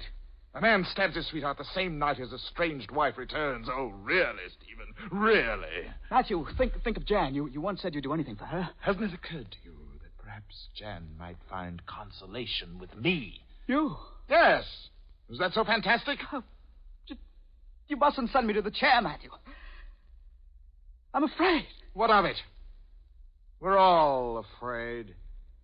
I can remember as a small boy thinking about death. I used to lie in my bed and I'd wonder what it would be like if I didn't wake up the next morning. It gave me a peculiar sensation to frighten myself. Then you couldn't turn me in. No, but I could. Matthew. To my mind, the greatest of all emotions is to feel other people suffer. No. I'm the sort of a man who likes to stand outside a prison in the gray mist of an execution morning, Matthew, no. To see the poor wretch taken from his cell and hear the prison clock chiming the hour of his deliverance. Stop! You've got to have mercy! But you're wrong, Stephen. I don't have to have mercy. You listen to me. You're going to die, Stephen. Do you hear? You're going to die.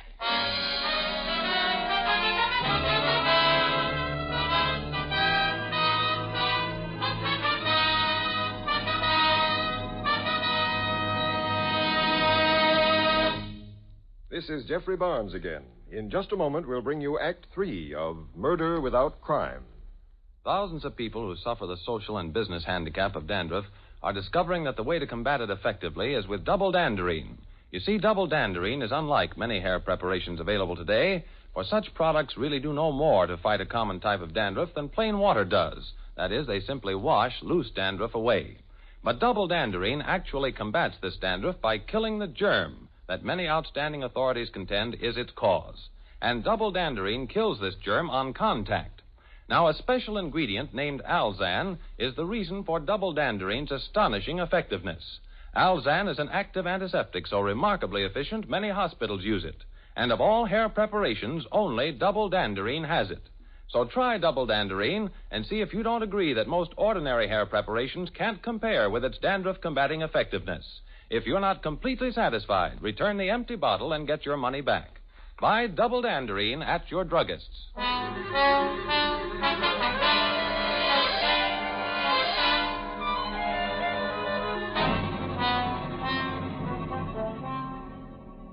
Matthew, you can't turn me over to the police.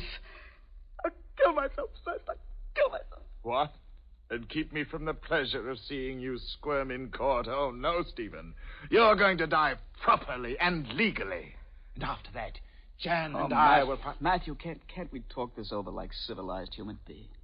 Of course. Let's sit down and be rational. Let's have a drink. Drink? It's a wonderful idea. Shall I fix them? No, I shall. I'm the host. Oh, yes. And I'm the guest, and it's about time you treated me like one. Wait. No, wait.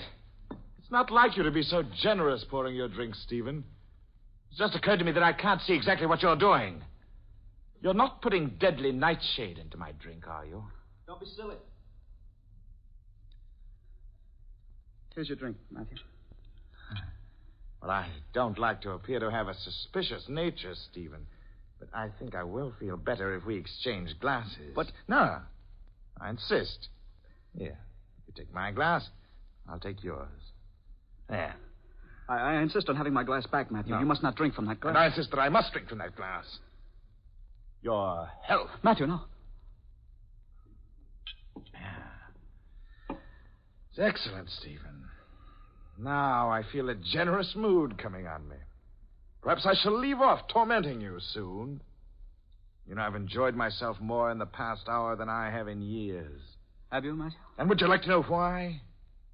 Because, Stephen, I've hated you for as long as I can remember. Hated you and envied you. Because you've always had the things I wanted. Plenty of money. Jan. Even Grenna. But you never showed it. Especially I hated you for your way with women. They like you.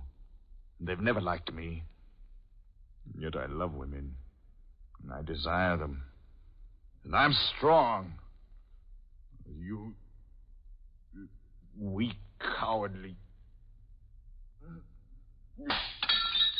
Have you quite finished, Matthew? Something's wrong.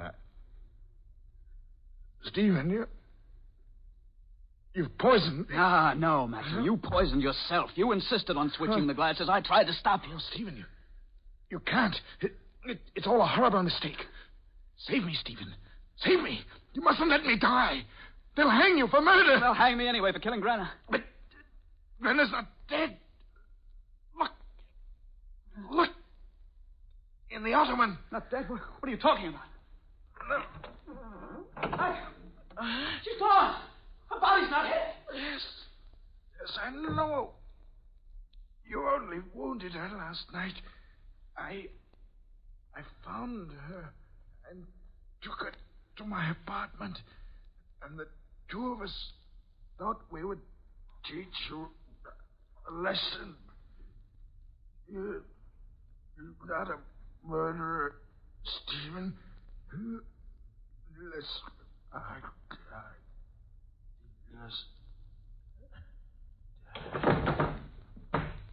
Matthew. Matthew. Hello? Stephen, this is Grenna. Grenna?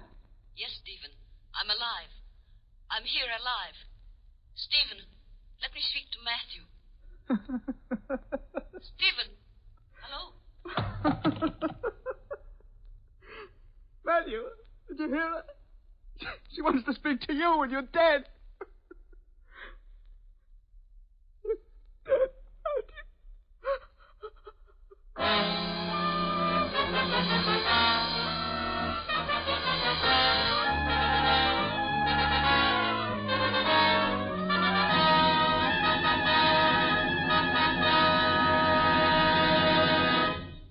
And now this is Jeffrey Barnes again, inviting you to be with us next week when we present The Further Adventures of Kenny Andrews. A few weeks ago, we introduced a funny little smart guy named Kenny Andrews. He made a great hit, and we've received floods of mail demanding his return. So next week, smart little Kenny, who thinks he has an angle for any situation, returns in a mad adventure when he becomes entangled with big-time gangsters and a lovely girl named Nikki Passions. The original music for the Mole Mystery Theater is composed and conducted by Alexander Semler. Murder Without Crime, written by J. Lee Thompson and Jack DeLeon. Barry Kroger and John Sylvester were featured in tonight's program. This is Dan Seymour saying goodnight until next Friday at this same time when the Mystery Theater presents The Further Adventures of Kenny Andrews. This is NBC, the National Broadcasting Company.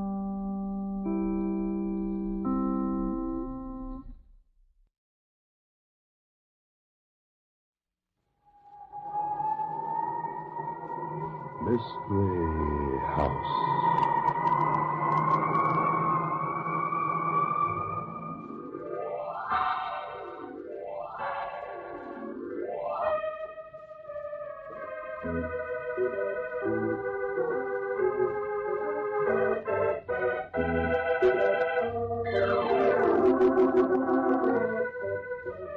Mystery House, that strange publishing firm owned by Dan and Barbara Glenn, where each new novel is acted out by the Mystery House staff before it is accepted for publication. Mystery House.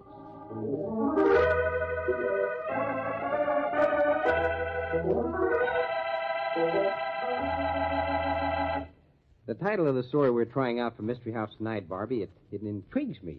Bury me not. That's not the only thing that will intrigue you. The whole story's full of surprises. Oh, not the whole story, Mrs. Glenn. What do you mean, Tom? Well, right about now, there's always an important message for our listeners. And here it is. Listen.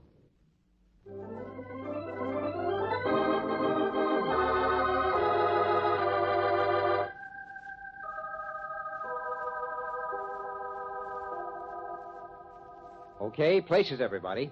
Set the scene for tonight's story, will you, Tom? Bury me not. Tonight's story opens in the office of Police Lieutenant Kane. Vera Blythe is being questioned about the mysterious death of her husband.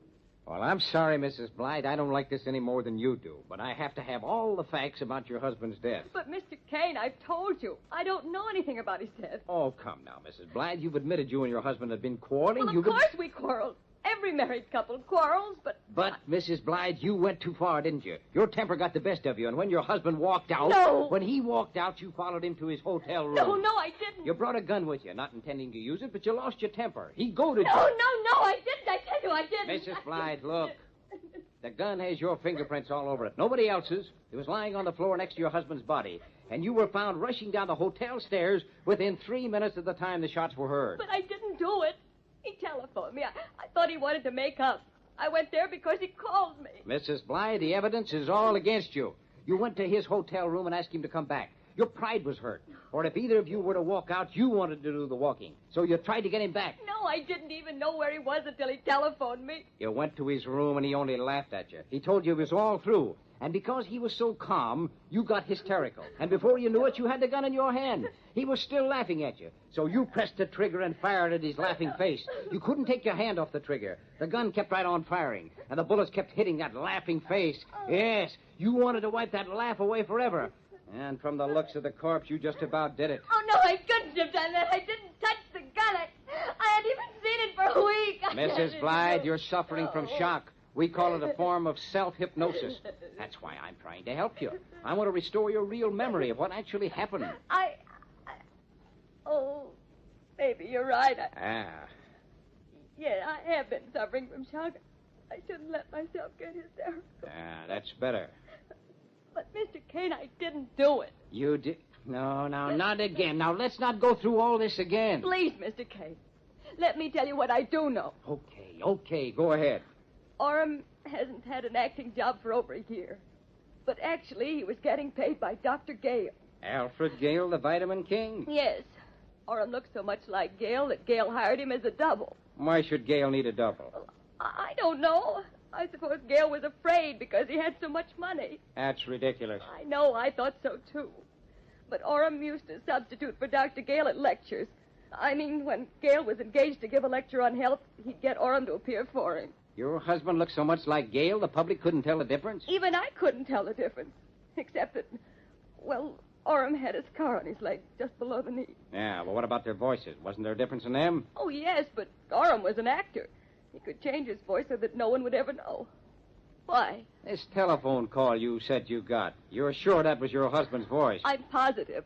I lived with him too long to mistake it.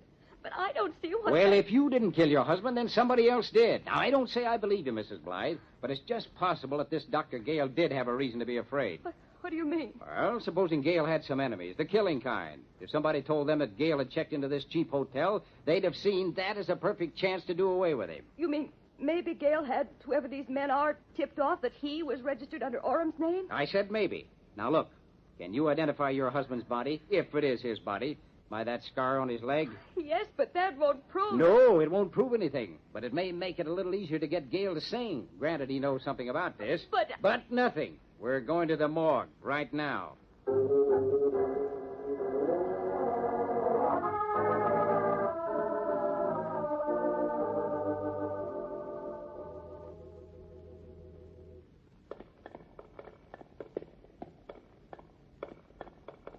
Right down here. Now, just because this is a morgue, don't go pulling any flufferoo on me. Well, Oh, this is ghastly. I don't... Now, stay on your feet, Mrs. Blythe. Now, you want to get to the bottom of this thing, don't you? Oh, yes, but please hurry, Mr. Kane. I can't stand this awful place much longer. Ah, here we are. Here's the body. Now, just one look. Now, which leg did you say the scar was on? The right. There. What did you... What is it? I can't stay in this light. He's gone. What? Yeah, the body's gone. There's nothing here. Just a sheet and an overcoat. What? Oh, no. Oh.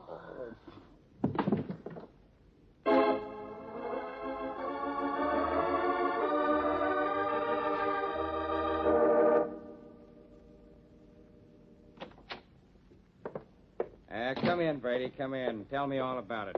Sit down, Brady. Sit down. Don't jump. Now, Chief, look. Brady, if there's one thing I can't stand, it's excuses. I've got bodies disappearing. I got women fainting and going home to bed. But I ain't going to have excuses. Now, I want that body, Brady. Now, where is it? Chief, I'm trying to tell you. Don't try to tell me, Brady. Just tell me. Where is the body? Where? Chief, it's... Don't tell me you know where it is, Brady. No, don't do that. That'd be too much. Why, it's only 4 hours since it disappeared. Now, you couldn't possibly have found it in 4 hours. Now, could you, Brady? Well, the body ain't disappeared, Chief. I've been trying to tell you. What? Now, Brady, look. I'm a patient man, Brady, but I'm not going to stand for any tomfoolery about this. Now, where did you find it? That's all you've got to tell me. Where did you find it? In the morgue. What? Yeah, I've been trying to tell you. It was in the morgue all the time. Yes. Right in the same place where it belonged. It's there now. I'll show you. Brady, wait a minute. Calm down. Look, you don't seem to understand. The body I'm talking about was gone. I was there myself, Brady. I saw it gone with my own eyes. And I still got 20/20 eyesight. So help me, Chief. It's the truth. The body was right there where you told me it should be. And with the face all smashed in by bullet holes, too. Yeah, with the smashed face. But... Brady, I'm warning you. You'd better be sure of this. If you... Oh, come on. We're going down to the morgue. And you'd better be right about this, Brady.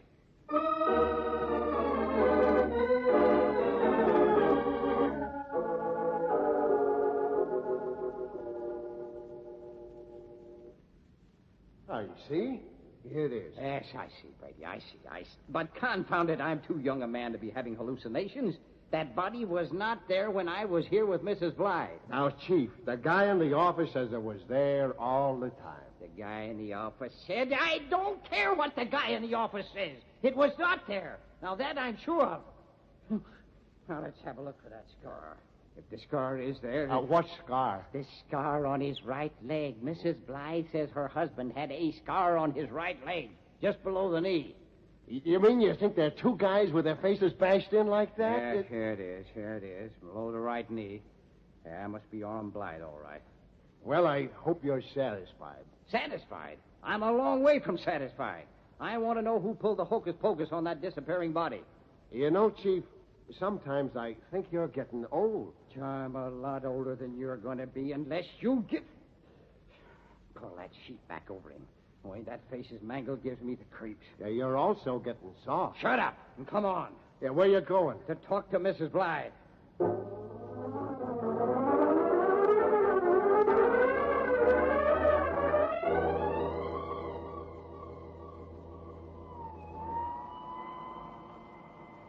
Go ahead, step on it, Brady.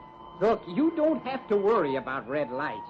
You're a cop, remember? Okay, but what's the rush? I thought you said the Blythe dame went home to bed. Yeah, I know, but that body switch is making me nervous. I think maybe I was a fool. You think? Now, shut up, Brady, or I'll be making your face look like that one we saw in the morgue. Still, why the rush? I don't get you. Has it ever occurred to that thick brain of yours that maybe Mrs. Blythe played me for a sucker? You pulled that fast shuffle in the morgue and then that faint. It's a pretty neat way of getting loose from us. You mean you didn't leave nobody to watch her? Of course I left somebody to watch her, Underwood. And he's about as smart as you are. But now look, Chief. So far, against you, I look pretty good. Yeah. I got dough that says the dame didn't do it. All right. Skip it and turn this corner. You have to do that, you know. The Blythe place is that brownstone front there. And I still got a hunch the Blythe dame is here. Yeah? I'll save your brains.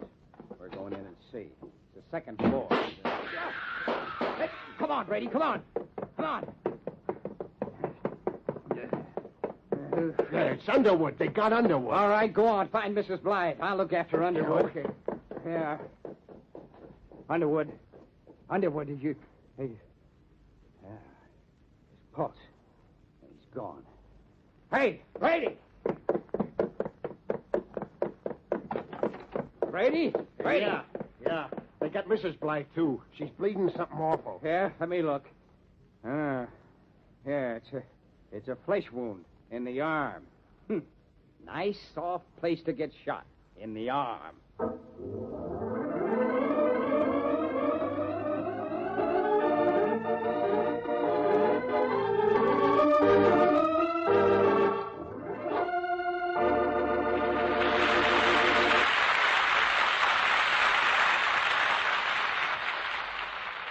Yes, the plot thickens.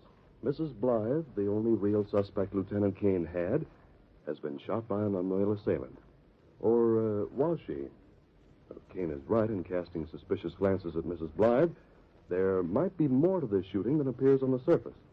At any rate, the second act of Bury Me Not will prove whether Kane's guess is right.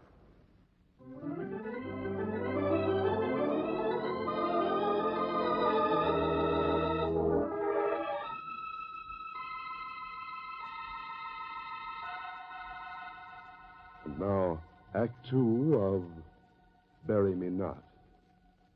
Lieutenant Kane, back at his office, has called in the much-discussed Dr. Alfred Gale in the hope of finding some new clue to clear up the mystery surrounding the death of actor Orem Blythe. Now, look here, Lieutenant. I'll be glad to answer what questions I can, but you must remember I'm a busy man. Yeah, well, sit down, if you please, Dr. Gale. The police are busy, too, you know. We want to get this over with as soon as possible. Of course. Stupid of me. I must be more patient. That's part of what I call my manifesto of health. Patience. Must learn to use my own advice, huh? Well, we have to get information about the persons who've been threatening you. Threatening me? What do you mean, threatening me, Lieutenant? Now, look, Doctor, we know you hired Orem Blythe as a double. That's true, isn't it? Yes, but... Mrs. Blythe believes you used her husband as a decoy against somebody who wanted to kill you. What's that? Ridiculous. Man in my position, respected, loved, ridiculous. Not quite, Doctor. You had a reason for having a double. What was it? I'm a busy man. Too busy. Appointments, lectures, my vitamin business. Too many demands on my time. Forced to have someone to pinch hit for me. Someone who could deliver my lectures and gain the same confidence from the public as myself. Obvious, isn't it? Someone who looks like me. A spitting image of me, eh? That was this actor fella Blythe. Perfect. Looked just like me. Could talk, too. So I hired him to take over my lectures. Gave me more time. Right, Doctor. Orem Blythe gave you more time to spend on your gambling. What's that? Now, look here. You can't... Oh, I can't, Doctor? Well, I have. You know, the police have underworld connections, too. Underworld? My dear sir, do you realize... Suppose I talk for a while, huh? I've checked up on you through the underworld. And what do you think I found out? See here. I'm a busy man. I can't sit around listening to false accusations. Oh, you misunderstand me, Doctor. I'm not accusing you. But certain characters in the underworld do accuse you of welching on a gambling debt of over $50,000. What's that? Oh, it's ridiculous. I'm a busy man. Too busy to be bothering Doctor, with... let's not waste time on the gambling debt. The point is that it's perfectly possible that somebody who had an interest in that debt might like to blow you to bits. Bits? Why, you had me all wrong, Lieutenant. Oh, don't bother to deny it, Doctor. The point is, did you or didn't you get a tip that somebody was going to rub you out? And if you did you plant Orem Blythe in your place so that he was murdered instead of you? Ridiculous. Absolutely ridiculous. Yes, I don't blame you, Doctor. It wouldn't look so good to have the newspapers tell that story. No, it might affect the vitamin business. It's a trumped-up story if I ever heard one. That actor fella was always having trouble with his wife. Told me so himself. Obvious his wife did it. Murdered him in cold blood. Isn't that the expression? You're a detective, too, eh? Well, then how do you explain the fact that Mrs. Blythe was shot, too? Obvious. Trick. She deduced you were suspicious of her. Shot the policeman, then shot herself. Made it look like she'd been attacked.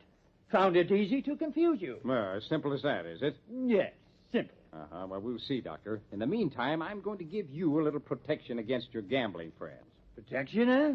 For me? That's right. Sergeant Brady is going to go with you, and he's going to stay with you, just in case. I assure you, Lieutenant, that it's absolutely unnecessary, absolutely. Oh, just a little service from your police department. I protest. It's an imposition. On who? On me, of course. You don't seem to understand, Lieutenant. I'm a busy man, too busy to be worrying about policemen. You won't have to worry, Doctor. That's what Brady's paid to do. In the meantime, Mrs. Blythe and I have some unfinished business with the corpse. Corpse, huh? What do you That'll be all now, Doctor. You'll find Sergeant Brady just outside the door. Now, look here. Good day, Doctor.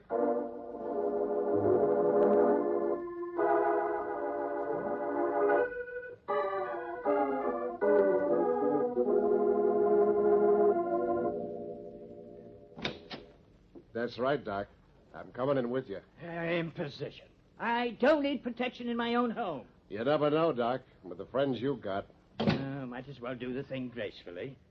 Make yourself at home, Brady. Have a cup of coffee? I could stand some java. Hey, where you going? Oh, great Scott, Sergeant. You seem nervous. I said where you going. Oh, just to get the coffee, Sergeant.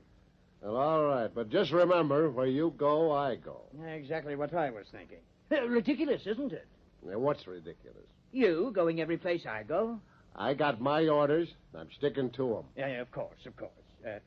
You're here to protect me, huh? That's right. Exactly. Strikes me, Brady, we might make a bargain, huh? What are you talking about? Simple. You want to do your job, I want to do mine, huh?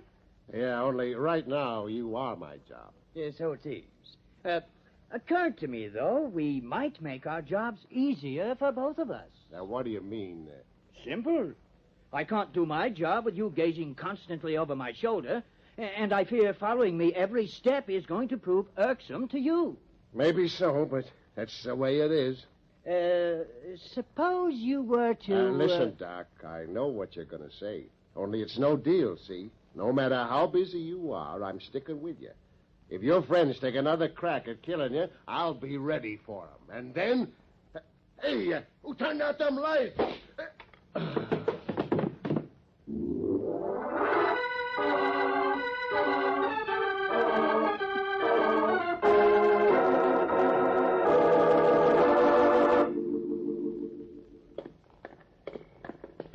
I wish you wouldn't make me do this again.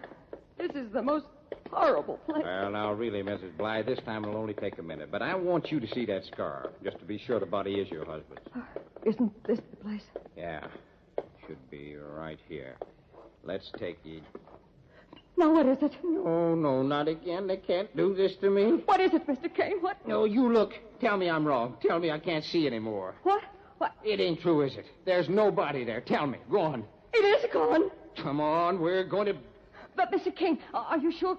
Couldn't the body have been moved?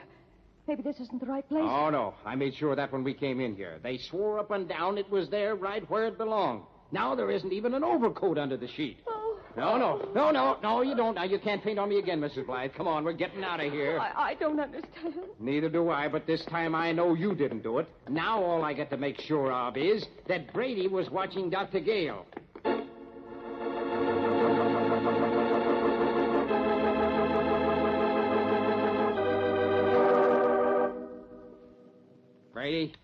Brady, for the love of Pete, what's happened to you anyway? Brady, come on, wake up. Come on, guy. Here, start untying those knots, Mrs. Blythe. Hey, what the... Yeah. Oh, hello, Chief. Oh, my head. What a wallop. You got an aspirin? Oh, thank goodness he isn't badly hurt. Hey, what happened? What happened, he says. Brady, I left you in charge here, you remember? You're supposed to tell me what happened. I ain't in the mood for jokes, Chief. All I know is I got conked as soon as the lights go out. The lights? They're on now. Hey, look. I'm sitting here with that stuffed shirt Doc Gale, and he's trying to talk me out of dogging his heels when all of a sudden the lights go out and whammo! Somebody takes a cut at me from behind. I should have given you a bodyguard, I guess. Where's Doc Gale? In my left pocket. Are you being funny? Oh, well, let's find him. Sure, where? Where? We'll have to search the house. He may be a stiff by this time. Oh, please, no more dead bodies. Come on. Where's the stairway? Maybe he's upstairs. Yeah, right through this archway you hear. Okay, let's... Hey, Doc Gale. Yeah, they got him, too. Let's see. No. Huh? Oh, he ain't dead. You can feel his breath. Who shot him? He wasn't shot, Mrs. Blythe. He was hit on the head with a blackjack and then choked. But the murderer must have been in a hurry. He didn't choke him long enough. Yeah, but look at those fingernail marks on his neck. There's still blood coming from him. Well, let's pick him up, Brady, and put him on a bed somewhere, huh? Okay, there's a big sofa in the parlor. Yeah. Here, I got him. All right. Easy now, Brady. You've got his legs all tangled up. No, he can't be. He can't be. What's wrong with her? Here, help me put him down. Oh, I should have known. Mrs. Blythe, now what's the matter? I should have left you at home. Look at his leg. Here, Look. What's the matter with his leg? Can't you see? You pull the trouser leg up. What? Brady, look. That scar. It's Orem. It's my husband. Hey, he's moving his eyelids. Now, calm down, Mrs. Blythe. Maybe Dr. Gale had a scar, too. Oh, not just like that. It couldn't be just like that. Look out, Chief. He's coming Get away from me, coppers. I'm getting out of here, and I won't hesitate to shoot. No, you don't. That gun, Gale. Give it to me. What do you think you're doing? Yeah, I knew this guy was a rat. Orem, what's the matter with you? Greetings, Vera. So nice to see you again. Oh, so you aren't Gale after all, huh? If you're not sure, how can you expect me to be? Orem, I knew you'd get into trouble, but this is... Really, Pero, your tears never were convincing. You've always been a horrible actress. Now, you leave your domestic complaints out of this, Gale. I mean, Blythe, you've got some explaining to do. You mean the police department is stymied? You mean you need me to explain? For 2 cents, Brady, let him talk. Hey, why, that guy must have slugged me himself. He turned out the lights Brilliant, and that... Brady, brilliant. An astounding deduction. Go ahead, Blythe, talk. Yeah, now I get it. You didn't find the body at the morgue, did you, Chief? No, that's it. Blythe, you figured you could fool us with a body as long as your wife wasn't called to identify it. But when I told you I was going to take her to the morgue, you knew you had to get rid of that body. So you knocked out Brady. Then you got to the morgue ahead of me and back here in time. Of course he did. Look at his fingernails. Blood. Yeah, he grabs a hold of his own throat to make it look like he's been choked. Then he beans himself on that marble stairway, so he's out as cold as I was. Wanted to pin it on your wife because you hated her, huh? Of course I hated her. Oh, I don't understand. Orem, what have you done? He was pretty cute. He wanted to trade places with Gale and get all of his money. All he had to do was kill Gale and make it look like he himself was killed.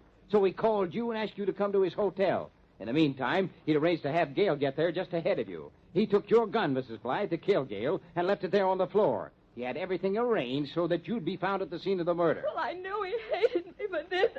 Don't waste your tears on him, Mrs. Blythe. You're lucky to get rid of him. You know all the answers, don't you? But there's one little item I'm going to have the pleasure of telling you. The extra body. That was almost a masterpiece. Well? I was fortunate in learning you discovered the presence of the scar on my own leg. I knew if you saw Gale's body, you wouldn't find the scar, so... This better be good. So I telephoned a mission house and said I was giving a charade, for which I needed a man with a scar just below his right knee. Of course, I used Gale's name and offered to pay him handsomely. When he arrived, I had no trouble destroying his face in the same way you found Gale's. Bullet holes are excellent for quick makeup. But the scar wasn't the same as yours. No, it would satisfy everybody except Vera. That's why you got to see the scar, and she didn't. She didn't, yeah. Thanks to you killing a good cop and winging her. Of course. I couldn't let her see either body. 2 bodies, and you thought there was only 1. 2 bodies? Well, I'll make you a little bet, chum. There's going to be another one. Yours. And this time there'll be plenty of witnesses. Thank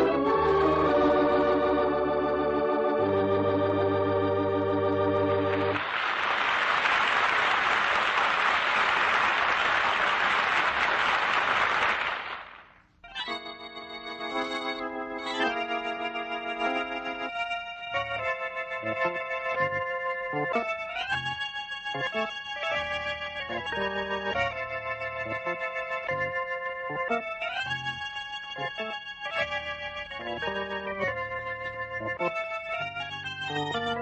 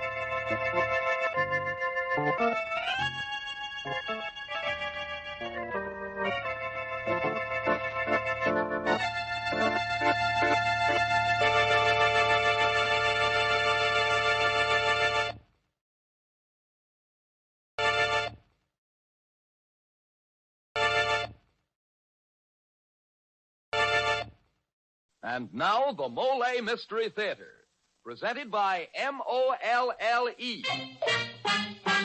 Mole, the heavier brushless shaving cream for tender skins.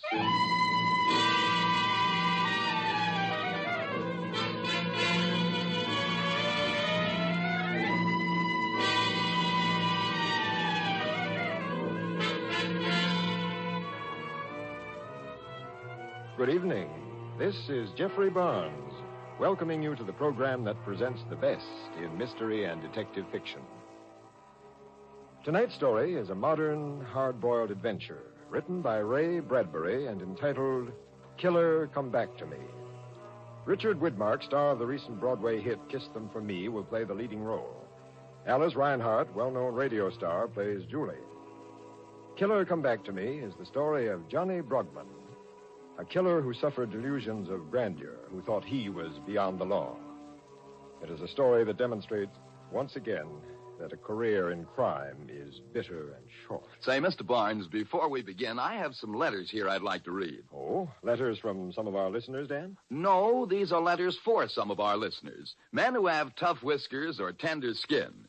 And the letters I want to read to them are M-O-L-L-E. You bet, men. Shaving torture ends when you start shaving with Mole, the heavier brushless shaving cream. Yes, sir, with Mole, it's smooth. So smooth. It's slick. So slick. It's a smooth, slick shave you get with M-O-L-L-E. Mole, the heavier brushless shaving cream for tender skins. Yes, Mole is the cream that's heavier, the cream for a hard-to-cut beard or a tender skin. Because Mole is heavier, it not only softens your whiskers, it stands them up straight and lets your razor sail right through them. So you shave faster, closer, easier, and you shave painlessly with Mole, the heavier brushless shaving cream for tender skin. And now for tonight's Mole mystery, Killer, Come Back to Me.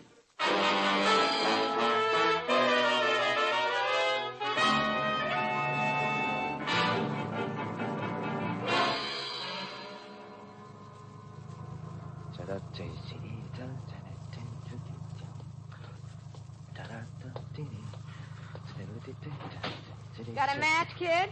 Huh? Oh, I don't know. Here. Now beat it. Thanks.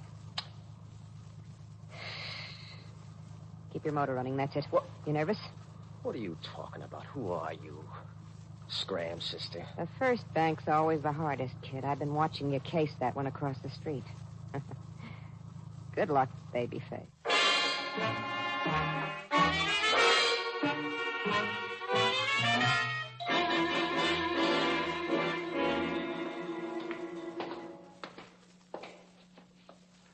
Yes, sir? Get him up. Hey, what's Hand over that money. This is stick-up. All right. Don't Quick, Oliver, or I'll blow your brains out.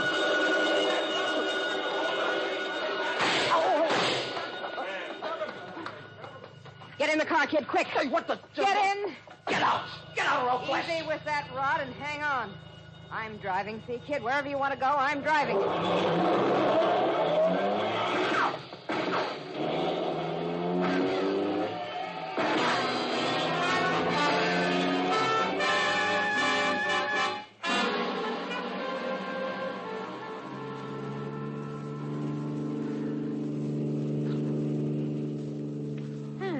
losing him at 80. You picked a good car for a hot one. What's the matter, kid? Scared? Oh, that's all right. Go ahead, cry. You won't be green long. Shut up! Shut up! Who scared me? Move fast, that's all. Just move fast. Take Highway 43. Don't be dumb. We'll go my way. I know these Colorado roads like a book. What's wrong? They get you? No, keep going. I'm all right. I imagine things. Including that blood on your leg? I'm all right. Keep going, I tell you. Just keep going. Oh, we've lost him. How much money? 700? Chicken feed. Punk stuff. Punk stuff, huh? Stop the car. Who the devil are you running me around? This was my job. I'm cutting myself in. Oh, yeah? Put away the gun. You're no killer. It's not in your face. Your eyes are too wide open. I said stop this car. Okay. I'll spill it. What's bothering you? Who are you? What's your angle? What do you want? Want to drive you to a Sawbones first thing. Take care of your leg. Then I've got other plans. What other plans? Build you up. Make you a big shot. You see, fella, I've been outside a little while, but I'm coming back in now. With you. Why me? I still don't get it. Why me? Well, let's say because I think you got what it takes, and because your face reminds me of a guy I used to know. Well, am I in? You're kind of pretty, sister, at that. Your hair's like fire. And your eyes... Never mind that. Am I in? You're darn well, then. Come here, give me a little kiss. Don't do that! What's the matter? I'm the one who says when on that, too. Remember, from now on, I'm giving all the orders.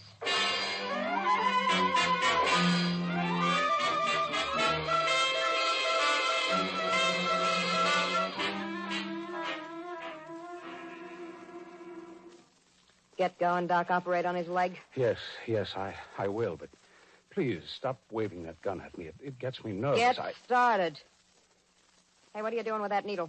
Giving him an anesthetic. It's just a superficial wound, Can but He's got to learn how to take it, and he'll take his straight. Won't you, kid? Yeah, sure. Sure, I'll take mine straight. But to get at that bullet, You heard him, Doc. One more yap out of you, and... Yes, all right. Here goes, then. Steady, son. What's your name, pal? Johnny. Mine's Julie. Hello, Julie. Want me to kiss you, Johnny? Yeah, I'd like that a devil a lot.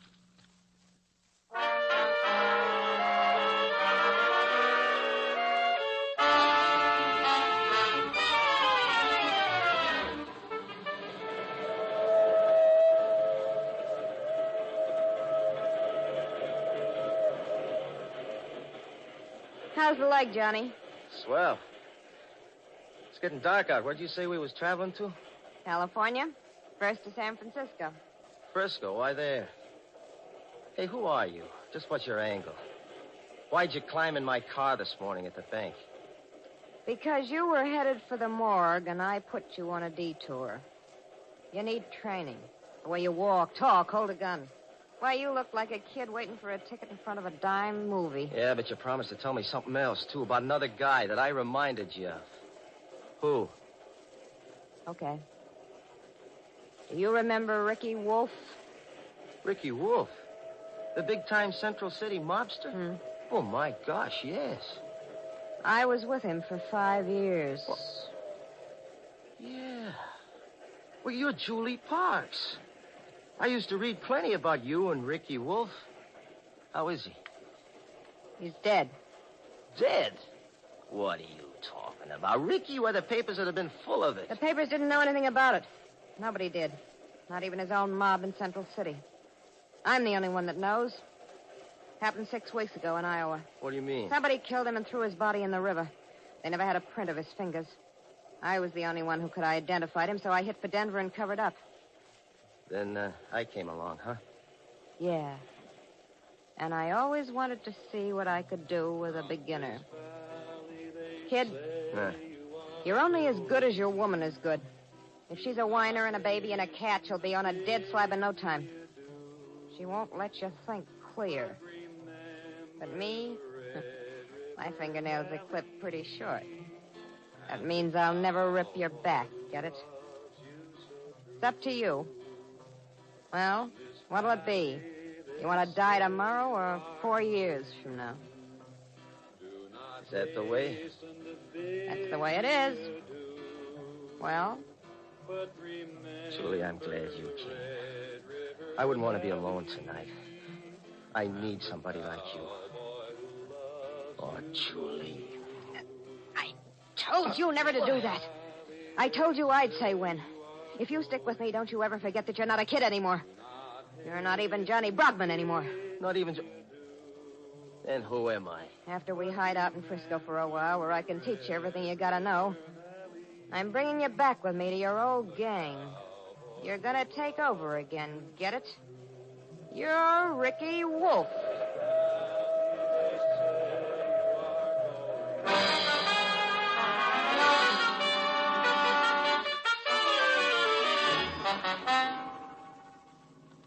Okay, you guys, reach. This is a stick-up. Oh, lousy Johnny. That's not the way Ricky'd do it. Talk faster. Now try it again. All right, wait a minute. Okay, you guys, reach. Bark it out. Bark it out. Okay, you guys, reach. This is a stick-up. Okay, Johnny, you're doing all right.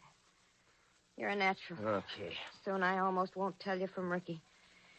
But you gotta learn how to walk tall and stiff with your guts tucked in. Oh, have a heart, Julie. What do you expect? Miracles? One thing more, and you better listen. When you're on top, don't let it go to your head. Lay off the other women, you understand? Yeah, That's sure. one thing that got Ricky, and that's one thing I'm not kidding about and won't stand for. You get it? Yeah, sure, Julie. All right. Now it's time I showed you something. Lamp these pictures, Johnny. Take a good look. Oh, my gosh, You recognize yourself? That's me. Well, only it's not. It can't be. It's enough like you to make it worth 100,000 if we work fast. Worth $1 million if we stick it a couple of years. These pictures were snapped when you were boss man of Central City. Well, Ricky Wolf ain't dead anymore. He's back from the grave in this room now, sitting right there, and he's going back. Back to Central City to be boss man again. How does it feel being Ricky Wolf? Being Rick... Julie, you really meant that all along? I mean, my going back is him? Yeah. But nobody'd believe it. Stuff like that happens in dreams and books, but we never get away with it. It just don't happen. It happens to us, Ricky Wolf. It happens to us. No, Julie, I don't even look like him when you come right down to it for a minute. Yeah, if you look quick, if the light's bad, if you're half blind. But to try to pull a gag like that on his whole mob, the guys who really know him, well, it's crazy, Julie. You want to get us both killed? Shut up or I'll do the killing now. It's going to work for us and work good because it happens to us. You get it? You get it, Ricky Wolf?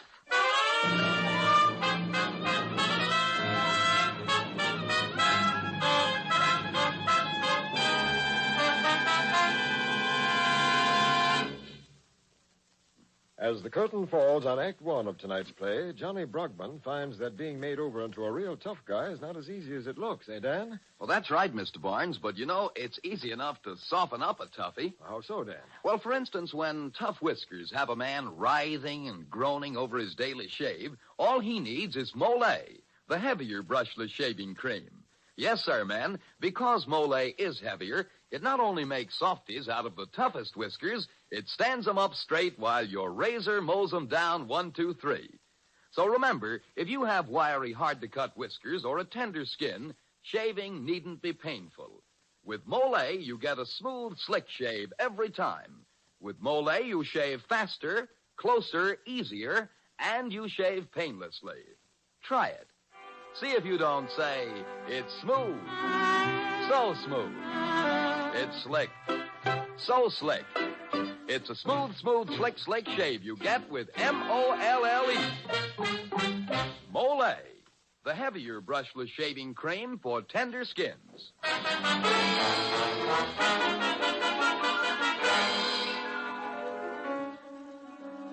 This is Jeffrey Barnes returning you to Act Two of Killer Come Back to Me. Julie Parks, former sweetheart of a dead gangster named Ricky Wolf, has found in youthful Johnny Brogman a double for Ricky. Since Ricky's death is known only to Julie, she plans to present Johnny as Ricky to Ricky's former gang. Well, this is the big day. Central City, here we come. Yeah. Everything depends on you now. Yeah, sure, okay. You know the setup. Sure, we've been over it enough. We park on Spring and 3rd, walk the rest. Right. It's a bookie joint. The biggest horse racket in Central City. We go through it to the back room, meet the boys. There's Merritt. He's the main guy to watch. Merritt. Used to be Ricky's right arm.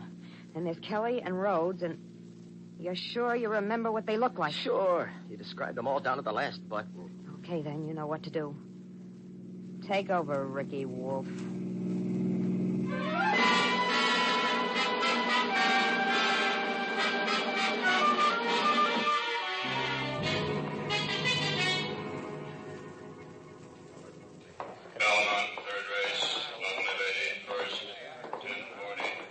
Keep going. Straight ahead. The back room. Back room, huh? Keep going. I think some of the guys have spotted you, but don't stop. Well, I'll see. Look who's back. Ricky. Don't stop. Don't talk. Here's the door. This is it, Johnny. This is it. This is the real test inside. Open the door and take over. So when the guy kept pestering me, I said, put 10 on the nose. Hello, boys. Huh? Say, look. It's Ricky. Ricky? Well, Ricky Wolf. Well, what do you know? Hi, Kelly. But, where you been all this time? Yeah, where you been? Hiding out in Iowa, Rhodes. I'm hot, remember? Yeah, but... Well, you didn't come back. You've kind of changed a little, Ricky. What's up, boys? Hey, Merritt, look. Look who's back. Hello, Merritt. Hello. Who are you? Don't be silly, Medicine. Since when? Now, take a good look. Put you in the redhead. No, you're right. I'm not Ricky Wolf. Johnny. I'm not him at all. I don't have to be. You hear that, all of you? I'm me. I'm myself. Johnny. And you, Merritt. You don't count for a hill of beans. I'm taking over. Oh, yeah? Drop it. You're covered, Merritt. Drop it or I'll drill you. Why, you... Ricky. Shut up! Who's Ricky? Look, you're... I said shut up! The name's Johnny Brogman. You hear that, fellas? And I'm taking over. Okay, then. Kelly. Yeah? You know what to do. Get moving with this body. Sure, boss. And you, Rhodes. Yeah? Help him. Get your car around the alley on a double. Well, what you waiting for? Sure, boss. Right away. Hey, Sammy, catch this rod. Get rid of it. Yeah, sure. Now, any of you want to pull out now. Any of you don't like me, say so. Oh, no, Johnny, you're okay. Okay, Julie, we're in. Everything's okay, Ricky. Sorry, I didn't mean to call you Ricky. Okay. If it makes you feel better, call me Ricky. Well, sure, boss. Sure. You know, I like that. What? What you just said, those last few words. I like it. You understand? Sure. Sure, boss. Sure.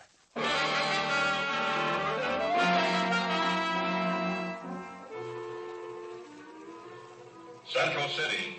The notorious gang leader, Ricky Wolf, has suddenly sprung to life again, holding the city in a grip of terror.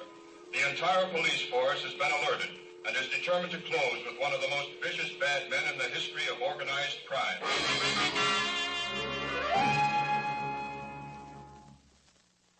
Well, babe, how do you like us now, huh? We're sitting right on top of the world. What's the matter, Julie? What's wrong? Look at this millionaire dump we've moved in on. We hit the jackpot, ain't we? Maybe. What do you mean, maybe? From now on, you don't get me to go along on any more of your jobs, boss man. What? No Julie at the wheel. Why not? You got to. You're still my good luck piece.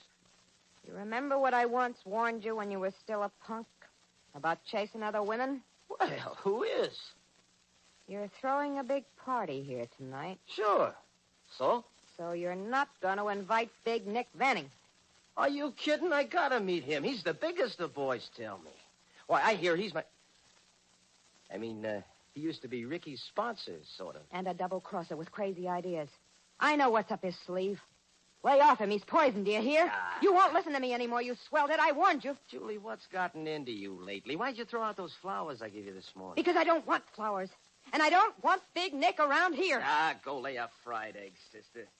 Who's taking orders from who?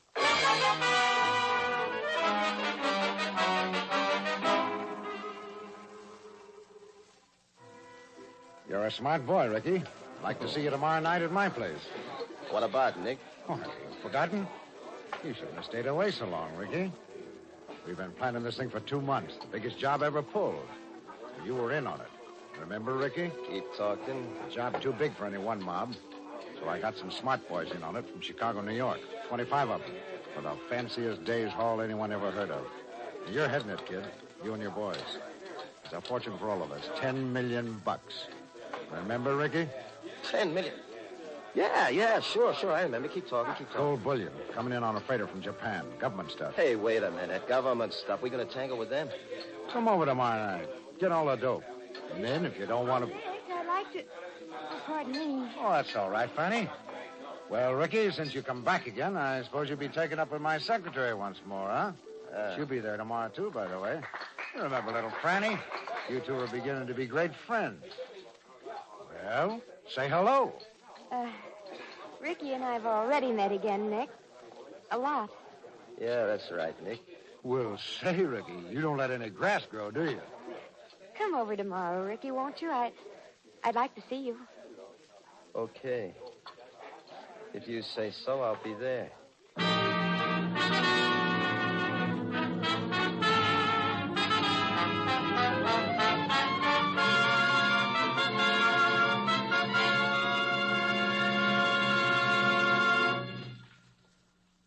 This is Jeffrey Barnes again. In just a moment, we'll bring you Act 3 of Killer Come Back to Me.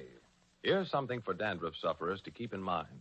Many ordinary hair preparations are no more effective for combating dandruff than plain water is, for they merely do what plain water does, that is, remove loose dandruff. But a scientific product called Double Danderine does more. It actually works where most ordinary hair preparations fail. For Double Danderine kills the germ that many outstanding authorities contend is a cause of a common type of dandruff. Yes, and it actually kills this germ on contact. Even in the most stubborn cases, Double Danderine has given remarkable results. Now, the amazing effectiveness of Double Danderine is due to a special ingredient called Alzan, an active antiseptic so highly efficient that many hospitals use it. And among hair preparations, Double Danderine and Double Danderine alone has it. So try Double Danderine and see if you don't agree that most ordinary hair preparations can't compare with its dandruff-combating effectiveness. If you're not completely satisfied, return the empty bottle and get your money back. Buy Double Danderine at your druggist's.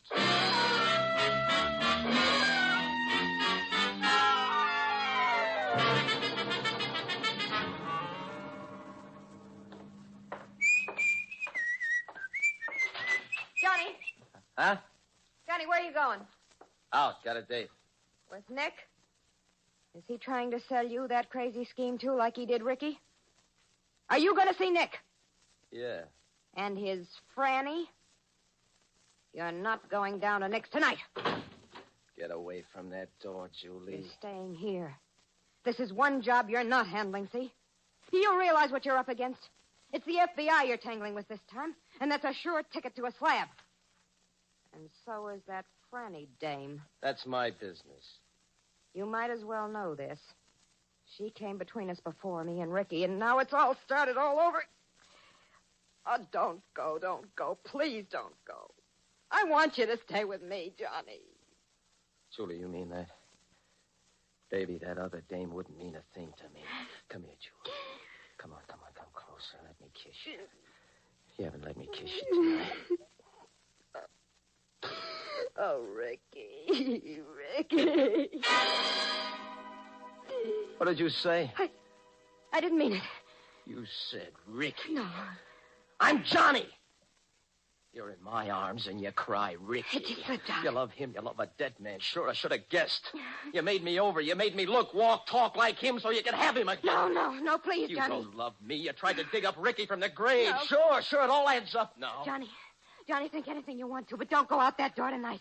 You'll get killed. You afraid I'll get killed or that Ricky will die all over again? You couldn't stand that, could you? No, I couldn't stand it. Don't you see, Johnny? We're both the same. You don't want me. You know what you want. You want somebody you can cling to, somebody to take care of you, and I want Ricky. Don't say that! We met in front of a bank, Johnny, you and I, and we both wanted something. And we tried to get it, and it fell apart in our hands. Oh, take me in your arms. Hold on to me. Hold on to me tight. Oh, Ricky. Oh, don't. I'm Johnny Brogman. I'm myself. You got that? The whole world, you got that? I don't need a woman to lean on. Not my mother, not Julie, not anybody. Get away from that door. I'm going. No, I won't let you. Where are you going, Julie? What are you doing at that window? Leave that shade alone. Keep away from there. Who are you signaling? You listen to me. I killed you once before, Ricky Wolf. And now you're going to die all over again. Who are you? Too late. There was a tip-off down the road. You're here, see? I would have given you one last chance. I was trying to. We could have both taken a powder, but that shade means you're here right now. Oh, you lousy... Think your way out of this, Ricky. You're gonna die all over again. No! Oh, yeah. Wrong number, sister. This ain't Ricky. This is Johnny Brogman. Ricky. All right, there. Come on out, Ricky Wolf. The house is surrounded. Julie, what's this light? What's this searchlight they've thrown in here? Who is that? This is the FBI, Ricky. Get that light out of my eyes. What do you want with me? Julie, honey, tell me what to do. I don't know what to do, Julie. Throw out your gun and come out with your hands up. We'll give you 30 seconds, Ricky Wolf. Who's Ricky? I'm not Ricky. I'm Johnny. I'm Johnny Brogman. Come on, Julie. Tell him who I am. That's a tear bomb, Ricky. Just to show you we mean business. Julie, what'll I do? Julie, honey, don't die. Please help me. Help me like you used to, Julie. 10 seconds left, Ricky. No, don't shoot. Julie, please give me the word. 5 seconds, Ricky. Honey, I'll get the chair. I know I'll get the chair, and I don't want to die, Julie, baby. I don't want to die. I'm not Ricky.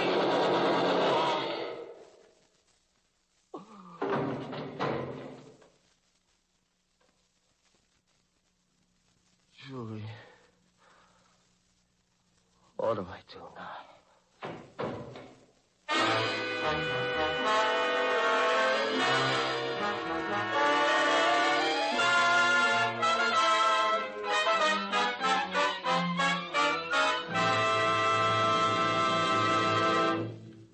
And now this is Jeffrey Barnes again, inviting you to be with us next week when the Mystery Theater presents Goodbye, Darling, by Hench Warner.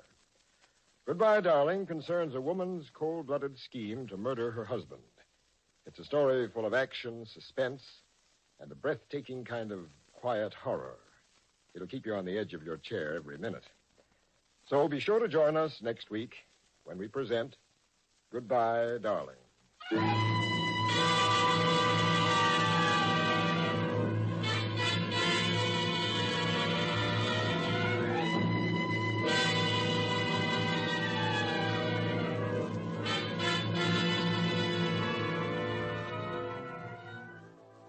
The original music for the Mystery Theater is composed and conducted by Alexander Sandler.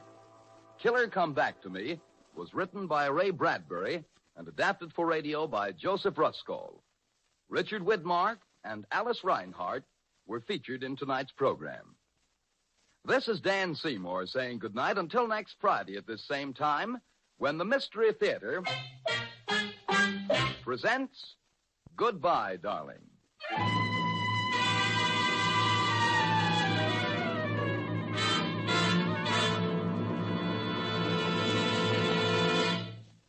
Tonight's radio theater presentation came to you from our RCA Building studios in New York. This is NBC, the National Broadcasting Company.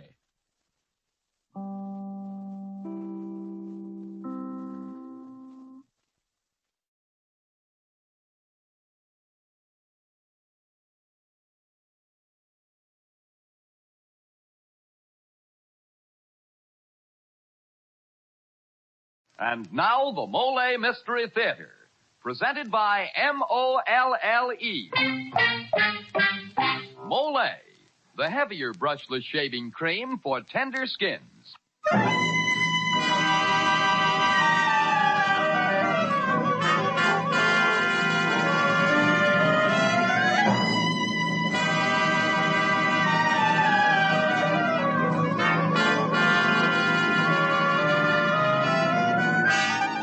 Good evening. This is Jeffrey Barnes, welcoming you to the Mole Mystery Theater, the program that presents the best in mystery and detective fiction. Tonight's story is entitled Goodbye, Darling, and was written by Hank Warner. Ed Begley, recently seen in the motion picture Boomerang and star of the Broadway hit play All My Sons, plays the leading role, and Elspeth Eric and Chuck Webster are featured. Goodbye, Darling is a story that starts with cold-blooded plotting of murder and unfolds into a battle of wits between intended victim and his would-be murderers.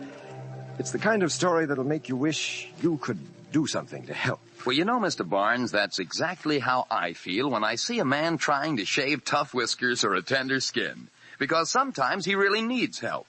Well, men, that's the time when your best friend is Mole, the heavier brushless shaving cream. Yes, sir, it's smooth. So smooth. It's slick. So slick. It's a smooth, slick shave you get with M-O-L-L-E. Mole, the heavier brushless shaving cream for tough whiskers or a tender skin. Try it. Mole. And now for tonight's Mole Mystery, Goodbye, Darling, starring Ed Begley.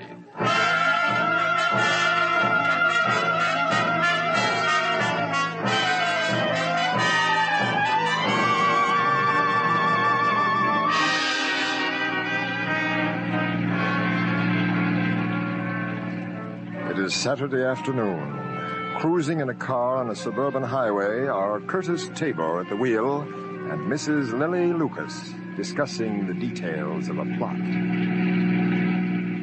Your husband home? I'm not sure, Kurt. You better not take a chance. Let me out at the traffic light. You think he'll tumble? Don't you worry. You leave that to me. You'll phone me, Lily. Yes, and you come up first thing Sunday morning. Yeah. That it, up the hill? Mm-hmm. Better stop here. You send the ad in to the Times-Herald? Of course, last Saturday. They'll print it tomorrow. Yeah, but your husband... He doesn't know yet. I'll sell him the idea tonight. And what a little salesman. And I can pretend to telephone about placing the ad. Beautiful devil, you. Be careful. Not here. Sure know how. I better go now. You turn off here and I'll walk out. Bye. Goodbye, darling. You devil, you.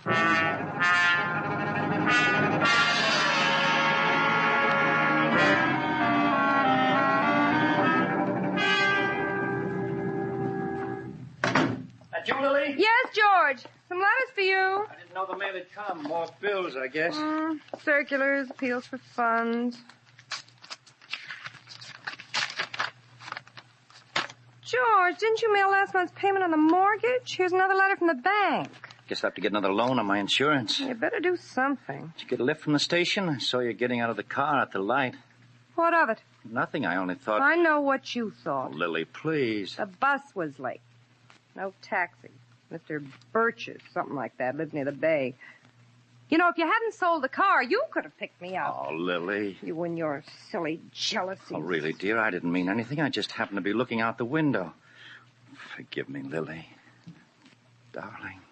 Oh, George, please. I'm sorry, dear. The insurance money's in my bag. You're wonderful, darling. That's the end of my savings account. You know what? Sometimes I think it was a mistake to put all the insurance Henry left me into this house. Here I am, living in the house the money Henry's death brought. I should have gone with him that night. I'll never get over the feeling that I sent him to his death. Oh, now we're grown up, George. It couldn't be helped. I've asked you please not to talk about it. Oh, say, maybe that opening in the Times-Herald promotion department will pan out. Connolly said he'd give me an interview next Saturday, but I'm afraid he didn't sound too keen about it. George, kiss me. Oh. Love me? Mm-hmm. You know, Lily, I've been thinking. Your idea of renting one of our rooms. Are you sure it's all right? Well, why not? After all, many people do. Oh, well, you've been so opposed to it, I was afraid to mention it again. You're a dear, George. I better get dinner, darling. I'll fix a fire in the fireplace. Good. There's a few logs left. Mm-hmm. Why don't you phone that ad in, Lily, in time to catch tomorrow's paper? Yeah, I'll do that. Pennsylvania 66600. Pennsylvania 66600. Right.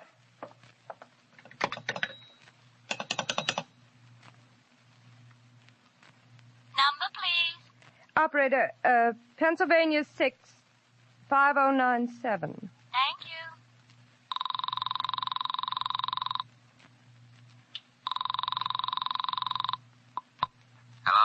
Hello? Lily? I'd like to place an ad in Sunday's paper. Room for rent. All set? Furnished, garage, private family.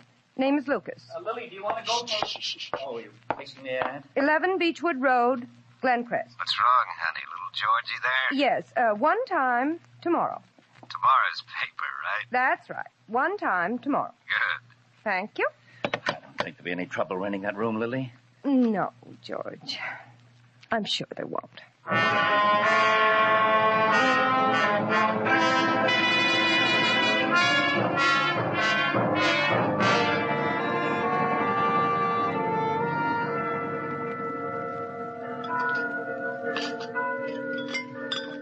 Just more coffee? No, thanks.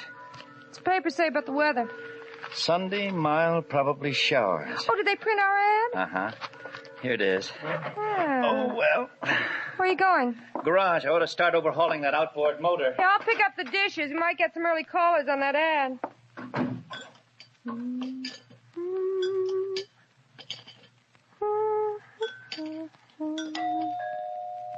Curtis. Oh, good morning. How do you do? I'm interested in the room you advertised in Times-Herald this morning. Where is he? I'll show you the room. This way, please. It's on the ground floor. Swell room, honey. Careful, please. The garage is attached. This way.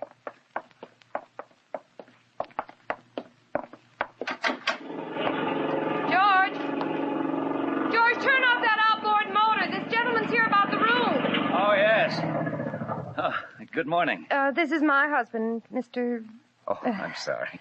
Mr. Tabor. How do you Curtis do? Tabor. You my card? Oh, Acme Motor Sales. Any being delivered these days? Mr. Tabor likes the room. I see you have your workshop here in the garage. Won't my car be in the way? Oh, no. As a matter of fact, I've been planning to move my stuff into the cellar. Got other machine tools there. I'll show Mr. Tabor the grounds, George. Okay, honey. Out this way, Mr. Tabor. Well, nice garden. It's lovely in the summer. We often dine out on this terrace. Suits me. This driveway's perfect. Wide enough to back into without any trouble. When would you care to move in, Mr. Tabor? Oh, in a few days. Don't forget to go to the Motor Vehicle Bureau tomorrow. Mm-hmm. Get your learner's permit so I can start giving you driving lessons. It's got to look like an accident, Lily.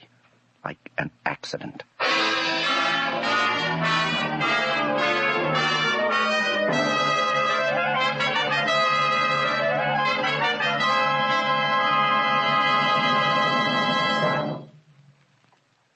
Well, in Act 1 of tonight's Mole mystery, we've seen how the bold plan for murdering Mr. Lucas gets started. In Act 2, we'll see whether murder comes so easy. Say, Dan, what's your observation on this subject? Well, I'll tell you, Mr. Barnes, real murder is a little out of my line. But shaving murder, now, there's something that comes all too easy to some men. You know, fellas with tough whiskers or a tender skin. So I say to them, shave with Mole, the heavier brushless shaving cream. Because Mole is heavier, it not only softens your whiskers, it stands them up straight and lets your razor mow them down in a hurry. With Mole, you shave faster, closer, easier, and you shave painlessly. Try it. See if you don't say it's smooth. So smooth. It's slick. So slick. It's a smooth, slick shave you get with M-O-L-L-E. Mole, the heavier brushless shaving cream for tough whiskers or a tender skin. And now back to Jeffrey Barnes and Act 2 of Goodbye, Darling.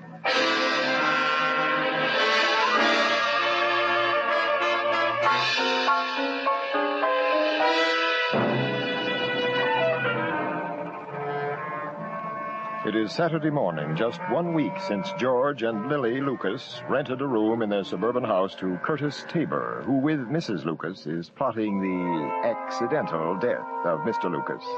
Unsuspecting, Mr. Lucas has left for the city to be interviewed for a position in the promotion department of the Times-Herald. In the meantime...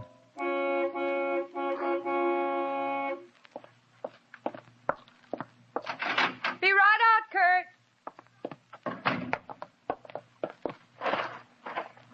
Come on, get in, Lily. Give me your first lesson.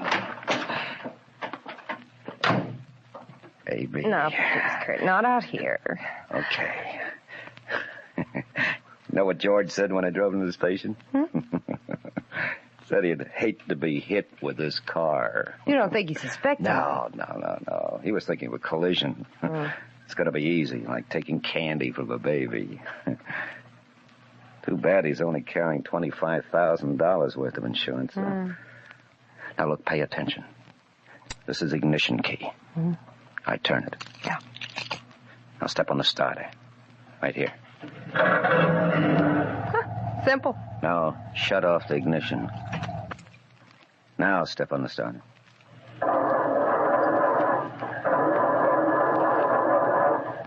You hear that? It won't start with the ignition off, but it sounds like the battery could be run down a bit. Okay. We'll have the car backed into the garage. You'll be at the wheel. Yep. I'll ask George to help me shove the car for a start. When he's between the wall and the rear bumper, you sneak the ignition on, like this. Shift into reverse, like this. And step hard on the starter, making the car jump back, like this.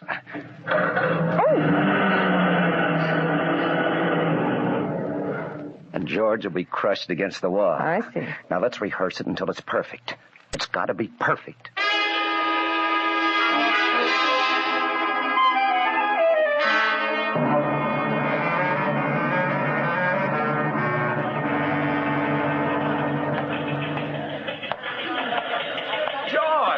George Lucas. Hello, Frank. Well, George, you working here now? For the Times-Herald? Oh, not yet, but I've just been upstairs to see Conley in the promotion department. Connect? He says he'll think it over. Oh, well, how about a drink? I don't know. I've got some shopping. And I'd like to place a situation wanted ad in the Sunday paper just in case. Well, I got to pick up some reservations at Grand Central. Meet me in half an hour at the men's bar. Cheer up, you mug. See you in a little while. Okay.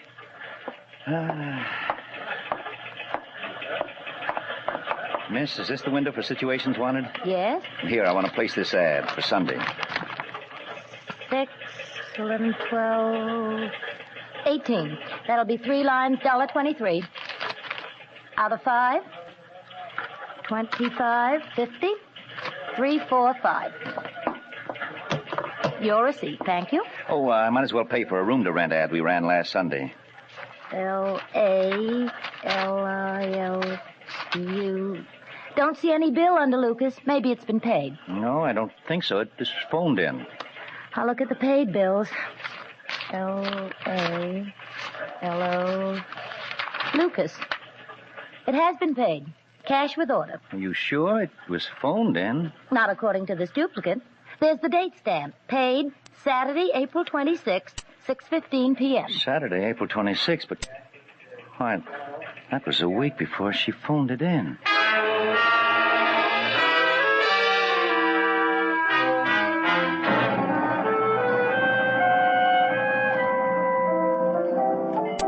Frank, this one's on me. Well, here's to you and Lily. Oh, what's the matter, George? To you and Lily. Didn't you hear me? Hey, where you going? Back in a minute. I gotta make a call.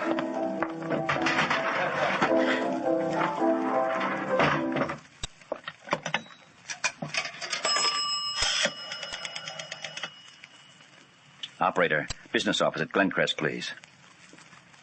Hello? I want to check the extra charge calls in our current bill, but only the calls made on Saturday, July 26th. Lucas, George Lucas, Glencrest 2481. Oh, well, wait a minute. I get a pencil. Okay. Lackawanna 487. Right. Pennsylvania 635. Pennsylvania 65097. Only 3 calls on July 26th? You sure? Oh, thank you.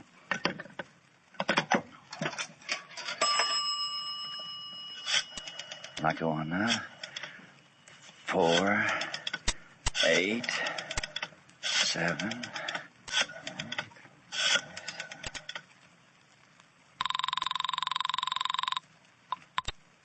Department store. Never mind.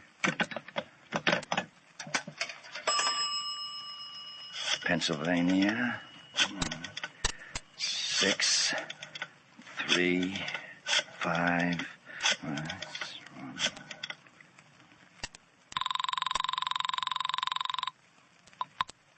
Hello, Mike Supermarket. Sorry, wrong number. Pennsylvania 65097.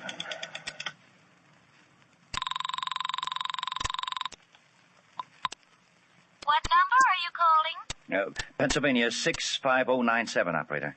One moment, please. Are you calling Curtis Tabor? What? Curtis Tabor. That number has been disconnected. Curtis Tabor. Hello? Hello? I said that number has been disconnected. Hey, George, you were gone so long I came after you. Now, let's have some more drinks. Huh? Oh, sure. Let's have some more drinks. Let's have lots more drinks.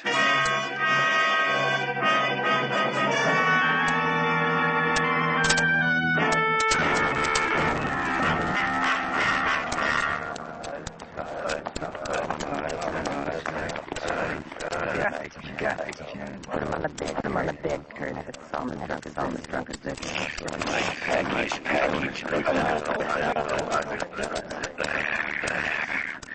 Lily. Throw him down the steps.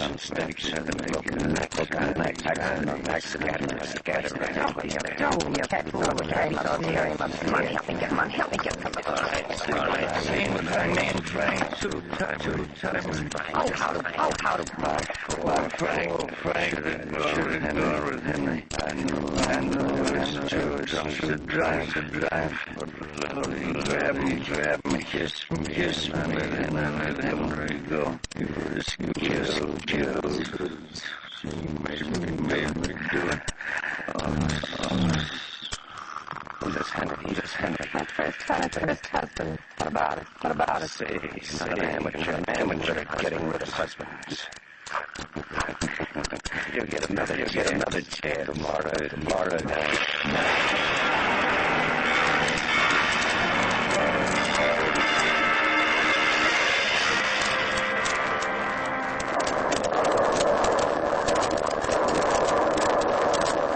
That's it, Lily. I'll be back from the next door any minute. Wait for mine. I'll be back there with him. I don't want to be trapped between the rubber and that wall. Dear George. Get set. Here he comes. Oh, George. How can he start the car? give Lily another lesson today. All right, I know I won't start. Come on back here and shovel it. All right, put it inside. Keep your foot on the crotch. Y'all sad? Okay, George, come on. Help me shut it. George is a little man of a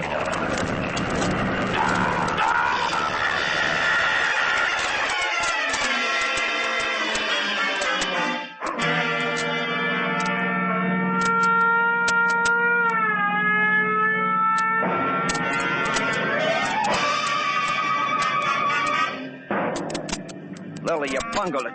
You waited too long after my nod. Swell job. Just broke his leg.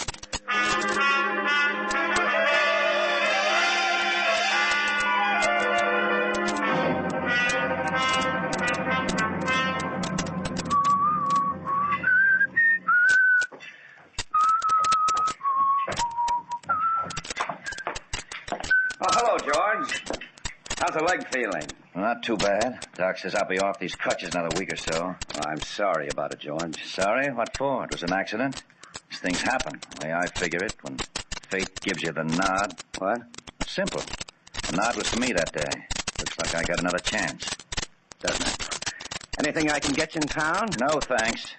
Oh, I wonder, would you do me a favor? Get that outboard motor hooked over that barrel of water. Oh, sure, gladly. Ooh, pretty heavy motor, huh? Thanks. I think it needs some carburetor adjustment. You want me to start it? Oh, I can manage that.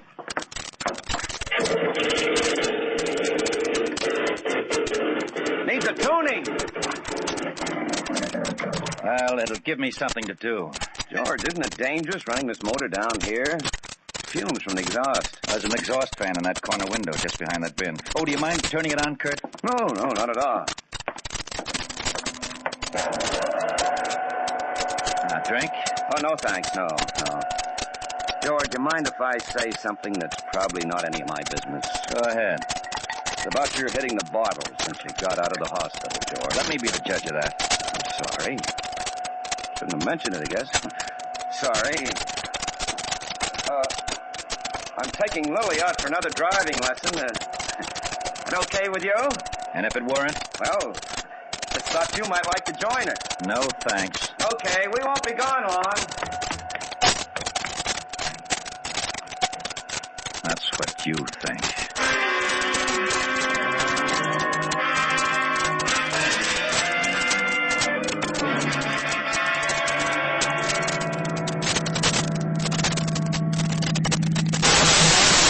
Here, Lily. All right.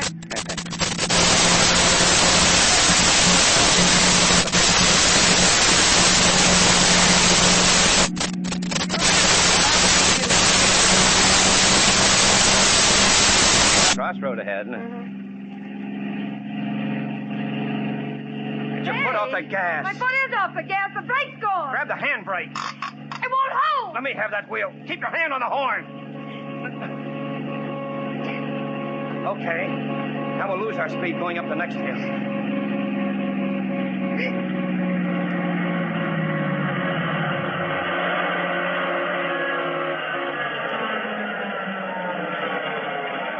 Okay. Now quick, shift into low.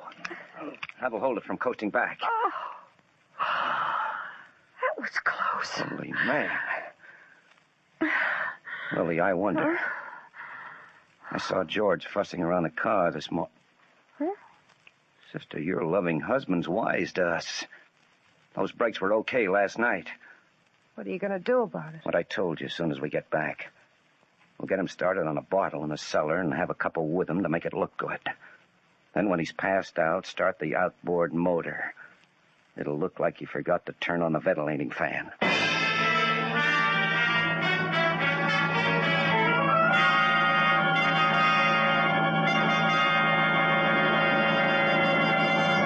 This is Jeffrey Barnes again. In just a moment, we'll bring you Act 3 of Goodbye, Darling. Now, a word from George Putnam. Every day, more and more people are discovering that to get real relief from the most common kind of dandruff, they must destroy the germ called Pityrosporium ovale, which many outstanding authorities say is its cause. You see, merely washing or brushing away loose dandruff has no effect whatsoever on this germ. But one thing that does work is double danderine. For double danderine actually kills this germ on contact. Even in severe cases, results with double danderine have been amazing. And the reason for double danderine's astonishing effectiveness is a special ingredient, an active antiseptic so remarkably efficient many hospitals use it. In double danderine, we call it Alzam.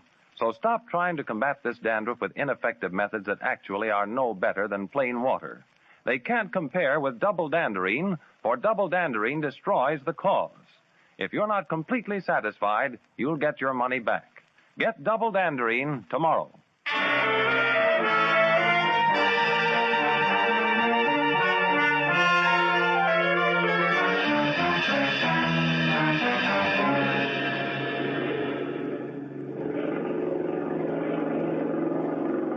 Why do we have to sit in the car? This garage is too hot. Let's wait in the house. No, better sit here where we can hear that outboard motor. It might cut off. It'll be over soon. I shouldn't have had that drink. I feel sleepy. I only had a couple. I feel drowsy myself. Let's get some air. Kurt, I'm sick. Lily. Where are you? I can't move. Lily. Kurt, Drinks. Lily, we've been drugged. George, he did it. We must get out.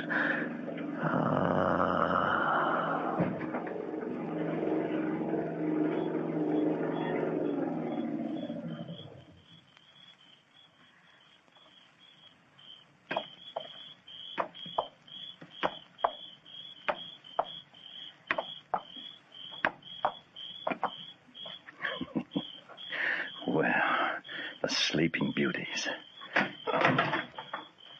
Just move over from behind the wheel, darling wife.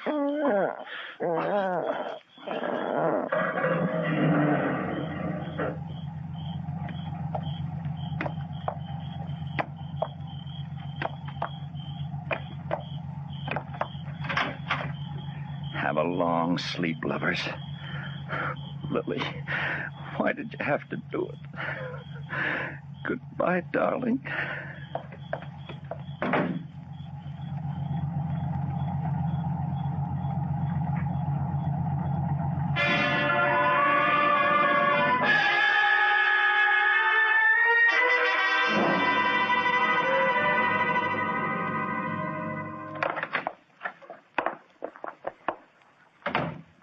Now, the rest of the sleeping pills upstairs in the medicine cabinet. I must get rid of them.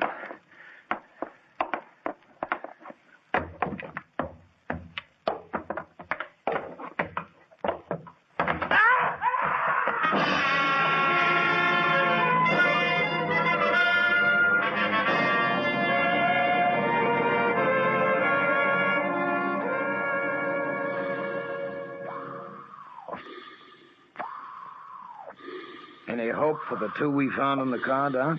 Oh, I'm afraid not. Pull motors won't help them now, Inspector. Okay, boys. What about Mr. Lucas, Inspector? Oh, didn't you know? Neck's broken. Too bad. He probably could have saved them if he hadn't slipped on that scatter rug.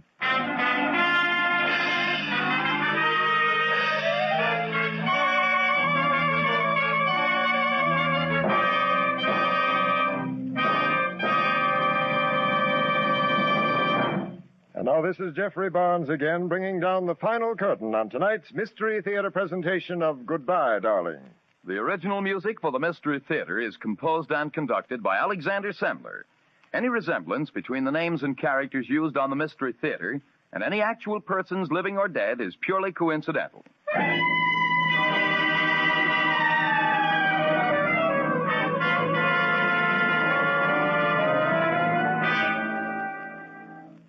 Sometimes when we're tired, we make mountains out of molehills. We putter around till even the easiest job seems impossible. Now, if you're that tired and pale besides, your doctor may find you have a borderline anemia, resulting from a ferronutritional blood deficiency. Then you need ironized yeast tablets. They help build up your strength by building up your red blood cells. So take ironized yeast tablets to get back your color, your vigor, your driving energy. Ironized yeast tablets. And now this is Dan Seymour again saying goodnight until next week at this same time when the Mystery Theater presents A Lease on Death.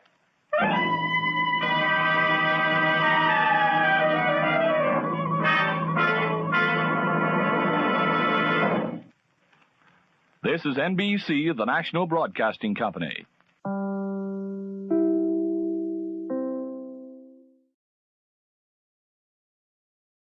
Thank you for listening to RadioClassics.com. Programs are copyright their respective owners. All rights reserved.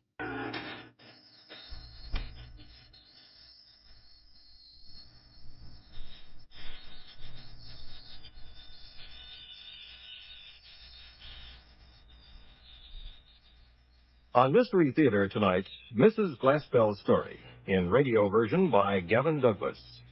From CBC Halifax, we present The Old Nurse's Story.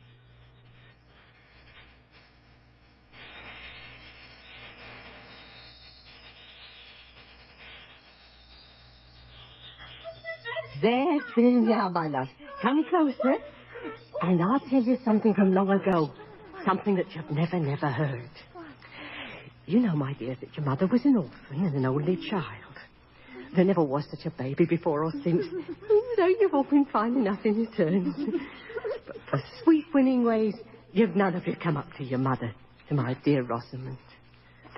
My mistress, your grandmother, commanded me on her deathbed never to leave my little charge, for I was the last person left alive who loved her. If my lady had never spoken so much as a word, I'd have gone with Miss Rosamond to the end of the world. And far we were to go before our tears would dry, or the grave flowers could wither.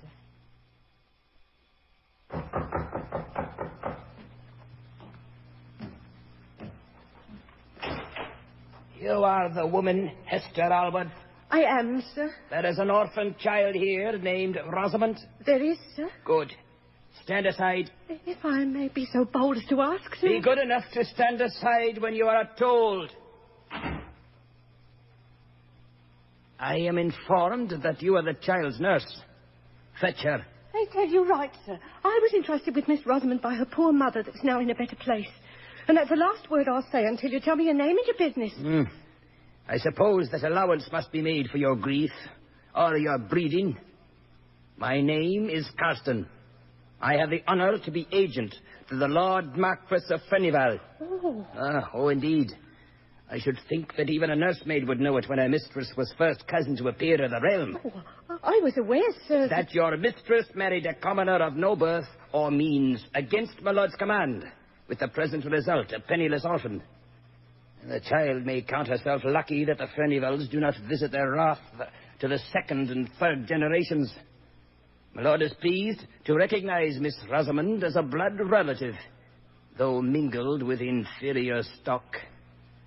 As her guardian, he has ordered me to escort her post-haste tomorrow morning to Fenival Hall in Northumberland. See that she is ready. Oh, Mr. Carson, you'll not separate us? The choice lies with you. Miss Rosamond is accustomed to your care. If you mind your place, you may remain with her. 1 or 2 dependents, more or less, are of no concern to my lord. Good day. But, sir, what are we to do? You have your instructions. Good day.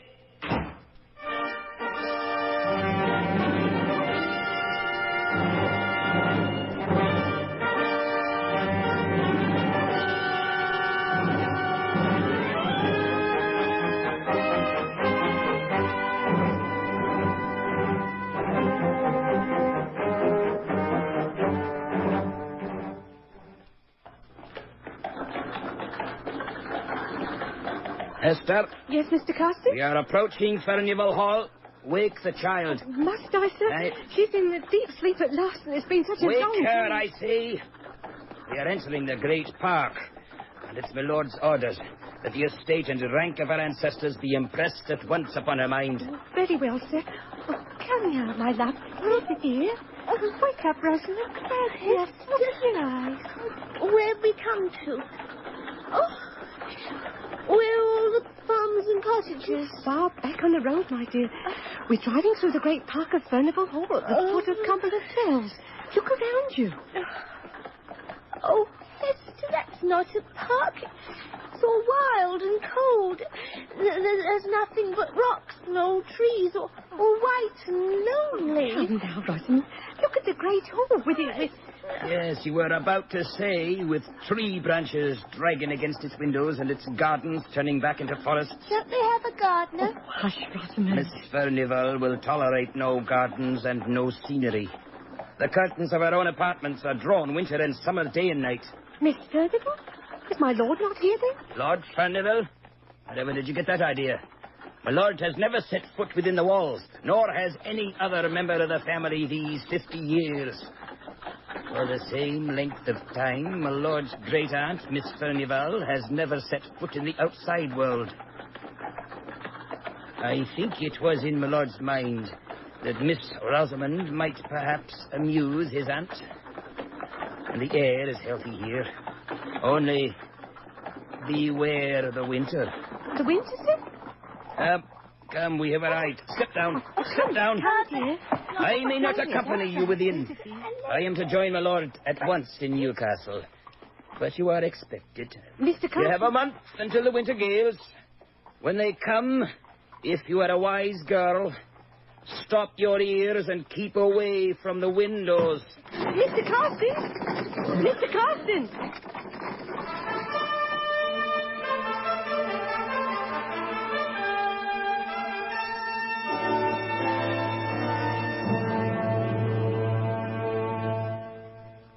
When we came up the great front steps and were admitted into the entrance hall, I thought we should be lost. It was so large and vast and grand. There was a chandelier, all of bronze, hung down from the middle of the ceiling. I'd never seen one before and looked at it all in amaze. At one end of the hall, there was a great fireplace, cold and unlit. Oh, it was large as the sides of houses in my country. And on the western side was a huge old organ built into the wall, so broad and high that it covered the best part of that area. We were led on past the organ through endless stately corridors to the west wing. And at last, we came to a suite of apartments where it always seemed to be night. Fires crackled in all the rooms, and curtains of heavy velvet shut out the daylight. Miss Furnival sat in a high, narrow chair, her face as full of fine wrinkles as if they'd been drawn all over it with a needle's point. She looked proud and frail and trembling with a cold no fire could warm. Welcome to Furnival Hall, Rosamond. You're a surprisingly pretty and graceful child. Perhaps you are a Furnival after all. Sitting with her and working at the same great piece of tapestry was her companion, Mrs. Stark. Oh, she looked so grey and stony, as if she'd never loved or cared for anyone. Do not stand staring, child. It shows an idle mind. And you, what is your name, girl? Hester Allwood, ma'am. Very well, Hester. Your quarters and the child's nursery will be directly over the kitchen.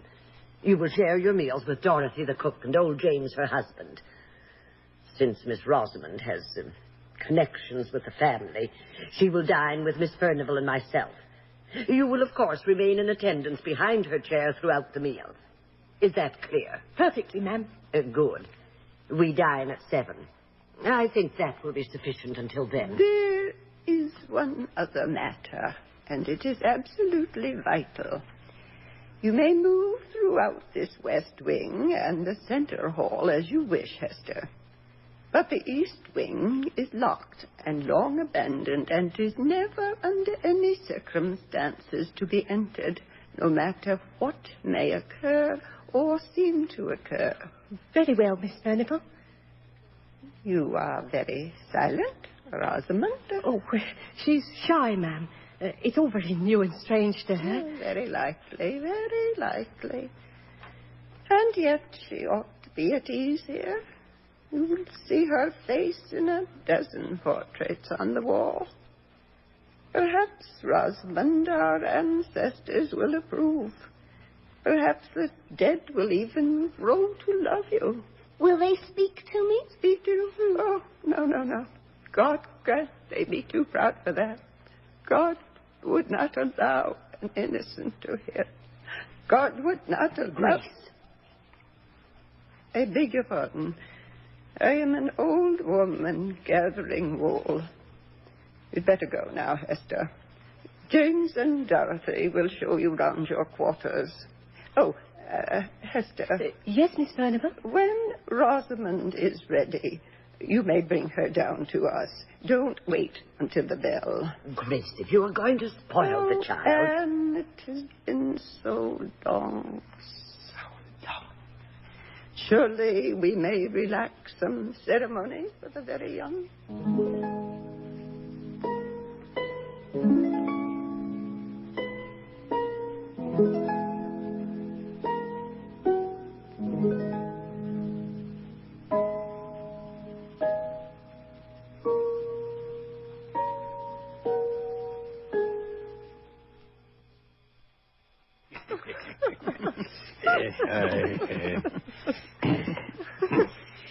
I tell you, Hester, James looks down on me. Oh, away with you. I tell you he does. He's lived near all his life in my lord's family and thinks there's no one so grand as they. Till he married me, I'd never lived in any but a farmer's household, and he lords it over me as if he was a very Furnival himself. Well, I be in a way. Mind you, I'm very fond of you. Hear him now. Oh, I can think of nothing I'd rather do unless to hear both. Oh, it's so good to be amongst my own sort of people. In a house. Say it. In a house that's forbidden, strange, and cold. Dorothy. Oh, all right, James. I'll say nothing against your Miss Furnival. She's a good enough mistress in her high, grand way. If she holds herself so tall, she pays for it, as the good book says. Did you see her tonight after dinner, Hester, when Miss Rosamond went skipping off with James and me to the kitchen as soon as ever she could? Yes, I do believe she wanted us to stay. Her eyes were begging Rosamond to stay, but she wouldn't ask. She loves the little one, never doubt it. But it's too late now to make amends. The weather's closing in these nights, Dorothy. You best pay mind to your own duties. Is the snow so terrible here? Huh? The snow? Well, everyone seems to dread the weather. Tonight at dinner, Miss Furnival stared at Mrs. Stark with those sad eyes of hers and said, "I'm afraid we shall have a terrible winter." It seemed a harmless enough thing to say, but Mrs. Stark pretended not to hear and talked very loud as something else. Come along, my dear. We're all becoming gloomy, and there's no need, Lord knows, there are distractions enough here. It's a wonderful, great, rambling house and a famous place for a wee one like Miss Rosamond. Come tomorrow when you're free, and I'll show you the east wing. You mean the west wing, Dorothy? Bless us, yes. What am I saying? You great gowk, you flustered my wits with your teasing. Of course, I mean the west wing. It's all green and gloomy, Hester, through the tree boughs and the ivy that darkens the windows. But the rooms are full of treasures. All drowned, you might say, in the green water. Old china jars and carved ivory boxes and wonderful things. Of course, we'll go tomorrow. There's nothing to see in the east wing. Nothing at all. That a Christian would want to see.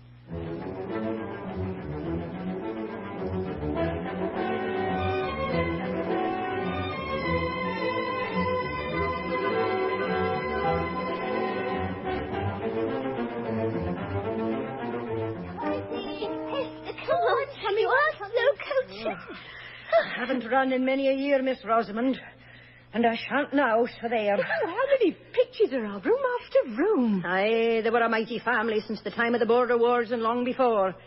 But this is the last chamber that was the old state drawing room in the grand days. They hung the best of the pictures here. Who's the man in the plumes and gold lace? That's Sir Humphrey Furnival that fought for the martyr king and fled to France with Charles the Dissolute. Dorothy, who's the lovely lady over the mantelpiece? Aye, well, you may ask. That, my dear, is the mistress, Miss Furnival, as she was these 50 years gone by. Oh, is that Miss Furnival? A wonder to look at she was then. But such a set, proud look and the scorn in her eyes. Hester, she's laughing at us. Why should she laugh? She has the funny dress on. It was all the fashion when she was young, miss. I remember something like it when I was a wee thing like you. Great ladies wore beaver hats with ostrich plumes tilted over their brows like that, and satin gowns with them quilted stomachers just as you see her. Well, to be sure, flesh is grass, they do say, but who'd have thought that Miss Furnival had been such an out-and-out beauty to see her now? Folks change, sadly. But there was another sister, and if what my master's father used to say was true, Miss Vanessa, that's dead now, was even handsomer than our mistress, Miss Grace. But if I show it to you, you must never let on, even to James, that you've seen it. Can the little one hold her tongue, do you think? Oh, I wouldn't risk it. Rosamond, dear, go and hide in the next chamber, in the red room, and I'll show you how quickly I can find you. All right. You never will find me, Hester.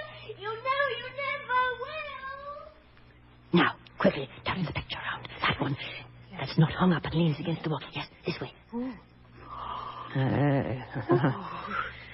To be sure, it beats Miss Grace for beauty, and I think for scornful pride, too. Though for that matter, it's hard enough to choose. Miss Vanessa? She's dead, you say? She was buried. Turn the picture around again, Hester. Turn it round and come away.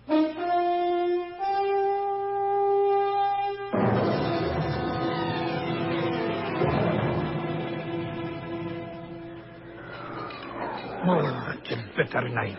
And bitterer yet for the shepherds on the fells. Aye. 'Tis the time of year now, from our Lord's birth to Epiphany, that the wind and the cold here do their worst.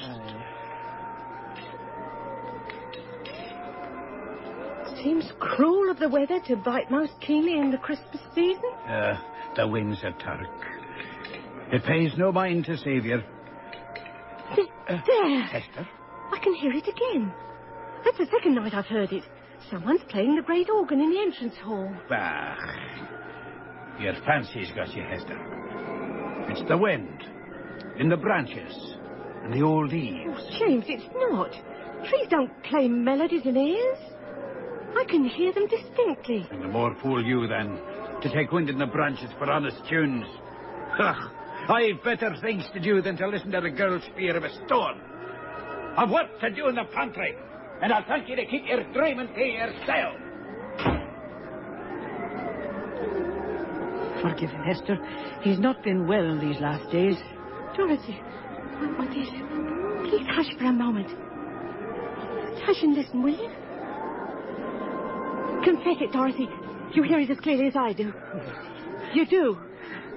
Oh, God help me, I do. And so does everyone else. You must learn to bear it as we do. It will not harm you. But who is it? Who's playing it? Since before I came to the hall, it's been said to be the old Lord Furnival, the grandfather of the present Lord, playing on the great organ in the hall, just as he used to do when he was alive. I've heard it many a time, but most of all on winter nights and just before storms. You said Mr. Carson, when he brought you here, told you to stop your ears in the winter time, and you did not know what he meant. I think you know now.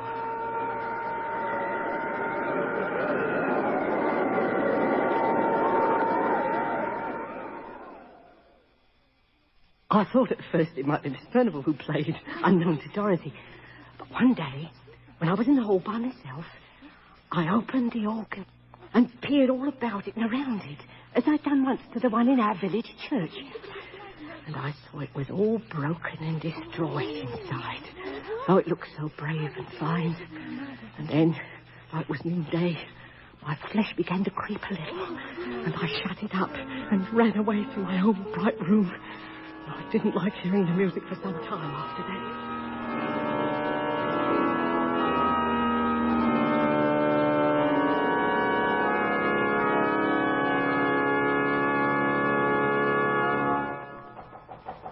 Come in. Oh, you're back, Hester. It was a bitter cold night to walk to church, I should think. I must confess that I admire your piety. Oh, it's kind of you to say so, ma'am, but it's no sacrifice on a night like this. With the moon on the snow, it's as bright as day outside. Where is she hiding?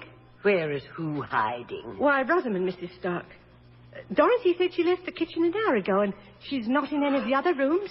Hester, you are a What have fool. you done? The little vixen is asleep among the cushions somewhere in the room, or hiding behind a screen, depend upon it.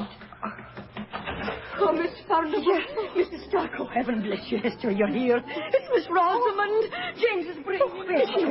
No, is she? It is her fire. What's The fire. She's nearly froze. Darling, dearest Rosamond, where was she? Oh, there now. Oh, a chafer arms and legs. I saw her tiny footprints vanishing up the hillside in the snow. I ran as I haven't ran these 30 years. And I found her halfway up the fell by the old holly bush, stiff and cold. The holly bush. Aye. Sleepy. The beautiful lady. If you'd heard her cry, you'd have let her in. Thank God. James, dearest James, you were just in time. Where's the lady? Hester, where's the lady and the little girl? Gently, my darling, gently.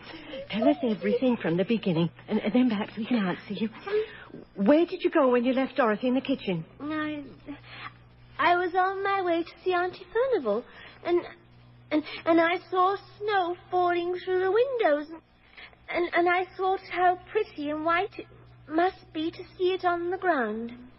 And so then I went to the great hall to see out through the tall windows. And I looked out, and the snow was bright and soft. But there was a little girl. And so thinly dressed, Hester, in all the snow and cold, and not so old as I am, but so pretty. And she beat her hands against the window and cried to be let in. Oh, but all the time she beat on the glass, and all the time she cried, you couldn't hear a sound. Oh, heaven, forgive. Have mercy. So I went outside to let her in, but instead of coming in, she took my hand fast and tight in hers, and it was very, very cold. And she took me up the fell path up to the holly trees, and there I saw a lady weeping and crying. Devil. Restless alive she was, and restless dead. But as soon as she saw me, she hushed her weeping and smiled, very proud and grand, and she took me on her knee and lulled me away off to sleep. Oh, have mercy. Wilt thou never forgive? It's many a long year ago. Grace, come away now, my dear. We're old, you know. We're old, and it's time to rest. Don't you think it's time? Of course. Of course. You're right, Anne. You always were. Rosamond? Yes, Auntie? Would you remember something, my dear? Would you remember something if I said it? Yes, Aunt Furnival. What is done in youth cannot be undone in age. Good night, my dearest. Good night. Good night. Come, Grace, come. That's it, my dear. Rosamond, you were lying just now, or imagining things, weren't you? No, indeed, Hester, I'm telling you the truth. Indeed, I am. She must be telling the truth, Hester. She can have heard no stories of the child and the woman in the snow, but they existed once, and God help us, they do still. She must have seen them. Tell me once and for all, what did she see? She saw Miss Furnival's hell. That's always with her. That's with her for 50 years. Oh, James was but a boy in the days when America rebelled against King George. The old Lord Furnival, our mistress's father, ruled here. He was a fierce, dour old man that broke his wife's heart with cruelty and his mad pride. But above all things, next to his pride, the old lord loved music. He could play on nearly every instrument you ever heard tell of. And it was a strange thing. It didn't go to soften his heart, but it didn't. He had over an Italian music master to teach him the organ, but many's and many's a time as he rolled out his fine music, His teacher was walking in the woods with his daughters, Miss Grace, our mistress, and Miss Vanessa, whose picture you saw up above. You know their pride. But pride will have a fall, they say. And they loved, the both of them that scorned the dukes and princes of their day. They loved an Italian music master. And 'twas Miss Vanessa got him. Aye, and Miss Grace swore vengeance, she did.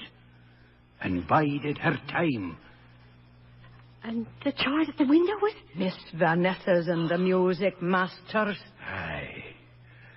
And the next year, the Italian went off across the sea. And never came back.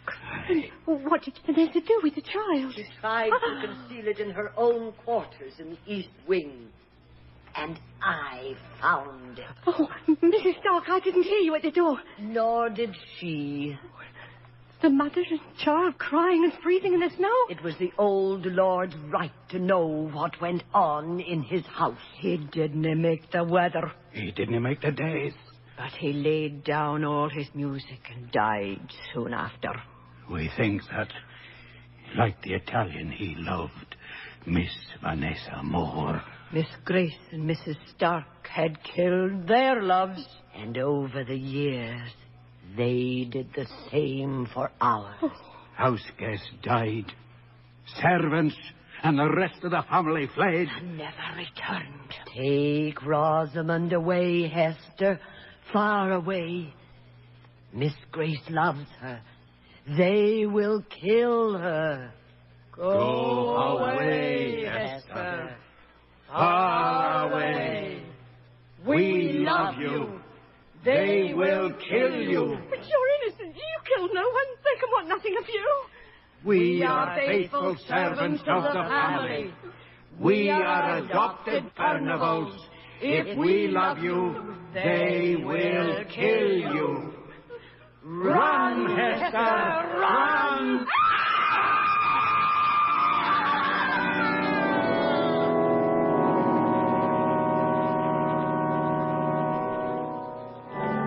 And I ran, my dears, with your mother Rosamond in my arms. I looked backwards at Furnival Hall. The centre block and the west wing where we'd lived were shrouded in darkness as if long abandoned. The east wing, my dears, the east wing, it glowed and shone with lights as for a children's party.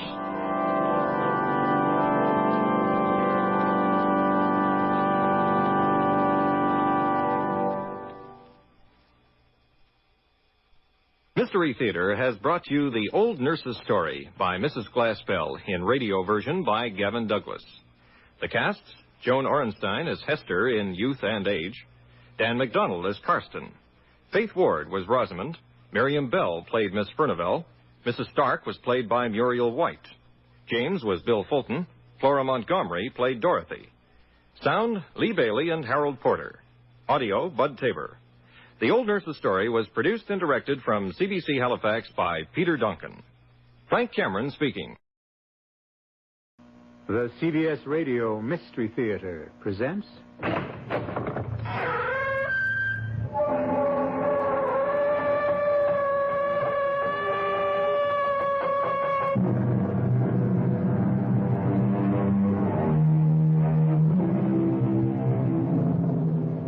Come in. Welcome. I'm E.G. Marshall. This week starts the second year of Mystery Theater, and it will be a week to remember. A week devoted to the world's master of mystery, horror, and the bizarre, Edgar Allan Poe. Each night this week, it will be my pleasure and honor to bring you one of Poe's masterpieces, our respectful tribute to the creative genius of a truly great author whose stories will live for all time. Help us celebrate the start of our second year of Mystery Theater by joining us every night this week in our salute to the world's acknowledged master of the macabre. Of all the fears that have plagued mankind, probably the most terrible was the possibility of being buried alive. Oh, don't shrink away. You have nothing to fear, modern medical science being what it is. But not so many years ago, the thought of waking up in one's closed coffin beneath 6 feet of earth, that was a horrible thought indeed. And an ever-present danger, which led, in at least one case, to a remarkably strange experiment.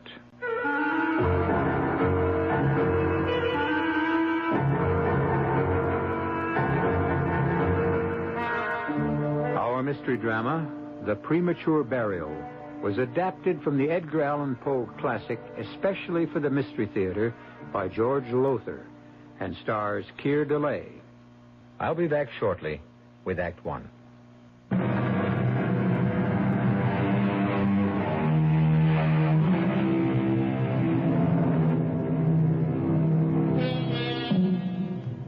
As you know, I'm an inveterate and incurable reader of diaries. The Paston Letters, John Evelyn, Pepys, Boswell, young Pastor Kilbert. I've read them all, and many more besides. The daily journals, that is, of lesser-known folk. In so doing, I've happened upon some curious tales, but none, I assure you, that can match in sheer terror the one I bring you now. I happened upon it years ago in a small, out-of-the-way bookshop in London, England. It's the journal of a young doctor, Dr. Gordon Rainey, and it recounts certain events that took place in the year 1810. Now, let me see where to begin. Here. I arrived at the Bull and Bear Inn in Salisbury, the doctor writes, in one of the worst of storms, and having stabled my horse and seen to its proper care, soon found myself in the rooms my friend Guy Peterson had engaged for himself. In all the years I'd known him, since undergraduate days at Cambridge, I'd never known this closest of my friends to be in such a state of overwrought nerves. Thank God you come, Gordon. Thank God you're here at last, my friend. I came as soon as I could after getting your message, but what is it? I've never seen you in such a state of nerves. Thank God, you're actually trembling. She's dead. Dead, you see, and they buried her last week, but I must see her once again. Gaze on her face. Now look at me. What? Look at me. Look full into my eyes. What? Gordon, what are you doing? I'm merely calming you down through the use of mesmerism. Mesmerism? What in heaven's name is that? And why do you stare at me? As if I... That's right, old friend, that's right. Calm down. Quiet yourself. Relax. Just loosen up. Let yourself go. That's it. That's it. There now. Feel better? Why, yes. But how did you do it? What is this? Mesmerism, did you say? Yes. A means of controlling another person by, well, to put it simplistically, dominating him with one's own will, the force of one's own willpower. But that's miraculous. And yet you did it. I feel ever so much calmer now because you made me. Good. And now, Guy, calmly tell me why you sent that urgent message to meet you here in Salisbury. Victorine is dead. Well, I know how you must feel, and of course I sympathize deeply, but her death, isn't it a blessing? A blessing? She's dead. Victorine is dead. And at last free of the hellish life Sir Giles Buckingham led her. Come now, Guy. Is that not something to thank God for? Well, I suppose so. Oh, my dear good friend. I know how much you loved her. Loved her? She was my heart, my soul, my very life. A life that's ended for me when her family forced her to marry Sir Giles. We've talked of it again and again, but now that she is dead, perhaps you can try to take up your life again. I must see her, Gordon. See her? That's why I'm here. Why I asked you here. I must see her, Gordon. Gaze upon her lovely face once more. But she's buried a week ago, you said. In the family vault on the Buckingham estate. I want to go there tonight. Force entry into the vault. Open her coffin. And look at her once more, just once more. I need you because I fear to go alone. There is more to fear than that, Guy. What do you mean? A body, dead and buried for a week in a damp and virtually airless vault. Guy, you'll not see Victorine as she was in life. I shall see her. Guy, this is mad. I beg you to... I must! I don't care what she has become. I must see her once more. Must I do it alone? Will you help me? If it is your wish, you wish it so strongly, then... Yes, I'll help you. We must be careful not to be discovered, Gordon. This moonlight makes everything as clear as day. There'll be no one about unless the estate is guarded at night against poachers. Let's hope not. Wind kicking up. That should help a little. Cover any sound we make. Yes. Here's the gate to the estate. Is it locked? Soon find out. No. Come. There. So much for that. Now, the location of the vault. Do you know where it is? Yes. That line of copper beeches on the hill. Do you see them? Yes. The vault lies just beyond. Come. Wait. That barking dog. If the place is guarded by a dog or even dogs... Now, don't let your nerves get the best of you. Bad enough to face trouble when it comes, not before. That dog. It's here on the grounds and closer. Gordon? Steady, man, steady. Yes, it's on the grounds, all right, and coming this way. Come. Let's step out into the open. Into the open? If the dog is coming this way, I want to meet it in full moonlight. Why, Gordon? Why? Because my only chance of subduing the beast, if it can be done, will be with my eyes. My voice, too, yes, but the eyes. There, I see it. Coming over the hill against the moonlight. Good Lord. A monstrous animal, Gordon. There's a mastiff, and a big one. And he's caught our scent. Come on, step out into the moonlight. Quickly, or all is lost. Yes. Gordon, I'm scared. Stand still. Make no move. Leave this to me. All right, boy. Quiet down. Quiet down now. That's a good dog. That's it. We're not here to do you any harm, boy. We're friends. Your friends. Yes, that's right, boy. There's a good dog. A fine dog. Unbelievable. You stopped him with your eyes. Held him to the one spot just by looking at him, and with your voice you soothed him. You calmed him. Took all the fight out of him. Yes. And now, let's get on to the vault.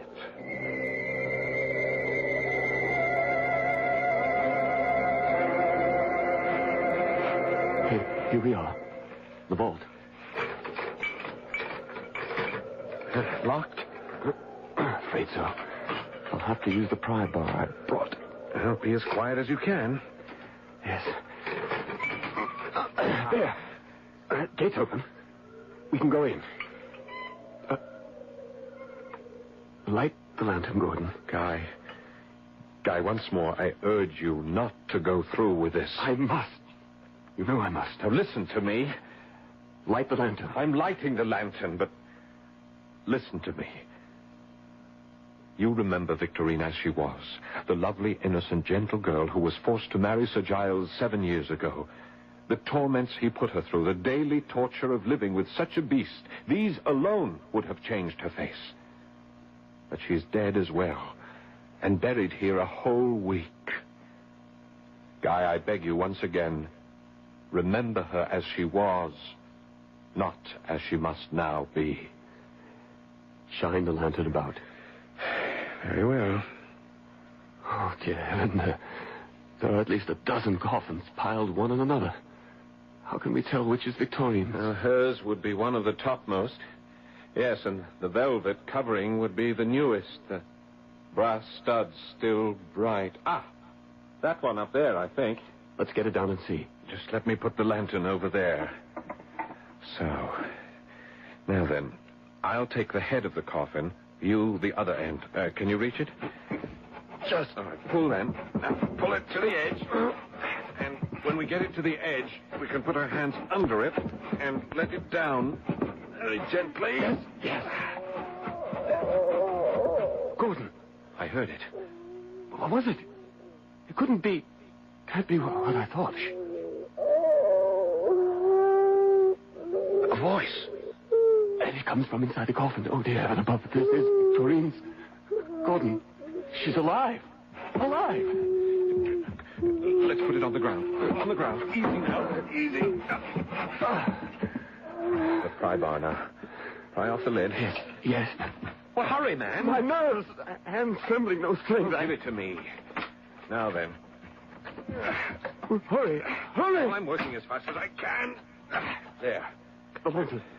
Quickly, the lantern. Yes, yes. Shine it into the coffin. There. Oh, look. Victorine alive. Alive. God, it's you. It's you. Oh, God, thank you. Horrors I've been through. All right, gently now, my dear, gently. Gordon, you, Gordon. Yes, my dear. Come on, Guy, lend a hand. Help me lift her out. Oh, I can't believe Oh, buried alive. Oh, my dearest. It must have been horrible for you. I don't want to think about it. I can't tell you. To wake up, and at first not knowing where you are, and everything black, pitch black, suffocating, scarce air to breathe. Best not to think about it. And then you move, and you feel the sides of the coffin narrow, so narrow, and you reach up and you touch the lid, but the lid's only an inch or two from your face, and then suddenly you know. Oh, heaven help me, you know. You scream with the terror of it. You scream and scream and scream. Stop it at once. At once. Yes, Gordon. You're alive, and that's all that matters. Yes. And thanks to what I called a mad impulse, you're safe. Oh, yes. Oh, my darling, my dearest. Sweetheart. Now, listen to me, darling. you two. Listen, we face a problem. What problem? Well, how are you going to take her back to Sir Giles? How explain all this? Sir Giles will have us arrested for breaking and entering. She's not going back to Sir Giles. She's coming with me, away from this hellish place. Oh, my darling. You can't do that. She is his wife. I'll die before I let Sir Giles get his hand on her. A promise you may very well keep, my dear sir. It's Giles. How did you... The barking of my dog aroused me. I, in turn, roused my keepers, who are out and about scouring the woods. As it happens, I came this way, saw the light of your lantern flickering in the vault, and prepared to surprise what I thought to be grave robbers. Well, as it happens, I am the one surprised. Indeed, I'm shocked. I scarcely expected to find Victorine alive. Yes, she's alive. And from here on, Sir Giles will live, I pray, a far happier life with me than ever she did with you. Move aside, sir. I think not. If you're going anywhere, my friend, you and your accomplice, it's to jail. As for my wife, since she is returned to life, she will also return to me. Oh, no. You don't move, sir, I warn you. For if you do, it will give me extreme pleasure to blow your head off with this gun. Extreme pleasure. I confess that at this point in Dr. Gordon Rainey's journal, I thought the tale over and done with. I was wrong, for really, it was only the beginning. I'll return shortly with Act 2.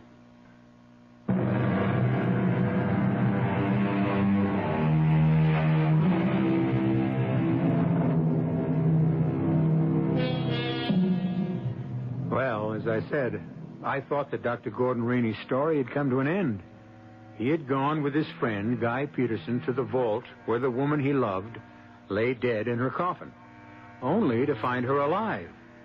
And then, as he planned to run away with her to save her from further torments at the hands of her husband, he was stopped by the appearance of that same husband, gun in hand, promising to have him and Dr. Rainey jailed. Giles, I entreat you. Let them go. They've done no harm. On the contrary, if it hadn't been for Guy and Dr. Rainey, I'd even now be lying in my coffin, alive. Would that you were. Damn you, woman, would that you were. Your unexpected return from the grave will lose me a fortune. But how can my being alive cost you anything? Lady Hastings is a widow. Lady Hastings has an income of $30,000 a year. I proposed marriage to her on Tuesday, and she accepted me. You proposed marriage to another woman 3 days after your wife died? Why not? I'm alive, very much alive, and to live one needs money. Why the look, Dr. Rainey? You have more sense, it seems, than sensitivity, Sir Giles. Insulting me will only worsen matters for you, Doctor, if that's possible. You can't be as unaware as you would like to seem that your career is ruined. A doctor, a physician, arrested for breaking and entering a mortuary, a sacred repository of the dead. Sir Giles, you mustn't do this to Dr. Rainey. He helped me because he's my friend, a good and true friend. He was against it from the very start and would never have agreed to assist me had it not been for his deep and abiding sense of loyalty. Oh, do stop, do, or you shall have me in tears. Tears from a stone. A miracle. Stone, I. Oh. Very well, then. Stone that will crush you, dear wife. Crush you until the death you've escaped will seem a paradise to you. Put down that gun and I'll... But I've no intention of putting down the gun. Certainly not until the bailiff arrives and takes you into custody, to jail, where I shall see to it you rot, the two of you. What do you mean, rot? I mean, quite simply, that once you're put in jail, you will never leave it. You will rot there, Doctor. You make no sense, Sir Giles. The penalty for breaking and entering... Penalties? Who speaks of penalty? I do. There are laws in this nation. But only one law here, me. I am the law in the village of Buckingham. I am Buckingham. Oh, and he is. No, Sir Giles. You will not imprison this man for the rest of his life, nor will you imprison me. Oh? And may I ask why not? Because I say so. Because I tell you so. Now, don't look away. Look at me. Look into my eyes. Have the courage to look into them and tell me then. Will you imprison us? Mesmerism. Why, such is my intention, yes? Is your intention, Sir Giles, or was? Well, it certainly was. I mean to say, well, the way you put it, most eloquently. Good Lord. It's working. He's doing it again. Doing what? And you, being a man of sensitivity, my eloquence, the validity of what I say, has touched you. Is that not so? It is so, isn't it? Yes. Seen in a different light, so to speak, yes, it would serve no purpose to put you in jail. None really. And so you let us go? You will let us go? Yes, go. Get out of my sight, the two of you, and never come back. Let us leave, Guy. Victorine. Under the law, there's nothing we can do. She is his wife. I can't leave her. You must. The bailiff will be here any moment, and I can't dominate Sir Giles' will with mine much longer. Victorine. Go, my darling. What? To leave you with him? No, whatever happens to me will be harder to bear if you are in prison. Go, I entreat you. Go. Second thought. He's coming out of it. Guy, my friend, I've done all I can for you, and I'll not see my career ruined because you... Because you're right. Goodbye, my darling, my dearest. Goodbye.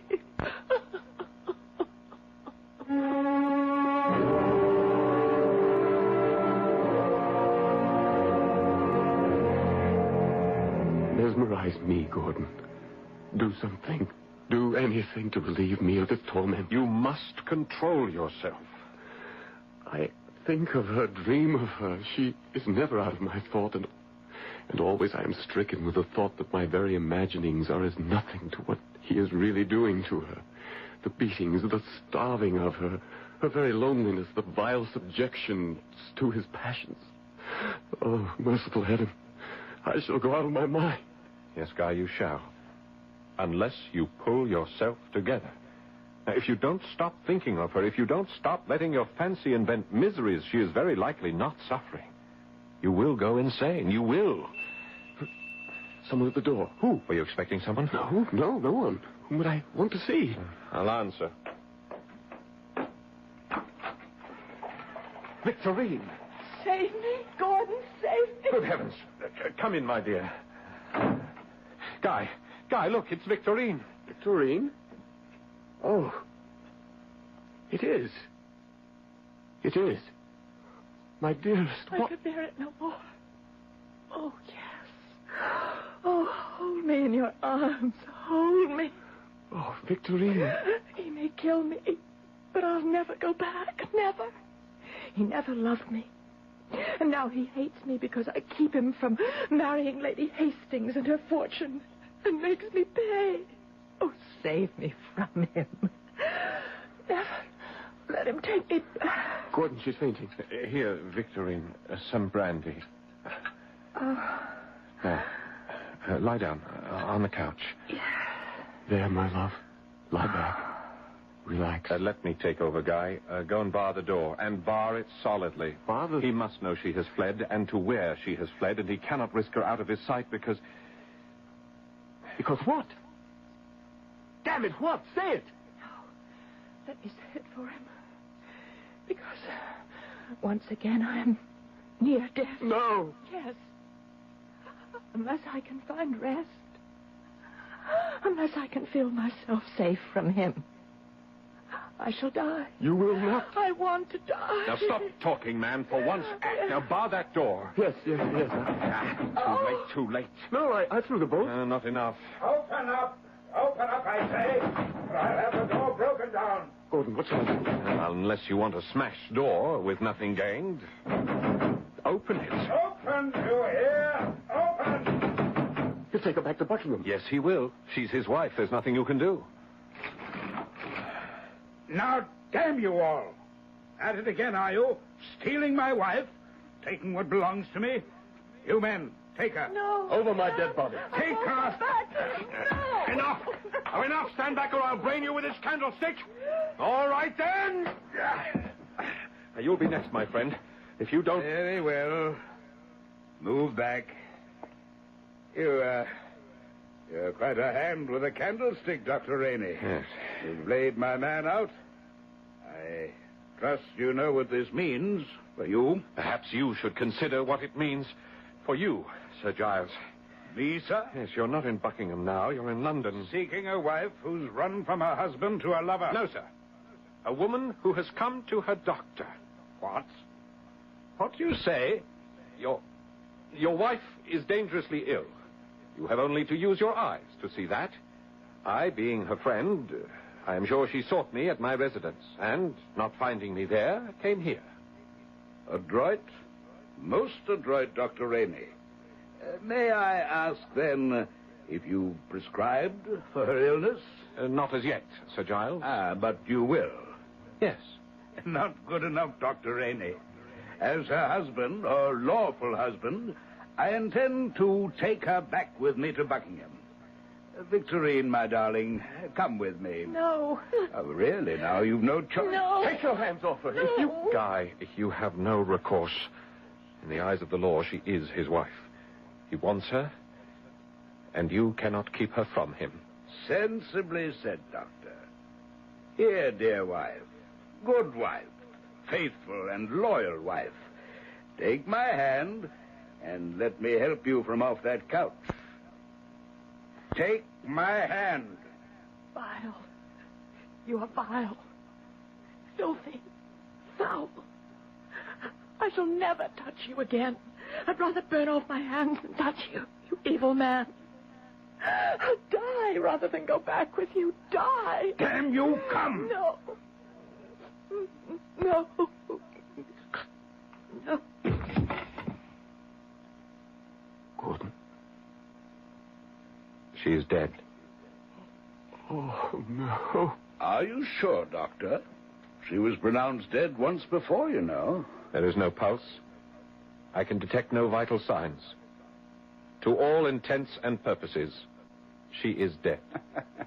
Ah, you modern-day doctors, always escaping in words and phrases, to all intents and purposes, which is to say, you're not sure. Who is sure of anything, Sir Giles? However, considering what has gone before, we will keep her here under observation for a few days. You'll do nothing of the sort. You men, pick her up and bear her to my carriage. No! Wait, what are you doing? Possessing myself of my property, sir.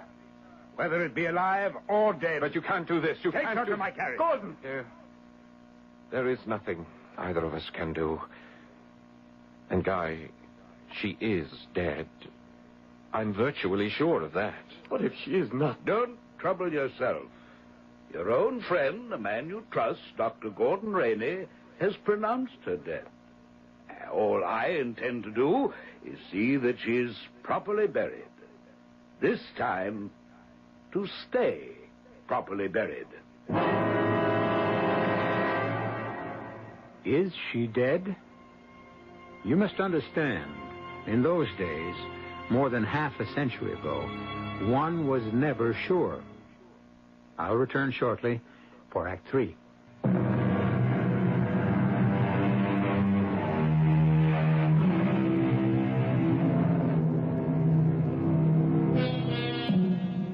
Think for a moment how you would feel if you thought someone you loved might conceivably have been buried alive.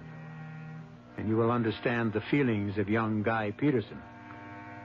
Think again how you would feel if you were a close friend of Guy's, a physician who risks his career every time he consents to help Guy spirit his beloved from her tomb. And you will then understand why Dr. Gordon Rainey wrote in his journal, He has never been a robust man, but on the contrary, something of a neurotic. So it was that I refused, and again refused when he begged. Help me. I beg you, Gordon, help me. That is what I am trying to do, by refusing what you ask. We were caught in the act of entering the Buckingham Vault the first time. We would surely be caught a second. There can be no doubt that Sir Giles is having the place guarded. If there's a guard, we'll get past him somehow, or knock him unconscious, or yes, you could mesmerize him as you did that dog and Sir Giles. Guy, my dear, good friend, listen to me. First, Victorine is dead. How can you say that? She suffers, she must suffer from some sort of malady that makes her only appear to be dead. There are such maladies. Yes, everything you say is true, but... You admit she could yet be alive. Buried alive in that tomb even now. Now, stop that. Stop it. The second thing I was going to point out is that mesmerism doesn't always work. Some people, the kind of peasant type who'd likely be guarding the vault, cannot be brought under the hypnotic influence. Yes, but... And a third thing is this. I am a doctor. If I get caught again, Sir Giles could end my career, and all I have tried to be, all the good I can accomplish in this world, would be set at naught. I'm sorry, Guy. I cannot risk it again. Then I must do it alone. You will not do it alone. You cannot stop me. No one, nothing can stop me from rescuing Victorine from that vault. Guy, you are mad. You are thinking irrationally, acting sensibly. That's my concern, and certainly no longer yours. Oh, Guy. Leave me, Gordon. I must prepare for the journey to Salisbury. Well, leave, I said. No. I'll go with you. You've changed your mind? I have not. But this is a mad business, and I'm a fool to help you, but I am also your friend.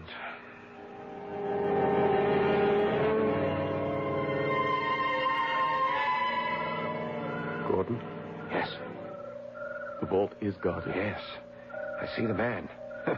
A big brute he is. Do you think you can mesmerize him? Bring him under, what did you call it? Hypnotic influence? I doubt it. He's the type I told you about. All muscle and little brain. It's a dark night to make things worse. You wouldn't be able to see my eyes clearly. Do you dare try? Well, I have no choice. But keep this in mind, Guy. Yes? If I fail, as I most certainly shall, run for it. Do you understand? Don't try to fight him. Run. Yes, whatever you say. All right, now then. Let's step out of these bushes and walk toward him. Say and do nothing. Leave things to me. Come. Who's there? Oh, don't shoot, friend. Then stand where you be. There. Let me have a look at you. Of course. We mean no harm, friend. We are simply two gentlemen who got lost in these woods, and so... Well, how come you're lost? This here is Buckingham Manor, and it's surrounded, all of it, with an iron fence. How come you got in? Well, we really don't know. It's a dark night, and our eyes couldn't see much. A likely story. You must believe me. My sight is very poor as it is. Very poor. Look for yourself. Look into my eyes and see for yourself. Yeah, now, what is this? Look into your eyes? It's up to the manor house with you two. Well, your answer to Sir Giles for trespassing on his... Guy, that takes care of him. You stabbed him. Couldn't control him. I said to run if I couldn't, but... Oh, Guy, I think you've killed him. Quickly, into the vault. Wait. What's happened to you? Don't you realize that you've just murdered a man and it's... Oh, you've gone mad. You have gone mad. I am as sane as you. But mad or sane, I must get Victorine out of that vault. Now, come. All right, but... Heaven help me, what have I got myself into now? Tribord. Where is it? Where? Well, you had it. Oh, yes. I must hurry. Hurry, she's alive in there. Her coffin alive. I must... There. Come along, Gordon. Come along. All right. There. There's a coffin. Yes. Look fast. Get the lid off. Insane. He's gone insane. Victorine? Can you hear me? Are you alive, my dearest? Perhaps fainted. Oh, Gordon? That's possible, isn't it? Alive, but in a faint? Oh, Guy, my poor dear friend. There. Lid's off, and she... Dead. As I told you, dead. Oh, we can't be sure. You know we can't be sure. Guy, in the name of reason... Help me. Help me get her out of the coffin. To what purpose? We'll take her back with us to London and... Take her back where? To my place. The first place Sir Giles will come to. Then to yours. Mine? Do you realize what you're asking of me? If you're the friend you claim to be... But what you ask is impossible. You've already made me your unwitting accomplice to murder, and now... Guy, you are out of your mind. And you, Gordon, are no friend. Guy, I beg you, leave her where she is. She's dead. Leave her at peace. She is not dead, and I am taking her back to London.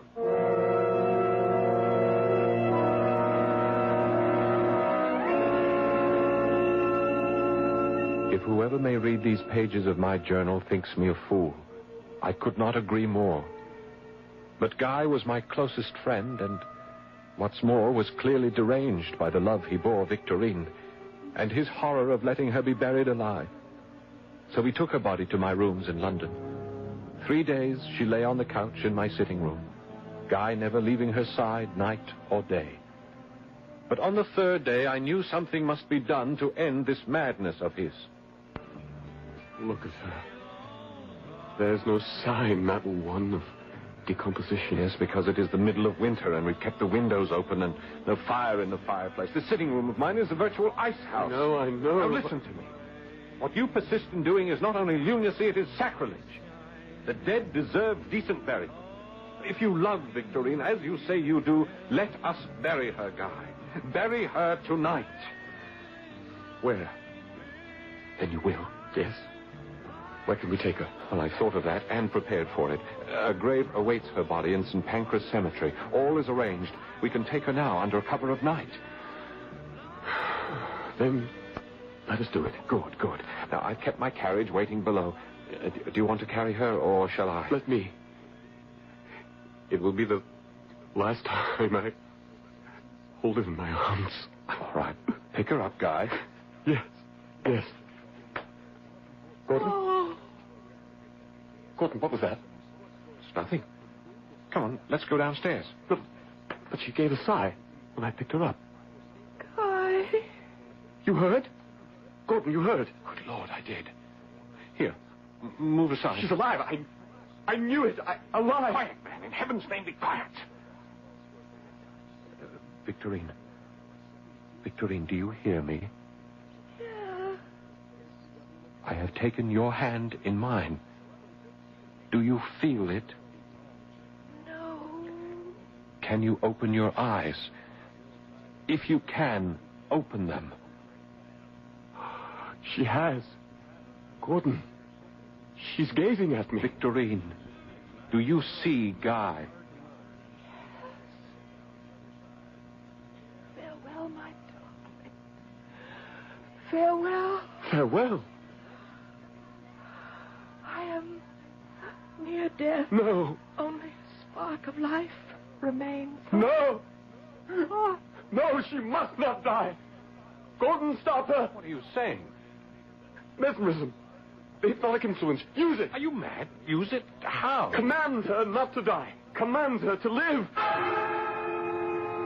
Command her to live? Command what to live when there was scarce a breath of life in her? Her mind, her spirit, what? But I did it. May God, in his infinite mercy, forgive me. I did it. Using the powers of mesmerism, I held her eyes with mine and commanded her, forced her to live. Even though, over and over, she cried out, I am dead. Let me go. I'm dead. But I did not let her go, could not let her go, because, yes, I confess it, because the experiment fascinated me. I, Dr. Gordon Rainey, committed for over 5 long weeks, committed the sin, the crime, the sacrilege of holding the spirit within a dead body to this earth, even though it pleaded, entreated, begged. Release me. Oh, release me. In a short time, yes. But tell me first, what are you? Spirit? Soul? Mind? What? I am dead. Dead. Dead. What's that? Someone at the door. I'll answer. You! Found you at last, eh, you damn grave robber? Sir Giles. Yes, and you, Dr. Rainey, who so help me, will no longer be called doctor when I'm through with you. No, Giles, no. Oh, what's this? She lives? No, Sir Giles. But she speaks. I heard her speak. Here. Let me see for myself. Stay away from her. Don't you touch her. Get out of my way, you. Don't touch her, I said. Don't touch her. Oh. You shot him. You killed Guy.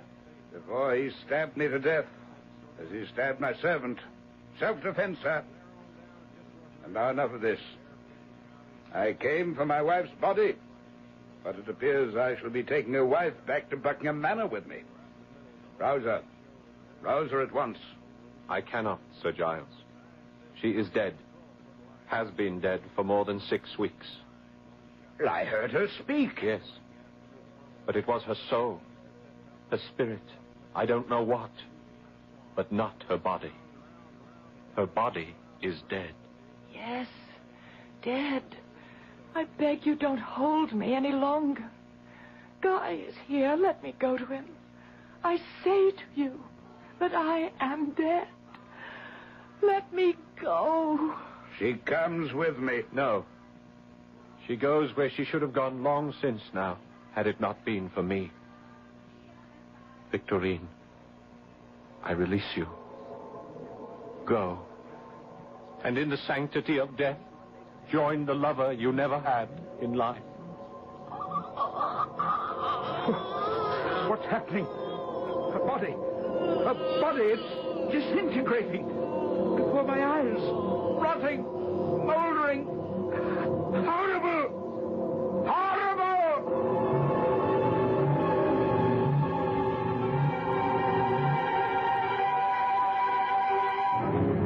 Horrible indeed it was.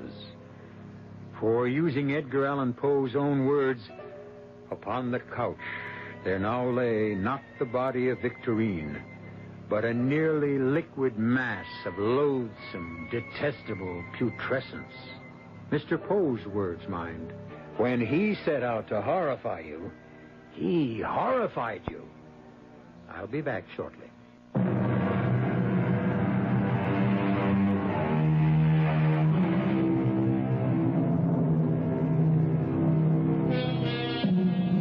The Premature Burial is only one of a number of stories by the master Edgar Allan Poe I've had the pleasure of bringing you. We now owe, and generations to come will owe, so much to his imagination, his vibrant fancy, that it might be nice to think of him now and then, let his name pass through your thoughts as it does through mine, and to wish him well wherever he may be. Our cast included Keir Delay, Paul Hecht, Guy Sorel, and Marion Seldes. The entire production was under the direction of Hyman Brown. And now, a preview of our next tale. What is her condition? Well, it's not fatal, thank God. Not even very serious. Badly bruised, cut over her right eye, but she's going to be all right. The monster failed to make good his threat to kill her. We may indeed thank God for that. Yes. Well, at least we know more than we did before, Monsieur Dupin. We know that the murderer is a big man, a huge man of unbelievable strength, and that he has black hair. We know a great deal more than that, Pierre. We do? Well, I do, and so do you.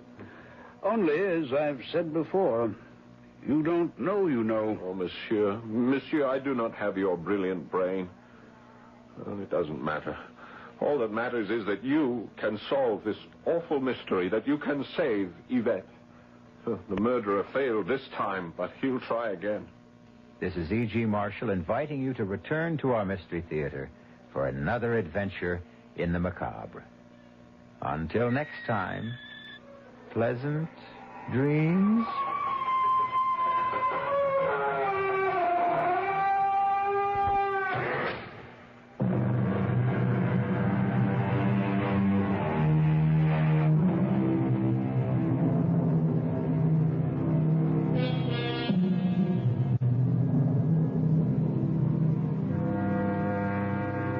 Again tomorrow night at 10:30 as Edgar Allan Poe Week continues, the first anniversary celebration of the CBS Radio Mystery Theater on KRNT, Des Moines.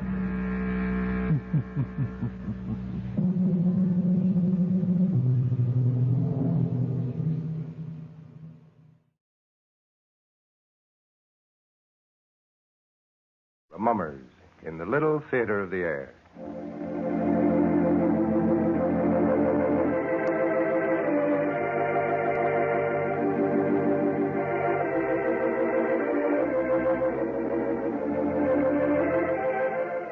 Now the Hermit.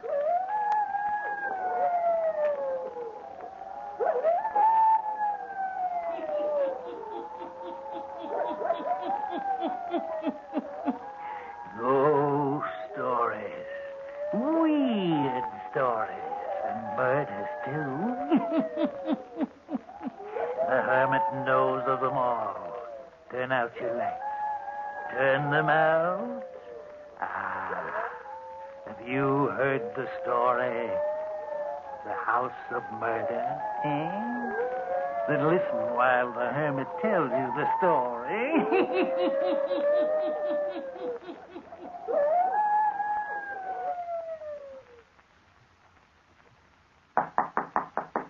Yes, come in. Mr. Burton, I'd like my wages, if you please. What's that? Yes, Mr. Burton. Well, Millie, you're dressed to go out. My breakfast hasn't been served. That's right, Mr. Burton. I'm leaving right now, and I'd like my wages, if you please. Well, this is preposterous. Oh, it's something bad, all right. You can't go without giving me more notice than this. I'm sorry, but I can't stay. What's it all about? This house, Mr. Burton, it's this house. It's truly haunted. Nonsense. It's just because we've only been in the house for a few days. It's strange to you yet. But don't get over being strange. It gets worse every night. Oh, ridiculous. Well, you can say all you want to, Mr. Burton, but I'm leaving. I'll work for you in the city. I've been faithful to you for a good many years, and I'll go right on being faithful if you'll move back to the city again. Millie, I can't run my life to suit those who work for me. I purchased this house in the country in order that I might have peace and quiet for my work. There's little peace here. Every night the sounds. And last night I... Oh, I don't want to talk about it. Please, Mr. Burton, I've got to be leaving this morning. How are you going to get into town?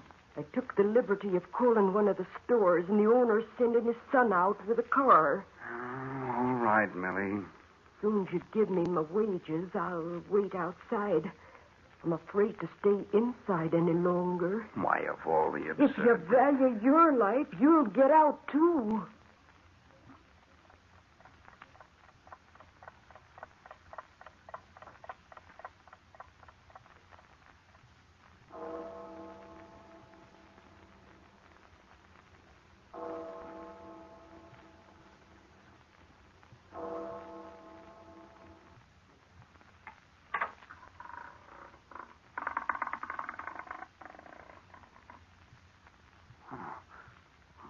No wind to open that door. I must have left it unlatched. Feels just as if someone was in the room here with me. Oh, it's as if something brushed past me. I could swear I felt it touch my shoulder. Oh, ridiculous. Pages turning. Pages of my ledger turning. Just as if a hand moved the pages. Wind couldn't cause it. There isn't any wind in here.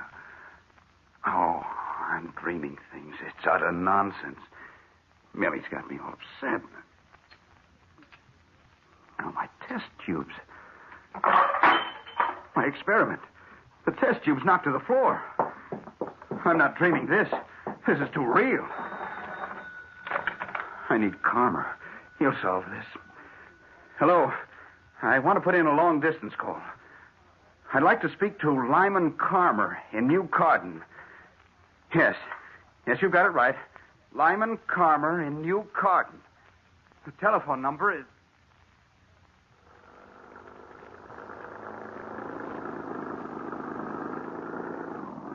How much farther do we have to drive into the wilds, young man? We're almost there now. For the life of me, I can't figure why Jim wants to hide himself away miles from civilization. Well, this new man ain't been out there but a few days. Few days too many, if you ask me. I drove out here yesterday. I picked up a woman who'd been working out there. I wanted to go back to the city. Not Millie. Seems like that was the name she gave. Well, what's up? I couldn't rightly tell you, mister. Just couldn't tell you. Jim seemed to be strangely urgent about something last night. Look, mister. You can see the lights of the house now. See, about 8-10 right away through the trees. Oh, yes. What sort of a place is it? Oh, it's quite a place, mister. Really something in its day. Old house, Yes, sir. I guess no one's lived in it for years.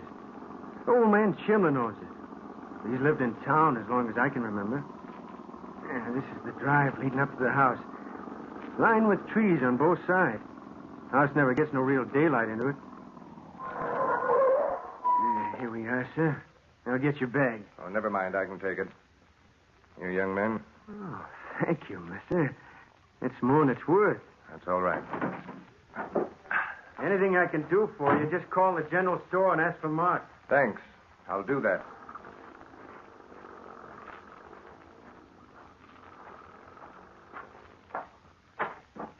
Lyman. Jim. Hello, Jim. I began to think you didn't make the train. Yeah, it was 40 minutes late. Come on in. Nice of you to come. You old recluse. The idea of picking a spot no man ever heard of. Bring your things into the sitting room. We'll go upstairs later. All right. Well, this is nice. Uh-huh. Sit down. Thanks. Yes, Millie got it fixed up pretty well before she went back to the city. My laboratory is right off this room. Everything handy. You had dinner, Lyman? Yes, Jim. On the train. Good. I'm not much at fixing meals. The young man, Mark, from the general store, said that Millie had left you. What's the idea? I'll tell you all about it. That's why I called you. Well, it's nice here, Jim, but I can't see why you chose a place so far away from everywhere. Oh, I like it here. Well, that's reason enough, I guess. Millie coming back to take care of you? No. No, I'm afraid not. Lyman, Millie left because she was certain that this house is haunted. Oh, Jim. I called you last night because I remember a story you once told. Story of a haunted house. You told it as if you gave credence to the tale. Is that so? I remember well. That's why I wanted you here. Well, Jim, you don't think by any chance that this house is haunted, do you?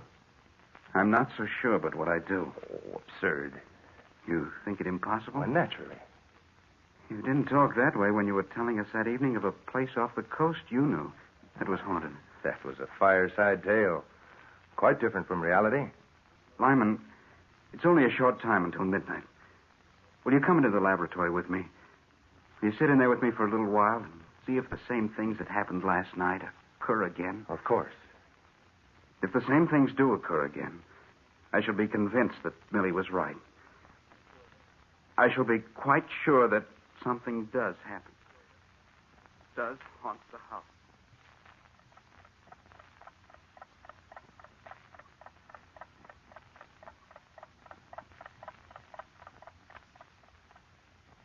Nearly midnight, Jim. Did you check the door into the laboratory to see if it's closed tightly? I checked it. You're convinced it's securely fastened? Yes.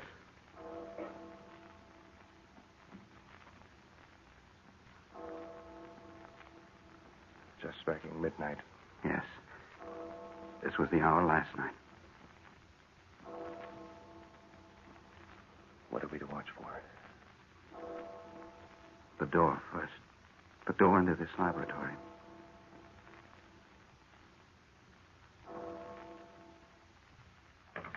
Listen.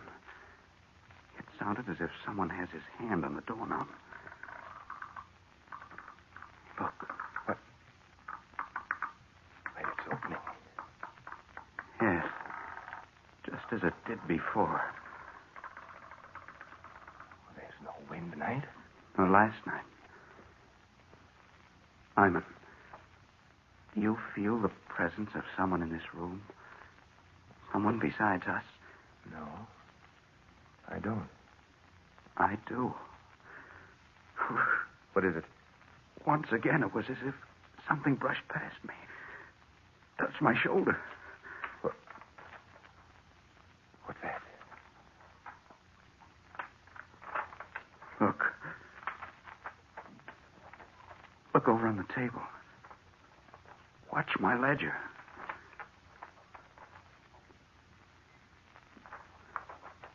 You see? The pages of my ledger are turning. As if a hand is on them. Jim, I can't believe my eyes. It's incredible. Now look. On the workbench. See? Something is moving those test tubes. I'm going to stop this before all my experimental work is ruined. What are you going to do? I'm going to walk over there, put my hands on the rack. What? Lyman, something touched my hand. Something that felt like sharp nails digging into the flesh. Oh, it's your nerves, Burton. Lyman, there's something in this room. Something that moves about in here. Some unseen thing that enters the door and moves in this room. Don't let your imagination run away with you, Jim. There is a thing in the house beyond scientific explanation. You know it. It's something vital and alive. A thing of power and locomotion. And it's up to us to find out what it is.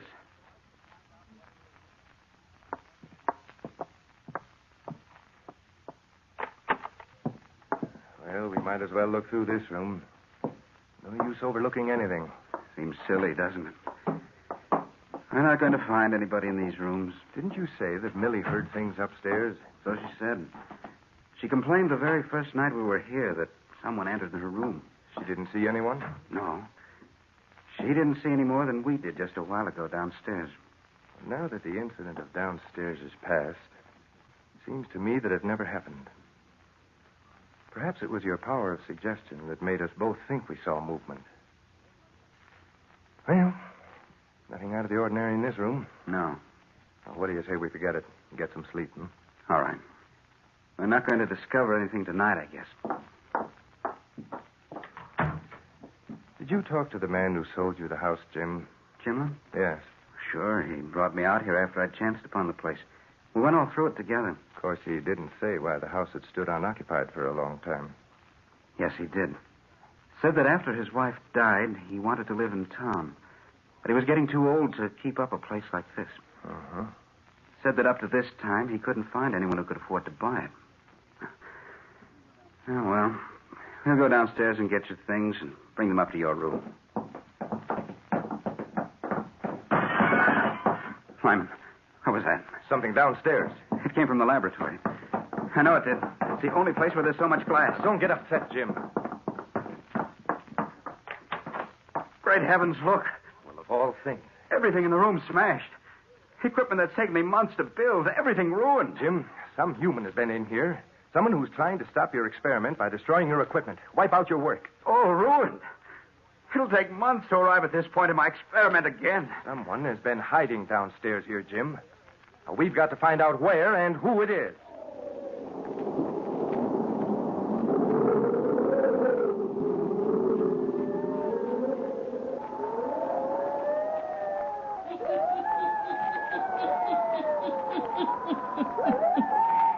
Is it a human being who hides in the house, intent upon destroying all that Jim Burton creates in his laboratory? Or is it an unseen force, as Jim said earlier in the evening? An unseen force with power and locomotion that lives in the old house? Eh?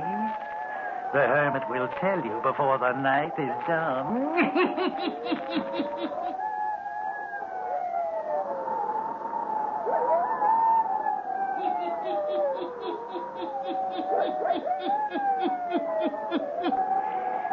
It is the following night. Jim Burton and his friend Lyman Carmer sit in the laboratory. Just a few minutes ago, the clock struck midnight. Right now, Burton is busily engaged building up step by step the experiment which has been ruined the night before. Lyman Carmer sits watching him.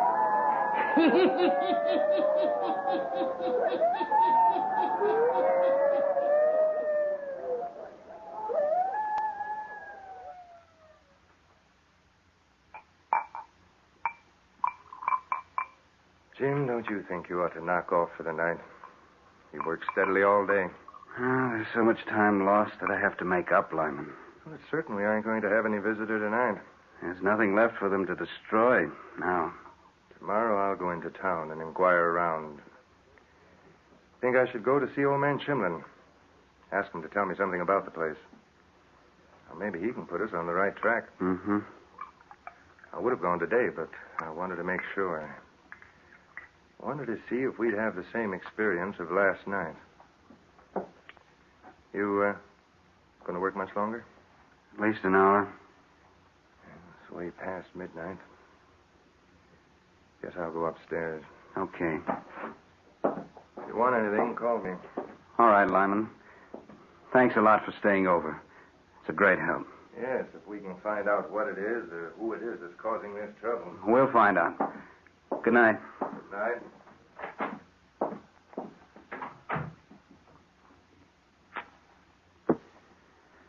Let's see. Next step is to unite the two chemicals to form step B. Where's that ledger? Yes. And the next step I performed was... Oh, wait. Pages in the ledger. Page 5, 6. A page is missing from here. Every step I'd worked out and put down is torn out of this book. Oh. Oh, what is it? What is it that dogs my trail and won't let me do this work? Step by step, I'll have to work it all over again. What? Someone at the door again. Is that you, Lyman?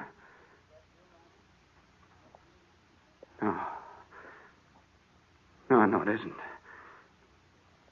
Just as before, I feel the presence of some person in this room. As if they were standing over me. What do you want? What is it you... Something around my neck. Something choking me. Choking me. Jim, help. Help me. Jim, help.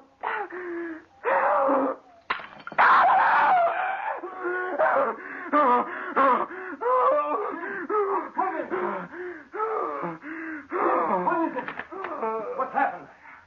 Fainted. Fallen to the floor. Jim. But... Great heaven. His whole face is burned by the stuff he was working with. Hello? Oh, for heaven's sake, hurry. Hello, operator. Send a doctor to the old Chimlin place right away. Hurry. There's been a terrible accident. Man's face is almost burned away.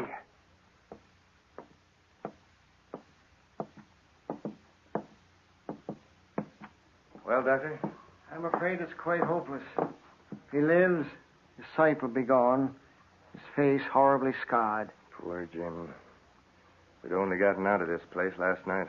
Did you call Asa Chimlin as I asked you to do? Yes, he should be here any minute. I'll wait then.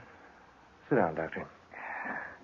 After the story you told me about the experience you've had, I think it's up to Chimlin to tell his story. You sound as if it was something very mysterious. Something that Jim should have been told before he bought this place from Chimlin. If it had been told, it would have saved him the agonies he's going through right now. Mr. Karma, what I know has given me in professional confidence. What others in the town might have told you would have been gossip. And no one tells gossip about Asa Chimlin. How so, Doctor? Well, he's the owner of many mortgages, many notes. A man of wealth and power in our community. I see. Oh, there's a car turning in the drive, Mr. Karma. It must be Chimlin. I'll go up to Mr. Burton again. Call me if Chimlin refuses to speak. Well, thank you.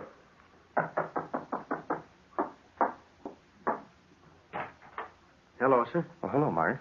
Where's Mr. Chimlin? No, he didn't come, sir. He called at our house and got me to drive out and bring you this note. Well, come in. Why, I reckon I better not, sir. Well, why not? I reckon I just as lief stay outside of this house, if you don't mind. Oh, come on in just a moment while I read this note. Nothing can harm you in the daytime. Well, all right. Just till you read the note. Come in here. Sit down while I read the note. Yes. Oh. Well. Mart, what made you say you'd rather not come inside this house? Oh, I can't say, sir. Really, I can't. Mr. Chimlin would get even with my dad if I said any more. You see, he about owns our store. I wouldn't tell Chimlin. Come now. Well, sir, you see, the Chimlins, their daughter, she wasn't quite right, and she died out here. And Mrs. Chimlin, she hanged herself. Folks have always been scared of this house because of that. I see. Why did Mrs. Chimlin hang herself? I don't rightly know. Well, perhaps the doctor can tell us. Hello, Mark. Hello, Doc. Chimlin didn't come. Sent this note saying he would refund Mr. Burton's money and take the house back again. Says nothing more. Mm-hmm. But Mart here has volunteered to tell me that there were 2 deaths in this old house. One, a hanging. That's right. Mrs. Chimlin? Yes. And the girl? Her case was hopeless. 18, she had a mind of a child of 4. They took her everywhere, but to no avail. Time after time, Mrs. Chimlin pleaded with me to put the girl to sleep, to end her misery. But I couldn't do that. She hated me for it. Her hate grew until her mind was unsettled. One day, she took it upon herself to end the girl's life. Then, realizing what she'd done, she hanged herself in the room Mr. Burton has been using for his laboratory. If Mr. Chimlin knew, we told us, Doctor. Oh, that's all right, Mart. If there is any truth in the fact that an unseen force lives in this house, and you'll see how hard it is for me to believe that, then why did it seek vengeance on Mr. Burton? I have never believed in supernatural force any more than you. But remember, I've seen it at work in this house. And as for seeking vengeance on Jim, Doctor, he was working on an experiment to prolong life. A discovery which might have added untold years to the life of a human being. And this is something that the spirit of the woman who hanged herself did not want. That's why it destroyed the experiments. And that's why it destroyed Jim Burton. He died just before I came downstairs.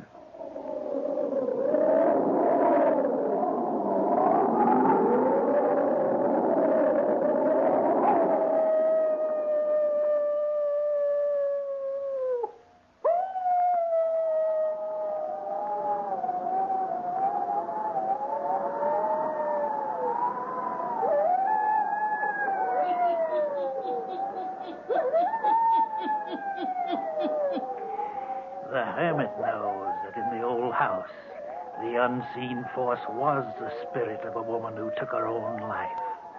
A woman who could not rest in her grave. A woman who returned to destroy anything that might prolong life. Yes. She killed Jim Burton by the power of supernatural force. Turn on your lights. Turn them on. I'll be back. Pleasant dreams.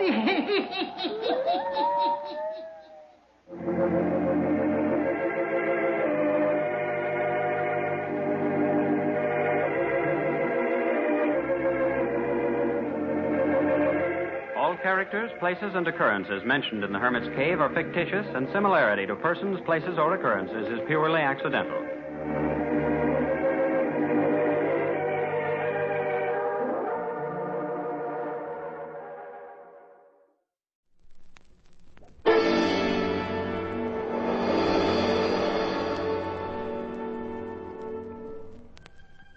Do you know anyone who suffers from ophidiophobia? That's fear of snakes. It's a reasonably common fear. And like all the vast catalog of phobias listed in the last decade, playing upon it harmfully, facing the victim with that which he fears, might well have disastrous results.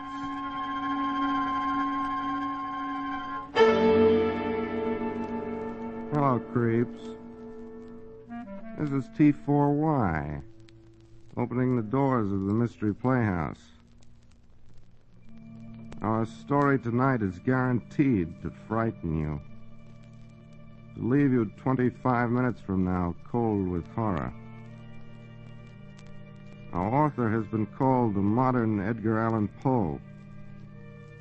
Most of you are familiar with his works, both here on the Mystery Playhouse and on many of the suspense programs that you hear each week. His name is Cornell Woolrich. The story is called A Death is Caused. On the terrace of a smart cafe sit two smartly dressed young women.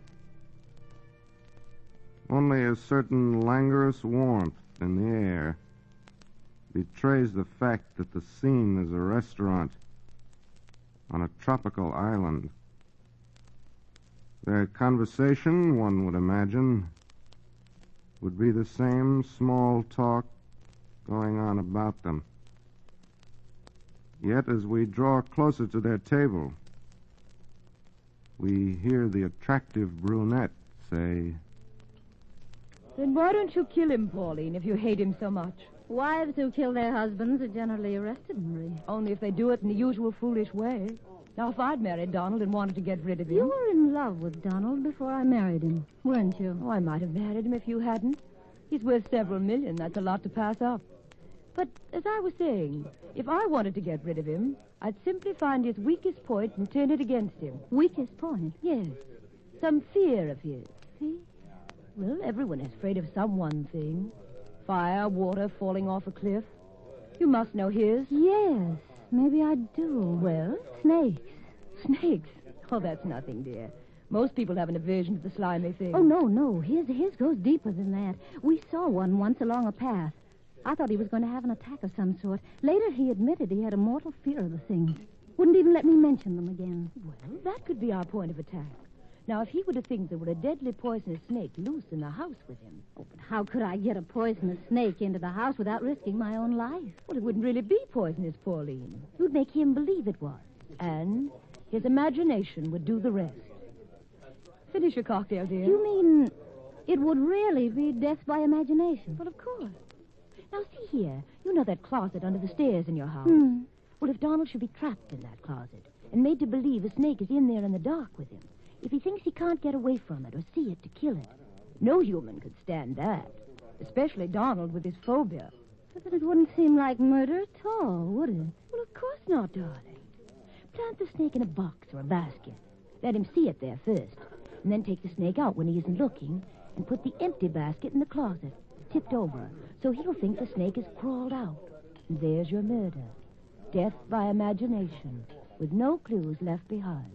Oh, but Marie, if it's dark in the closet, how could he see the overturned basket? Most men carry matches. When you have a chance, take all but one out of his pocket. That should burn just long enough for him to see the basket, but not long enough for him to be able to search for the snake. But he'd be terrified and scream. Wouldn't the neighbors hear him? Not if you turned on the radio, loudly. No. I could never handle a snake, Marie. You know how bad my heart is. You'll find you can do a lot of things when you're driven to it. But just for fun, try it out first without the snake. Just pretend you've seen one in the house. Watch his reaction. You'll see that I'm right. Oh, dear.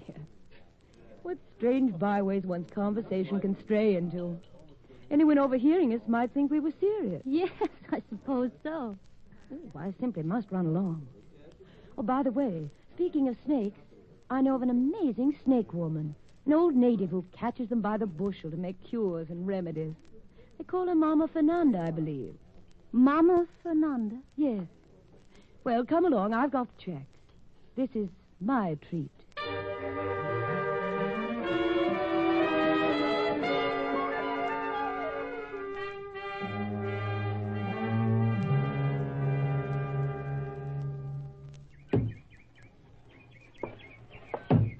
Pauline? Oh, here you are. On the sofa again. Donald, something horrible happened today. Well, quit swooning. Sit up and tell me about it. Well, I went into the closet to get a vase for some flowers. The big closet under the staircase. You know how dark and damp it is in there. Yes, Pauline, I know. Get to the point. Well, I reached down in the dark. I knew right where I'd put the vase the last time. Then Well? I heard something. Something in the closet with me. What was it? A hissing sound. What? A hissing sound. I was paralyzed with fear, Donald, because just then my hand touched something cold and slimy. I don't believe it. It's true.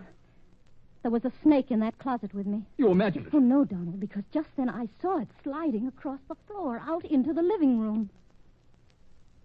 Did you get it? Was it killed? Well, I couldn't risk my life. It might have been deadly poison. You fool! Where did it go? That's the horrible part of it.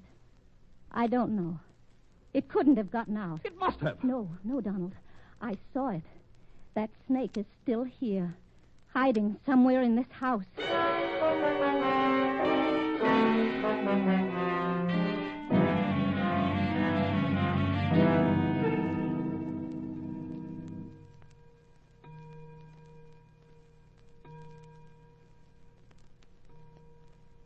Oh, 10 o'clock. Well, I'm ready for bed. You've read enough for one evening. Turn out the lights. Donald, I'm so nervous ever since that scare we had yesterday. Please, couldn't I have a glass of brandy before we go to bed? I'm not going down in that basement tonight. Well, then give me the key to the wine closet. I'll go myself. Oh, never mind. I'll go if you must pamper yourself. Donald! Wait. What's the matter now? I heard something just then.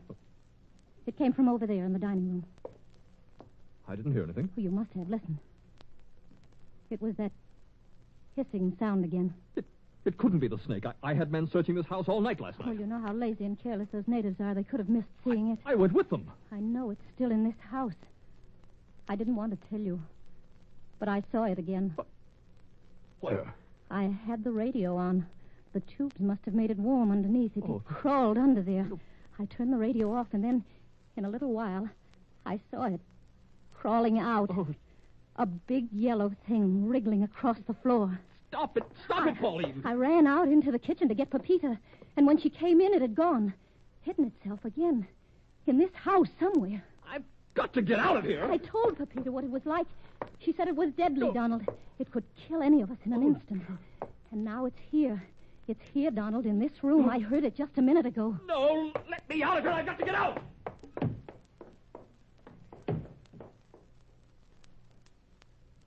You were right, Marie. It works. It works beautifully. His mind, his imagination can kill him. When I set the stage. And it won't even be murder.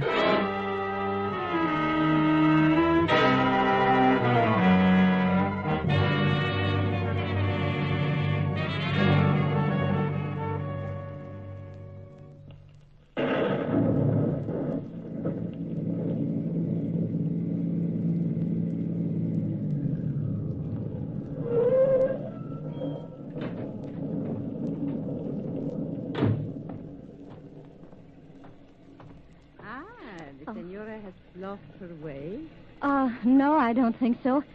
You, our Mama Fernanda. Yes? This is your hut. Si, senora. You come to see my little baby? Yes. I want to borrow one of your snakes. But it must be the kind that's not dangerous. Its bite mustn't kill. You understand that? Si, senora. No poison. Harmless. I understand. Come in my hut. Oh, come, senora, come. There is nothing to fear. I have all my babies in jars. You see, the basket.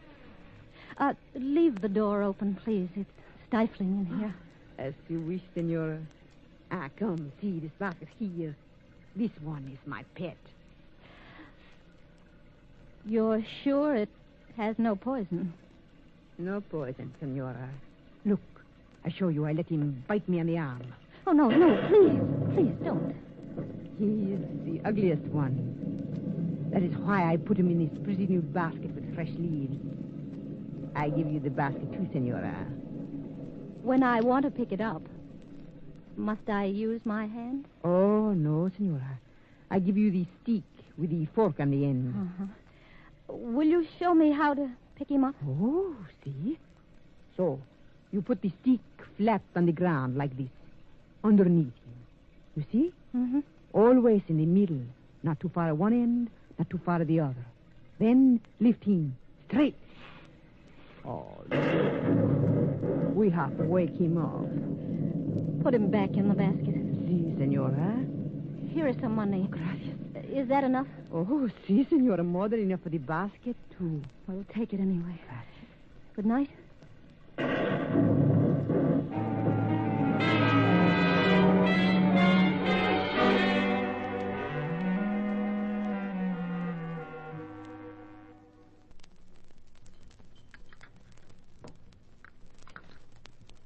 More coffee? I have enough, thank you. Dining by candlelight has such charm. Don't you think so, Pauline? So conducive to domestic harmony. Where's Pepita? I let her go. I let all the servants go.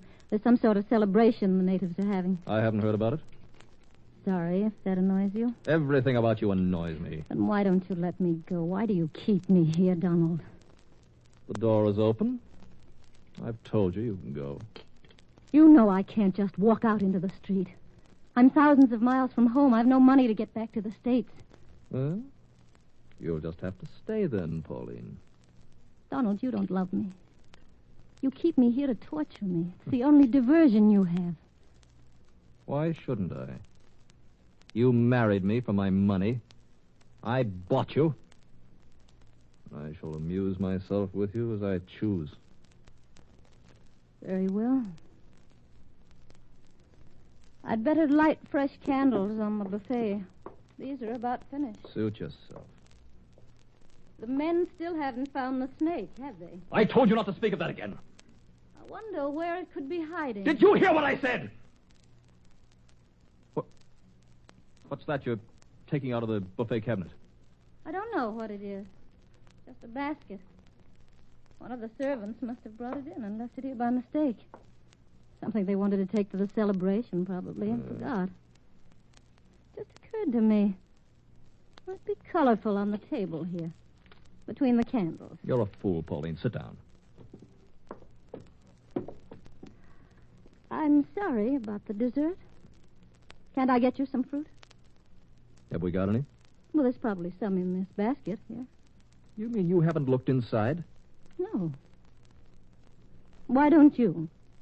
Oh, by golly, I will. It's about time we found out what the servants might be carting away from here. Oh, careful now. Don't spill your coffee.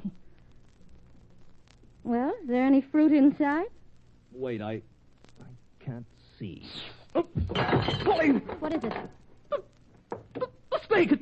It's in that basket. In there? I saw it with my own eyes. It opened its mouth and reared at me. Help me, Pauline. All right, Donald. I'll take the basket out into the kitchen. Be careful. Keep the lid on the basket. I saw it. I saw it. It nearly touched my hand. There. Go on. I put it outside. It's like when I was a kid one time. One got into my bed. I knew enough not to move, and I lay there all night long with it twined around my leg, waiting for them to come into me the next morning. They managed to kill it without my being bitten, but I've never forgotten it. It scarred my mind for life. Go in the bedroom and lie down. Oh, this is the first one I've ever been that close to since then. My hand was only inches away. Go on now. Get some rest. Yes, I've got to lie down. Lock the screen doors. All of them. Tight. It may come back in again some way.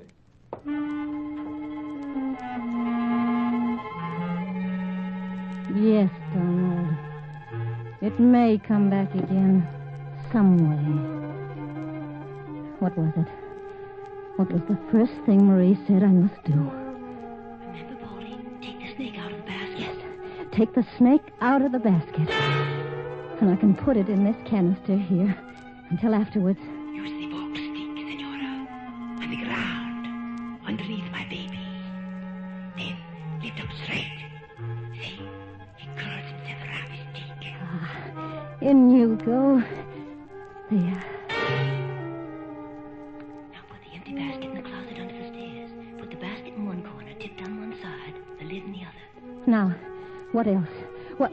Oh, yes, the matches. Did you leave him just one match in his pocket? You did? Good. Now hurry. Hurry into that closet. Here's a hook. Just high enough. Now, if I can catch my dress on it. No, just a little higher. There. Now the lace is caught just back of my shoulder. Now call him to help you. Go on, Pauline. Call. Donald! Donald, you must hear me. Knock over the bench by the door. You can reach it without tearing your dress. Then you'll be sure to hear. Kick it over, Pauline. Donald! You must hear me. Oh, what's all that racket? Donald, it's me. Come here. What the devil's going on in here? I thought you went to bed. I've been trying to make you hear me. What are you doing in that closet? I came in to get something in the back of my dress. Somewhere got caught on a nail. I can't reach it. Well, what are you going to do? Stay in there all night? I'm afraid of ruining my dress. If I could only find where it's caught, I could work it off gently. Please help. I suppose it's the only way I'll get any rest. Where's it caught? Somewhere here in the back. Well, move over a little. I'll have to step in around behind you. Find it? Yes, hold still. Now, to shoot the bolt. Donald, can you hear me? Donald, listen to me. In the pocket of your suit, in the right-hand pocket, is a single match. Take it out. Light it a minute. I want you to see something. Donald, light the match. You'd better do as I tell you. All right, it's lighted. All right, now look over your shoulder. Look over into the corner. Now into the other corner, quick, while the match still lasts. Don't move. Stand still. You'll be all right. It's in there with you. Yes, Donald. I wanted to put it someplace where you wouldn't see it. Donald, listen. But the basket dropped out of my hands and rolled over. I think the snake got out. Don't move. Don't move, whatever you do. Stand still, perfectly still. That's your only chance. Now the radio. So the neighbors won't hear.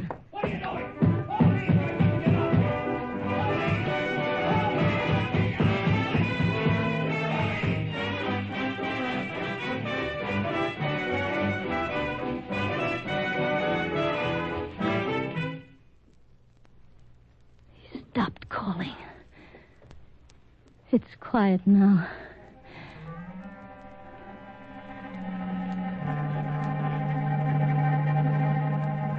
Donald.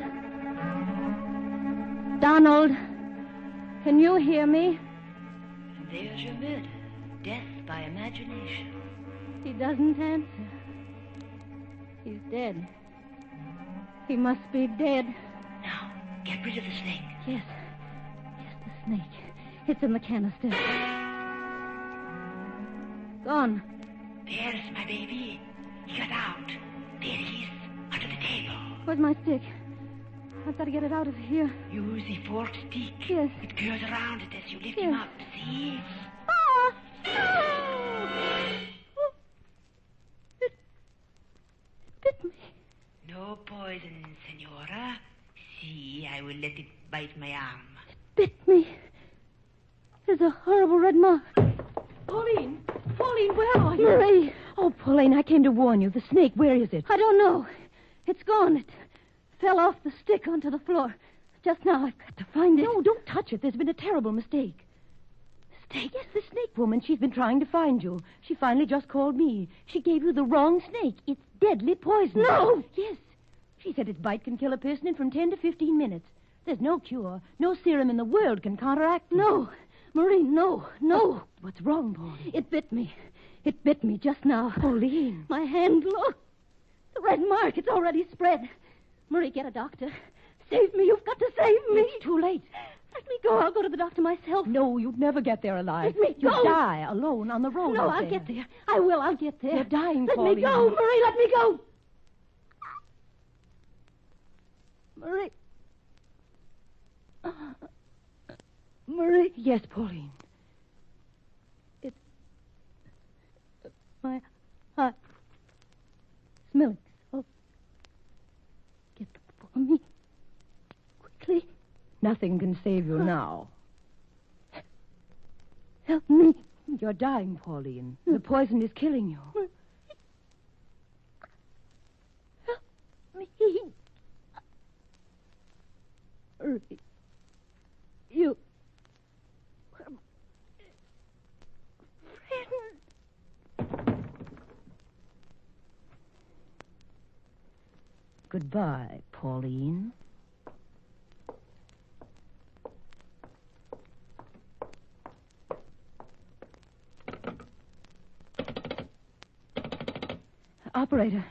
Operator, call Dr. Kenyon's office at once. Dr. Randolph Kenyon.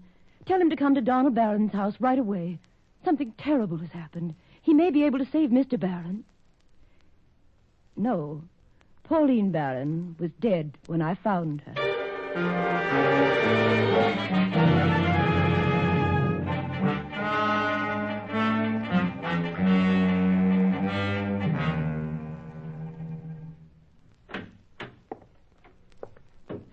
Dr. Kenyon, how is Donald? It'll take time, Miss Stewart, but he'll recover eventually. Oh, thank goodness.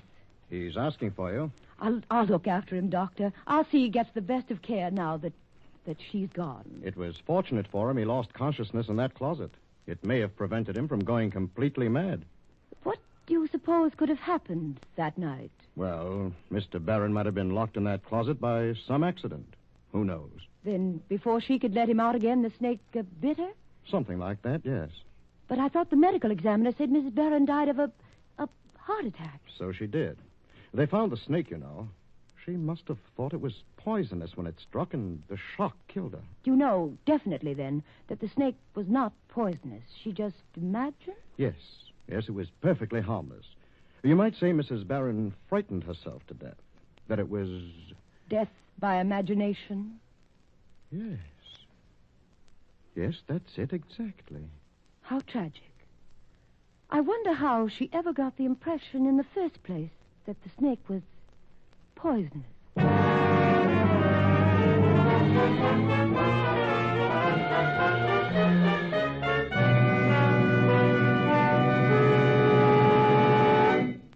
That was A Death is Caused by Cornell Woolrich, heard on your Mystery Playhouse.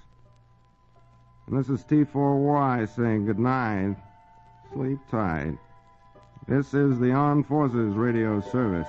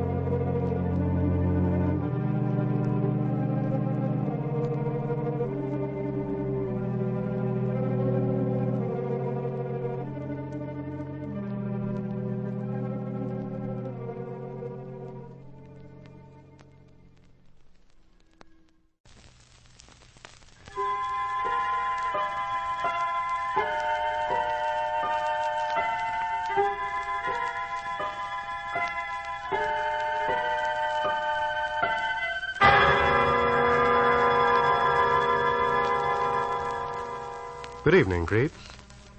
This is PFC-X, raising the curtain of the Mystery Playhouse. Tonight's play was written by A. Merritt and is entitled Burn Witch, Burn. Creeps, this is a story that borders on the supernatural. It is about a doctor, a man of science, and finds himself in conflict with a strange evil force that defies all science. A doctor who doesn't believe that some things he hears are possible until he sees them with his own eyes. Listen now to Burn Witch, Burn.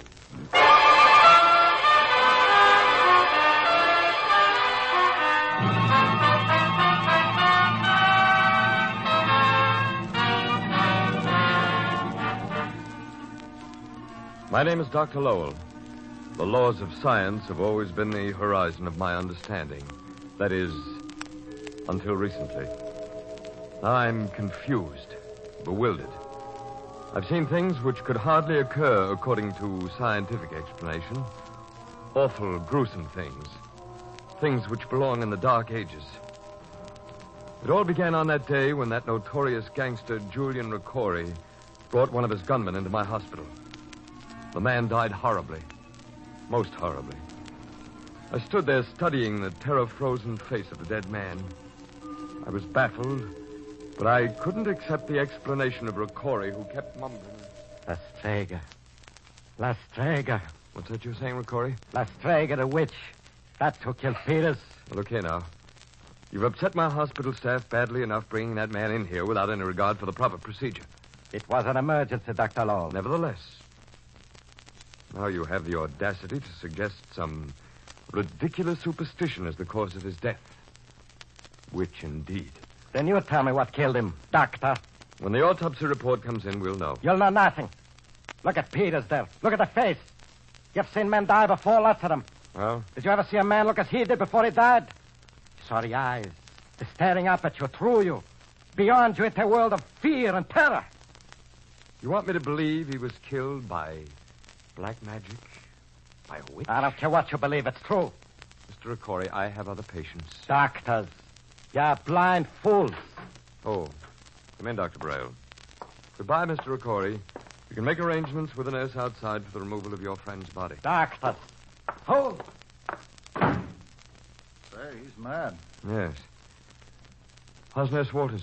I gave Edith a sedative. This man's death was certainly a harrowing experience. No question about it. I myself never experienced anything like it.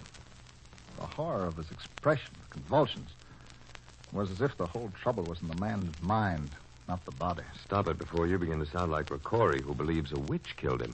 A witch? Did you ever hear of anything so absurd? My impression suggested something in the nature of murder. Murder? Yeah, well, not in the ordinary sense of the word. It seems as if there was a will determined to kill his body. Well, then you mean suicide. I've watched a few die in my time because they lost the will to live. No, I meant there was another's will. Another's? Yes. A will stronger than Peter's gripped his, stifled it. Then, in complete possession, willed his death. Dr. Braille. I know it sounds far-fetched. Edith. Nurse Waters, you were told to lie down. I couldn't. Oh, Bob. What is it, dear? I'm afraid. Of what? I don't know. I can't explain it. That man lying there. Peters. Dr. Lowell speaking. Very well, I'll be there at once. That was the serology lab. They found something odd in Peter's blood. I'll be there if I'm needed. Darling. Bob. Why, you're still trembling. Let's get out of here, huh? No. Stop looking at him, dear. He was just a thug, a gunman. You're mistaken. You didn't know him. It's something to do with that doll woman. Doll woman? That's where I saw him. Or rather, a doll that looked like him. Edith, you're completely unnerved. Please let me take you to your room. Bob, will you do something for me? Of course, dear. Take me away from here. Where to? Anywhere. Tomorrow. Yes, tomorrow we'll go away. Far away. We were going to get married in June. We'll get married sooner. At once. Edith, you... Oh, don't look at me that way. I'm not mad. I'm just frightened. Of what? I don't know exactly. It all has to do with... Edith. Edith, what is it? Edith, what are you staring at? Bob, Edith.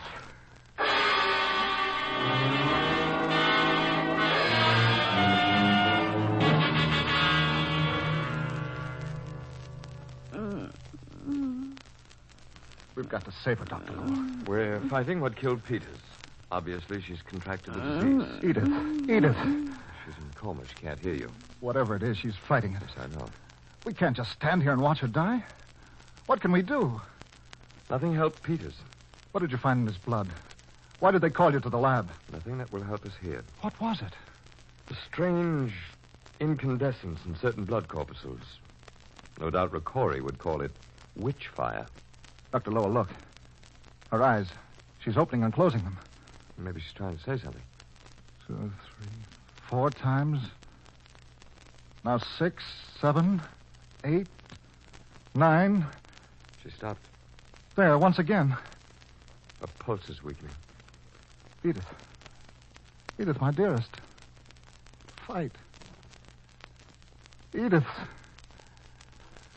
Edith. I'm sorry, my boy. She's gone.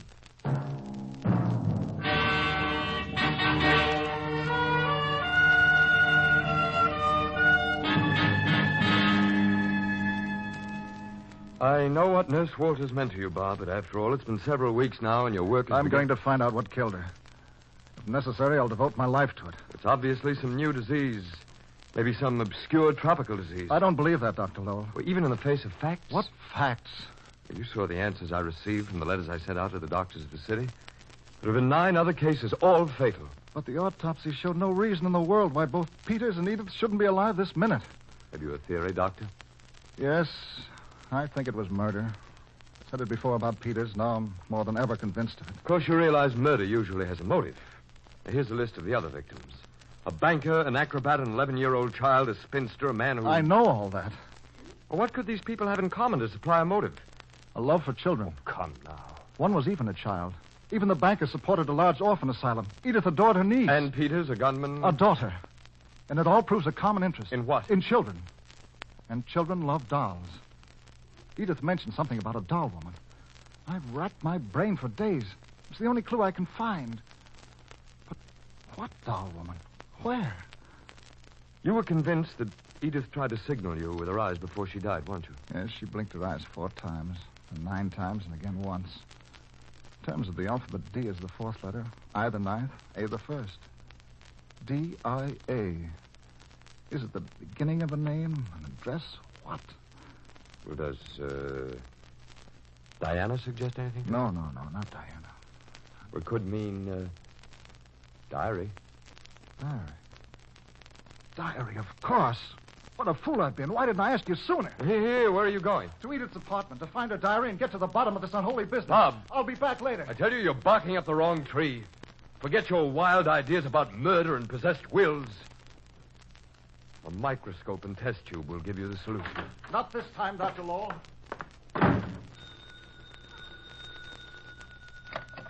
Dr. Lowell speaking. What's that? Ricori's been stabbed. Very well, I'll be right down.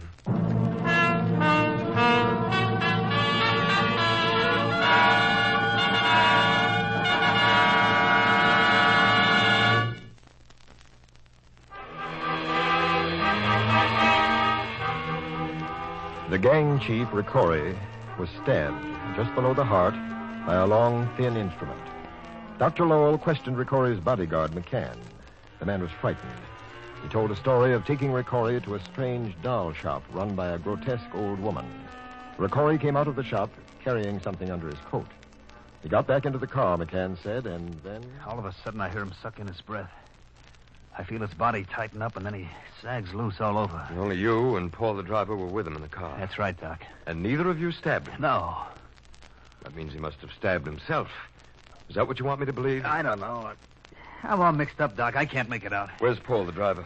When the boss slumps over, I yell to Paul. As soon as he stops the car, the door flies open and something falls out into the street. What? The boss was carrying under his coat when he came out of his doll shop. It was dark. I couldn't see what it was. Paul jumped out after it. I grabbed the wheel and raced here. It's a pretty thin story, McCann. Doc, I wouldn't hurt the boss. You gotta believe that. I wouldn't hurt him, Doc. Oh, Mac, I got it. Paul, the boss ain't croaked. He might pull through. Doc, this is Paul, the driver. Hiya. I got it. Here. This is what the boss had under his coat. It's a doll. Let me see that. Look at the face. Holy mother. Isn't that the face of Peters? The spitting image of Peters. And what's this running down the back of its collar? Looks like a big hat pin. No. It's a sword. A tiny sword. And there's blood on it. Ricori's blood. Holy mother in heaven. Dr. Braille, I'm glad you're here. What's happened? Julian Ricori was stabbed. I know. I just spoke with him. He said he was stabbed by a doll. Nonsense. He was stabbed by this tiny sword, yes, but how could the doll stab him? What's this? The doll. If you look closely at the face, you'll see it's the face of Peters. That's what Edith meant when she said she saw Peters before. She saw this doll. She saw the doll maker when she went there. I found it all in her diary, Dr. Lowell. I cannot believe this doll stabbed Ricori. Your explanation, then. Well, I'm beginning to believe that maybe this doll woman is involved, but everything can be explained scientifically. I don't know, post-hypnotic suggestion, perhaps. This doll woman might have hypnotized Ricori to stab himself, but suggested he should think he was attacked by the doll. Completely unsound, Dr. Lowell. Experimentation has proven over and over again that no subject under hypnosis will commit any extreme act that he wouldn't commit normally. I know. But perhaps this woman has developed hypnosis beyond anything yet to... Dr. Lowell, what is it? What's wrong? Dr. Lowell! Dr. Lowell! Stop shaking me. Are you all right? Of course. Just felt a bit faint. You looked as if you were in a trance. It's La Strega. Like the boss says. La Strega.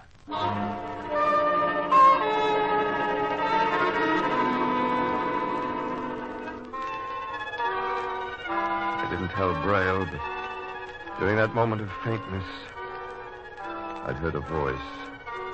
A beautiful, low, exotic voice. And it said, kill. Kill Ricori. That night I sat up with Ricori, who had fallen into coma. Doc, Paul and me will be right outside the door. If anything happens... No. Stay here. Okay, Doc. Now listen to me carefully, both of you. Obey me in every detail. Ricori's life depends on it. Okay, Doc, shoot. Now here's the important thing. Watch me closely. Watch you, Doc? Yes. If I should go to your chief, it'd be to do one of three things only. Take his pulse, listen to his heart and breathing, take his temperature. If you see me do anything else, stop me. Doc, if I resist, tie me up. Then phone Dr. Braille. Here's his number. Now, is everything understood? Yeah. Okay, Doc. Paul? I don't like it, but all right. Paul, will you switch off the ceiling light? The bed light will be enough. Yeah. Okay.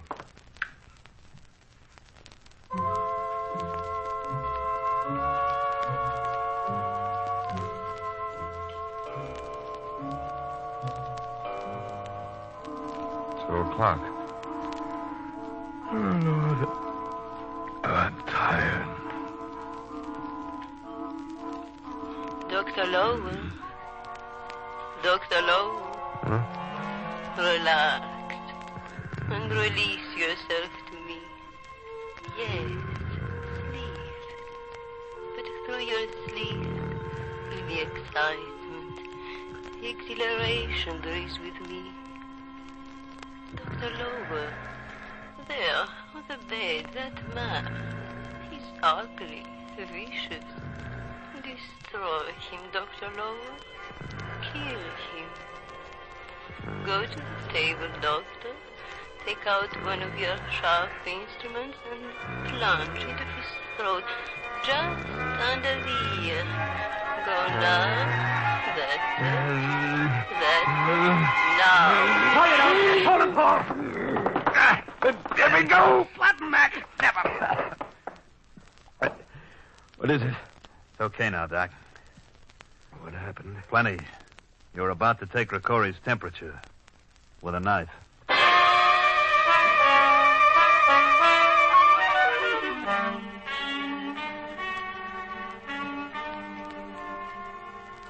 That settled it. I couldn't argue anymore. Hypnosis, telepathy, call it what you will.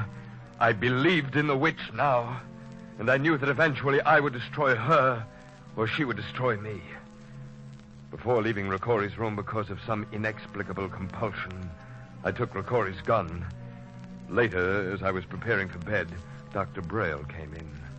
Impulsively, and again as if compelled, I hid the gun in the drawer of my night table. I heard what happened, Dr. Lowell. We should notify the police. Police would laugh at us. We haven't a solitary shred of evidence that this doll woman is behind this thing. You're right, of course. Tell me, how's Ricori? His recovery's amazing. He's even walking about. I'm staying just outside your door. I've rigged myself up a cot. Why? I don't know. But after what's happened... I see. Would you turn out the light, please? Thank you. Good night. Good night. Remember, if you hear anything, call me.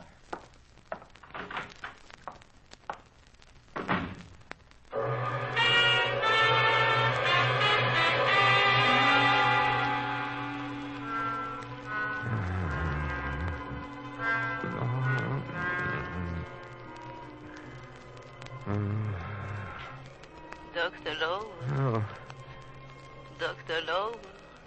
Oh. The gun. The gun. Reach out. Take it in your hand. No. Now, if you will listen to me and obey me, exhilaration and power will come to you. Excitement, Doctor. Raise the gun to your head, Doctor. That's it.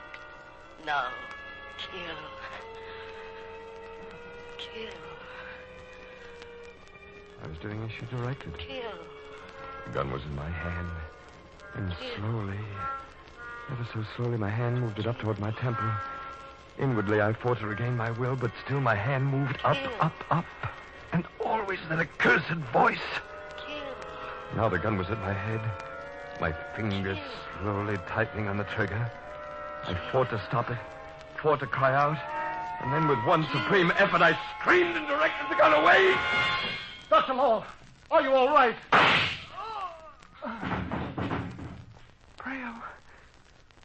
Braille. Oh, good Lord. I've shot him.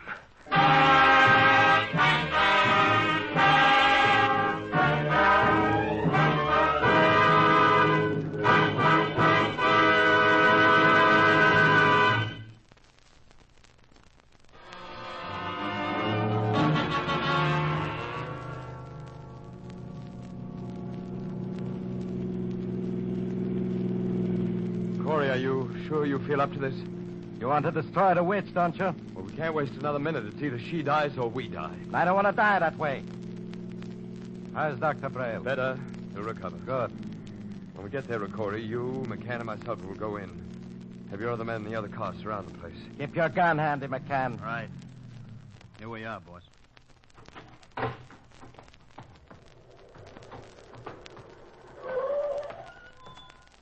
McCann, go tell the boys to cover the place. Okay. Oh, here we are. Can you pick the lock, Corey? Let me see. Yeah, this is easy. Joint's covered, boss. That does it. Quiet now. It's probably in the back room.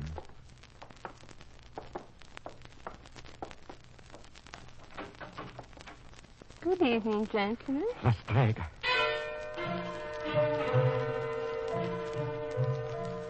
Come in, gentlemen. I've been expecting you. Move aside, boss. Let me... I'll do this job myself. You'd like to kill me, Riccori? Go on, boss. Shoot. Shoot. I can't. Corey, for heaven's sake, don't look in her eyes. McCann, Shoot. Drop your weapon. First you, Riccori. Now you, McCann. So, you see, Dr. Lowell, I'm only a timid old woman, very old, ages old, and with all the dark wisdom of the ages. No, don't try it once. You can't, because I've willed it so. Pick up the gun, Dr. Lowell. That's right. Now, you will kill these men. Galea est omnis divisa in partes tres. What are you mumbling? Galea est omnis divisa in partes tres. What is it? What are you saying? All Gaul is divided into 3 parts. A trite jingle from schoolboy Latin. I kept saying it over and over. Galea est omnis divisa in partes tres. As long as I said it, I knew I could keep my mind a blank. And she could not hypnotize me. Galea est omnis divisa in partes tres. I turned the gun on her. It was her life or the lives of all of us. Galea est omnis divisa You're in partes pointing the tres. gun at me. Galea Trying to kill this est omnis companion of divisa yours. in partes Cannot kill tres. me. You're powerless. Galea Powerless. omnis Stop. divisa No. in partes No. tres. Oh. Oh.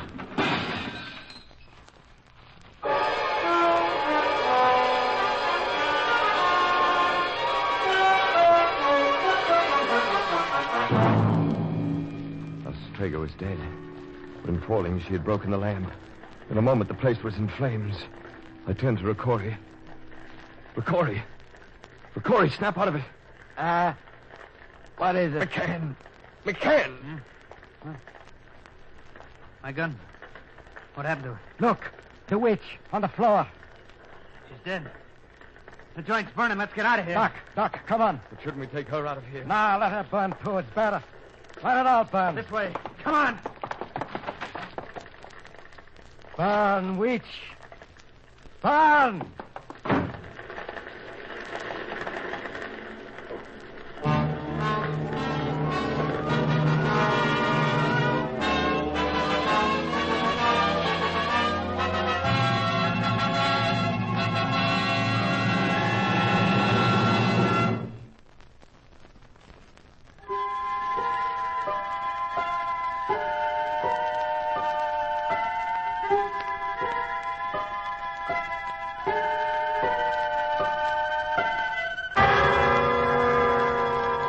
That creeps rings down the curtain of the Mystery Playhouse for tonight. Burn, Witch, Burn was adapted for radio by Joel Hamill. The music was composed and conducted by Alexander Semler. Arnold Moss was featured in tonight's play. For Creeps until next time, this is PFCX reminding you to sleep tight. Good night.